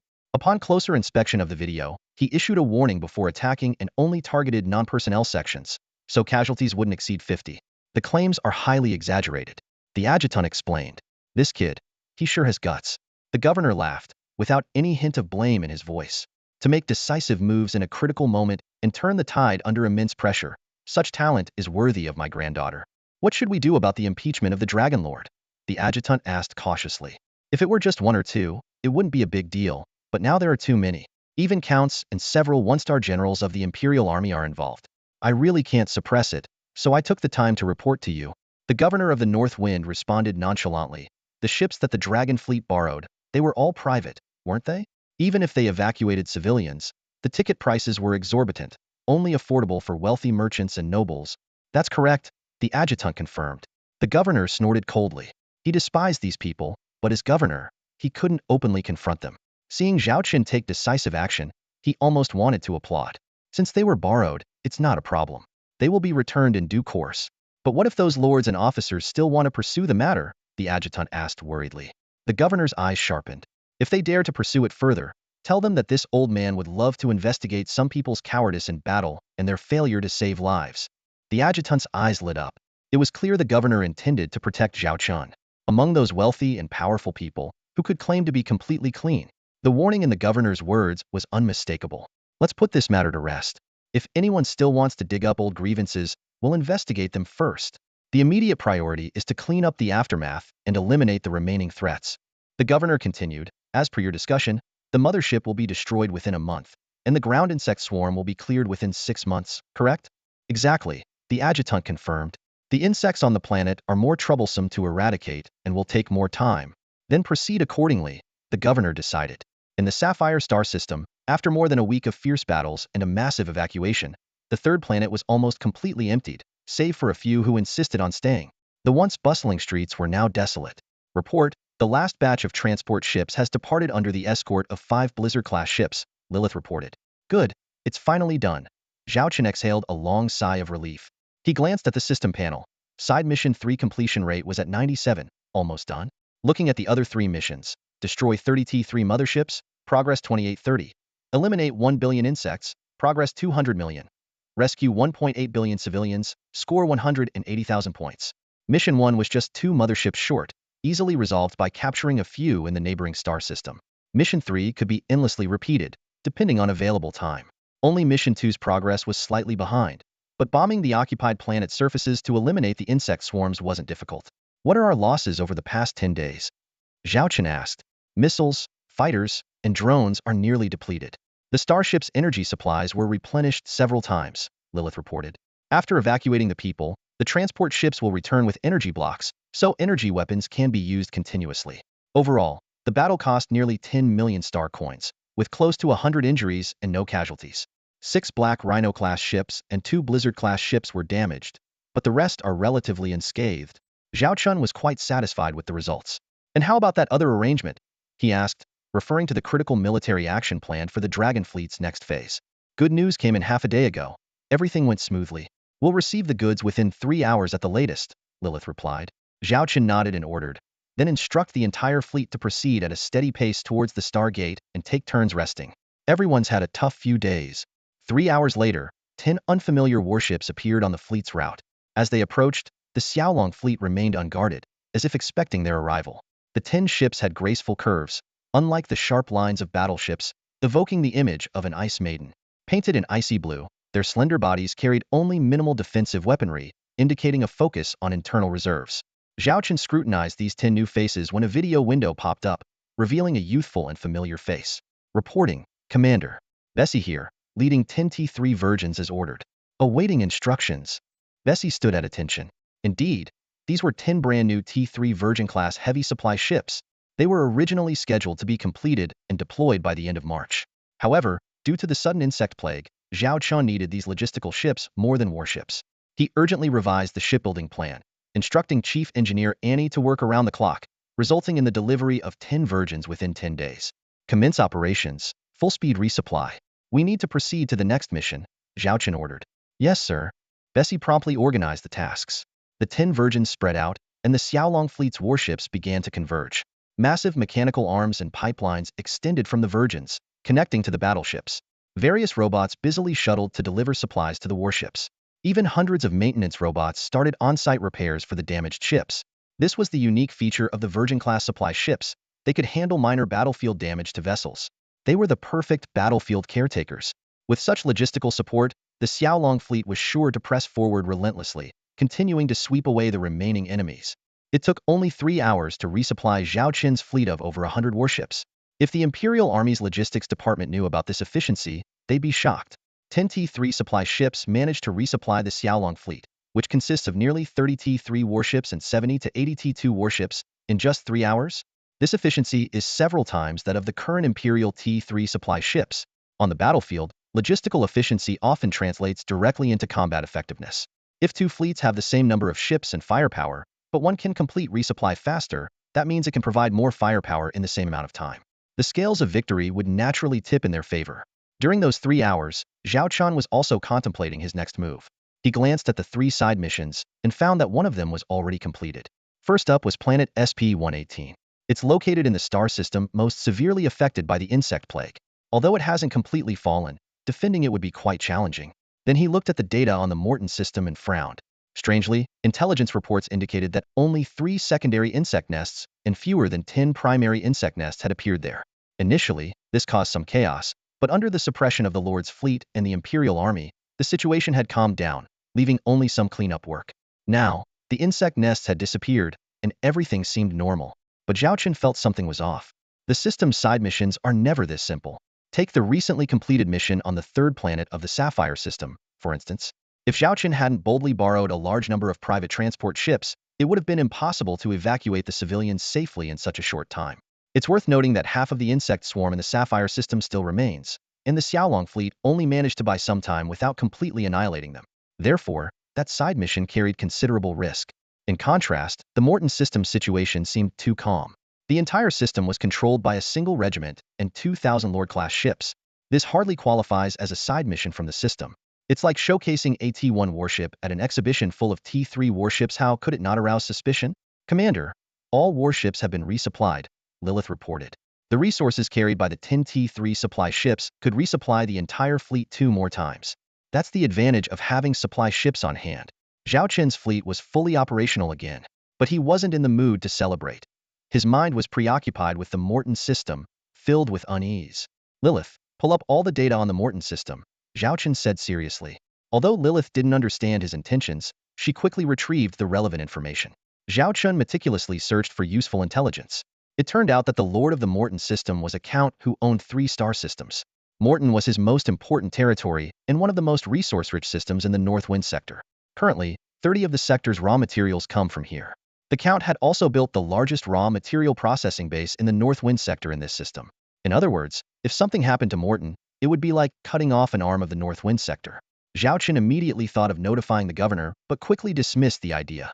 As things stood, Morton was still peaceful. If he reported it rashly, others would only question where he got his information. Moreover, he wasn't even sure what might happen. Zhao Chen held his head in his hands, caught in a dilemma. How should we respond to this imminent crisis, Commander? Lilith asked, puzzled. The current situation seemed favorable, so why did the commander look so worried? The Mortan galaxy is of critical importance. Any misstep could have far-reaching consequences. Although helping out wouldn't bring Zhao Chen any direct benefits, a disturbance in Mortan could severely impact the Northern Wind sector. Unfortunately, this news couldn't be disclosed to the governor in advance. Zhao Chen raised his hand and brought up the strategic map of the Northern Wind sector, focusing on the troop deployments around Mortan. Lilith, calculate for me. If the worst-case scenario occurs in Mortan, how quickly can we mobilize forces in the Northern Wind sector? Although she didn't fully understand the situation, Lilith quickly provided the answer. If a major crisis were to occur in Mortan, the nearest 12th Legion and 3,000 Lords fleet could arrive within 5 hours. Within 10 hours, the 19th Legion, 22nd Legion, and the Governor's Guard could also reinforce. Given that the entire sector was already in a wartime state, mobilization would be much easier than before. The only issue was that such a deployment would mean abandoning their current missions and ignoring other battlefronts against the swarm. What if we need to cover both fronts? Zhao Chen pressed further. Lilith immediately responded. Within 5 hours, 1,000 Imperial warships and 2,000 Lords fleet. Within 10 hours, 2,000 Imperial warships, 3,000 Lords fleet, and 2,000 of the Governor's fleet. 10,000 warships? Still not enough. Zhao Chen mused for a moment before making a decision. Relay my order. The entire Xiaolong fleet. Proceed to the Mortan galaxy at full speed. Although the Mortan galaxy was invaded by the Zerg, order has been restored through proper handling. Only a few planets were touched by the swarm, and fortunately, the spread was contained. As the Earl of Morton, he was leading a small patrol fleet to inspect his territory. My lord, all Zerg nests have been eradicated, and the mining areas are fully operational again, his subordinate reported respectfully. The Earl let out a sigh of relief. Thankfully, the mining areas are intact. Otherwise, the consequences would have been unimaginable. Indeed, who could have predicted the Zerg attack would be so fierce? I heard there were more than 10 secondary nests, which is terrifying just to think about, his subordinate agreed. Don't let your guard down, the Earl cautioned. We need to clear the ground swarms on the planets quickly, enhance patrols, and ensure nothing resurfaces. Understood. Suddenly, a crackling noise filled the bridge as the electronic systems went haywire. What's happening? The Earl frowned. It appears we've encountered strong spatial magnetic field fluctuations, causing system interference, a crew member replied. But it should be restored soon. Report. Unknown energy detected. Another warship transmitted an alert. Send me the coordinates, the Earl ordered decisively. Soon, the telescope locked onto the target. At first glance, it appeared to be an ordinary star field. But then the Earl's eyes widened, and his breath caught there was a rift in the void, as black as an abyss, tearing and devouring everything around it. Warning. Magnetic field data indicates it's a Zerg nest, a crew member shouted. Another nest? The Earl remained composed. All ships, prepare for battle and retreat to a safe zone. Request reinforcements from the entire system. If it were just a primary or secondary nest, they could manage. Spatial distortion is intensifying. The nest has reached secondary strength. A crew member gulped, and it's still rising. Contact the governor immediately. Inform him a tertiary nest has emerged here, and we urgently need reinforcements, the Earl commanded sternly. Before the words had even settled, the rift expanded again. The nest has reached tertiary level, and it's still climbing. A crew member screamed in terror. An unprecedented fear gripped the entire ship. Tertiary isn't enough? Could it be? No, impossible. The bridge fell silent, save for the rising heartbeats. The Earl sprang from his seat, clenching his fists, staring at the fissure on the screen as if gazing into the gates of hell. Report. The nest strength has reached level 4. As the words landed, it was like a thunderbolt for everyone. Is the detection equipment malfunctioning? The adjutant stammered. The data is accurate. The crew member shook his head. It's definitely level 4. Warning. Massive energy signals are pouring out of the nest. The communications officer screamed. The Earl looked up to see countless Zerg ships surging from the rift. Hundreds, thousands, T1, T2, T3. Even a dozen T3 motherships. Retreat. Full speed retreat. The Earl almost howled the order. Report to the governor immediately. Request reinforcements. No. Contact the Empire directly. We need Legion-level support. There's a level 4 nest here. The fleet fled in panic, but how could they outrun the Zerg swarm? In a blink, the T2 warships at the rear were overwhelmed, consumed, and obliterated by the dark mass of Zerg. The Count watched helplessly as over 100 ships struggled and sank in the sea of insects, leaving only a scant few dozen in mere moments. Even his flagship was now being swarmed by the creatures, with a crunching sound suggesting something was gnawing at the armor. Realizing the battle was lost, he cast one last glance towards the distant insect nest and was horrified to see a colossal entity emerging. It was a gigantic warship, a T4 mothership, stretching a full 50 kilometers in length. At that moment, only one thought echoed in Earl Morton's mind. The Morton star system was doomed. This brilliant jewel was about to plunge into eternal darkness. The news of a level 4 insect nest appearing in the Morton system quickly caused an uproar throughout the Northwind sector. This was a disaster unseen for centuries. The message reached the Empire's high command and immediately sparked a massive reaction. 5 legions received an unyielding order. Reinforce the Northwind sector within 100 hours and reach the Morton system within 5 days. The governor bore a heavy burden no matter what. The level 4 insect infestation must be contained within the Morton system. But how easy was that? A level 3 nest could destroy an entire system, and the level 4 nest had the potential to obliterate the entire sector. The Northwind governor was already in a state of panic. Mobilize all available fleets immediately and rush to the Morton system, he roared. Even if it means canceling other systems' clearance plans, we must fully suppress this crisis. The adjutant replied helplessly, Sir, we are already reallocating forces and sending all spare combat power there. But the fastest fleet will take 3 hours to arrive, and their numbers are limited. To form an effective battle sequence, we need at least 5 more hours. 5 hours. The governor was furious. According to intelligence, the swarm from the nest is aggressively attacking the Stargate. In less than 3 hours, the Morton Stargate will fall. If that happens, reinforcing it will be nearly impossible. What he didn't say was that losing this crucial resource system would spell catastrophic disaster for the entire Northwind sector. The Earl of Morton has already sacrificed himself. His eldest son is now in command, the adjutant added. Following your orders, they are building a defense line at the Stargate, ready to hold it at all costs to buy time for our reinforcements. The governor closed his eyes and focused. This would be a fight against the clock. Why did such a terrifying level 4 insect nest appear under his jurisdiction? It seemed fate had played a cruel joke on him. The Stargate of the Morton system was placed under complete lockdown, canceling all civilian transit permits, and all resources were diverted to the Stargate defense. Meanwhile, reinforcements from other systems were continuously arriving, mostly private fleets of the Lords, with over half being T1 class. But now was not the time to be picky. Every ship that could come was a blessing. Everyone, my father, the Earl of Morton, has sacrificed himself. The temporary commander, the Earl's eldest son, announced over the public channel. Following the governor's orders, I will lead this Stargate defense. No matter what, we must hold our ground until reinforcements arrive. Defensive lines were quickly established. 300 Imperial warships, 2,000 Lord fleets, 10 T3, over 500 T2, and the rest were all T1.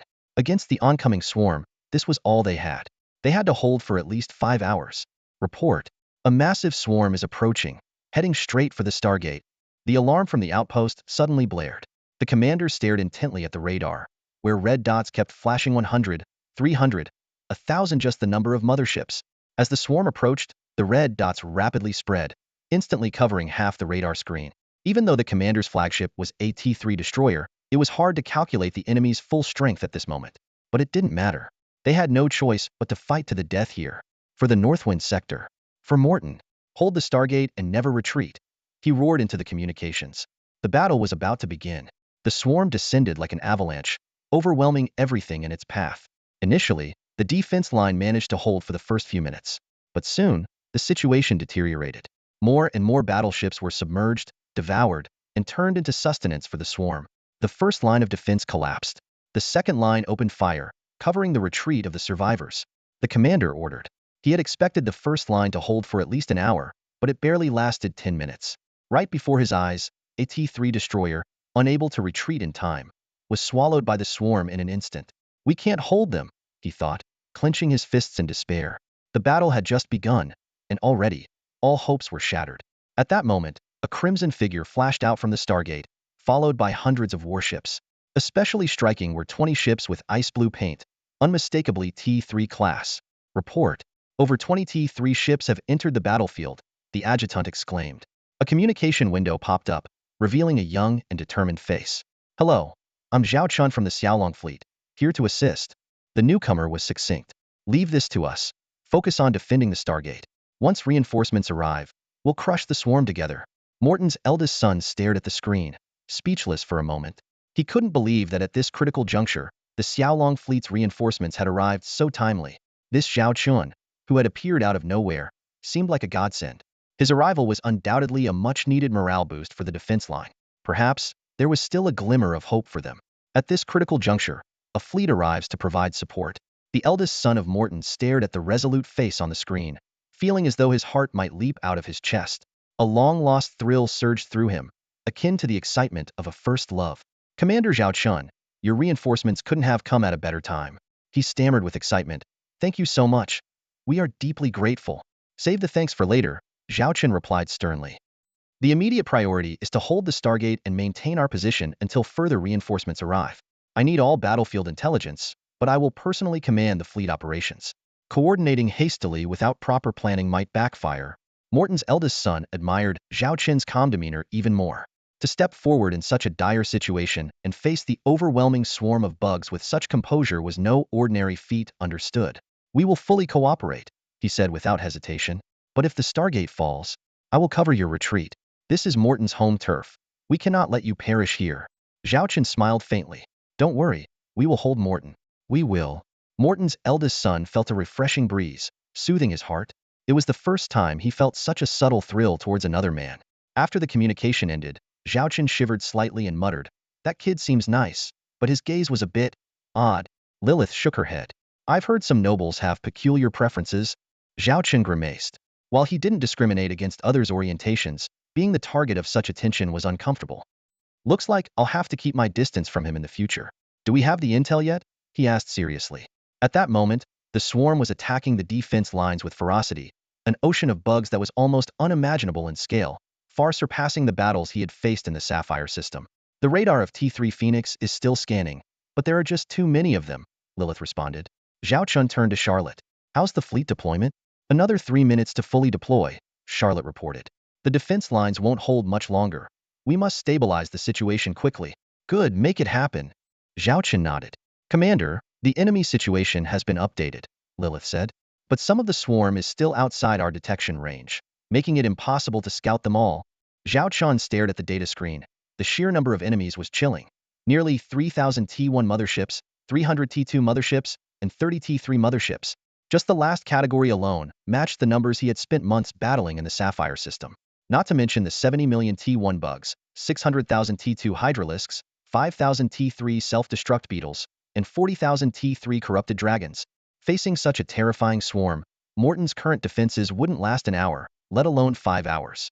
Report, we've detected an enemy T4 unit. Akihito exclaimed. T4 mothership? Zhao Chun's eyes widened. No, it's a T4 combat unit. Akihito released a few fuzzy images. Though it was just a glimpse, they quickly identified the bug species using data from the Galactic Federation's database. The screen displayed a colossal beast, its size comparable to a T1 battleship, moving at incredible speed. Its plasma cannons rivaled the main guns of a T3 ship, resembling a hybrid of a whale, ichthyosaur, and plesiosaur. It was covered in tough scales, with a mouth full of sharp teeth and several tentacles encircling its body, giving it a terrifying appearance. Zhao Chun had studied its details at the military academy and immediately recognized it. AT-4 Hunter-class Leviathan. This formidable combat unit was one of the powerful entities carried by AT-4 Hive mothership. Its presence undoubtedly signaled the onset of a brutal battle. Zhao Chun gritted his teeth, his eyes sharp and full of determination. Since they were already here, retreat was not an option. Otherwise, the northern wind sector and even the Xiaolong system would face utter devastation. Transmit my command, he said in a deep voice. All ships, listen up. Initiate hunting mode immediately. Lock all targets on the T3 mothership and T4 units. We fight the swarm to the death.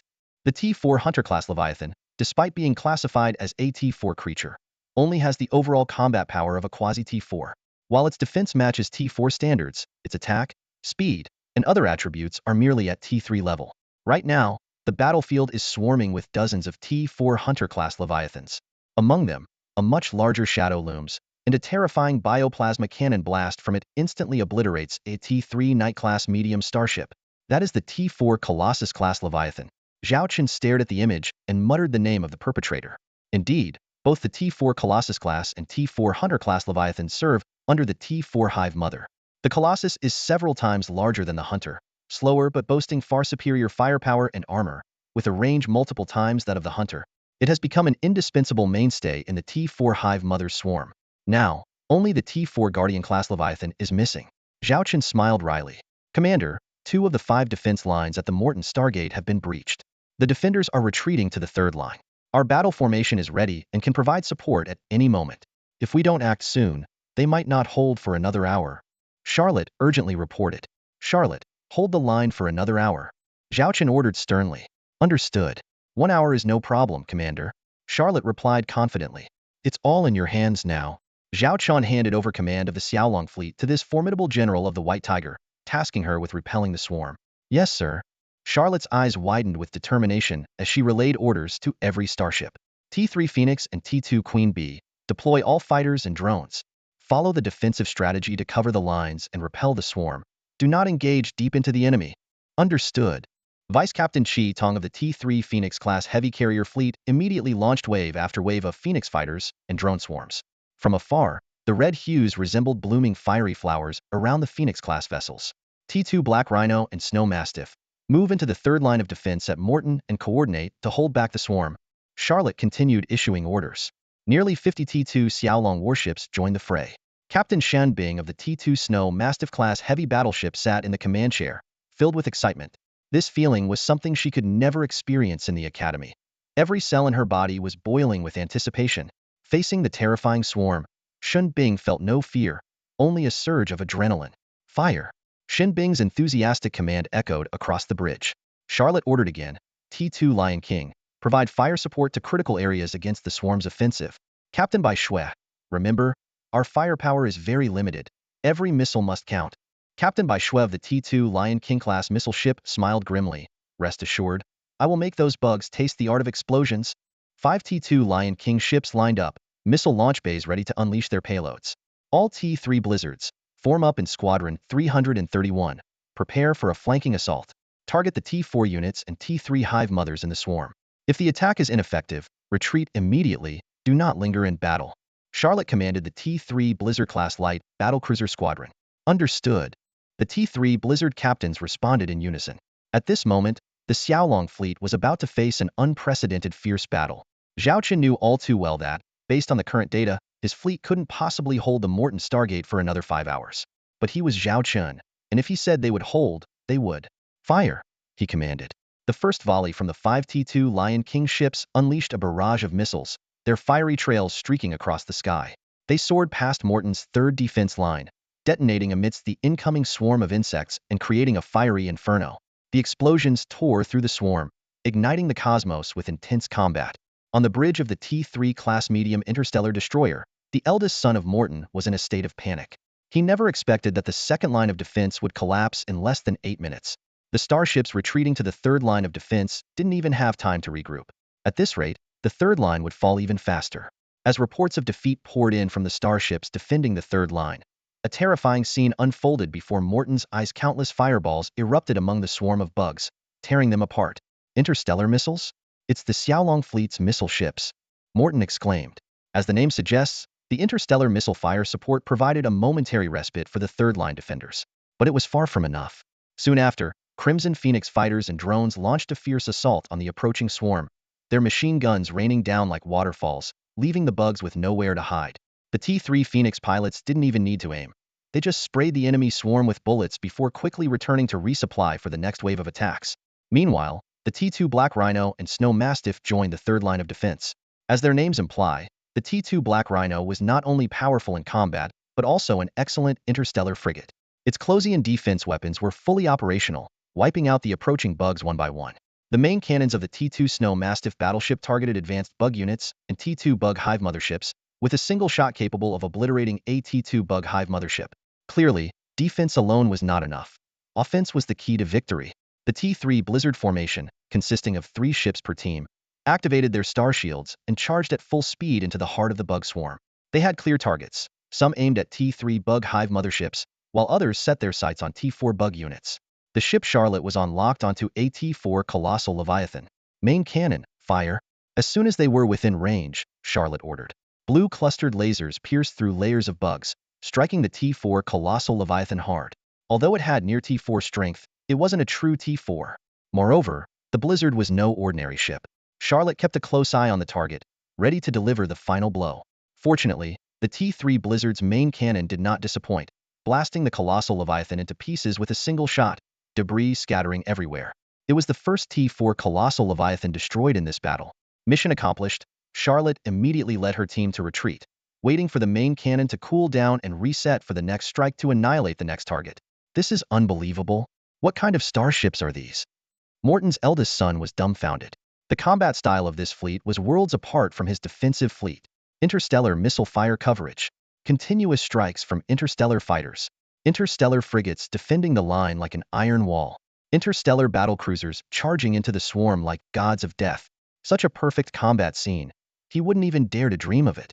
Yet at this moment, this starship fleet was working in perfect harmony, as if they had fought 100 battles together. Suddenly, the hope of defending the Stargate rekindled in his heart. Half an hour later, with the strong support of the Xiaolong fleet, the third line of defense at the Morton Stargate still held.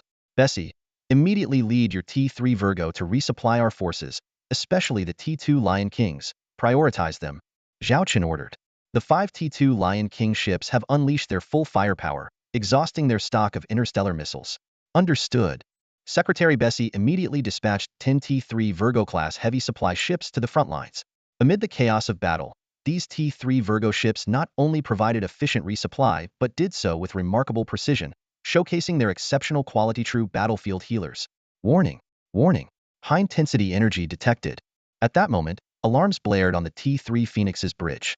The radar displayed a predicted attack trajectory slicing through the third defense line, directly threatening several dozen starships, including a T2 Black Rhino.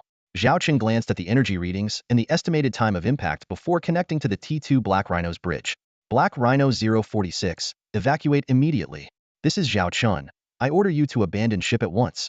Zhao Chen's veins bulged as he nearly roared the command. The captain of Black Rhino 046 hesitated. In any other fleet, even the Imperial Navy, such a sudden order would seem absurd. Why abandon a perfectly good ship? However, captains trained at the T3 Goddess Academy adhere to a supreme principle. The commander's orders are absolute. Without delay, the captain issued the highest alert.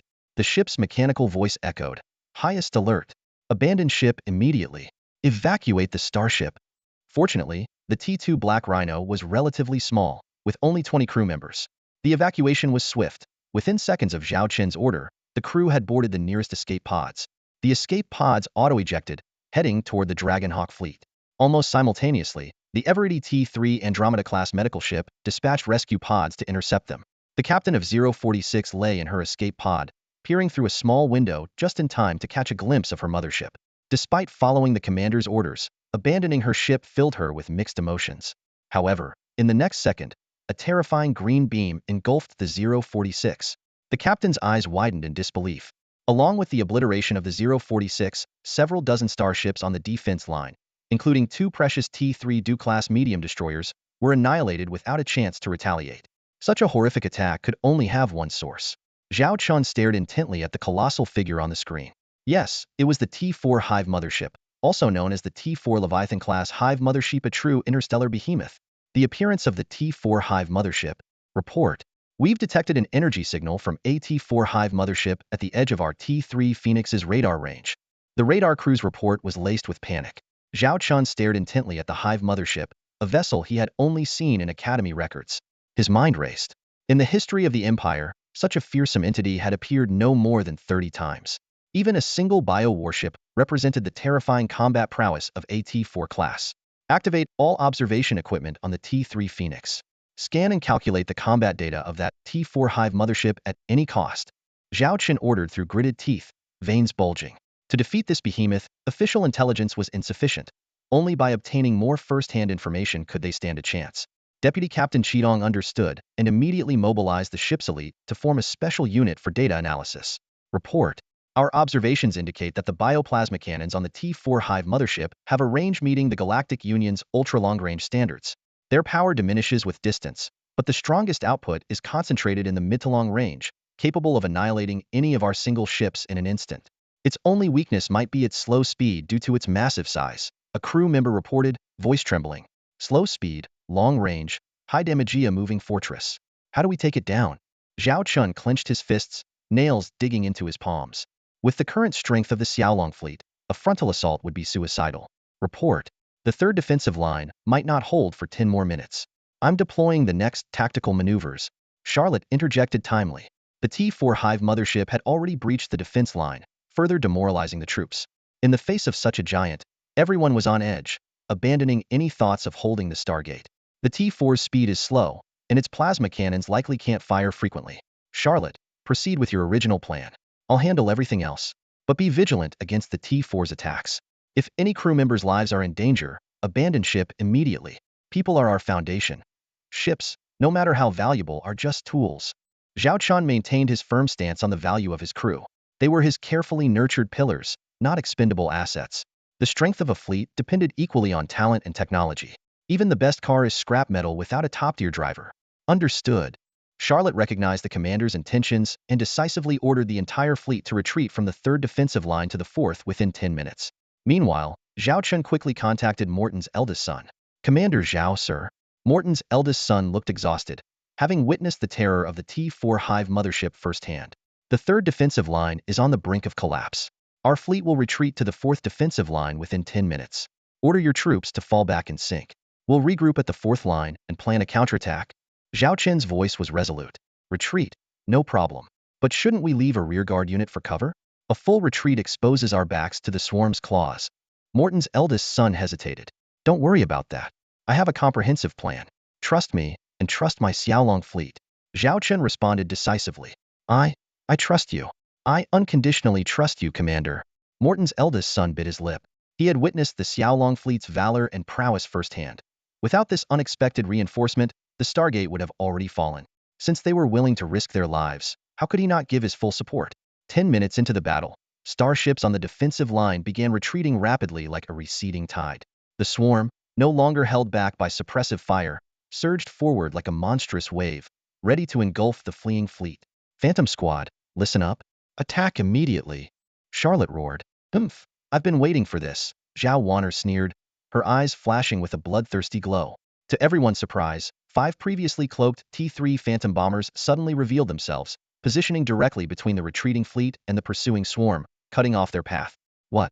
Just 5 obscure stealth bombers trying to cover the retreat? Absurd. Morton's eldest son turned pale with fear, nearly biting his tongue. He knew all too well that if the main fleet couldn't safely reach the fourth defense line, the entire Stargate would be left defenseless. However, what happened next left him utterly speechless and filled with admiration for his own short-sightedness.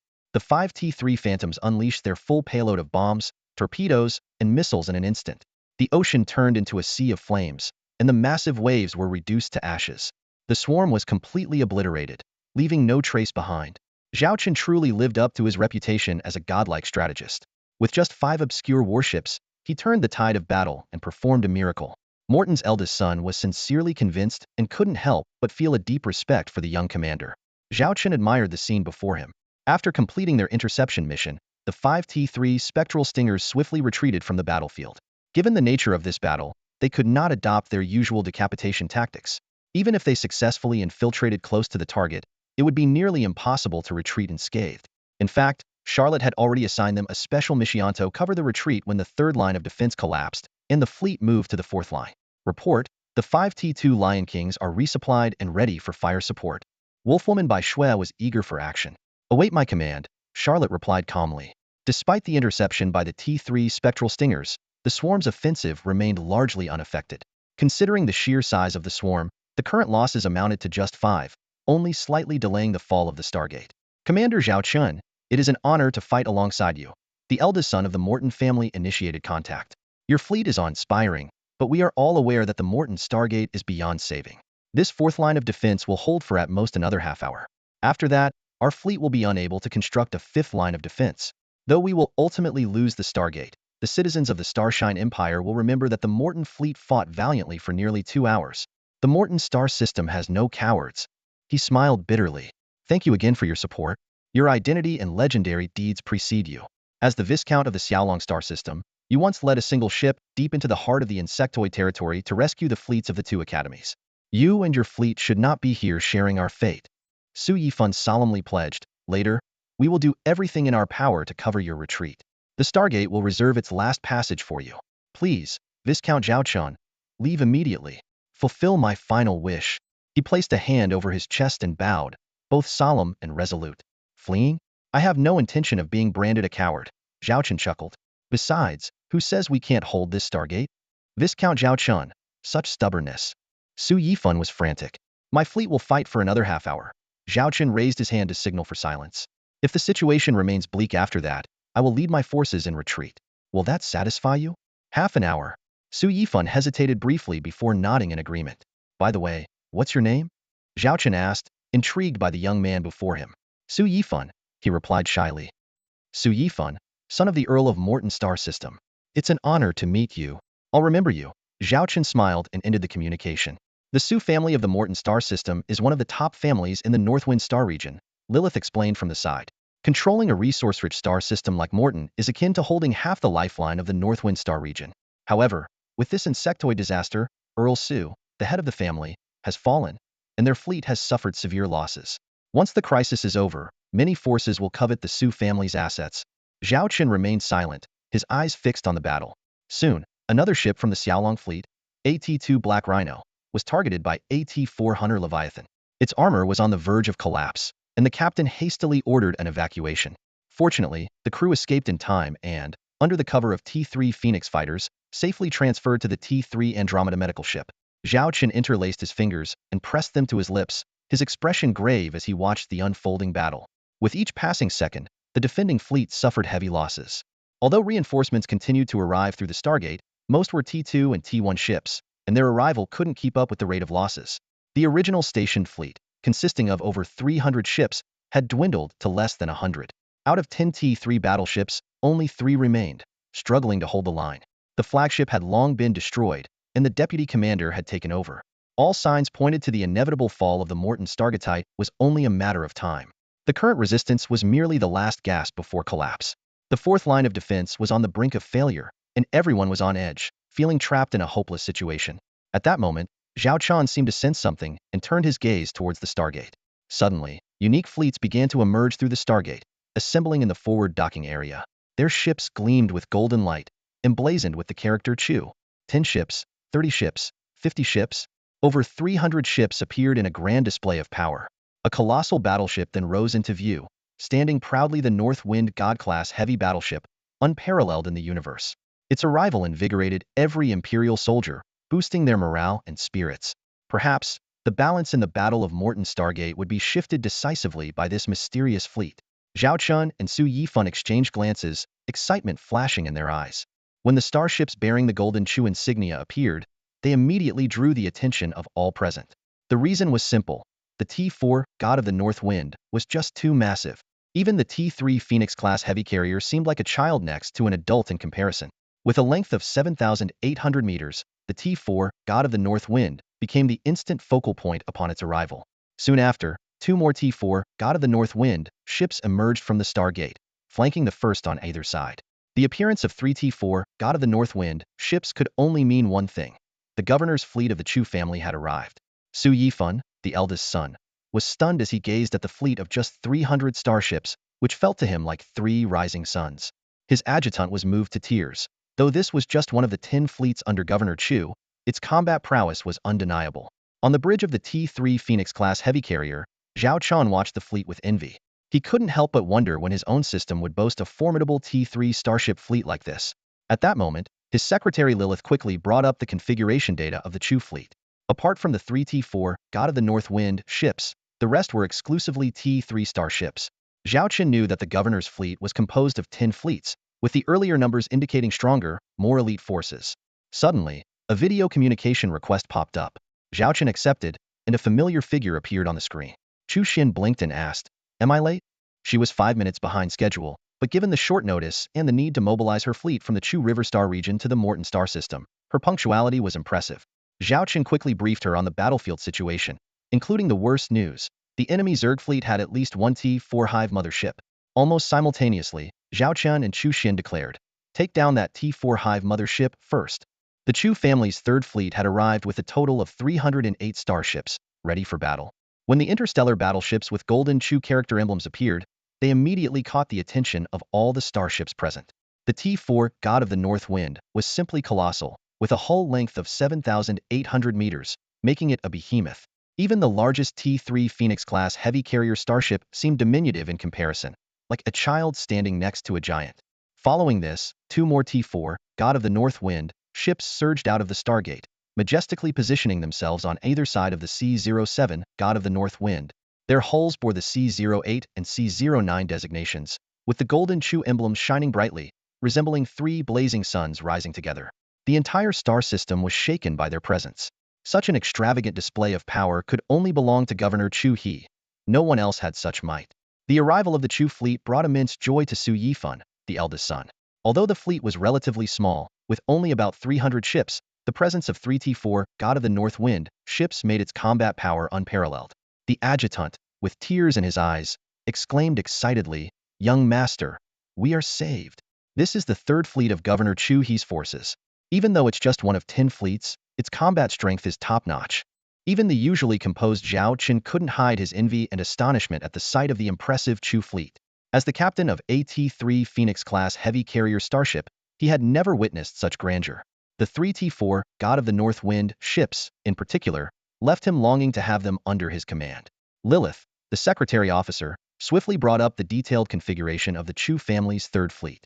To her amazement, besides the 3 coveted T4, God of the North Wind, ships, the entire fleet consisted solely of T3-class starships, showcasing an extraordinary level of militarization. It was remarkable, considering that even the dominant Star Empire had only recently begun phasing out T2 starships in favor of T3s. The strength of the Chu family's fleet was evidently unmatched by any other force. As Zhao Qin marveled, a video communication request suddenly popped up. On the screen appeared a familiar figurite was Chu Xian. With a playful glint in her eyes, she asked, "Am I late?" Zhao Qin glanced at the time and realized she was merely 5 minutes behind. As soon as she received his message, Chu Xian had organized her fleet and, with overwhelming speed, traveled from the Chu He star system to the Molten Star system in just a few hours, demonstrating the incredible efficiency and combat readiness of the Chu fleet. Zhao Qin quickly sent the latest battlefield updates to Chu Xian, highlighting the appearance of a T4 Zerg Hive mothership in the enemy fleet. Instantly, they both knew what had to be done. In unison, they declared, "Our top priority is to eliminate that T4 Zerg Hive mothership and secure victory." At that moment, the hopes of the human alliance in the Molten Star system rested entirely on the shoulders of Governor Chu He's third fleet. A fleet of 308 starships is about to engage in a life-or-death battle with the insectoid armada. The battlefield is engulfed in smoke and fire, with explosions lighting up the sky. The plot has reached its climax, and everything is on the brink of eruption. No one can predict how the next moment will unfold. The blazing flames of war will undoubtedly illuminate the entire cosmos. On the bridge of the T3 Phoenix-class heavy carrier starship, Zhao Qian watched the 2 video windows in front of him. Charlotte and Chu Xian were both busy with their preparations. Turning to his vice captain, Qitong, Zhao Qian asked, "Based on Charlotte's battle plan, what do you think our chances of success are?" Qitong had already been mentally running simulations since learning about the plan. With just 400 starships to penetrate through millions of swarms and take down the enemy flagship, this plan would seem like a pipe dream for an ordinary fleet. "It demands extremely high performance, coordination, and combat skills," Qitong said. "However, this plan is being executed by the elite Xiaolong fleet and the Chu family fleet. Charlotte has also made detailed arrangements at several critical points and prepared multiple contingency plans. For us, this seemingly insane plan has a 100 chance of success." Zhao Qin's lips curled into a slight smile, his eyes sharp and focused like a hunter eyeing his prey. Staring at the T4 Hive mothership, he whispered, "Then let the show begin." The Xiaolong fleet and the Chu family's third fleet quickly assembled, forming a comprehensive combat formation centered around the carrier and battleships. The T-3 Phoenix-class heavy carrier starship took the central position, surrounded by 5 T-2 Lion King-class heavy missile ships, 5 T-3 Phantom-class light stealth bombers, a T-3 Andromeda-class medical ship, and a T-3 Virgo-class heavy supply ship, forming the core area of the formation. On the periphery of the core, 3 T-4 Boreas-class heavy battleships were arranged in a triangular formation, controlling 3 strategic high points in the attack direction, ready to maximize their output. The remaining ships of the Xiaolong fleet and the Chu family's third fleet were mixed into various formation modules, a total of over 400 ships, surging forward with an imposing momentum, breaking through the fourth defensive line. Attack! Chu Xian commanded. Instantly, 150 T-3 Night Watcher-class heavy frigates formed up on the fleet's flanks, clearing the path and providing escort. Following closely were 50 T-3 Night-class medium destroyers, unleashing their firepower to annihilate the approaching swarms. Under such a fierce assault by the elite fleet, the swarm's numerical advantage quickly crumbled, and a massive breach was torn open in their defenses. As the combined fleet raced towards their target, Qidong explained to Zhao Chun, although the swarm has a vast number, their individual combat strength is weak. In a short period, they can't stop our concentrated firepower. But if the attack drags on, we'll get bogged down in their swarm tactics. So, time is of the essence. This is also one of the core requirements of Charlotte's strategy. From initiating the attack to eliminating the target, it should be completed within 15 minutes, no more than 20 minutes. Then we have 10 minutes to retreat back to the fourth defensive line. The entire battle plan must not exceed half an hour, or both the Xiaolong fleet and the Chu family's third fleet will be gradually worn down by the swarm tactics. Moreover, the attack and retreat routes must always be under our control. This is our lifeline. As Qidong finished speaking, several small squads composed of T-3 Fire Dragon-class medium destroyers, T-3 Short Sword-class medium cruisers, and T-3 Night Watcher-class heavy frigates began to break formation. At regular intervals, they would stop to build combat fortifications, blocking the counterattacking swarm and ensuring that the passage cleared by the United Fleet remained open. This was highly risky. If this retreat route were cut off, our forces would find it incredibly difficult to withdraw. Upon hearing this, Zhao Qin smiled calmly. If we only had T-3 Night-class destroyers, T-3 Watcher-class frigates, and T-3 Short Sword-class cruisers, I couldn't guarantee this plan would work. But with the T-3 Flame Dragon destroyer, I can confidently entrust it with our rear. While the T-3 Flame Dragon might not be the strongest destroyer in Zhao Qin's arsenal, it ranks among the top in the Starshine Empire and even the Galactic Alliance in terms of combat power. At this very moment, these stationed Flame Dragon warships were showcasing their capabilities to their fullest extent before their commander.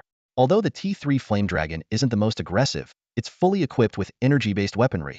From its 2 1000mm quad medium railgun main cannons to its 8 medium electronic secondary cannons, 32 medium pulse laser secondary cannons, and 96 medium Closian defense cannons, all are energy weapons. This means it doesn't require various ammunition types. It just needs a steady supply of energy to continuously charge and fire, boasting formidable combat power. Even more impressive is its energy reserve, which is 10 times that of a typical T-3 destroyer and twice that of the Empire's T-3 Dragon Crocodile-class battleship. Such a massive energy reserve means the T-3 Flame Dragon is an exceptionally enduring warship. It might not be the fiercest, but no one can doubt its sustained firepower. This has led to several instances at the Empire's borders where, after a long battle, other warships had to rotate multiple crews, while the T-3 Flame Dragon remained steadfast on the front line without budging an inch. So much so that many Flame Dragon crew members privately complain that this warship has drastically increased their workload, forcing them to work overtime.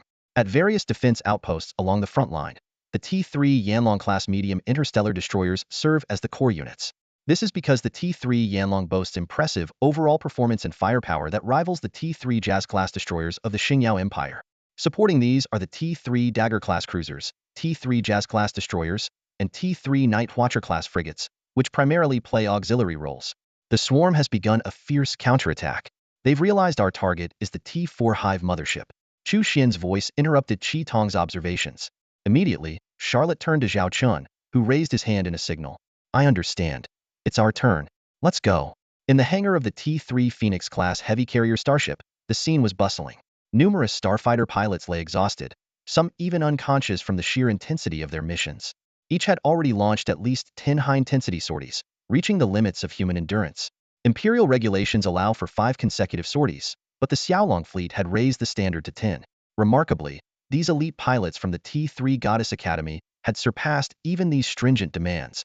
At that moment, red lights flashed in the hangar, and the order to launch rang out once more. Commander Pei Shengnan immediately commanded, anyone who has completed 10 sorties can rest. Have the second team of fighter pilots take over. The T-3 Phoenix was equipped with 2 groups of fighter pilots.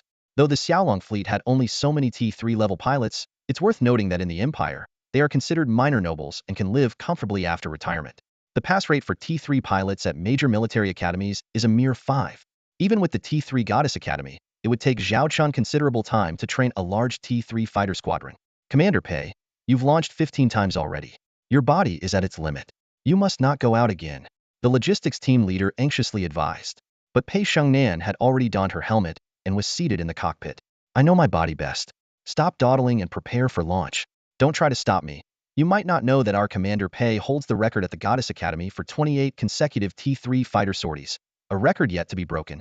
A neighboring fighter pilot remarked with a smile. Everyone was stunned, then watched in awe as the T-3 Phoenix fighter disappeared from view.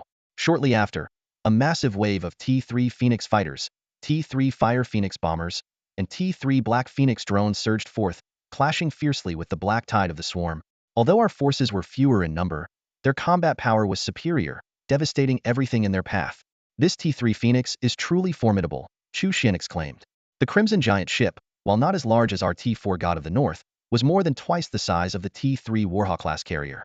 It also carried several times more fighters than the T-3 Warhawk. No wonder Charlotte trusted its combat power so much, even making it a key part of the offensive. After all, the shorter the attack range, the higher the sortie frequency for fighters and drones. Miss, why does this T-3 Phoenix bear my family's crest? The female secretary couldn't help but ask. In fact, many captains from the Chu family had noticed this as well. How could they have known that the Chu family possessed such a powerful weapon? But then again, perhaps it's one of the governor's secret projects, much like the sudden emergence of the T-3 Flame Dragon. No one dared to speak out, pretending they hadn't seen anything. Ahem, let's not dwell on this. Chu Xian coughed lightly, skillfully changing the subject. Deep down, she knew very well that this was Zhao Chen's doing, using the Chu family as a cover. If people found out that a mere Viscount from the Xiaolong star system had developed such an outstanding heavy carrier, it would surely attract unwanted attention and trouble. But under the prestigious Chu family name, at most, they'd be envious and jealous, without daring to make any moves. Miss Chu, we've detected a high-intensity energy reaction. It's the bioplasma cannon of AT-4 Hive Mothership, the captain suddenly reported. Can we hit the target from our current range? Chu Xian asked, focusing intently on the radar. Unfortunately, not yet. At the same time, Zhao Chen chimed in, Chu Xian, the swarm's interception is getting fiercer, and the T-4 Hive Mothership is preparing to attack us. So, it's time for your T-4 Northern Wind to take the stage.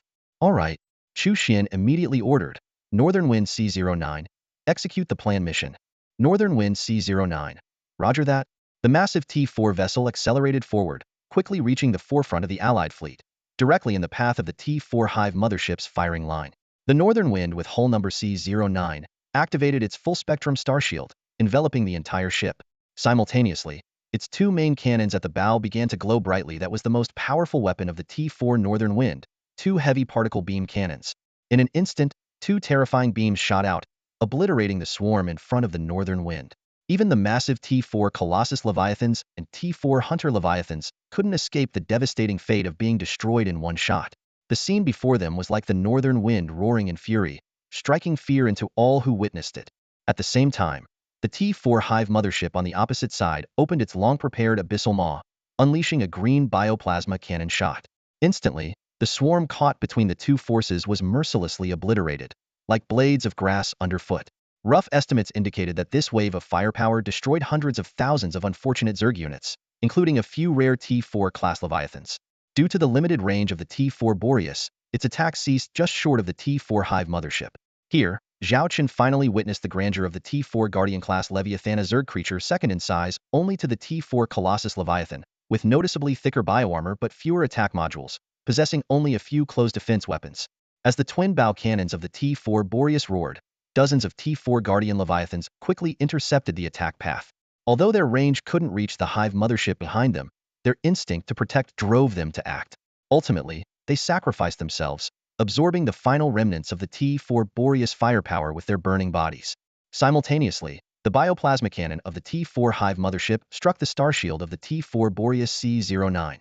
The terrifying collision was so intense that even Zhao Chen, from a distance, felt as though he was witnessing a supernova explosion. This spectacular scene lasted for several tens of seconds. When the plasma finally dissipated, the Boreas C-09 remained, but its star shield's energy was significantly reduced. "How's your T4 Boreas holding up?" Zhao Chen asked Chu Xian on the other end of the video call with concern. Chu Xian quickly verified the data transmitted from C-09 and responded gravely, "The star shield's energy is down to 57.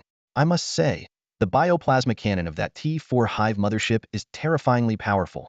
And this is even with our preemptive interception missiles. Just one shot, and it drained nearly half of the T4 Boreas star shield energy. This shows how destructive it is. However, it's still within our acceptable range. And now, our attack route is actually more open." Zhao Chen looked at the cleared path resulting from the exchange of fire and smiled. This was precisely why he had ordered the T4 Boreas C-09 to fire first, even if it couldn't hit the Hive mothership to expedite the coalition's advance. "Keep moving forward," Zhao Chen said firmly. "There's no turning back now. Indeed, we have no choice but to fight to the end." Chu Xian agreed resolutely. With this, the Xiaolong fleet and the Chu family's third fleet continued to press toward the T4 Hive mothership. Perhaps sensing the threat from the attackers, the Hive mothership began summoning more swarms to assault the coalition while charging up for its next attack. Increasing numbers of T4 Guardian Leviathans gathered ahead, ready to counter the enemy's charge at any moment. Su Yifan was closely monitoring the radar, which showed the coalition's path toward the T4 Hive mothership. They had covered 2/3 of the distance. During this time, the Hive mothership had fired its bioplasma cannon 3 times in the coalition's direction. Although the radar indicated no substantial damage to the coalition, Su Yifan had witnessed the weapon's devastating power firsthand and understood the immense pressure his allies were under.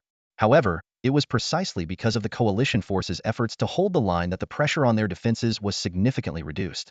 At this very moment, every member of the Stargate garrison was silently praying for a miracle. This was their last hope. If they failed, there would be no turning back. At the 10-minute mark, on the bridge of the T3 Phoenix heavy carrier, the situation was becoming increasingly dire. Our interstellar drones had already suffered over 30 losses, and the average sortie count for pilots in the 2 squadrons had reached 13. The logistics personnel were operating at full capacity. Qitong reported anxiously. Indeed, the T3 Phoenix was now running at 130 efficiency, with every department straining like a taut nerve, not daring to slack off even slightly. So far, everything was proceeding according to Charlotte's plan. Now, it all depended on whether they could successfully eliminate the T4 Hive mothership. Zhao Chen clenched his fist and looked at his allies through the side windows. "Are you ready?" "No problem on our end," Chu Xian replied.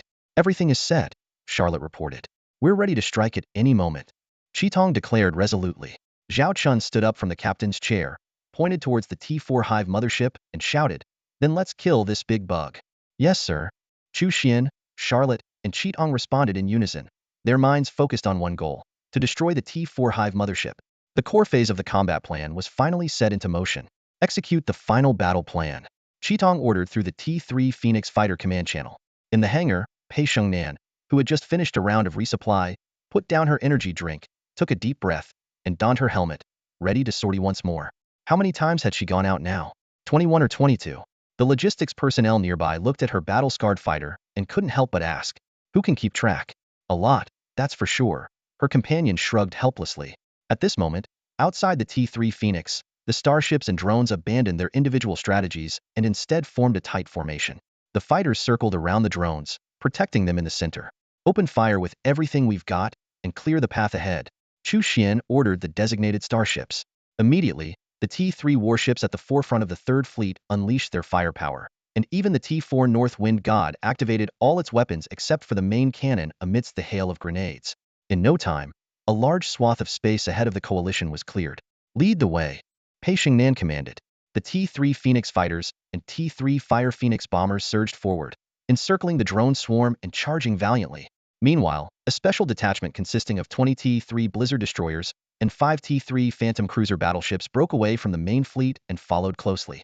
However, the space they had painstakingly cleared was quickly reclaimed by the swarming bugs. "I'm gonna blast these damn bugs to bits." Pei Shengnan gritted her teeth and unleashed all the weapons on her fighter, pulverizing the insects in front of her. The fierce offensive by the T3 Phoenix fighters and T3 Fire Phoenix bombers once again cleared a large swath of the insect swarm, pushing forward significantly. However, at that moment, their ammunition was completely depleted. The brave warriors immediately ceded their positions to their comrades. Suddenly, 3,000 T3 Black Phoenix drones, moving at incredible speeds, flew past the T3 Phoenix and T3 Fire Phoenix, taking on the critical task of clearing the path for the fleet.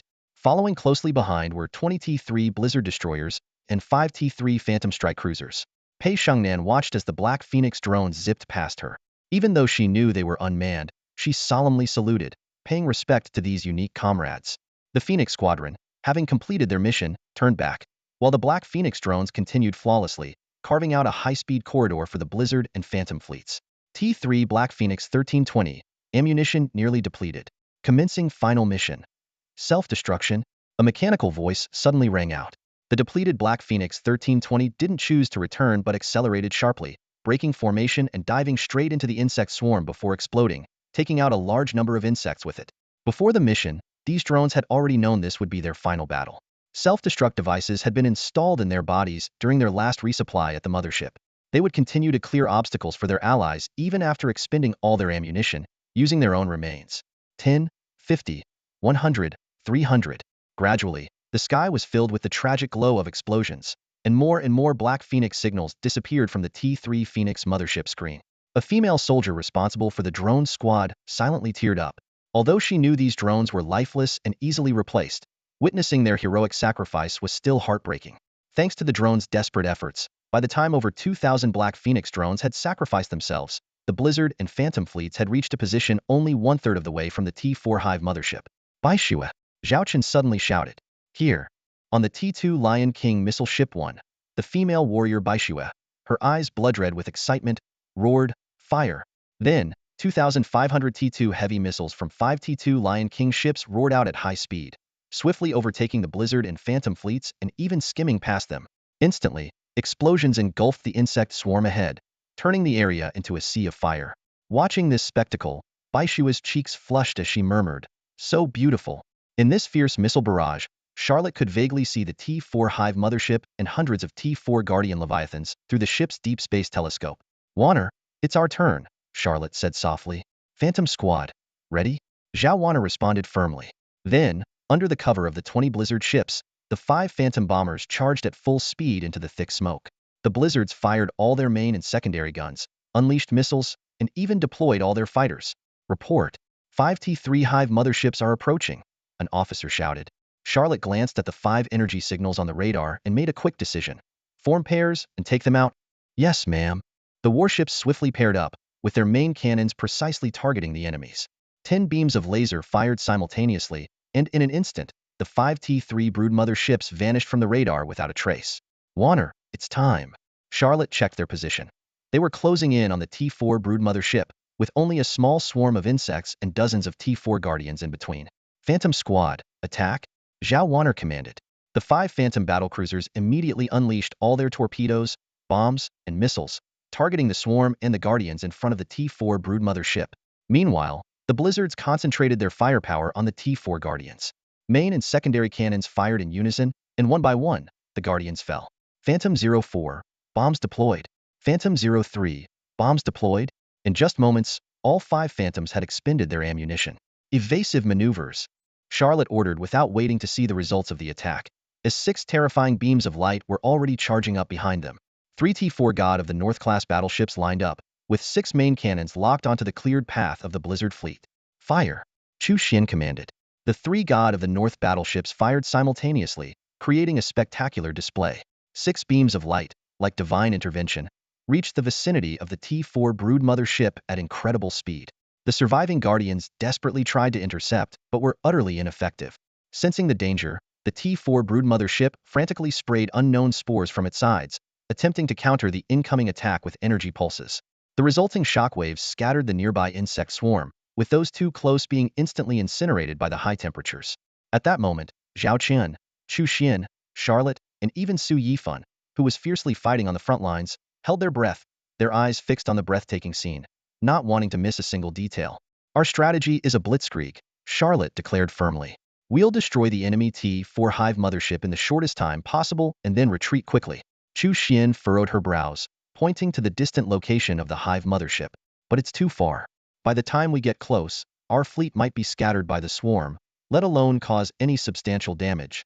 "No need to get too close," Charlotte said, tracing an attack route on the map.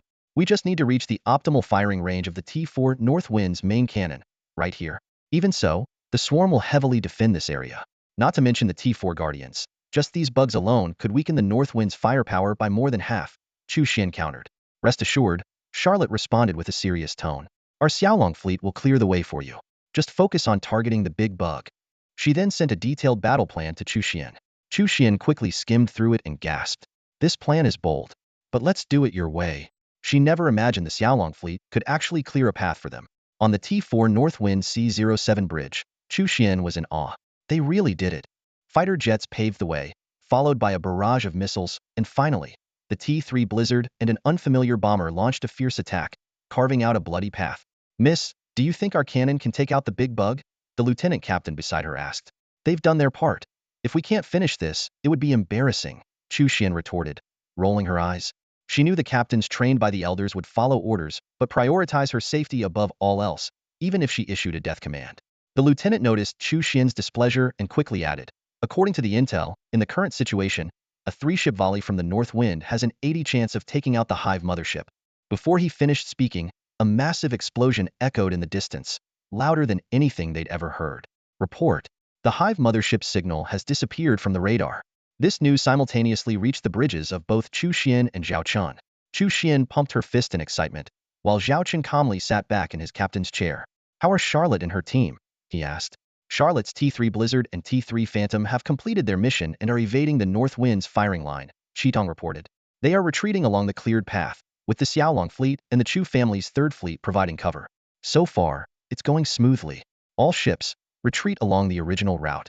Zhao Chun and Chu Xian ordered simultaneously. Both fleets began their withdrawal along the route they came, and thanks to the still secured defensive points, the retreat proceeded smoothly. At the 25-minute mark, the Xiaolong fleet and the Chu family's 3rd fleet safely returned to the 4th defensive line of the Stargate. Immediate rest and preparation for the next battle, Charlotte commanded decisively. The T3 Virgo-class supply ships promptly began emergency repairs and resupply for their allies. Can you believe we actually did it? Chu Xian exclaimed excitedly over the video call. After all, leading a fleet to destroy a T4 Hive mothership was an achievement any commander would be proud of. The war isn't over yet. We must remain vigilant until we achieve complete victory, Zhao Chun reminded. Understood. Chu Xian responded firmly. Begin assessing the damage, Zhao Chun ordered. Soon, Lilith presented the battle report. The Xiaolong fleet lost 3 T2 Black Rhino frigates, with all personnel evacuated in advance. 1 T3 Blizzard was severely damaged and rendered inoperable, with the core compartment at risk of exploding, so the crew was evacuated and the ship temporarily moved to the rear. The Black Phoenix drones on the T3 Phoenix were completely destroyed, which was a significant loss. The Chu family's 3rd fleet lost a total of 32 T3 battleships, 19 Night Watcher frigates, 7 Night Destroyers, 3 Dagger cruisers, 2 Flame Lion battlecruisers, and 1 Fire Dragon destroyer. Nearly 10,000 soldiers were sacrificed, resulting in a 10 casualty rate. For such an aggressive tactic, to eliminate a T4 Hive mothership and a large number of swarm units at the cost of merely 10 losses was entirely acceptable. Next, they had no choice but to hold the 4th defensive line to the death. Thanks to the relentless efforts of the Xiaolong fleet and the Chu family's 3rd fleet, the Stargate defense line held for another hour. Then, the Morton Stargate lit up again, and a barrage of reinforcements began to arrive. This was the first wave of reinforcements from the Beifeng Star Empire. Watching the continuous stream of allied forces, Zhao Chun and Chu Xian exchanged a knowing smile from a distance. The tide of the Stargate defense battle had finally turned. The Battle of Morton Stargate had entered its 5th hour when the Empire's 12th Legion finally arrived at the battlefield, taking full control of the Stargate defenses. With nearly 3,000 warships guarding the Stargate, the defense line became impregnable. By the 10th hour, an additional 3,000 reinforcements from the 22nd Legion arrived, reclaiming previously lost defensive zones. Meanwhile, Imperial scout ships detected the presence of 2 more T4 Hive mother ships. Fortunately, these did not attack the Stargate but instead targeted nearby planets. By the 15th hour, the North Wind Governor's fleet, along with the 25th and 26th Legions from the Chu River Star region, had also arrived at the battlefield. At this point, the Morton Star system had amassed 4 Imperial Legions, 1 Governor's fleet, and numerous Lord fleets, totaling nearly 20,000 warships. Additionally, the Chu family's 3rd fleet had brought 3 T4 Northwind Gods, with 3 more reinforced by the Northwind Governor's fleet. Such a formidable interstellar fleet was more than sufficient to control the situation and annihilate the remaining swarm. During a brief lull in the battle, the Northwind Governor summoned a few of the bravely fighting fleets. Zhao Chun opened his eyes to find himself in a holographic conference room. Seated at the head was the Northwind Governor, whom he had met a few times before, with Chu Xian on his right. Present was also Su Yifan from the Morton star system. Unlike the composed Zhao Qian and Chu Xian, Su Yifan appeared visibly nervous. After all, meeting his newly found idol and the governor at the same time was understandably overwhelming. Yifan, I heard about your father. My condolences, the North Wind governor began. Su Yifan replied solemnly, my father was a soldier who earned his title through military merit. Even though other nobles see us as upstarts, he always taught me that as a lord, one must protect their star system. Even if he fell before me, I. At this point, Su Yifan could no longer hold back his tears. He had been relying on intense combat to cope with his grief, but now the sorrow poured out like a breached dam. I will continue to uphold my father's legacy, even if it costs me my life. I will defend Morton. Su Yifan choked out. Good child, you have done well. The North Wind governor nodded approvingly. You haven't let your father down. Old Su would be very proud to see your performance today. Governor, have I not failed in my duties? Su Yifan asked, his voice trembling. Of course not. You've done an excellent job. The North Wind governor replied firmly. Su Yifan bit his lip, feeling the weight on his shoulders lift, and tears streamed down his face.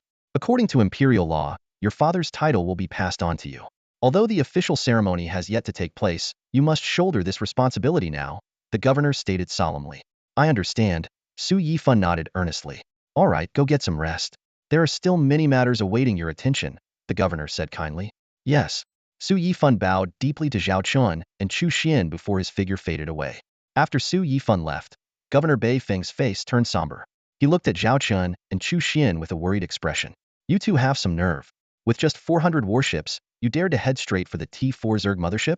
Weren't you afraid of getting yourselves killed? Sure, you took down that big bug in the end, but did you consider the risks? Your identities are extraordinary, and if something had gone wrong, I wouldn't have been able to bear the responsibility. Chu Xian is my own granddaughter. If anything happened to her, old man Chu would come after me for sure. And Zhao Chun, with your skills, losing you here would be a huge waste. Grandfather, nothing happened, right? Chu Xian quickly tried to comfort him. I'm warning you both, don't ever do something this reckless again, the governor said sternly. Promise. No more risky missions next time. Chu Xian replied obediently, though Zhao Chun couldn't help but chuckle inwardly, knowing that promise might not hold much weight. Governor Bei Feng could see through his granddaughter's slyness, but could only look at her dotingly. Governor, what's the plan against the Zerg now? Zhao Chun asked. With the cosmic wormholes disappearing, we reacted swiftly, so the Zerg threat hasn't spiraled out of control, the governor mused. We expect to eliminate all Zerg motherships within a month, but it might take another 6 months to clear the ground-based Zerg on the planets. The Morton star system, being a crucial resource hub, is our top priority. I plan to use the 20,000 warships gathered here, along with 6 T4 Bafin-class ships, to destroy all Zerg fleets within a week and cleanse the main planet's surface Zerg within a month. The remaining 3 months will be for complete eradication. The rapid outbreak of this Zerg infestation was a close call. Had we not responded promptly, the consequences would have been unimaginable. Exactly. Who could have predicted a level 4 wormhole would suddenly appear? It's just bad luck. Chu Xian couldn't help but complain. Actually, the simultaneous appearance of so many wormholes itself is quite strange, the governor said, frowning. Strange? How so? Zhao Chun pressed. Governor Bei Feng didn't answer directly but changed the subject. All right, your fleet has worked hard this time. The main task now falls to the Imperial Army. You should rest and recuperate.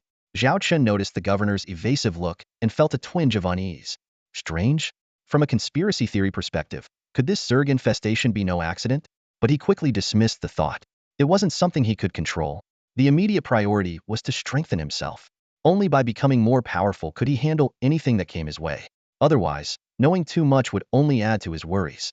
Ending the holographic communication, Zhao Chun sat in the captain's chair, gazing at the distant battlefield, where his intervention was no longer needed. Eagerly, he checked the progress of his system tasks. Task 1, eliminating 30 T3 Hive motherships, showed 30-30, perfectly accomplished. Task 2, annihilating 10 billion Zerg units, was still incomplete, but a few more heavily infested planets would easily finish it. The bonus tasks of rescuing civilians were just as simple. Saving 2 billion people had already earned him 200,000 points, which was quite satisfactory. As for the 3 subtasks of Task 4, the first, defending planet SP-118, had not yet been triggered. The second, the Molten Zerg campaign, was nearing its end, but it would only be considered complete after eliminating the 2 T4 and all T3 Hive motherships. The third, rescuing the third planet in the Sapphire system, was effortlessly done. Unexpectedly, within a few days, with the Empire's concerted efforts, The two T-4 Hive motherships were also successfully destroyed, despite heavy losses. However, compared to the achievements, these sacrifices were insignificant. The Imperial fleet then began reclaiming the fallen planets one by one. Most of these planets had been under Zerg occupation for 4 to 5 days, leaving almost no survivors among the inhabitants. Zhao Chen volunteered to clear the planets of remaining Zerg. The T-3 Phoenix carrier hovered above one such planet. Several T-1 Hive motherships, sensing danger, tried to flee but were quickly shot down by laser beams from the sky, turning into fireballs as they crashed to the ground. Scan the planet's surface for any signs of survivors, Zhao Chen ordered. Yes, sir. Lilith activated the starship's life detection radar and began a thorough scan. After several minutes, Lilith concluded that no life signs were detected apart from the Zerg. The chances of any civilians surviving were less than 0.01. A planet that once thrived with 1 billion lives had turned into a sea of Zerg within a week. A truly terrifying thought. From his vantage point, Zhao Chen looked down at the devastated world towering Zerg hives and swarming creatures everywhere. He couldn't help but gasp. For most interstellar civilizations, the Zerg and the mechanoids are lethal threats as they cause catastrophic damage to local species. Lilith's voice was heavy with gravity. Execute orbital bombardment as planned. Leave nothing behind. Zhao Chen commanded sternly. Yes, sir. Lilith immediately relayed the commander's orders. Instantly, over 100 warships of the Dragonhawk fleet surrounded the planet, aligning their main and auxiliary cannons and missiles. At Zhao Chen's command, a barrage of firepower rained down, turning the planet's surface into a living hell. Beams and shells pierced the ground, obliterating the Zerg. Just days ago, they were the invaders, slaughtering at will. Now, they were the lambs to the slaughter, rivers of their blood flowing. After half an hour of relentless bombardment, the surface was carved into deep trenches, mountains turned to scorched earth, tectonic plates began to fracture, volcanoes erupted, and tsunamis ragged a true apocalypse. In this massacre, 99 of the Zerg were exterminated. As for the remaining few, they were left for future cleanup operations. After conquering several planets, Zhao Chen finally reached a total of 10 billion exterminated Zerg, completing his main quest. In the following days, he led the Xiaolong fleet to various star systems requesting aid, evacuating stranded civilians, all to rack up system points. By late February of Galactic Year 3032, the Zerg disaster in the Beifeng star region had persisted for nearly a month. Thanks to the governor's swift response, the war status was downgraded from the highest alert to a level 3 readiness. At that moment, Zhao Chen's task panel emitted an exhilarating notification: Beifeng Star Region Zerg Disaster Mission Settlement in progress. Please claim your rewards. Zhao Chen was overwhelmed with excitement and couldn't wait to open his task panel to see what unexpected rewards this catastrophe had brought him. Lilith, prepare for return, Zhao Chen commanded as he turned around. Yes, sir, Lilith promptly responded, beginning to organize the return journey. Zhao Chen leaned back in the captain's chair, his eyes half closed, appearing to rest but actually eagerly claiming the system rewards. Ding. Mission 1 complete. Eliminate 30 T-3 swarm motherships. Reward: a set of blueprints for the T-3 Silver Rat-class light stealth reconnaissance ship. Zhao Chen hadn't expected his first reward to be a T-3 reconnaissance ship. Although its combat power was average, it played an indispensable role in large-scale battles. Ding. Mission 2 achieved. Exterminate 100 billion Zerg. Reward: 300 mission points. Ding. Mission 3 accomplished. Rescue 2.5 billion endangered civilians. Reward: 250,000 points. Soon after, the fourth mission was also resolve the Morton Zerg campaign, and the rescue on the third planet of the Sapphire system were both completed, and the reward was a T-3 Judicator-class heavy missile ship. Holy crap! A T-3 missile ship? Zhao Chen was thrilled beyond measure. Since witnessing the overwhelming firepower of the T-2 Lion King-class missile ship, he had developed a special fondness for this type of vessel. Thinking about his T-3 Triceratops, the combination of shield and spear was simply perfect. He eagerly reviewed the data of his new acquisition T-3 Judicator-class heavy missile ship, 1098 meters long, weighing 68,000 tons, operated by a crew of 300, equipped with a 10,000 unit energy shield, capable of reaching 80 times the speed of light. The weapon system was dazzling: 10,000 Type 1 standard missiles, 2,000 Type 2 medium-range heavy missiles, 2,000 Type 3 long-range medium missiles, 500 Type 4 medium to long-range cluster missiles, and 500 Type 5 heavy anti-energy shield special missiles. Oh my god, this is a true arsenal ship. Loaded with 15,000 missiles of various types, serving 5 different purposes: standard attack, medium-range firepower, long-range strikes, area coverage, and specialized warheads against shields, guaranteeing accuracy and reliability. Zhao Chen swallowed hard, filled with awe. However, he quickly realized that these countless missiles were all money-eaters. Even the most basic Type 1 standard missile cost 5,000 star coins each. Type 2 and 3 missiles surged to 20,000 each, and those 500 Type 4 and V-Ace missiles were a staggering 70,000 per shot. 70,000 star coins per missile? That's equivalent to a third of the price of a T2 Hyena-class destroyer. Zhao Chen couldn't help but smile wryly, feeling a mix of joy and worry. It turned out that this seemingly invincible T3 Judicator, with a hull costing only 50 million, required a total of 2 billion for its 15,000 missiles. The entire ship's price soared to 2.5 billion, making it the most expensive T3 warship in the Empire and the entire galaxy, bar none. This thing can't be deployed lightly. One salvo and I'll be hurting for a while, Zhao Chen thought, clicking his tongue in pain. But then he reconsidered. Isn't money meant to be spent? In critical moments, launching all 15,000 missiles would be a spectacular sight. If 10 Judicators fired in unison, the scene would be exhilarating and utterly satisfying. All right, let's use this gem to fill the firepower gap in the Lion King fleet, specifically for tough opponents. Zhao Chen plotted enthusiastically. He quickly checked his current system data. Zhao Chen, top-tier Starship Engineer, special bonus, Fleet Luck Boost. System points, 250,000, monthly earnings, 2,600 points, mission points, 320, fleet size, 143 ships. Wow, completing this round of tasks really made me quite well off. Zhao Chen proudly rubbed his hands together, feeling elated as he looked at the 250,000 points in his account. It's time to upgrade to the T4 Maul, isn't it? Although my current points might not be enough to exchange for a T4 battleship, browsing the T4 shelves, gathering some information, and setting a few small goals for myself isn't a bad idea either. System, check the upgrade requirements for the T4 Maul. Ding. To upgrade to the T4 Maul, you need to 1. Exchange 3 T3 items 33. 2. Complete 3 level tasks 33. 3. Pay 60,000 points. Your current points, 250,000. 60,000 points needed for the upgrade. Do you confirm the upgrade? All conditions for the upgrade have been met. You can now upgrade to the T4 System Maul. Do you wish to proceed? The system's notification echoed in Zhao Chen's mind. Without hesitation, Zhao Chen chose to upgrade. Immediately, he saw his system points being rapidly deducted, plummeting from 250,000 to 190,000 points. At the same time, a new section appeared on the System Maul's page, the T4 Technology Product area. Zhao Chen opened it and glanced at the items inside. There were a series of T4 interstellar battleships and other technological creations, each unique in its own way. But one common trait stood out: they were expensive. T4 level items generally required 600,000 system points and 40 mission points for redemption. Some top-tier T4 starship technologies, like aircraft carriers and interstellar battleships, could cost 3 times as many system points. Compared to these prices, the 190,000 points Zhao Chen had left after the upgrade were practically insignificant. He could only look and dream. Zhao Chen stared at the images of the interstellar battleships. It was a feeling of yearning for something unattainable, like dozens of beautiful women dancing in front of you, yet you couldn't touch them. His heart itched with desire. He decided to stop looking. Zhao Chen averted his gaze, choosing not to dwell on the T4 technology items. Out of sight, out of mind. But a seed had been planted in his ear that was determined to own a combat-type T4 interstellar battleship. After witnessing the terrifying combat power of the T4 Boreas-class heavy interstellar battleship and the T4 Hive mothership, Zhao Chen knew there was a significant gap between T4 and T3 interstellar battleships. The terrifying power of the T4 Boreas alone meant that, unless Zhao Chen's Xiaolong fleet had a certain number of T3 Judicator-class heavy interstellar missile ships, it would be difficult to win even with equal numbers on both sides. As Zhao Chen browsed the system page, he suddenly noticed something different about his quarterly mission. He clicked on it. Quarterly mission.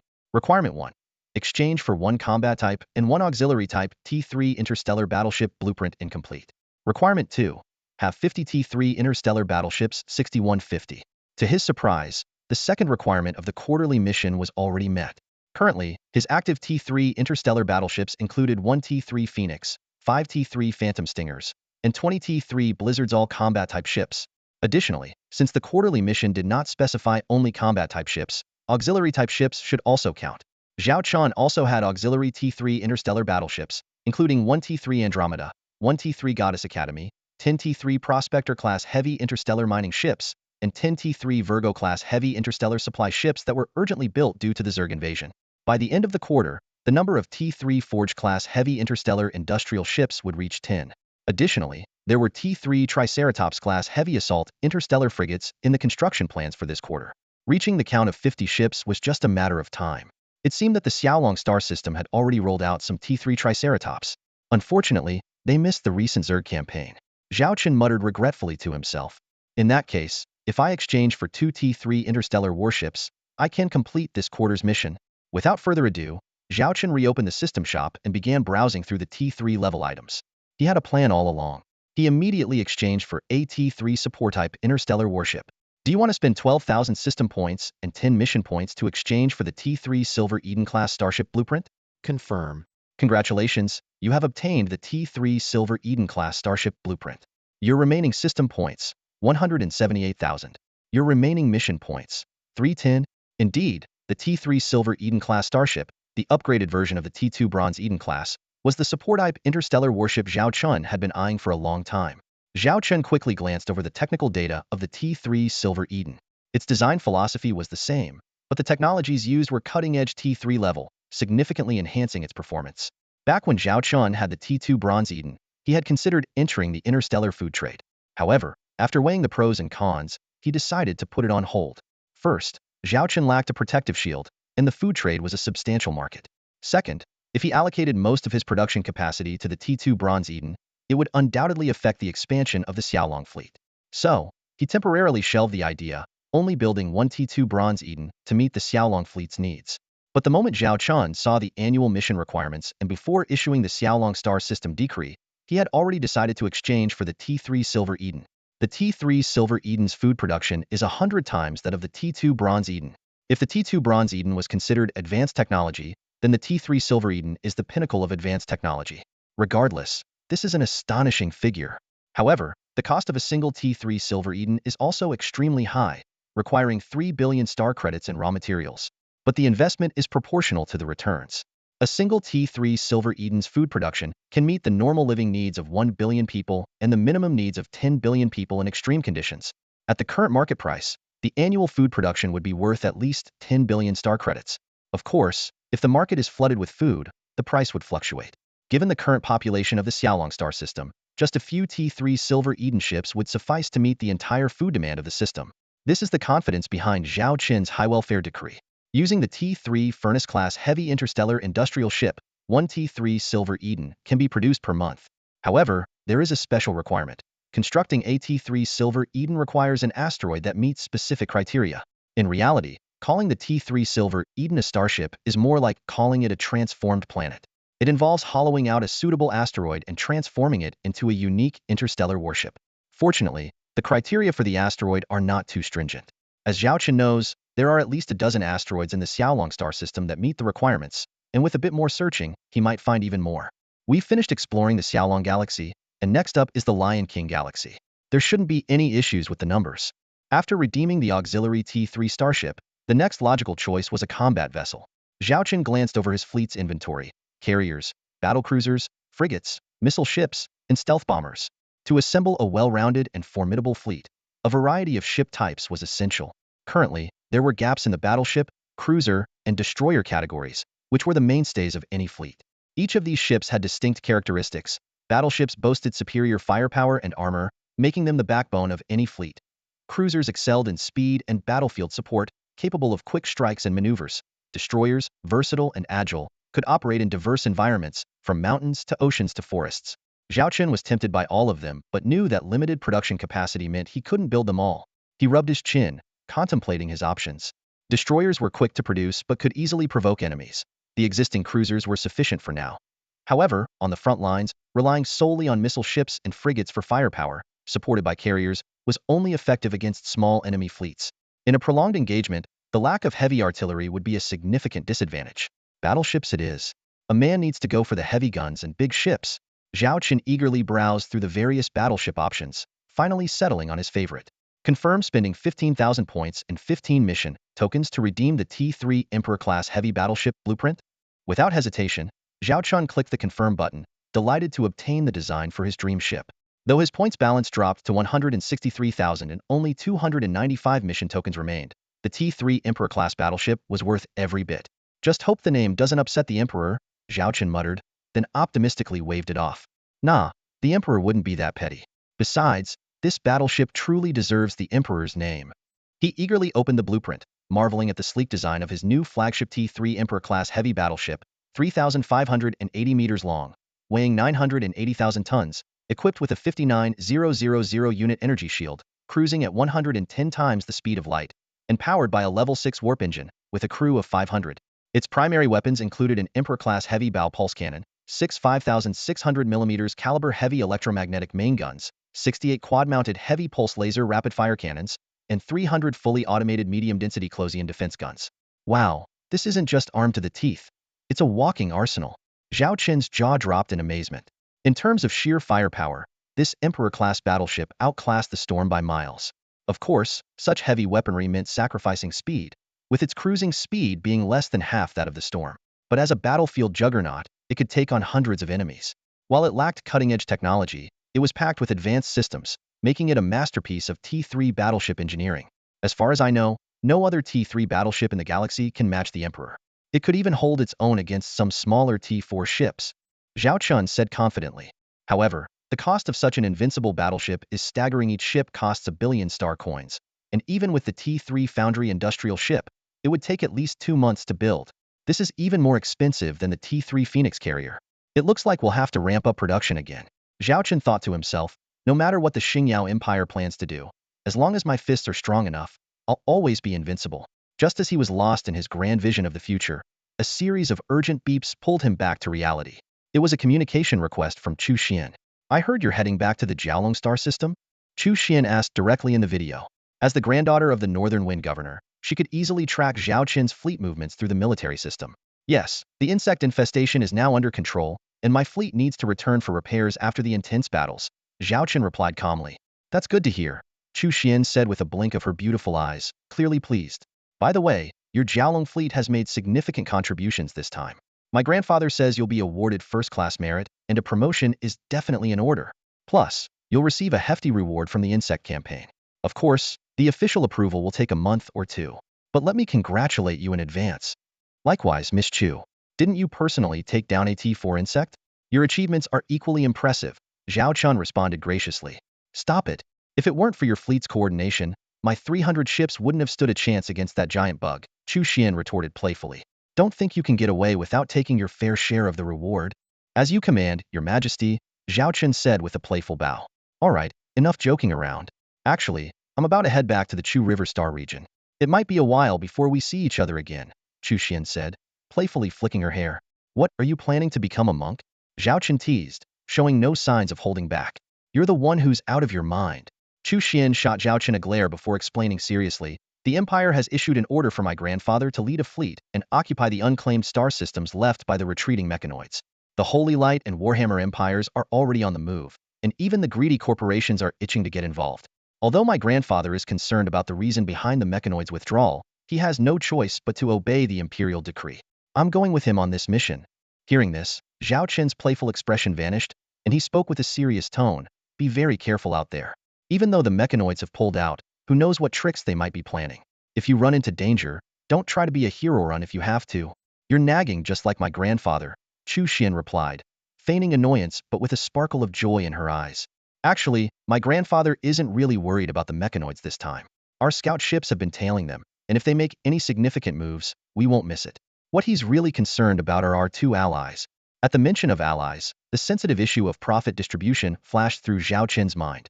The mechanoids' retreat had left a territory the size of half the empire, rich in resources. How would such a massive cake be divided? Some suggested splitting it 3 ways, but when it came down to actually cutting the cake, who would be content with a smaller slice?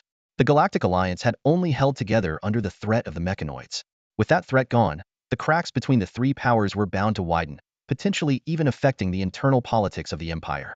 After all, control over these unclaimed star systems was a lucrative prize everyone wanted a piece of. In any case, take care of yourself, Zhao Qin advised. This eldest daughter of the Chu family was one of his few true friends in the world. They had fought side by side multiple times, forging an unbreakable bond. I got it. I'm a Chu family daughter, after all. Just wait for my triumphant return. Chu Xian replied with mock arrogance, waving her hand dismissively as she ended the communication. Triumphant return, Zhao Qin muttered to himself, falling into deep thought. The mechanoids' withdrawal was likely to spark not just competition within the Galactic Alliance, but also exacerbate divisions within the Empire itself. The management of these unclaimed star systems represented a huge political capital. With a resigned shrug, Zhao Chun could only watch and wait. He then led the Jiaolong fleet on the long journey back home. Jiaolong star system, March 3032 of the galactic calendar. Over a month had passed since the battle against the insectoid race in the northern wind star region. A law that had been delayed due to the war was finally enacted on March 1st and would take effect the following month. As soon as it was announced, it caused a huge uproar in the Jiaolong star system. Residents registered in the Jiaolong star system, who accepted the system's governance, would be able to purchase natural food at cost price. Although there were other social welfare measures like free skill academies, they were all overshadowed by the overwhelming impact of the food supply law. After all, food is the most basic necessity, and nothing excites the public more than tangible, edible benefits. However, from the moment the law was announced, skepticism and distrust filled the Jiaolong star system. Many people outright called it a scam, and most of these skeptics were those who had previously refused to join the household registration system. Perhaps out of jealousy, they simply refused to believe such good fortune could exist. Meanwhile, in the Lord's mansion of the Xiaolong star system, acting Lord Jiang Hong was overwhelmed with official duties. The actual Lord was enjoying a carefree life, leaving her to be busy all day. Fortunately, her benefits had also increased, with fresh fruit delivered to her desk daily and certain military command privileges. As she was engrossed in her work, a small hand silently reached up from under the desk, feeling around for something. Jiang Hong couldn't help but chuckle and reminded, "Wrong side, the fruit plate is on the right. Isn't it usually on the left?" A childish voice came from under the desk. Soon, the small hand reappeared on the right, quickly grabbing a piece of fruit, followed by the sound of munching. "So, what brings you here this time? Surely not just for the fruit?" Jiang Hong asked with a smile. "As the chief engineer of the Xiaolong fleet, you should be able to afford it, right?" A small head popped out from under the desk. It was Annie, the dwarf genius engineer of the Xiaolong fleet. "I do have a high salary, but I have 5 mouths to feed at home," Annie giggled. "Ever since we tasted natural food, we can't stomach the nutritional meals anymore. I can't bear to let my mother and siblings eat that stuff, so I send most of my salary home." As she spoke, she grabbed another fruit. "Let's get down to business, my chief engineer." Jiang Hong looked fondly at the mischievous little dwarf. Since Zhao Chen assigned Annie to handle the system's infrastructure, she had become very familiar with Jiang Hong, often coming to the mansion for small favors. Even the usually serious Jiang Hong couldn't resist her charm. "Here are the construction plans for the industrial zones on the planets you requested," Annie said with a wave of her hand, and a detailed holographic projection appeared. Jiang Hong glanced at it and nodded approvingly. "Very thorough, but you could have just transmitted it to my terminal. Why come in person? I missed you, Sister Jiang Hong," Annie pouted playfully, but her hand didn't stop, and a few more fruits disappeared from the plate. Jiang Hong saw through her little act but didn't call her out. Instead, she cautiously asked, "Annie, I have a question that might be a bit overstepping. Don't take it the wrong way. Ever since the Lord announced the second decree, there have been doubts everywhere. Even my subordinates are skeptical. You know there are 190 million registered residents. If supplies fall short by April, the Zhao family's reputation might." Jiang Hong's brow furrowed with worry. "Sister Jiang Hong, you can put your mind at ease," Annie said nonchalantly. "His word is as good as gold. As far as I know, there won't be any problems. Anyway, I must be going now." Watching Annie bounce away, Jiang Hong rubbed her temples wearily and muttered to herself, "Indeed, I'm just an acting lord.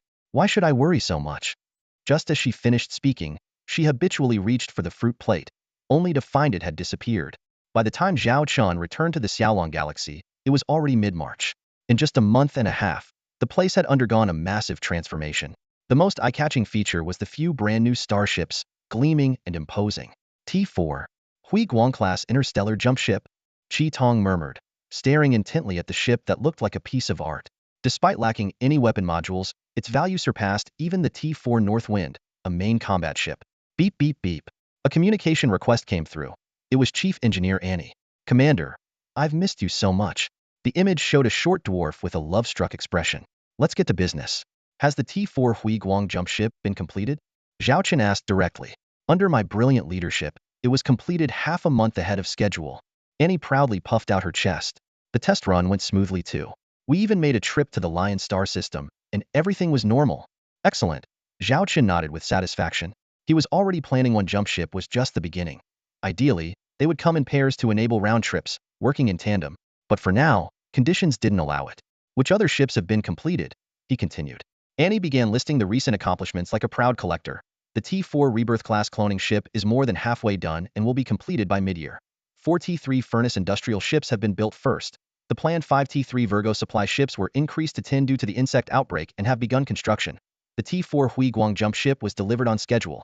As for the T3 Triceratops, 30 are already in service, and the remaining 20 will be completed within a week. In short, the first quarter plan was not only fulfilled, but also completed 10 days ahead of schedule. Looking at the little genius in front of him, Zhao Chun felt increasingly that she was a rare talent, practically radiating an industrial acceleration aura. Commander, don't you think I deserve a reward? Annie looked at Zhao Chun expectantly.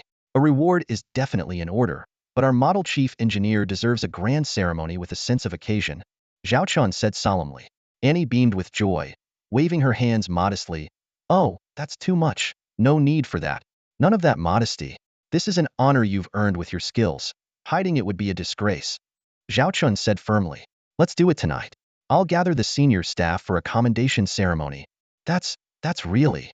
Annie chuckled, her eyes narrowing with happiness. Half a day later, dressed in her finest attire and wearing perfume, Annie looked around with a dark expression. Where was the grand commendation? It was clearly a picnic barbecue party. Bessie, we're out of fish, bring some more. Zhao Chun, now a barbecue chef, was busy and enjoying himself.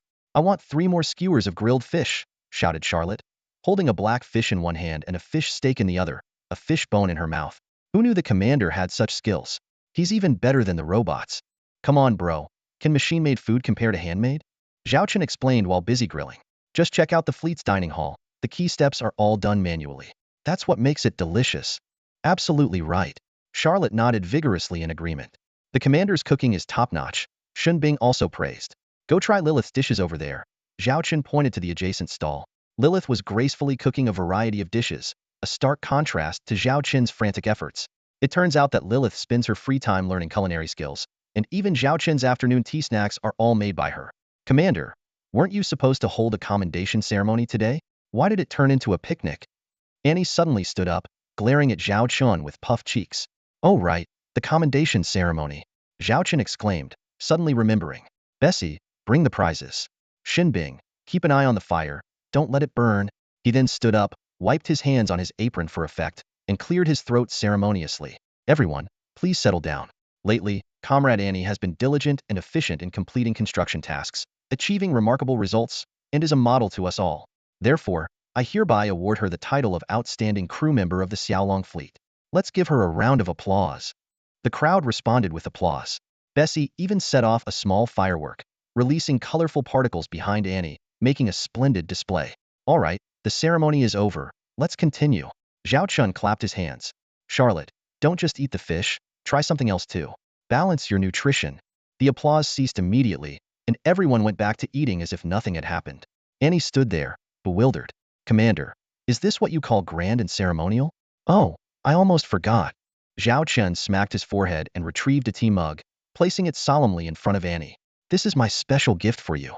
The mug had 4 large characters written in flamboyant script. Model worker. Annie tilted her head, feeling quite disappointed. This was far from what she had imagined. Just as the petite girl was feeling down, Zhao Chun suddenly spoke again. There's one more important thing, almost forgot. Annie's eyes lit up with anticipation as she looked at Zhao Chun. She knew the commander wouldn't dismiss her so casually. Zhao Chun raised his hand and handed over several starship design blueprints, saying in a deep voice, this is the future construction plan. The tasks for this quarter are about to be completed, so make sure to draft the plan for the next quarter promptly. Anne's face immediately fell. She hadn't expected that after all her waiting, instead of a reward, she would get more work. She was completely stunned. Fortunately, the aroma in the air quickly piqued her appetite. Sister Nyo, bring me 10 roasted beef legs. I'm going to eat my frustrations away. And glared at Zhao Chun and looked pitifully at Jinny. I just learned this recipe from the commander. I hope it suits your taste. Sister Nyo chuckled. Who cares? My wounded soul needs comfort. The dwarf clutched her chest dramatically, like a distressed maiden. Brother, stop bullying Anne. Zhao Wanner interjected with a smile, trying to lighten the mood. Everything I said is true, Zhao Chun said without looking up. Have the plan ready within 3 days. Your performance has been commendable, and you'll receive the rewards you deserve. Your immediate family will enjoy basic fleet benefits, and you'll have priority in job assignments. Hearing this, Anne's face lit up. Really? Don't want it? Zhao Chun teased, raising an eyebrow. I do. Absolutely. She nodded eagerly. I knew the commander was the best. I bet someone was badmouthing me just now. Zhao Chun quipped. Who would dare badmouth the great commander? I'd be the first to bite them. And retorted, baring her teeth playfully. All right, Just remember to complete your tasks. Now, enjoy the food, Zhao Chen said with a doting smile, and immediately started ordering. Sister Lilith, some braised beef. Commander, a charcoal-grilled steak, please. It turned out that after Zhao Chen returned, he held a barbecue party at the pasture of the T2 Bronze Eden to reward the soldiers. The guests were all high-ranking officials of the Legion: Secretary Lilith, Bessie, Ailey, Captain Charlotte, Zhao Wanner, Shinbing, Qitong, Pei Xingnan, Bai Shui, and Yi Xiaodong, Logistics Chief, and Jenny, Yang and I, and Xiong Xiang. Actually, Zhao Chen gathered everyone not just for a celebration, but also to announce some important decisions. A few hours later, everyone was full and started drinking and chatting while listening to Zhao Chen speak. Except for Anne, who was still engrossed in eating and had no idea what Zhao Chen was saying. Her head buried in a pile of meat, her face completely hidden. Our fleet has grown to nearly 200 ships, with over 100 being warships. Calling it the Xiaolong fleet seems a bit inadequate now. So, I have decided that from now on, we will be the Xiaolong Legion. Zhao Chun began straightforwardly. Although we're still a bit short of the 3,000 ships required for a full legion, I believe it won't be long before we have a mighty interstellar fleet. Everyone nodded in agreement, and, however, continued to eat, oblivious to Zhao Chen's words. Since we're upgrading to a legion, we need to adjust our structure, Zhao Chun continued. I will serve as the Supreme Commander, overseeing 5 fleets. The first fleet, led by the T3 Blizzard, will be commanded by Charlotte, who will also serve as the Deputy Commander of the Legion. The second fleet, centered around aircraft carriers, will be temporarily commanded by me, with Qitong and Shun Bing as my deputies. The third fleet, a missile ship formation, will be helmed by Bai Shui. The fourth fleet, specializing in special operations with stealth bombers, will be led by Zhao Wanner. The fifth fleet, responsible for logistics and support, will be jointly commanded by Bessie and Yang and I. Hearing their newfound responsibilities, Bessie and Yang and I were both pleasantly surprised. Although their fleet was the smallest, it was quite surprising that they could rise to the rank of commanders. The General Staff Department established a secretariat, with Lilith serving as the chief secretary. The Technical and Industrial Department was led by Annie, with Jenny assisting her. Additionally, Pei Xingnan and Yi Xiaodong, besides their original positions, were appointed as the heads of the Fighter Squadron and the Mech Squadron, respectively. They were to collaborate with Dean Xiang to supply the Legion with more exceptional pilots. In just a few minutes, the speech transformed the Xiaolong fleet into the Xiaolong Legion. Xin Bing could hardly believe that such an important appointment ceremony took place at a barbecue party. She instinctively wiped the grease from the corner of her mouth, thinking how vastly different this was from the grand event she had imagined. 3 days later, Annie came to find Zhao Chun to discuss work matters, and as expected, the astute and capable Lilith accompanied her. Although Annie was the key figure in the construction planning, the supply of raw materials heavily relied on Lilith's support. As soon as Annie entered the meeting room, she restlessly scrutinized Commander Zhao Chun. Boldly, she suggested examining his genetic sequence to uncover the mysteries behind the enigmatic commander. However, within just 30 seconds, Annie sat quietly in her chair, clutching her head and no longer causing a scene. During the meeting, Annie outlined a detailed construction plan based on the new starship technology blueprints provided by the commander and the future needs of the Xiaolong Legion. Lilith, noticing this, raised her head to carefully examine the dazzling starship technology documents. The T3 Judicator-class heavy interstellar missile ship, the T3 Silvermus-class light interstellar stealth scout ship, and the T3 Emperor-class heavy interstellar battleship were vividly depicted on the pages. Among them, the T3 Judicator-class heavy interstellar missile ship was the most valuable. The Xiaolong Legion had long experienced the formidable power of interstellar missile ships, and possessing one would be irresistible. Similarly, the T3 Emperor-class heavy interstellar battleship was equally impressive, perfectly aligning with the Xiaolong Legion's current strategy of being small yet elite. According to Annie, the Xiaolong Legion currently possessed 10 T3 furnaces and 30 T2 hammers. 5 of the T3 furnaces were designated for the construction of the originally planned T4 Rebirth-class clone starship, expected to be operational by the end of June. Annie then solemnly detailed the specific arrangements of the overall construction plan. Following the commander's instructions, the first batch would include at least 5 T3 Judicators, built by 3 T3 furnaces, followed by 5 T3 Silver Edens, constructed by 1 T3 furnace and several T2 hammers. And 1 T3 furnace would build 1 T3 Emperor-class heavy interstellar battleship. Additionally, the remaining capacity could support the construction of 5 T3 Silvermus-class light interstellar stealth scout ships. Any surplus capacity would be used to compensate for starships lost in the Zerg Wars and to manufacture strategic supplies such as interstellar missiles and energy blocks. This surplus capacity could also flexibly respond to any temporary construction needs. Despite her serious demeanor, resembling a mature young adult, Annie couldn't help but swing her legs under the table, revealing her childlike nature. Lilith summarized that by mid-year, the construction plan would deliver one T4 Rebirth-class clone starship, one T3 Emperor-class heavy interstellar battleship, 5 T3 Judicator-class heavy interstellar missile ships, 5 T3 Silver Eden-class starships, and 5 T3 Silvermus-class light interstellar stealth scout ships. The entire plan required a massive investment of 70 billion star coins in production resources and raw materials, with the ongoing T4 Rebirth-class clone starship alone consuming 50 billion star coins in just 3 months, taking the lion's share. Hearing this, Zhao Chun directed his gaze toward Lilith. Understanding his cue, Lilith immediately brought up the current financial and resource status of the Xiaolong Legion. It turned out that at the beginning of the year, the Xiaolong Legion had received a 200 billion star coin technology authorization fee from Governor Chu, resulting in a financial and raw material reserve of 230 billion star coins. The production plan for this quarter will consume nearly 10 billion star coins. In addition, there is the 10 billion star coin allocation for the Xiaolong star system construction given to Jiang Hong, not to mention the cost of the recent battle. Zhao Chen couldn't help but interject to inquire about the expenditure statistics for the Zerg campaign. Lilith quickly opened another electronic document, and Zhao Chen scanned through it rapidly.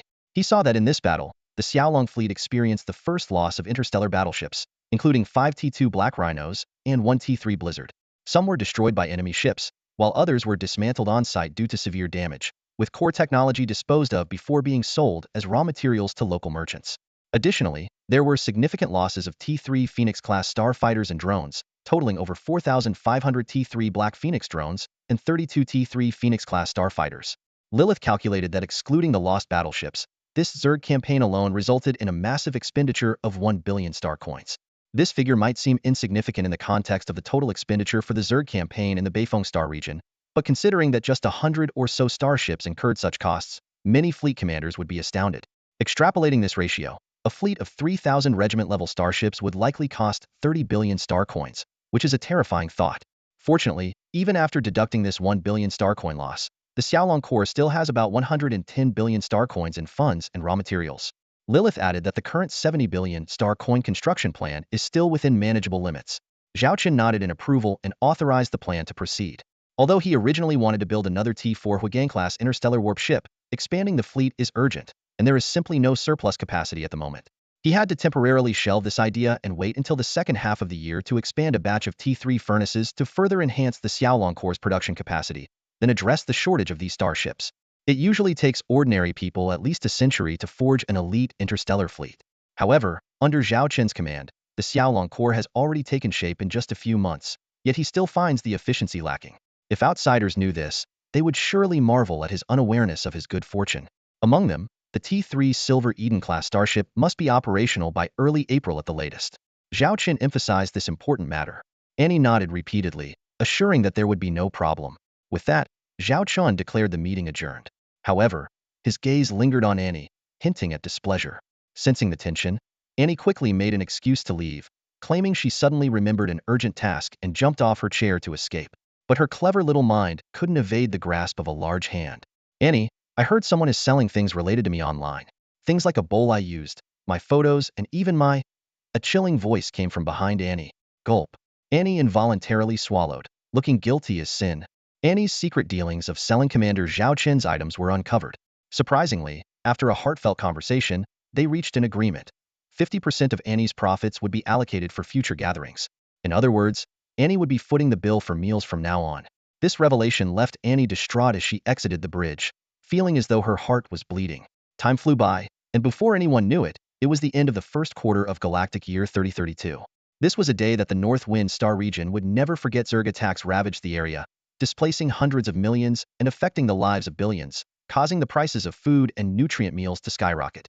The Xiaolong star system faced its own turmoil due to a new residency law issued by the Xiaolong Lord. On March 31st, one particular planet in the system experienced a sleepless night. According to the law, starting at 8 a.m. the next day, those with Xiaolong residency would have unrestricted access to purchase natural food. For most families, this was like manna from heaven. Natural produce, which was previously a rare luxury, could now be bought at a minimal cost. As evening approached, the settlement square teemed with people. Thousands gathered, eagerly watching information about the law on electronic projection screens, anxiously awaiting the dawn. Among them were many non-residents who had come to watch the spectacle, making sarcastic remarks. "You guys are all fools," a drunken man sneered. "How can this law be real? Buying natural food at cost price? If it's that cheap, I'll shove this bottle up my rear." He laughed, swaying with a bottle of synthetic alcohol in hand, which, though as nutritious as a meal, still made him stagger. Old drunk, if you're not a resident, stop raining on our parade. Go cool off somewhere else, someone retorted angrily. The old drunk laughed mockingly. I'm not leaving. I want to see the look on your faces when you're disappointed tomorrow. In one corner of the square, a couple sat cross-legged. The husband yawned, drowsily suggesting, "Honey, let's go home and sleep." But his wife, resolute, replied, "If you want to sleep, go ahead. I'm staying." The husband sighed, trying to persuade her only because he didn't want her to be disappointed. Although he was skeptical, he had joined the residency just to make his wife happy. In this remote place, what difference did it make? But his wife was determined, and he began to think about how to console her if things didn't turn out as she hoped. A few steps away in a nearby residential building, a young couple watched the bustling crowd through the window. The girl scoffed, "A bunch of idiots. They actually believe it. As if a broke lord has that much money. Even a marquis or earl couldn't pull this off." Her boyfriend, hugging her from behind, confidently reassured her, "Don't worry. Once I join the Jiang family, I'll take you away from this godforsaken place." The Jiang family is a prestigious name in our star system. My cousin's husband's aunt is part of the Jiang family and has promised me a position. Soon, we'll be seeing a much bigger world. The girl nestled sweetly in his arms, already dreaming of the higher social circles she could access once he paved the way, and contemplating finding an even wealthier suitor.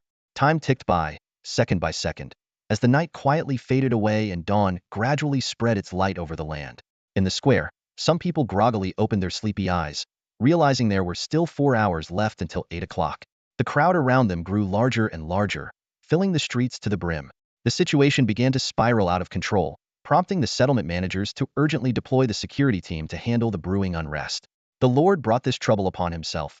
One manager grumbled, "Selling grain at cost price? Does he think he's some kind of savior?" As someone in power, he understood how impractical the decree was. Now, all they could do was wait for the moment when the policy bubble would burst. Time continued to pass. 5 o'clock, 6 o'clock, 7:30. Everyone stood up, eyes fixed on the sky, eagerly anticipating the moment. Nearby, an old drunkard shook his empty bottle mockingly. "Fools, just wait until you see your disappointment," he sneered. In the corner, a couple clutched each other's hands tightly, full of hope.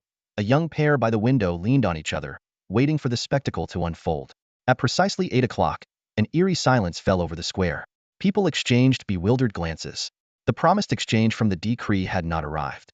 Were they really duped? The old drunkard burst into laughter, pointing at the people around him. "Ha ha ha, did you really believe it? What a bunch of idiots." The crowd was stunned, confused, and then angry, leading to an uproar. They had indeed been fooled. The decree that was supposed to change their fate was nothing but an illusion, a grand scam.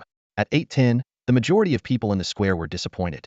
Initially, they were skeptical about the feasibility of the decree, but the significant improvement in the livelihood of the Xiaolong galaxy over the past year had led them to fantasize that the elusive lord might indeed work miracles. However, the greater the hope, the greater the disappointment. The discontentment of those without household registration added fuel to the fire, causing public resentment to swell like a flood, threatening to burst at any moment. "We need to protest. We need to march," someone angrily shouted. "How dare the Lord deceive the people? I was hoping to say goodbye to nutritional meals, but instead, we get this farce." If it couldn't be done, the promise shouldn't have been made in the first place. Complaints rose one after another, and the voices of denunciation grew louder. Just as the tension was reaching a boiling point, all the holographic projection areas in the city suddenly lit up, and the image of acting Lord Jiang Hong appeared on the virtual screens. She was dressed in professional attire, seated at a desk with the flag of the Xingyao Empire and the crest of the Xiaolong Lord prominently displayed. Jiang Hong calmly announced that, according to the previously issued Lord's decree, starting from 8 a.m. on April 1st, all Xiaolong household registration holders could purchase natural ingredients at official food supermarkets or online, with online orders delivered to designated pickup points within 3 days. Initially, each person would be limited to a 3-day supply, but the restrictions would gradually be lifted, and by the end of April, except for the prohibition on private sales, the purchase quota would be fully relaxed. As Jiang Hong's voice echoed across the city, the previously angry and noisy crowd gradually quieted down. Meanwhile, dozens of T1 transport ships landed at various official food operation points, which had originally sold nutritional meals but had now been partially converted to sell natural ingredients. With a ding, every registered resident received a message on their Terminalan exclusive online shopping channel for Xiaolong household registration holders to buy natural ingredients. Instantly, cities across the planet erupted in excitement, with large crowds flocking to the official food points. The security teams, initially on standby to quell unrest, now found themselves busy maintaining order amidst the surging crowds. In the square, a couple was overwhelmed with joy. The wife pinched her husband's thigh hard, and despite his yelp of pain, he was too excited to care. "Quick, let's go to the official food point to buy," he exclaimed. The wife rolled her eyes and retorted, "Fool, it's already packed with people. Online shopping is faster."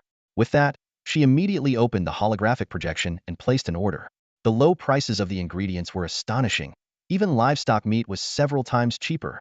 Although they couldn't afford to enjoy it every day, it was more than enough for their monthly meals, and having a meat dish once a week was no longer a problem. Without hesitation, she placed an order, almost emptying the couple's savings. "Oh my, natural brewed wine is so cheap." A man with a penchant for alcohol couldn't resist and spent several days' wages on the cheapest bottle. The once-mocking drunkard could only watch in envy.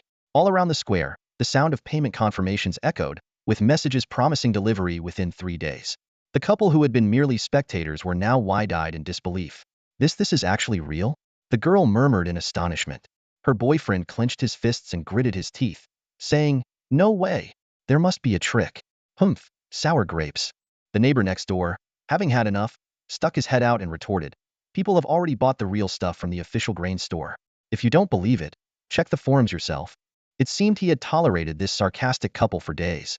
The girl opened the local forum, and the trending posts were all pictures and videos of people who had actually received their orders. Some even captured footage of the T1 transport ship unloading boxes of natural ingredients and raw materials, semi-finished products, and a variety of alcoholic beverages. 2 weeks passed, and the supply of natural ingredients remained steady, with all online orders delivered on time. Those who initially didn't register now regretted it deeply. Even the skeptics who doubted how long the good times would last were envious and bitter.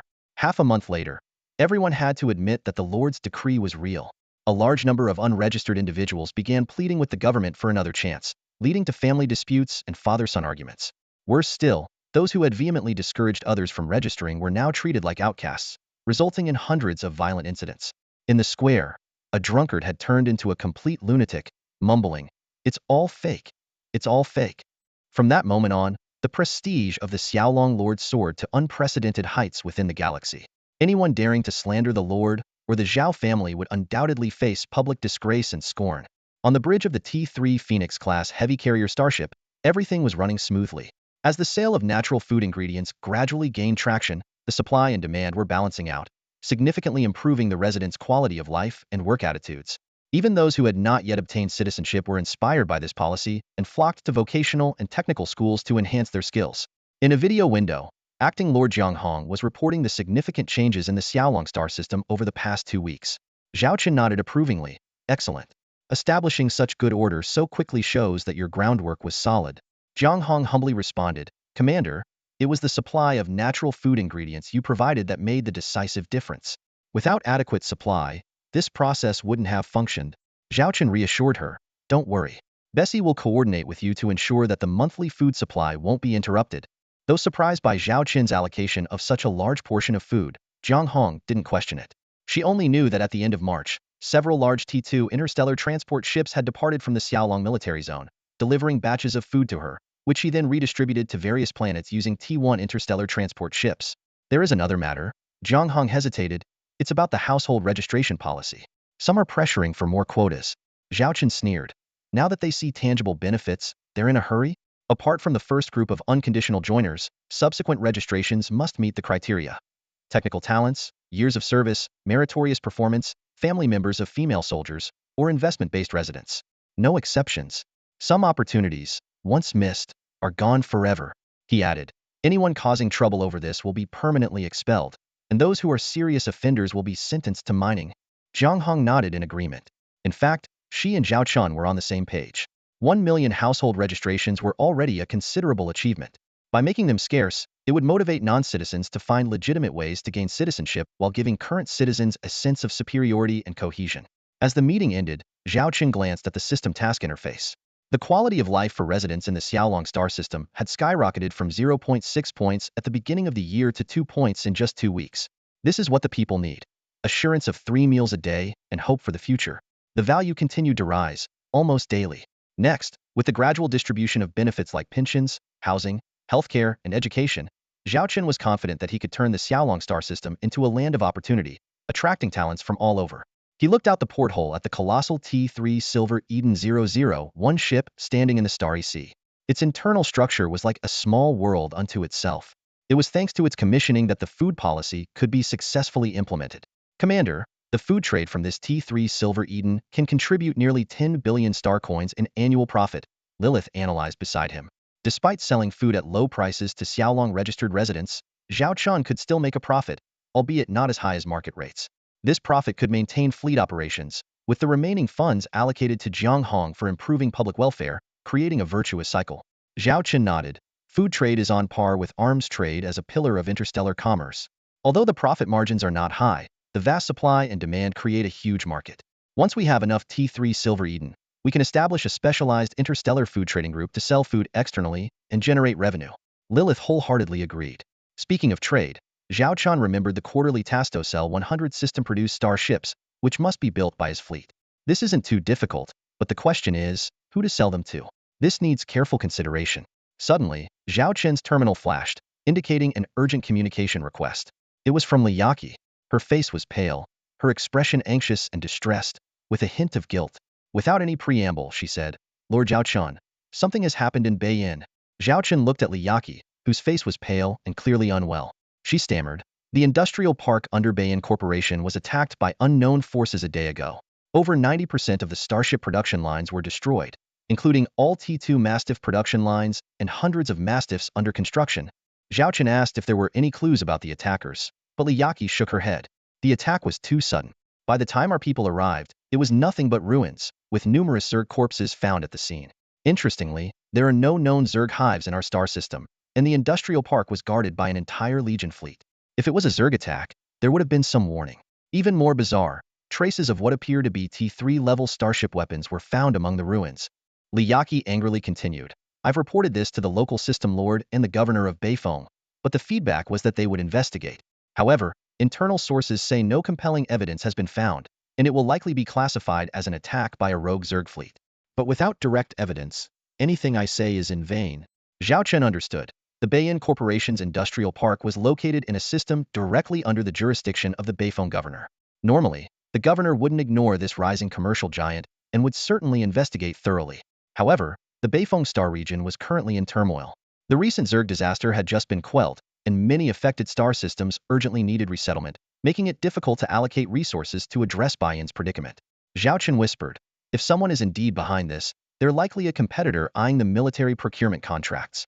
The Hurricane Consortium. Liyaki spat the name through gritted teeth.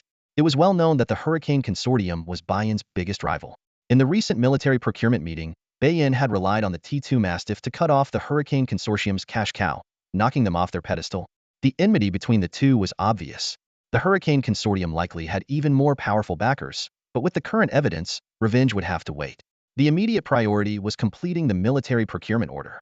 Zhao Chen pondered for a moment and then asked, can you contact the Imperial military to request an extension on the delivery date for the second batch of orders? Liyaki shook her head helplessly. I've already reported the suspected attack, but the procurement department's stance is unusually firm. They insist that regardless of what happens, we must adhere strictly to the contract, or face breach of contract penalties. This is highly unusual. Typically, a small delay wouldn't be a big deal. It seems the forces behind this are quite influential, even swaying the procurement department. Zhao Chen closed his eyes and thought for a few seconds, then suddenly asked, how is Beiyin Corporation's current financial situation?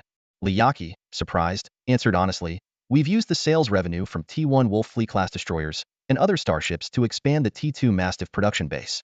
Including the 13 billion star credits advance payment for the military order, after deducting raw material purchases and labor costs, we still have 10 billion star credits on the books. But no amount of money can solve the problem if we lack production capacity. We simply can't meet the delivery deadlines. Zhao Chen confidently replied, I've already thought of a solution. Since the military procurement order requires on-time delivery, we'll make sure to deliver. Liyaki was utterly stunned. How is this possible? Zhao Chen pressed on, in the North Windstar region, how many T2-grade starship manufacturing bays can you rent in a short period of time? Liyaki recalled, there are 365 spaceports across the region, 35 of which are equipped with T2-grade manufacturing bays, totaling nearly 300 T2 starship construction slots. However, due to the insect plague, these bays are in high demand. A portion of them must already be rented out. I can probably secure about a third at most. She seemed to guess what Zhao Chun was thinking and shook her head. Even if we rent these bays to build T2 Mastiffs, we still can't meet the military procurement deadline. But Zhao Chen smiled and said, I'm not planning to build T2 Mastiffs. I'm talking about this starship. With that, he raised his hand and projected a holographic image of a T2 grade industrial ship.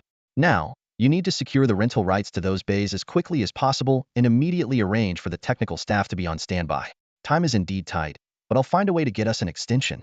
Just follow my plan. This will be our last stand. Li Yaqi was completely bewildered. Cheers to the Hurricane Consortium.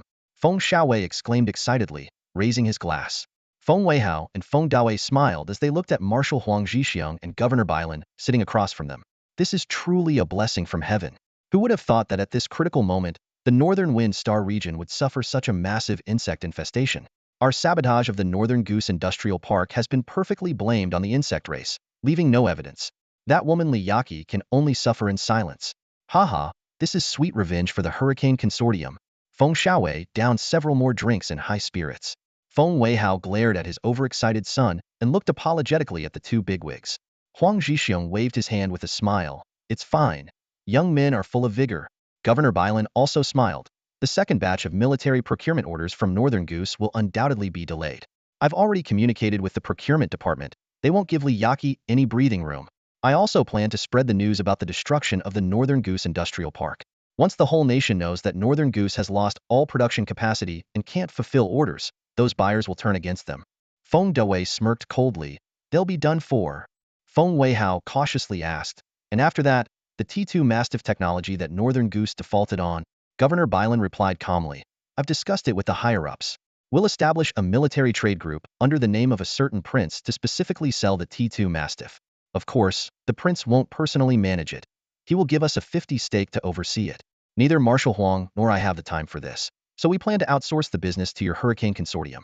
This way, you'll also gain access to the core technology of the T2 Mastiff. As for that 50 stake, he paused, and both he and Huang Zhixiong smiled without speaking. Feng Weihao knew these shrewd old foxes were waiting to exploit him. The new group was clearly just a shell for dividing the spoils, and in the end, it would be the Hurricane Consortium doing all the work. He maintained his composure and feigned excitement. That's excellent. Since you both have this plan, the Feng family is willing to lead the way. We'll only take a 10 profit, and the remaining 40 will be split between you two. Please put in a good word for us with the prince. A 10 profit was practically working for free, but the benefit was gaining access to the T2 Mastiff technology. Most importantly, it would deal a heavy blow to the Northern Goose Group, which had dethroned the Hurricane Consortium. For that, a little sacrifice was worth it. If you dare to compete with the Hurricane Consortium, this is the price you pay. Governor Bailan stood up to leave. Everything is arranged. I'll take my leave now. The recent withdrawal of the mechanical race has left a vast area of resource-rich star systems, keeping me extremely busy. Feng Weihao immediately stepped forward obsequiously. Expanding the Empire's territory is our lifelong ambition. If we can share your burden, that would be ideal. Bailan smiled and lightly patted Feng Weihao's face. I've heard all about your little schemes from the glorious Empire. You just want some resource extraction rights, don't you? Don't worry. As long as the Feng family performs well, I won't treat you unfairly. With that, he strode out. Soon after, Huang Zhixiong also took his leave. The smiles on the faces of the Feng family trio vanished instantly. Feng Weihao sat back down gloomily. Feng Dawei said remorsefully, I'm sorry, father, for causing you humiliation. Feng Weihao shook his head. It's all for the Feng family, for the future of the Hurricane Consortium. As long as there's a chance, there will always be a day to rise again. What we need to do is endure. I believe this process won't take too long. Making Bayan pay right now is a good start. It's just a pity that we can't destroy them with our own hands. Dawei sneered, Father. I've prepared a big surprise for that woman. I've incited some of the collateral branches of the Yi family.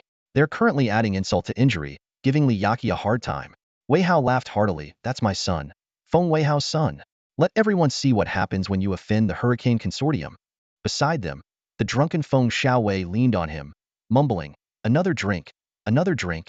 Weihao's face darkened as he looked at his disappointing younger son. Sighing inwardly, how can two sons be so different?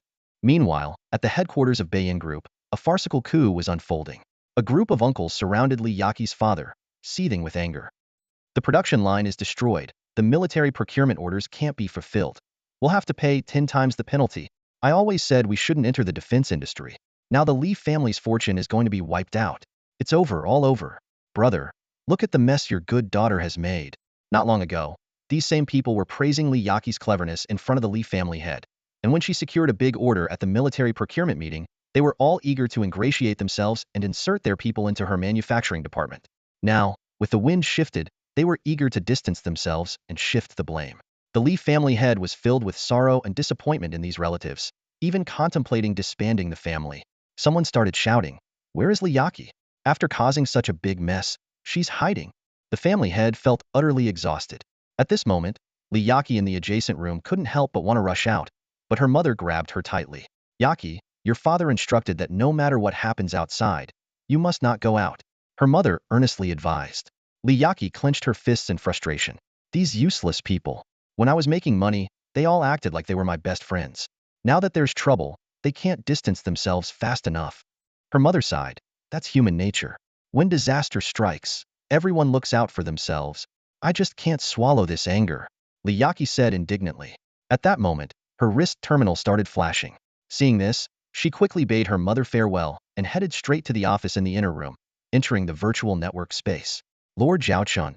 Facing Zhaochun on the screen, Liyaki's gaze softened immediately. In this predicament, it seemed that only this man was still wholeheartedly planning for her Beiyan. Compared to those uncles, the difference was night and day. How are the arrangements for renting the starport workshops? Zhaochun asked directly. Liyaki pulled up an electronic spreadsheet listing the coordinates of various starport workshops. Currently, we have signed leases for 200 T2 battleship production workshops for 6 months. I plan to send people to the Chu River Star region and surrounding areas to secure the rights to 500 more T2 workshops within 3 days. As for the technical staff, the fastest are already in place, and the slowest should be on site within a week.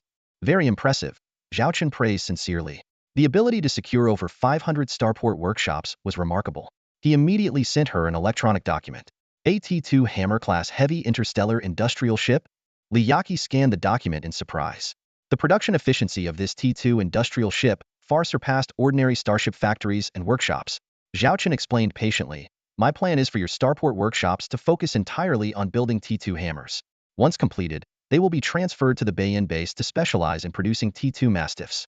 According to my calculations, a well-supplied starport workshop can build 1 T2 hammer in 20 days, and a single hammer can produce 5 mastiffs per month. This way, as long as we build 300 to 500 hammers, there will be no problem completing the second batch of 3,000 military orders by the end of June. 5 per month. Liyaki was stunned, almost unable to believe her ears. As far as she knew, no existing T2 industrial ship had such advanced capabilities, comparable to several T2 mastiffs. Are you really going to give me this starship? She asked in disbelief. Zhaochun nodded. This is the only way to save your Beiyan. Since I now have the T3 furnace, the T2 hammer is no longer essential to me. It's better to give it to you and fully extract its remaining value. Liyaki bit her lip and said softly, Lord Zhaochun, the value of this hammer even exceeds that of the T2 mastiff. For the sake of my Beiyan, you really don't have to do this. With your abilities, you could easily start a new interstellar trade group. From a business perspective, Zhaochun's deal seemed like a massive loss. But Zhaochun smiled and explained, you misunderstand 2 things. First, I'm not giving you the T2 hammer for free. There are conditions, which we will discuss later. Second, while I may not be a great businessman, I do understand the value of talent. Compared to Beiyan, I trust you more. I can build as many interstellar corporations like Beiyan as I want, but there's only one Liyaki. Bang, bang, bang, bang. Zhaochun's words pounded like a drum, striking Liyaki's heart. Her cheeks flushed, and a fluttering sensation arose within her. She didn't dare to look Zhaochun in the eyes and stammered. What was the other thing you mentioned earlier? Zhaochun looked at her earnestly. I've heard that many within your Li family are criticizing you, right? At the mention of this, Liyaki felt a headache coming on and replied self-deprecatingly, I'm sorry you had to see that. Some things are better dealt with swiftly. What I want to say is that I hope to use the T2 hammer as a bargaining chip to collaborate with you. Note, with you, not your family. This partnership could be a fresh start or continue under the Beiyan name, but the profit distribution must be reorganized from a 70-30 split to a 9,010 split. That 90-10 is the proportion of net profit. Zhaochun spoke earnestly and even added a light-hearted remark at the end. Consider the T2 hammer as my investment. His words were like a wake-up call, and Liyaki suddenly understood. She looked intently at Zhaochun, her mind racing. As if seeing through her hesitation, Zhaochun said softly, perhaps you still have some attachment to your family. So take this opportunity to make a clean break. Liyaki took a deep breath and nodded resolutely. Ending her conversation with Zhaochun, Liyaki walked out of her office and headed straight for the conference room where a heated argument was taking place. Her mother was shocked to see her daughter's newfound confidence. She reassured her mother. Mother, father is getting old and can't handle everything himself. Li Wei isn't home, so it's my duty as his daughter to shoulder this burden. Don't worry, Bei Yin won't fall, and our Li family will emerge renewed. Pushing open the door, Li Yaqi's appearance stunned her uncles. What angered her even more was that an uncle dared to scold her father in public. This only strengthened her resolve. Before anyone could speak, she said firmly, since you all believe everything is my fault, then I won't bother you anymore. From now on, I, Li Yaqi, will take full responsibility for everything related to Bei Yin Group. We have nothing more to do with each other. Splitting the family assets? The room fell silent at the suggestion, but the eyes of the uncles and cousins revealed their eagerness. In the past, with the support of T2 Tibetan Mastiff, they wouldn't have dared entertain such thoughts. But now, with the military purchase deal on the brink of collapse, not only the Tibetan Mastiff but even the foundation of the Li family seemed precarious. Dividing the family assets now might preserve some wealth, ensuring a life free from want, better than being dragged down by Li Yaqi. The head of the Li family looked at his daughter, hesitating to speak. In the past, he would never have allowed a split. But seeing the true colors of his relatives, his once fervent loyalty to the family had cooled. Yaqi, your uncles don't mean to blame you.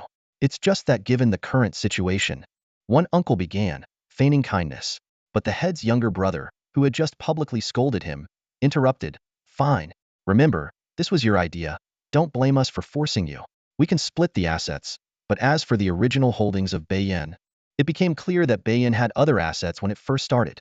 Starship manufacturing was a recent venture. They didn't want this hot potato, but the old assets couldn't just be handed over to Li Yaqi. Except for the Starship technology, I don't want anything else, Li Yaqi said firmly. Those old assets were nothing compared to the Starship trade, which brought in 100 billion in down payments in just 1 year, far outstripping the other industries that might not achieve that in 10 years. Then sign the papers. The younger uncle took the lead, and the others followed suit, afraid to be left behind. Though they feigned concern for Li Yaqi, they signed the documents without hesitation. Li Yaqi glanced at the electronic contract, filled with the names of Li family members, almost none missing. She smiled bitterly, realizing that all her and her father's efforts over the years had been to support these ingrates.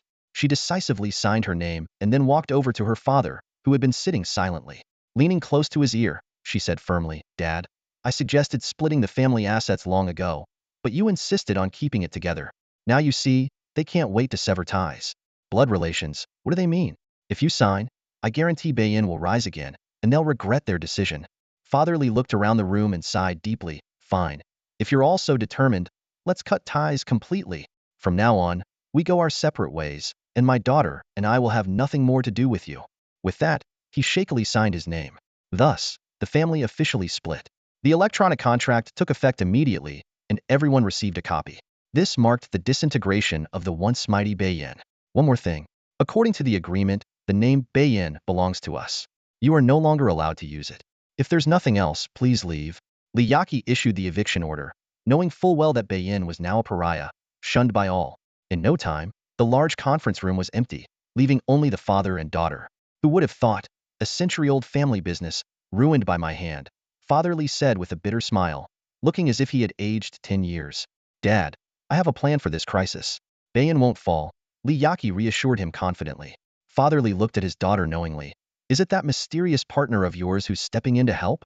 He had always been aware of Li Yaqi's maneuvers, but rarely interfered in her business dealings. Rest assured, we won't miss the deadline for this military purchase order, Li Yaqi declared resolutely. I'm getting old and can no longer keep up with the demands of the business. It's the perfect time for me to retire and spend more time with your mother. Bei Yin is now completely in your hands. Mr. Li announced his retirement, entrusting the company entirely to his daughter. Li Yaqi looked at her father, who seemed to have aged overnight. Although the division of the family business had been a heavy blow to him, she did not stop him. She thought it would be best to wait until the current crisis was over before asking her father to return to the business world. Back in her office, Li Yaqi threw herself into her work. Zhao Chun had laid out a detailed plan for her, but ensuring every detail was executed flawlessly fell on her shoulders. From raw material supplies to the deployment of technical personnel, she handled every aspect personally.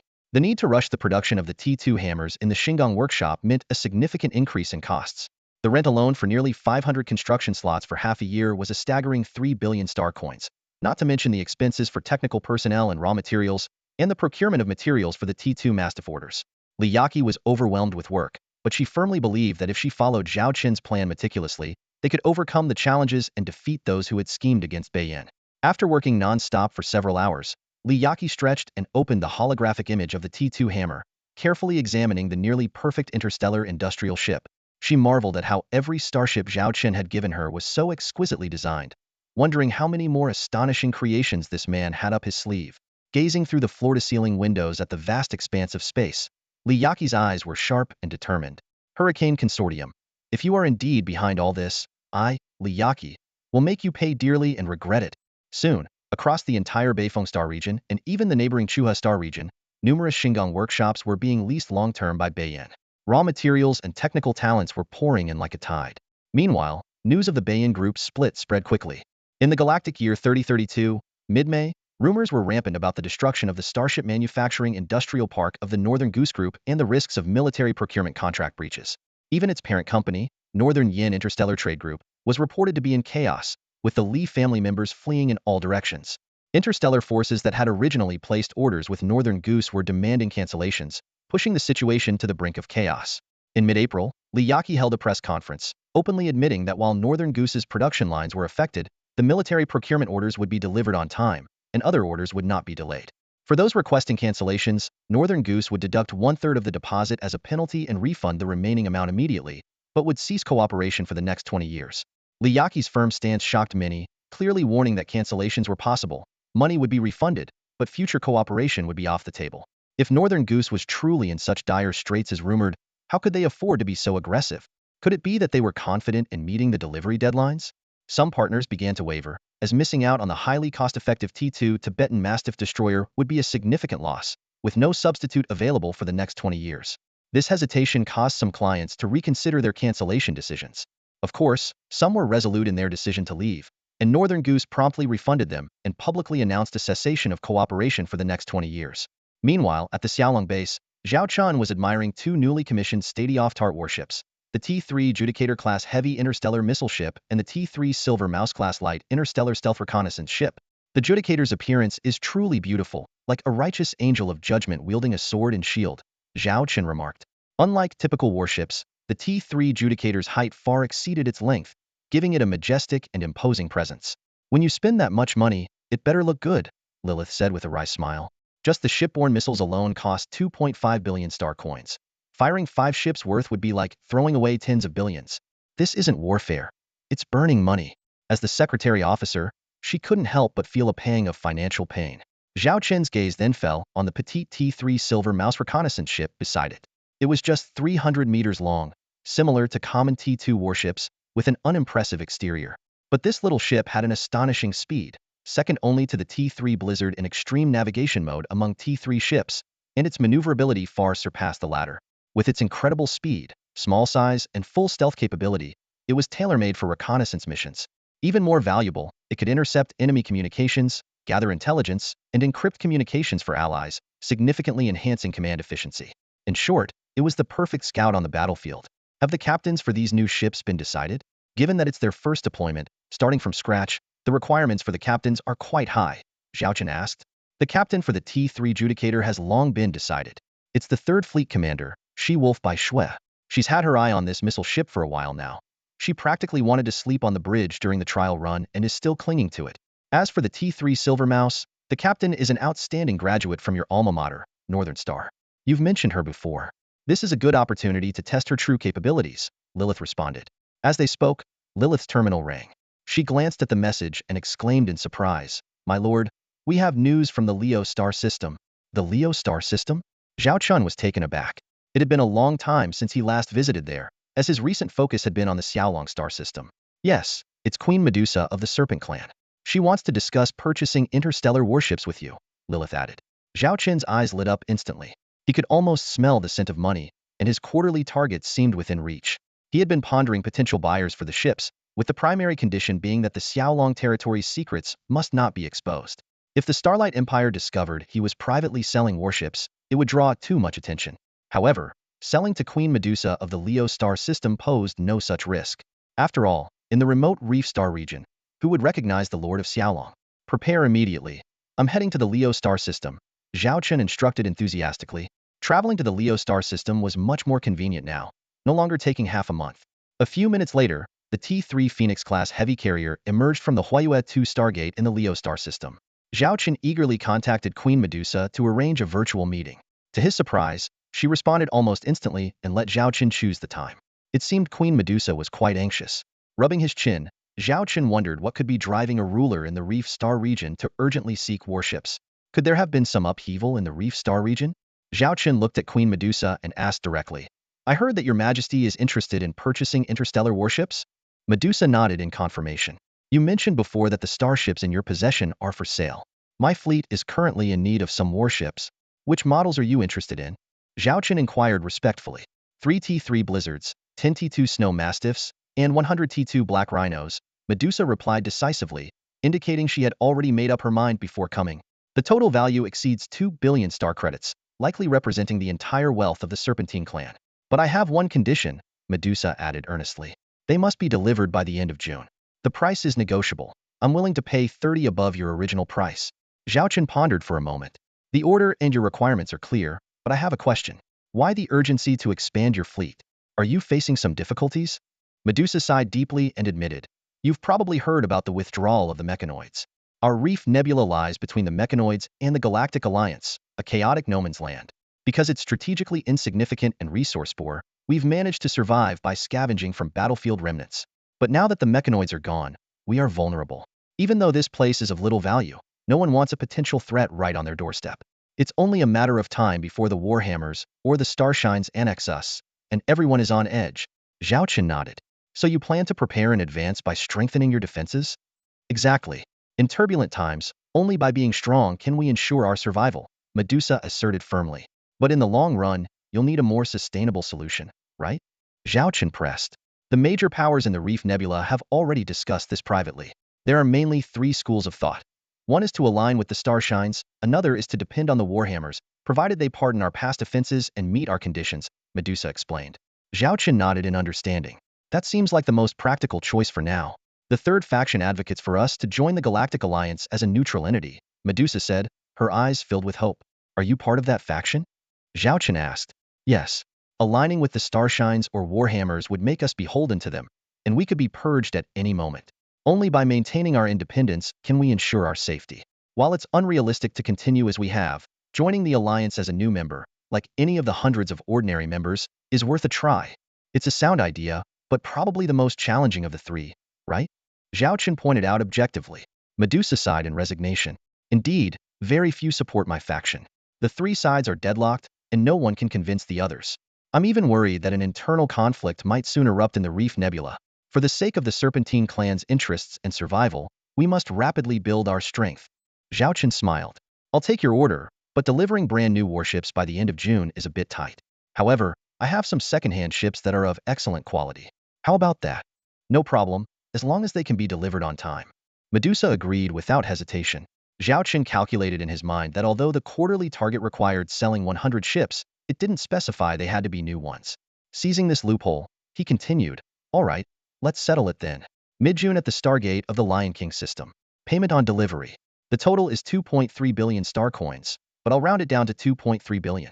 As for the payment method, raw materials are preferred, but star coins will do if necessary." Medusa was a bit surprised. "That's it? I thought it would take 3 to 5 days and several rounds of negotiation like before." Zhao Chen shrugged. "I like to get things done quickly. If it works, it works. If not, then forget it." "Fine, as you say." Medusa readily signed the sales contract. Zhao Chen didn't even ask for a deposit, agreeing to payment upon delivery, which greatly increased Medusa's favorable impression of him. Little did she know, Zhao Chen was secretly grateful to her for helping him meet his quarterly target. With the deal sealed, Medusa wanted to probe Zhao Chen's thoughts on the future of the Reef Star domain, especially since he now controlled the Lion King system. Although he had emerged out of nowhere just a year ago and quickly vanished, Medusa's intuition told her this man was no ordinary person. "As for me, I'm neutral for now.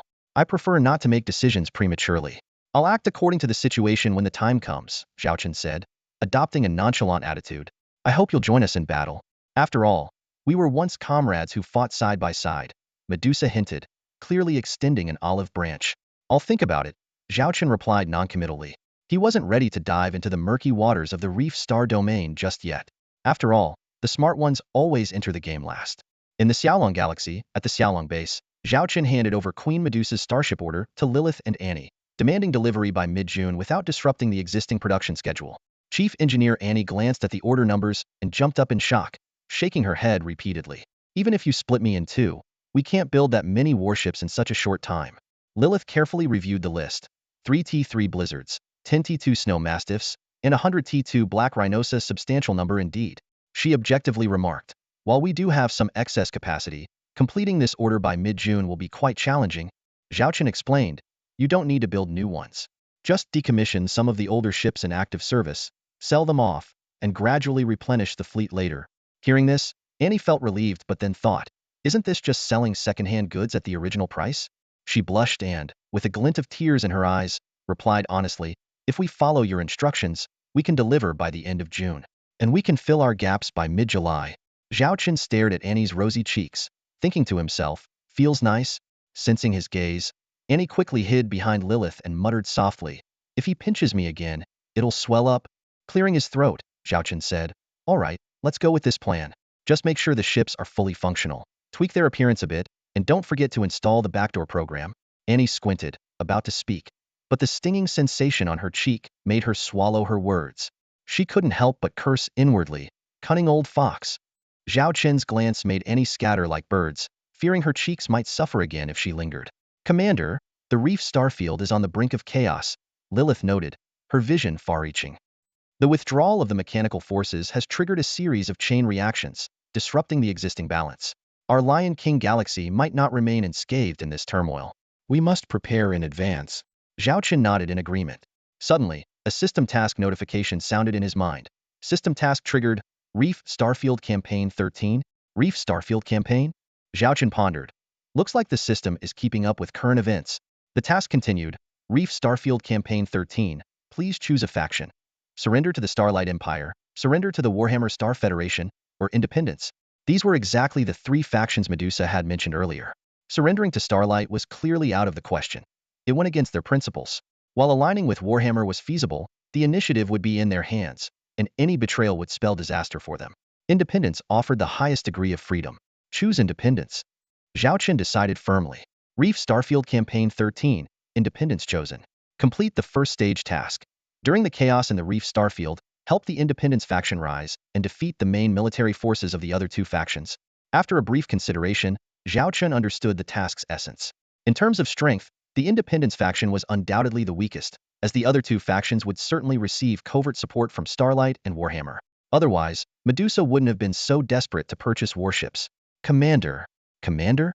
Lilith's voice snapped Zhao Chen back to reality. I was just thinking, Zhao Chen said seriously. The Reef Starfield holds a unique strategic position. We cannot let it fall into the hands of any single faction. However, the timing is not yet right, and we should not rush into action. Supplying the Medusa fleet is just the first step. We must quickly expand our military strength and be ready for combat at any moment.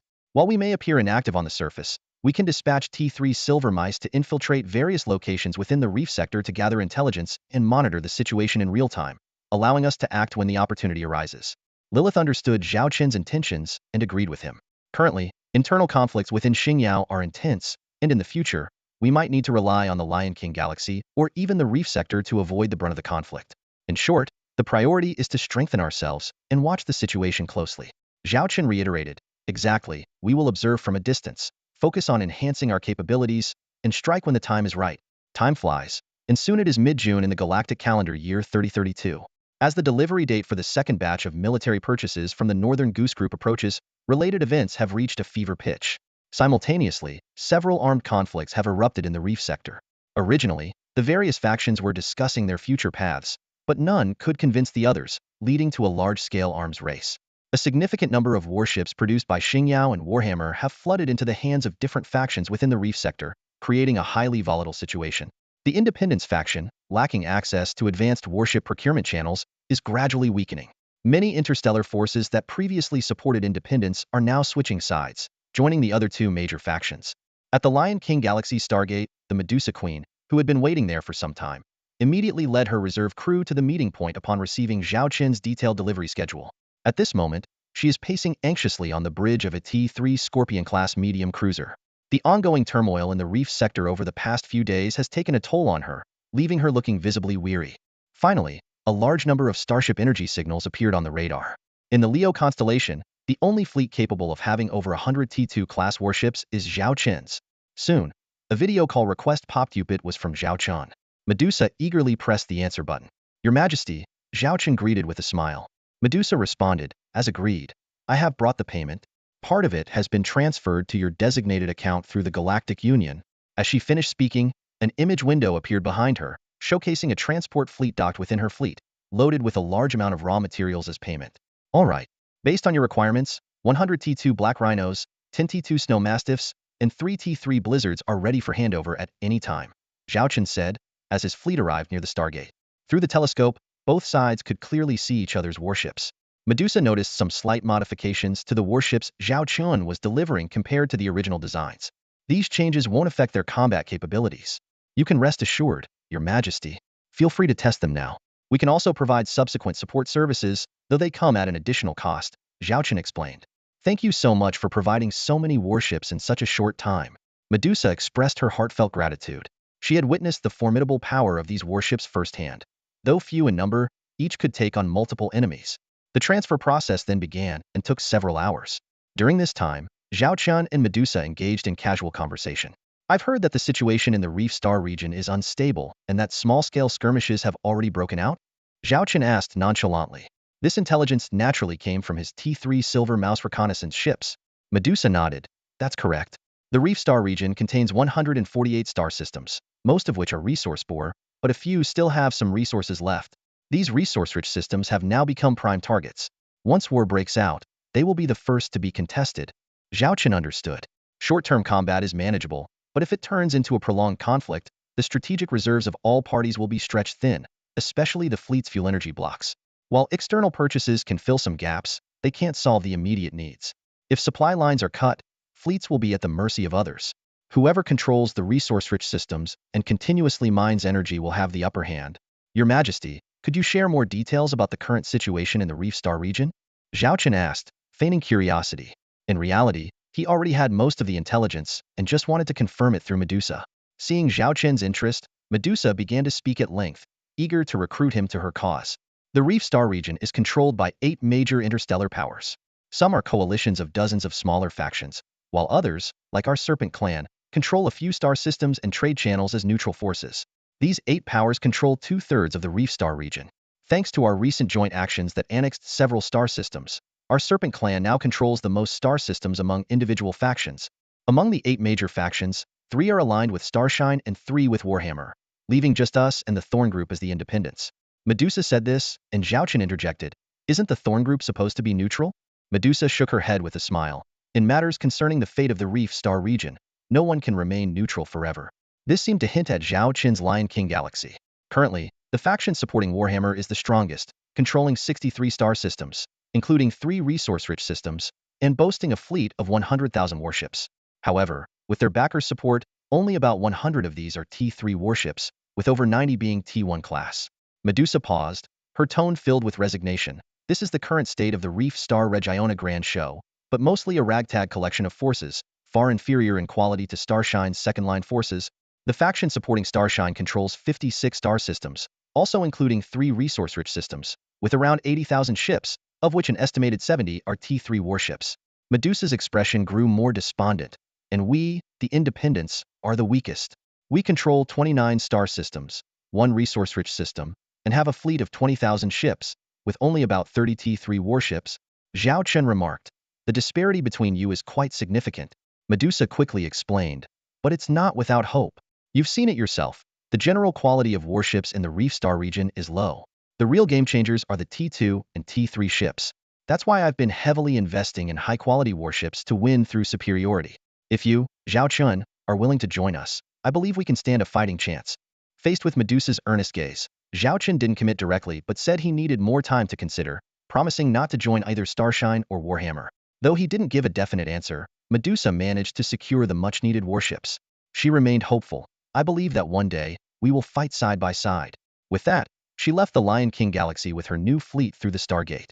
Zhao Qian leaned back in the captain's chair, murmuring, Lilith, am I being a bit unfair? I clearly want to support Medusa's faction, but still prefer to watch from the sidelines, waiting for the right moment to act. Lilith's expression remained calm. It's all about self-interest. There's nothing unfair about it.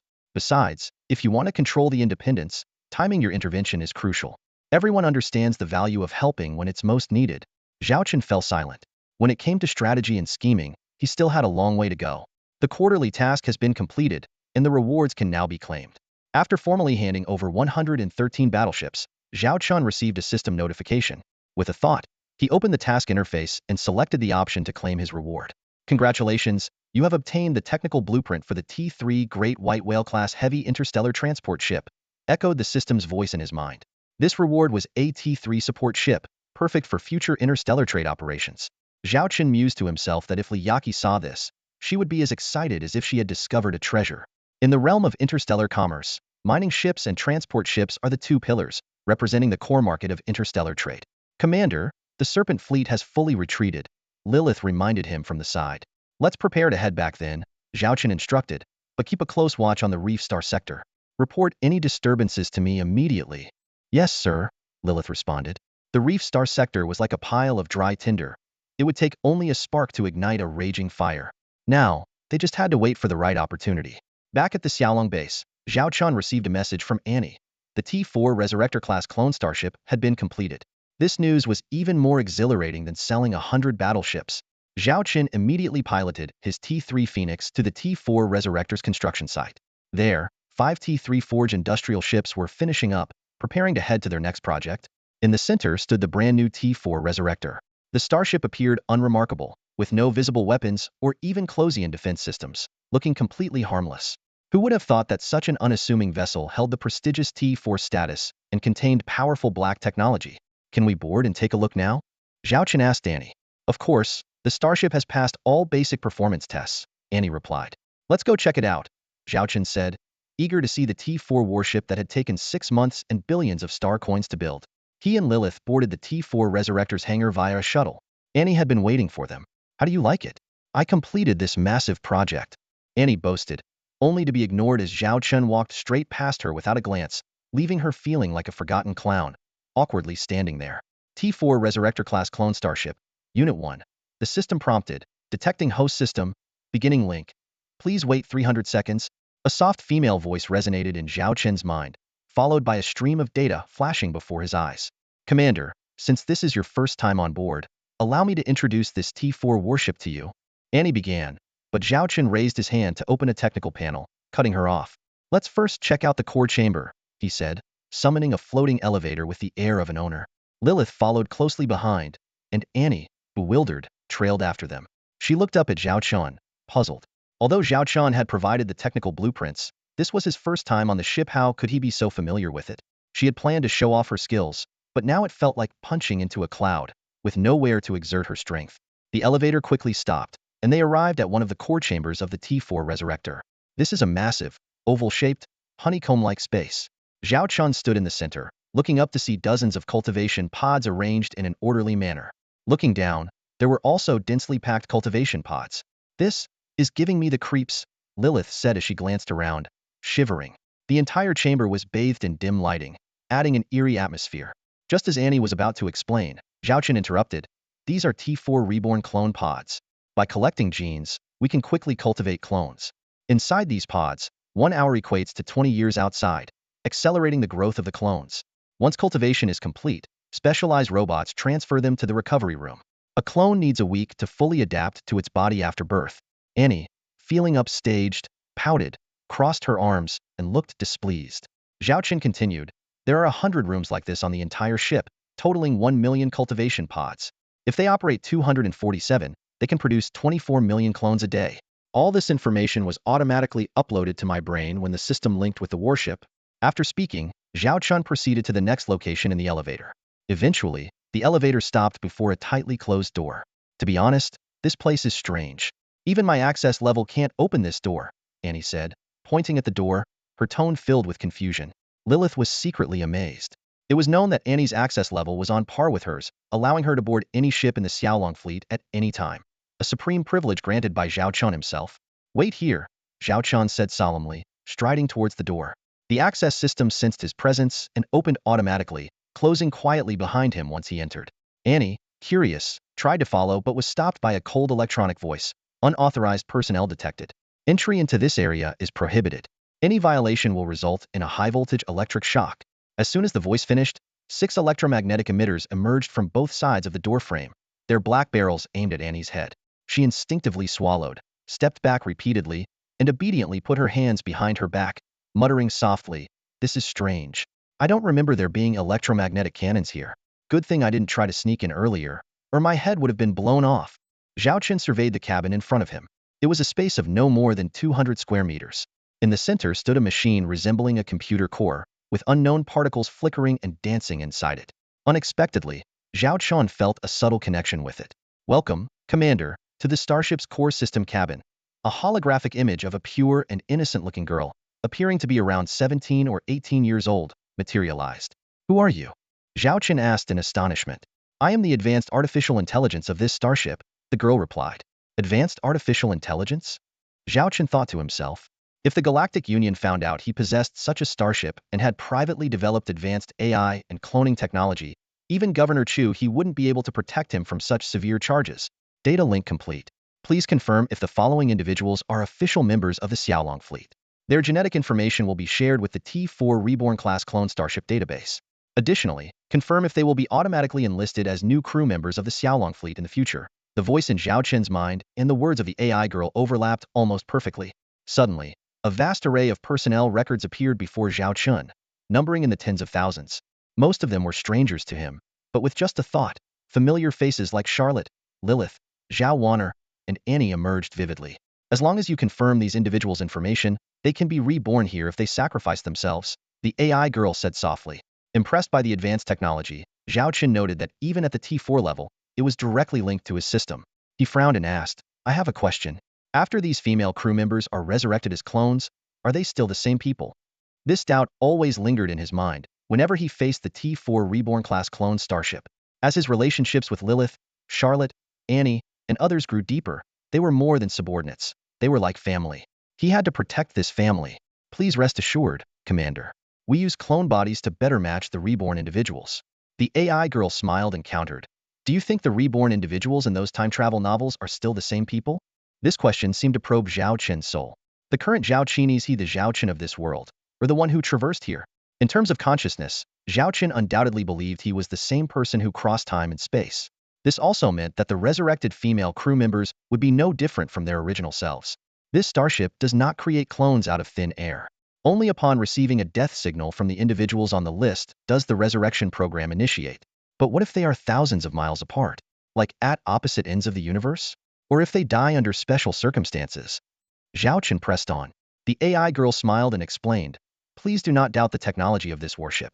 No matter where they are or how they perish, we can capture the life signal of the deceased and resurrect them." She paused briefly and added, "But please remember, Commander, the reborn individuals will retain their memories before death. Some painful death experiences could cause them severe psychological trauma. Therefore, the same person should not be resurrected multiple times." Understanding the intricacies, Zhao Qin began to ponder strategies for the future. Rebirth candidates must undergo a series of rigorous physical and mental evaluations before they can rejoin the fleet. Those who fail to meet the standards must retire and be reassigned from combat roles to safe logistical positions to enjoy their later years.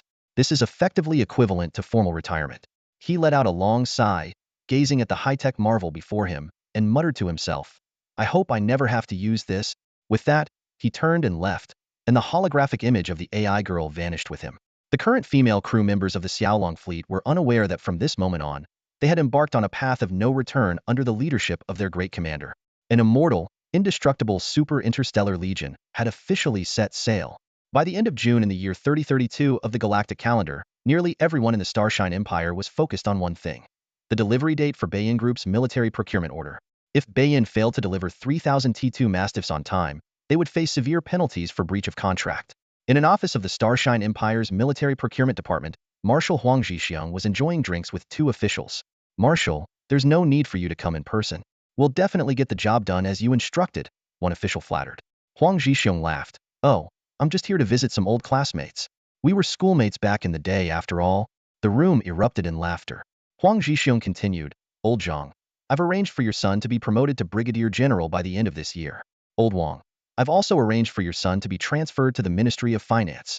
In no more than 5 years, he will reach the position he's always dreamed of. The two officials' eyes lit up with excitement. They immediately raised their cups and said, "Thank you, Marshal, for your support. We toast to you with tea instead of wine." Just as the three were chatting and laughing, there was a knock on the door. "Who is it? Didn't I say not to disturb us while we're hosting important guests?" One official scolded irritably. A nervous voice responded from outside. It's about the Beiyin Group's military procurement order." Upon hearing this, the official perked up. He winked at Huang Zhixiang and said, "Marshal, this must be good news for you. I bet Beiyin can't deliver and is here to plead for mercy." Huang Zhixiang merely smiled without saying a word. The official let the person in lazily and said, "Just speak up. What's the matter?" The subordinate, head lowered, reported, "Beiyin Group just sent a message saying that the second batch of T2 Mastiffs is now ready for delivery." For a moment, the three of them were stunned. Ready for delivery? Did they hear that right? Are you certain it's 3,000 T2 Tibetan Mastiff-class medium interstellar destroyers? The official questioned, his voice laden with suspicion. His subordinate responded respectfully. "According to the report from Beiyin, it's exactly 3,000 T2 Tibetan Mastiffs, not a single one less." "How is that possible? Their shipyard was supposed to be—" Another official started to say, but his gaze drifted towards Huang Zhixiang, causing him to abruptly stop mid-sentence. Though officially it was claimed that Beiyan's factory had been attacked by the Zerg, anyone with a keen eye could see that the truth was far more complex. Everything had happened too mysteriously. The star system where Beiyin was stationed had never reported any signs of Zerg activity. Huang Zhixiang sipped his tea, his expression calm, though his mind was racing. Beiyin was supposed to deliver the second batch of military ships on time? How could that be? Where on earth did they get the production lines for so many T2 Tibetan Mastiffs? And what about the T2 Tibetan Mastiffs they were delivering? Were they reliable? The official pressed on, still unwilling to accept this reality. "Are the T2 Tibetan Mastiffs they're delivering trustworthy?" The subordinate cautiously replied, "Beiyin has invited us to lead a team to inspect this batch of warships in the Baimao star system of the Beifeng star region." "Us? No way. They should bring them here themselves. If there's any delay, it's a breach of contract," the official said angrily. The subordinate explained in a low voice, "But according to the military procurement agreement, the delivery method is determined by the manufacturer, as long as it's within a star system that has a stargate within the Empire's territory. It's clearly stated in black and white." The official was left speechless. Though he wielded significant power, he couldn't ignore the terms of the agreement. He looked at Huang Zhixiang, who remained silent. Taking the hint, the official ordered the subordinate to wait outside. Only the three of them remained in the room. "Marshal, this?" The two officials exchanged uneasy glances, caught off guard by the sudden turn of events. "Then we shall go to the Baimao star system as Beiyin has specified, and see if they truly have the capability to deliver," Huang Zhixiang said with a smile. "As a five-star marshal, I am very concerned about this batch of military ships. Given the recent rumors, I also want to inspect them personally. I trust you gentlemen have no objections?" The officials quickly understood Huang Zhixiang's underlying message and nodded in agreement. Huang Zhixiang pondered silently. "I must see for myself what kind of extraordinary feat Beiyin has pulled off to produce 3,000 T2 Tibetan Mastiffs in such a short time." A few days later, in the Baimao star system of the Beifeng star region, an imperial fleet, including numerous transport ships, emerged through the Stargate. By this time, a crowd of onlookers had already gathered near the Stargate, having caught wind of the news. "Have you heard? Beiyin is set to deliver the second batch of 3,000 T2 Tibetan Mastiffs on time." "How is that possible? Didn't they say their production line was destroyed?" "Just 3 months, and they've managed to produce so many Tibetan Mastiffs? Where did they get them from? Who knows? But Beiyin insists it's true, and has even invited the military procurement department to inspect the delivery personally. Look at this setup. It almost feels like a parade. If Beiyin is just bluffing, they'd be humiliating themselves." On the Empire's networks, discussions about this matter were rampant. Some even started live broadcasts, streaming the entire military procurement handover process. After all, transferring 3,000 warships was no small feat, impossible to keep under wraps. At this moment, Beiyin once again found itself under the spotlight. Should they fail to fulfill their promise today, they will be doomed forever, their reputations in tatters. In the bridge of the T3 Dragon Crocodile-class medium battleship, Huang Zhixiang sat in the captain's chair, surrounded by an activated shielding field. Several communication channels before him were blinking incessantly. Impossible. Absolutely impossible. Feng Dawei was agitated. "I saw with my own eyes the footage sent back by our fleet. Baiyin's manufacturing plant was razed to the ground, and the production line was completely destroyed. Even if they rebuild, it will take at least 3 months, let alone produce another 3,000 Tibetan Mastiffs." Feng Weihao, however, remained unusually calm, his face dark as water. Li Yaqi is no fool. She wouldn't dare let the military collect the ships without assurance. Such a lie would be exposed sooner or later and serves no purpose, he said gravely. So, you mean Beiyin might actually have these 3,000 Tibetan Mastiffs? Feng Doi clenched his fists and said urgently, Marshal, I have a theory. This batch of Tibetan Mastiffs might be experimental units from Baiyin's development phase. Since the delivery is imminent, they took a desperate gamble to hastily complete them and pass them off as finished products. Huang Zhixiong's face was grim. Delivering unqualified substandard goods will only worsen their crime. No matter what, I will have the procurement department conduct a thorough investigation. If there's even the slightest flaw, we will root it out. Feng Weihao emphasized the last few words. That's right, Marshal. We must be vigilant and ensure they don't succeed. Faced with the news of Baiyin's timely delivery, the group was filled with mixed emotions, incredulous but unable to find any counterarguments. Now, the only way to know the truth is to wait for Huang Zhixiong and the procurement department to inspect the ships.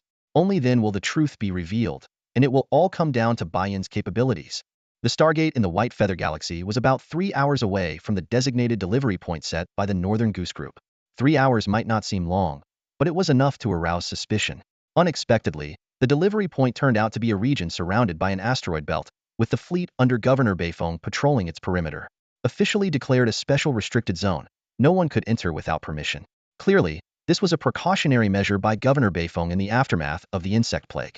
All ships, except those from the military procurement department, were barred from entering, leaving onlookers unable to witness the scene. As they navigated through the asteroid belt, an expansive area unfolded before them. Huang Zhixiong's pupils contracted sharply at the sight of countless starships lined up before him, all of them T2 Mastiff-class medium destroyers. How is this possible? He stood up in disbelief, his face darkening. Marshal, we need to start inspecting these T2 Mastiffs, an official on the other side of the video call said cautiously. Inspect them. Check every single one thoroughly. We can't afford any mistakes. Huang Zhixiong ordered coldly. He stared intently at the Mastiffs, refusing to believe that Northern Goose could deliver all 3,000 ships with quality and quantity intact. Meanwhile, in the adjacent space of the inspection area, rows of T2 Hammer-class industrial ships were continuously manufacturing T2 Mastiffs in an assembly line fashion. Due to the asteroid belt in between, Huang Zhixiong and his team couldn't witness this impressive sight, which would have left them even more astonished. President, they've begun the inspection. The secretary reported to Li Yaqi in her office. They must be particularly stringent this time, right? Li Yaqi asked casually, looking up. Exactly. Normally, for such large deliveries, only 5 would be sampled, and there would be some tolerance in the numbers, especially since this is just the second batch. But this time, they're determined to inspect each one and count the total number. At this rate, it could take 3 days. Let them inspect as much as they want. So what if they're strict? Li Yaqi scoffed. She had personally overseen the quality of every T2 Mastiff that left the factory, ensuring they not only met all standards but surpassed previous production lines by several grades, leaving no room for error. As for the quantity, thanks to Zhao Qin's meticulous planning, they not only delivered the 3,000 ships on time but also fulfilled other orders, silencing any rumors. After this, Northern Goose's reputation would soar, potentially rivaling the top military contractors in the empire. Li Yaqi turned around, and the wall behind her transformed into a transparent floor-to-ceiling window, revealing the astonishing industrial fleet outside. In just 2 years, Northern Goose had risen from obscurity to industry leadership, a feat she could hardly believe even when witnessed firsthand. Yet, all of this was just a casual endeavor for that man. With just a few blueprints, he built a commercial empire. The Xiaolong Galaxy could no longer contain this dragon. She began to anticipate the waves this dragon would stir when it descended upon the stars. 3 whole days, far exceeding any previous military procurement inspection period. The onlookers outside the Stargate were beginning to question their sanity, wondering if they had misremembered when the procurement fleet had entered the asteroid belt. Finally, 2 officials exchanged complex looks as they reviewed the inspection report. Why don't you report to the Marshal? No, you go ahead. They pushed the responsibility back and forth, neither wanting to be the bearer of news. As the standoff continued, a communication request appeared just in time. It was from Huang Zhixiong. They had no choice but to answer, and Huang Zhixiong asked with a grim expression. What's the situation? One of them, bracing himself, replied. All the T2 Tibetan Mastiffs have been thoroughly inspected, inside and out, and there are no flaws. Even the minor issues typically tolerated in the industry are absent in this batch. We couldn't find a single fault even if we tried. Are you sure there are 3,000 ships? Not one less. Huang Zhixiong pressed on. Exactly 3,000 ships, not a single one missing, the official sighed. Got it. Unexpectedly, Huang Zhixiong's demeanor became calm. During the 3-day wait, he had already suspected the outcome. Although he wasn't as cunning as Governor Chu he was no fool. If there had been any mistakes, these two subordinates would have rushed to claim credit. Their silence naturally indicated there were no issues. Marshal, about what we discussed earlier. Before the official could finish, the video call was abruptly cut off. Given the mess that had unfolded, the conditions they had negotiated were likely off the table. Who could have imagined that Bayin would actually produce 3,000 T2 Tibetan Mastiffs out of thin air? What kind of extraordinary capabilities does Li Yaqi possess? The officials were anxious and whispered among themselves. Who knows? This time, we tried to gain an advantage but ended up losing. Instead, we've boosted Bayin's reputation. Following that, a grand procession of 3,000 T2 Tibetan Mastiffs streamed out, leaving the asteroid belt exclusion zone. The onlookers, who had been waiting outside for 3 days, were dumbfounded, unable to believe their eyes. And so, in what seemed like a farcical inspection, Bayin Group proudly stepped onto a higher stage. The quarterly task was updated, and it clearly stated that the number of active T3 starships must reach 300. Zhao Qin glanced at the task. It was straightforward. Although the Xiaolong Legion currently had over 100 T3 warships, adding 200 more within 3 months was no easy feat. Zhao Qin calculated that with proper planning and allocation, the goal could be achieved. Even if they built only T3 Triceratops heavy assault frigates, which have the shortest construction time, it would be more than sufficient. Report. Big news. Lilith burst in, her face glowing with excitement. The second batch of 3,000 T2 Tibetan Mastiffs from the Bayin Group has been fully delivered. This achievement has set a new pinnacle in the history of the Empire's military industry. Zhao Qin nodded nonchalantly. Li Yaqi had already reported this good news to him immediately. The production line of 500 T2 Hammer industrial ships had even surprised him. He had originally estimated that Li Yaqi could produce at most 300 ships in such a short time, but she had exceeded expectations. Such robust shipbuilding capabilities not only positioned Bayin as a top-tier military-industrial group in the Empire, but also provided a solid backing for the Xiaolong Legion. Lilith, the urgent matter now is the conflict in the Reef Star region. Zhao Qin said, frowning. I've heard tensions have escalated, and a large-scale conflict is about to break out. As he spoke, he opened the star map, his eyes fixed on the Reef region. Although he was in the Xiaolong star system, his heart was always concerned about the situation there. By the end of July, just this month, Zhao Qin said, pulling up an electronic file that clearly listed the Xiaolong Legion's fleet composition. The current total number of ships was 267, 2 T4 ships, 118 T3 ships, and 147 T2 ships. Unknowingly, Zhao Qin's fleet had grown into a formidable force, comparable to an elite corps. However, the high proportion of support ships might compromise its combat effectiveness. He opened the combat ships section, which was divided into main and support ships. Out of the 197 main combat ships, there was 1 T3 Phoenix-class heavy carrier, 5 Judicator-class heavy missile ships, 5 Phantom-class light stealth bombers, 20 Blizzard-class light battlecruisers, and 50 Triceratops-class heavy assault frigates.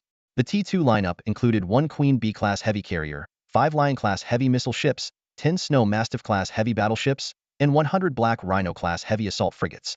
Thanks to Chief Engineer Annie's tireless efforts, Zhao Qin's shipbuilding plan was completed half a month ahead of schedule. By late June, the idle industrial ships began filling the combat power void left by the sale to Medusa. Among them, an additional 100 T2 Black Rhinos were specifically requested for production. Why not build more powerful T3 Triceratops? It turned out that for homeland defense and routine patrols, the Triceratops would be overkill. The cost-effective Black Rhino was a better choice. Besides, after their use, they could be cleaned and sold at a high price, killing 2 birds with 1 stone. The fleet support ships, though only 12 in number, were indispensable. 1 T4 Huyang-class interstellar jump ship, 1 T3 Andromeda-class medical ship, and 10 Virgo-class heavy supply ships. Although these ships lack combat power, they play an irreplaceable and unique role on the battlefield. Medical support, supplies, and teleportation are all crucial guarantees. As for the auxiliary ships, they are even more diverse. 1 T4 Rebirth-class clone ship, a marvel of advanced technology. 1 T3 Goddess Academy-class ship, 5 Silver Eden-class ships, 10 Prospector-class heavy mining ships, and 10 Furnace-class heavy industrial ships. Additionally, there is 1 T2 Bronze Eden-class ship and 30 Hammer-class heavy industrial ships. These 58 auxiliary ships may not seem numerous, but they are the cornerstone of the Xiaolong Legion's survival and development.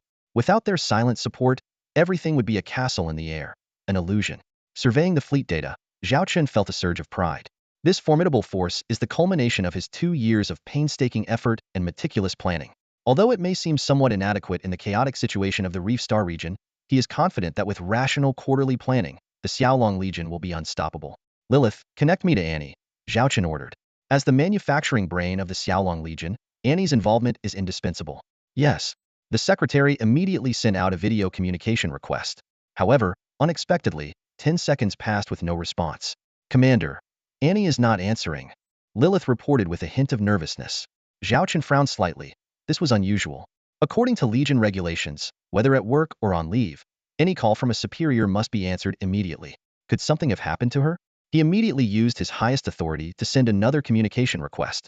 To his astonishment, this second call also went unanswered. Zhao Chen's frown deepened, feeling increasingly suspicious. Annie's consecutive failures to respond without reason suggested that something might indeed be wrong. Various speculations swirled in his mind, and he had an ominous feeling. Zhao Chun sent his application for the third time, this time using his commander's privilege. This allowed him to bypass the recipient's consent and directly connect the communication. However, Zhao Chen courteously provided a 10-second warning tone, indicating an incoming call from the commander. The video finally turned on, displaying Chief Engineer Annie's upper body. She was sweating profusely, dressed in work attire, with the industrial ship's workshop in the background. Phew, Commander. What brings you here at this hour? Annie's eyes flickered nervously, her hands hidden behind her back, looking guilty. Where are you right now? Zhao Chen asked calmly while discreetly pulling up Annie's location data. This was a standard measure for key personnel in the Xiaolong Legion. Of course, I'm hard at work, Annie replied with a righteous tone. Look at me, sweating buckets. It's exhausting, but for the commander's great cause, I'm willing to sacrifice everything. Zhao Chen glanced at the location data, which showed her at T3 Silver Eden No. 5 ship. He squinted, a smile spreading across his face. Is that so? Then I must take a good look at Chief Engineer Annie's working environment. Before finishing his sentence, he used his authority to zoom out Annie's camera. Lilith, observing from the side, noticed Annie's expression change from panic to anxiety, and finally to guilt. The big screen revealed that while Annie's upper body was in work attire, her lower body was in a swimsuit. Nearby was a barbecue grill with a few grilled fish, and in the distance was a picturesque lake with picnic mats and sun chairs scattered around. The stark contrast made the industrial ship's workshop behind her seem out of place. Upon closer inspection, she was holding a small ball, clearly a holographic projection device. Chief Engineer Annie's working environment is truly unique. Zhao Chun teased with a smile. Annie was terrified, swallowing hard. I'm done for. Is it too late to run now? Half an hour later, Zhao Chun sent an electronic document to Lilith. This is the construction plan Annie just drafted for this quarter. Review it for any mistakes. The document detailed the shipbuilding schedule for July, August, and September. Thanks to the completion of the T4 rebirth, 5 T3 furnace ships capacity was freed up, significantly boosting the construction scale for the next quarter. At Zhao Chen's request, the focus would be on building combat ships. After Annie's meticulous calculations, the following plan was finalized. Over the next 3 months, they would build and launch 1 T4 Huyang-class warp ship, 2 T3 Emperors, 5 T3 Phantoms, 10 T3 Blizzards, and 150 T3 Triceratops, along with 10 T3 Great White Whale transport ships and 5 T3 Silver Eden ships. A total of 183 ships, all T3, with a staggering 90 being warships. This would significantly elevate the Xiaolong Legion's combat power. However, the resource consumption would be astronomical. It was estimated that raw materials alone would cost 7 billion star coins. Lilith quickly took stock of their resources. We currently have a balance of about 4 billion, leaving a 3 billion shortfall. Transfer it directly from Beiyin, Zhao Chun said decisively. I'll instruct Li Yaqi to allocate 5 billion and use the previous transport channels. Good timing to use our new T3 Great White Whale. Now that he owns 90 of Beiyin's shares, Li Yaqi wouldn't dare say a word even if it were 50 billion, let alone emptying the treasury. Besides, Beiyin has acquired 500 T2 iron hammers. Although the final military purchase payment is pending delivery, other clients' deposits are steadily flowing into the account. A mere 50 billion is nothing. Understood, Lilith noted immediately. Got to admit, Annie did an excellent job. Zhao Chen praised sincerely, but it made Annie feel a bit embarrassed. So, Annie, does this mean we can overlook you sneaking out for a vacation? Zhao Chen interrupted her, but as a penalty, you need to serve us well before you can rest. Remember, you can't sneak any food until we've had our fill. With that, he put on his sunglasses and leisurely reclined on a sun lounger. Start with 10 skewers of grilled kidneys for me. This girl sneaking off is really not cool. Zhao Chen immediately rallied Charlotte, Zhao Wanner, and others for an impromptu team-building outing. Everyone was in swimsuits, having a blast swimming in the lake. Charlotte, dressed in a white swimsuit, ran out of the water, holding a fish bigger than herself and threw it heavily at Annie's feet. Grill it and add lots of cumin. I'll catch a few more. What flavor should the next one be? She muttered as she dove back into the lake. Though she didn't like water, she loved the fish in it. Annie looked despairingly at the giant fish that could swallow her whole, almost in tears. Who would have thought her first secret vacation would turn into hard labor? All right, Annie, I'll help you, Nyojia said, gently patting Annie's head. Nyojia, you're the best. Annie, moved, buried her head in Nyojia's chest, her nose almost poking into the deep cleavage. Her stomach, empty for most of the day, grumbled loudly. Boo-hoo, she wailed, unable to hold back anymore. Her first experience sneaking off ended so tragically. Life is so unfair. In the Reef Star region, under the command of the Serpent Clan, the Kimi star system is on the brink of a major star war. The Serpent Commander Qingman kneels on one knee, reporting to Queen Medusa, Your Majesty, the fleets of the 1st, 2nd, 4th, and 5th Corps are in position and ready for battle at any moment. Medusa gazes at her trusted lieutenant. Qingman, how is the training of your 2nd Fleet? Are they adapting well to the new battleships? Excitement sparkles in Qingman's eyes. Your Majesty, we've fully mastered the new ships, especially the T2 Black Rhino. It's simple and easy to use. We got the hang of it on the first day. Medusa nods with satisfaction. This fleet is her trump card. Originally, her strongest fleet was the 1st Corps' 1st Fleet, and by rights, the new ships should have been assigned to them. However, the 1st Fleet system is well established, and a sudden restructuring could be risky. It's more prudent to let the 2nd Fleet handle the training. Currently, the 2nd Fleet's composition is quite luxurious, with 3 T3 Blizzards, 10 T2 Snow Wolves, and 100 T2 Black Rhinos, along with nearly 200 elite T1 ships. With the inclusion of 3 T3 battleships alone, their setup rivals that of the 1st Corps' 1st Fleet. Medusa peers through her telescope at the distant stars, her expression growing more serious. Your Majesty, are you worried that the Warhammer faction will really invade the Kimi star system? Qingman keenly senses her queen's anxiety.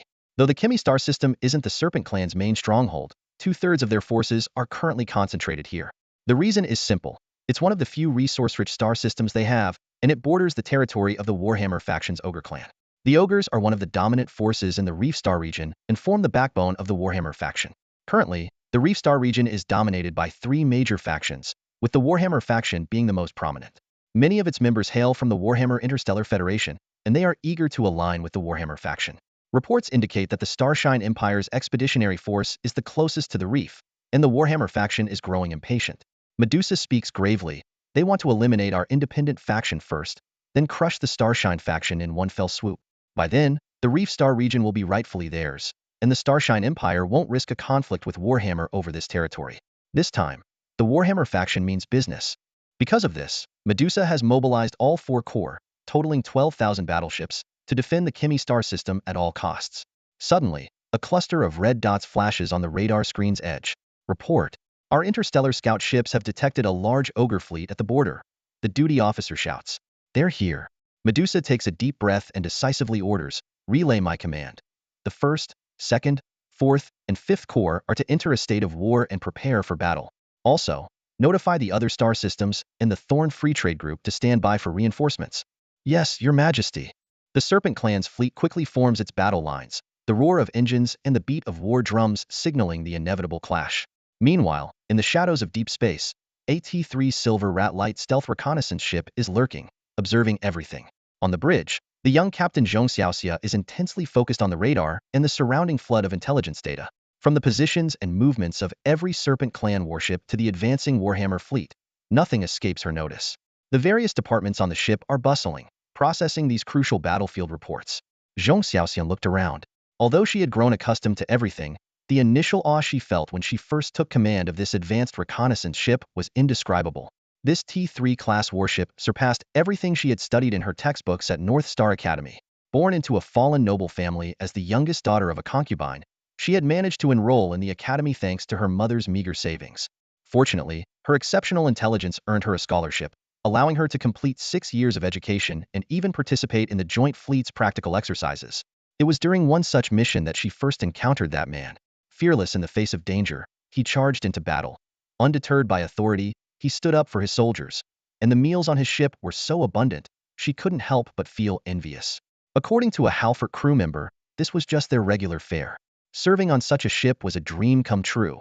As graduation approached, she was anxious about her future. Should she follow her family's plan, find a simple job, and marry another noble son? Or should she join the Imperial Navy and carve out a career there? Just then, she learned that Senior Zhao Chun was recruiting for the Xiaolong fleet. She signed up without hesitation. Though not the top student, her excellent grades ensured she passed the selection process smoothly. For the first 3 months, she served on AT2 Black Rhino. Later, she was promoted to deputy captain of another Black Rhino. By the end of last year, she had become the deputy of AT3 Blizzard. Her outstanding performance and numerous battle achievements propelled her forward. In her spare time, she continued to excel at the Goddess Academy of the Xiaolong fleet, maintaining top student status. 2 months ago, a sudden change occurred. Commander Zhao Chun personally summoned her and entrusted her with the command of the T3 Silver Mouse One. At that moment, she thought she was dreaming. Captain, the commander is on the line. Her deputy's reminder broke her reverie. Zhong Xiaoxian quickly turned to the video window, where Zhao Chen's figure appeared. She stood at attention and saluted, her voice firm and powerful, reporting to the commander. Our ship is stationed in the Dark Reef sector, monitoring the battle's progress. The Warhammer faction has deployed approximately 30,000 ships to seize the Kimi system, while the Serpent Queen personally leads 4 legions totaling 12,000 ships in defense. We will provide you with real-time updates on the battle. Very good, Zhao Chen replied calmly, his eyes scanning the star map as if he held the entire battlefield in his grasp. Meanwhile, in the distant reaches of space, the Xiaolong fleet's ships were already en route to their predetermined course in the Lion King system. The smoke of this star war was beginning to rise. Warhammer Alliance Fleet Flagship Bridge. An ogre sits arrogantly in the captain's chair, overlooking the battlefield of the Kimi star system. Report. The Serpent Clan's 4 legions, totaling 12,000 warships, have formed their battle lines and issued an ultimatum demanding our immediate withdrawal.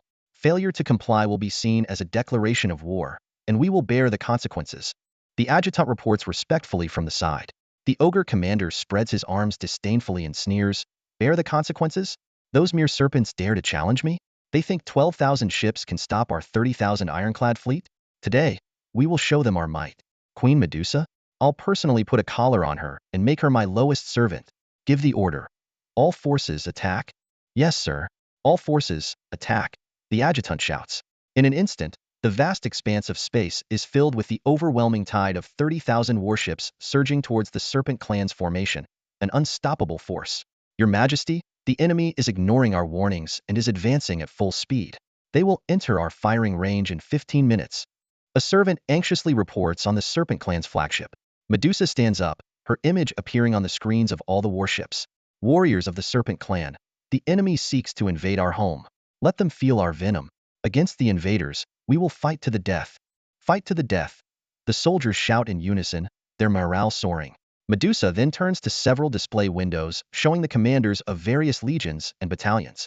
In this battle, our strategy is to defend and wait for the right moment to strike, concentrating our forces to divide the enemy. This mission falls to the 2nd Fleet of the 1st Legion. Her gaze focuses on Qingman. The outcome of this battle depends on whether this elite fleet can achieve its objectives. Meanwhile, apart from the 2 warring sides, another pair of hidden eyes closely watches the unfolding Star War. In the Xiaolong Star System T3 Phoenix-class heavy carrier bridge, Zhao Chun is intently staring at the holographic battlefield map. It is densely packed with nearly 40,000 warships. From the sheer area covered by both sides, it is clear that the Warhammer Alliance's forces outnumber the Serpent Clan 3-1. Detailed battlefield data scrolls on both sides of the map, highlighting the composition of each fleet. The Serpent Clan has 12,000 ships across 4 legions, including 23 T3 ships, over 700 T2 ships, and the rest are T1. In contrast, the Warhammer Alliance, led by the Ogres, fields 30,000 ships across 10 legions, with 30 T3 ships, over 1,500 T2 ships, and the remainder being T1. This grand battle is primarily fought by T1 ragtag fleets. Historically, the Dark Reef sector has been considered a backwater, overlooked by all. At its peak, the entire sector had only about 150 T3 warships, mostly old and decrepit. Possessing a few hundred T1 ships was enough to dominate and establish oneself as a local king. Much like ancient peasant rebellions, they appear numerous but are weak in combat strength, with few capable fighters. This is why, when the Mech clan withdrew, these local warlords couldn't sit still, quickly choosing sides to avoid the gaze of the 3 major empires. Back on the battlefield, the vanguards of both sides make contact, and skirmishes break out. The Serpent Clan is clearly in a defensive formation, while the Warhammer Alliance attempts a semicircular encirclement, aiming to close the trap and maximize the effectiveness of their overwhelming numbers. At that moment, Zhao Chen's gaze locked onto a fleet from the Serpent Clan, which had quietly changed its formation. The show is about to begin. Akame, what do you think? Zhao Chen asked another observer. Akame, eyes fixed on the tactical map, replied gravely, "If it weren't for the batch of warships you sold to the Serpent Clan earlier, they would surely lose this battle, possibly even face complete annihilation." "Oh, and with those ships?" Zhao Chen raised an eyebrow. "Look, I came explained, both sides have a similar number of T3 ships, but the Serpent Clan has 3 Blizzard-class ships we provided, which are a trump card. Now, T2 warships are the backbone of these forces. No matter how many T1 ships there are, they're just minor nuisances. Once the situation turns unfavorable, most of them will abandon their posts and flee. The Serpent Clan only has half as many T2 ships as their enemy, putting them at a distinct disadvantage." She pointed to a spot on the map, densely packed with 100 T2 black rhinos, alongside 3 blizzards and 10 snow mastiffs. However, within the Serpent Clan's 700 T2 ships, 110 are ones we supplied. It's like adding a scorching ghost pepper to an otherwise ordinary dish. Queen Medusa was wise to group the warships she bought from us together. This is the smartest deployment. If they were scattered, their combat effectiveness would be greatly reduced. Now, this fleet is like a drawn sword, the key to this battle. If used correctly, it could strike deep into the enemy's heart before they even realize it, and then the outcome will be hard to predict. Zhao Chen smiled silently.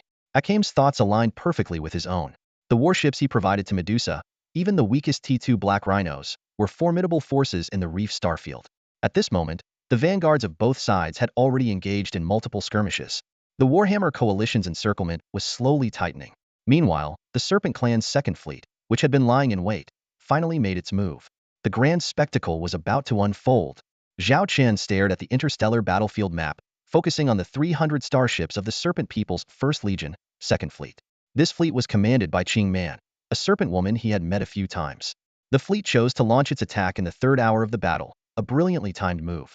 By then, the Serpent People's main forces had been pushed into a defensive stance, and the Warhammer faction's encirclement was about to close, signaling an imminent defeat. Logically, this would have been the perfect time for the Serpent People to retreat, but they remained stationary, which seemed like a death sentence to the Warhammer commanders. A glance at the battle damage reports made the situation even clearer. In just 3 hours, the Serpent People had lost nearly 3,000 ships, a staggering 30 loss rate. In contrast, the Warhammer faction had lost fewer than 1,000 ships, less than 3. The loss ratio was an astonishing 1 to 3. Once the Warhammer faction's encirclement closed, this gap would widen further.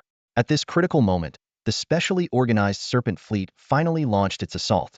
Leading the charge were 100 T2 Black Rhino heavy assault frigates, followed by 200 various T1 warships. They didn't advance at maximum speed but moved steadily forward. The appearance of the Black Rhino ships caught the Warhammer faction off guard. In just a few minutes, their battle line was torn open with a shocking gap. The Serpent People were targeting the Warhammer faction's flagship. Akihito analyzed the battlefield, noting, "Look, this fleet stayed put initially to locate the enemy command flagship." She pointed to a specific area in the Warhammer formation. Over the past 3 hours, the other 9 legions attacked fiercely, but this one was relatively passive, positioned centrally within the fleet. This suggests the enemy commander is here. A decapitation strike? Zhao Chen muttered. That's the specialty of the Xiaolong Legion. Akihito nodded in agreement. The fleets in the Reef Star region are mostly ragtag groups with low combat quality. If their flagship and main forces are severely damaged, their morale will plummet, and their command system will fall into chaos, possibly even leading to a rout. Zhao Chun watched the ensuing battle with keen interest, as if enjoying a performance by his prized student. The Serpent People first broke through the enemy lines with the T2 Black Rhinos, followed by a swarm of T1 ships that wreaked havoc within the enemy ranks. Although these T1 ships were far less formidable than the Black Rhinos, their sheer numbers caused significant confusion among the enemy. Sensing the dire situation, the Warhammer faction quickly dispatched an elite fleet with 3 T3 ships to curb the Serpent People's advance.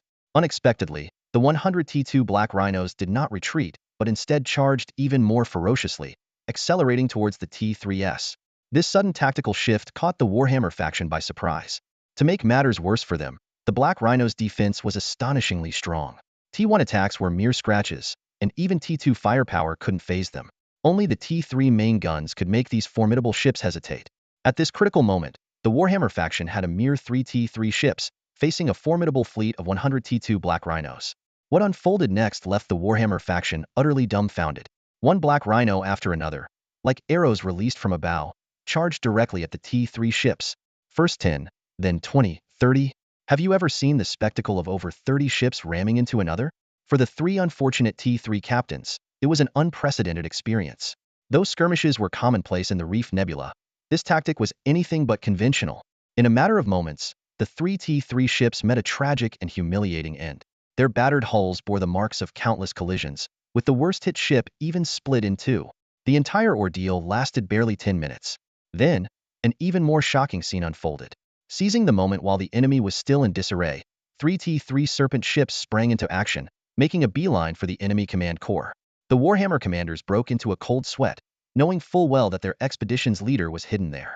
But then they thought, just three T3 ships? Even if they were heavenly warriors, against over 300 escorts and a dozen T3 main ships, aren't they just courting death? However, when the three T3s opened fire, everyone was stunned.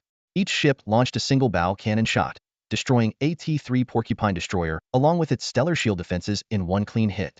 Despite the Reef Nebula's subpar equipment, T3s were still T3s, and the disparity in power was shocking.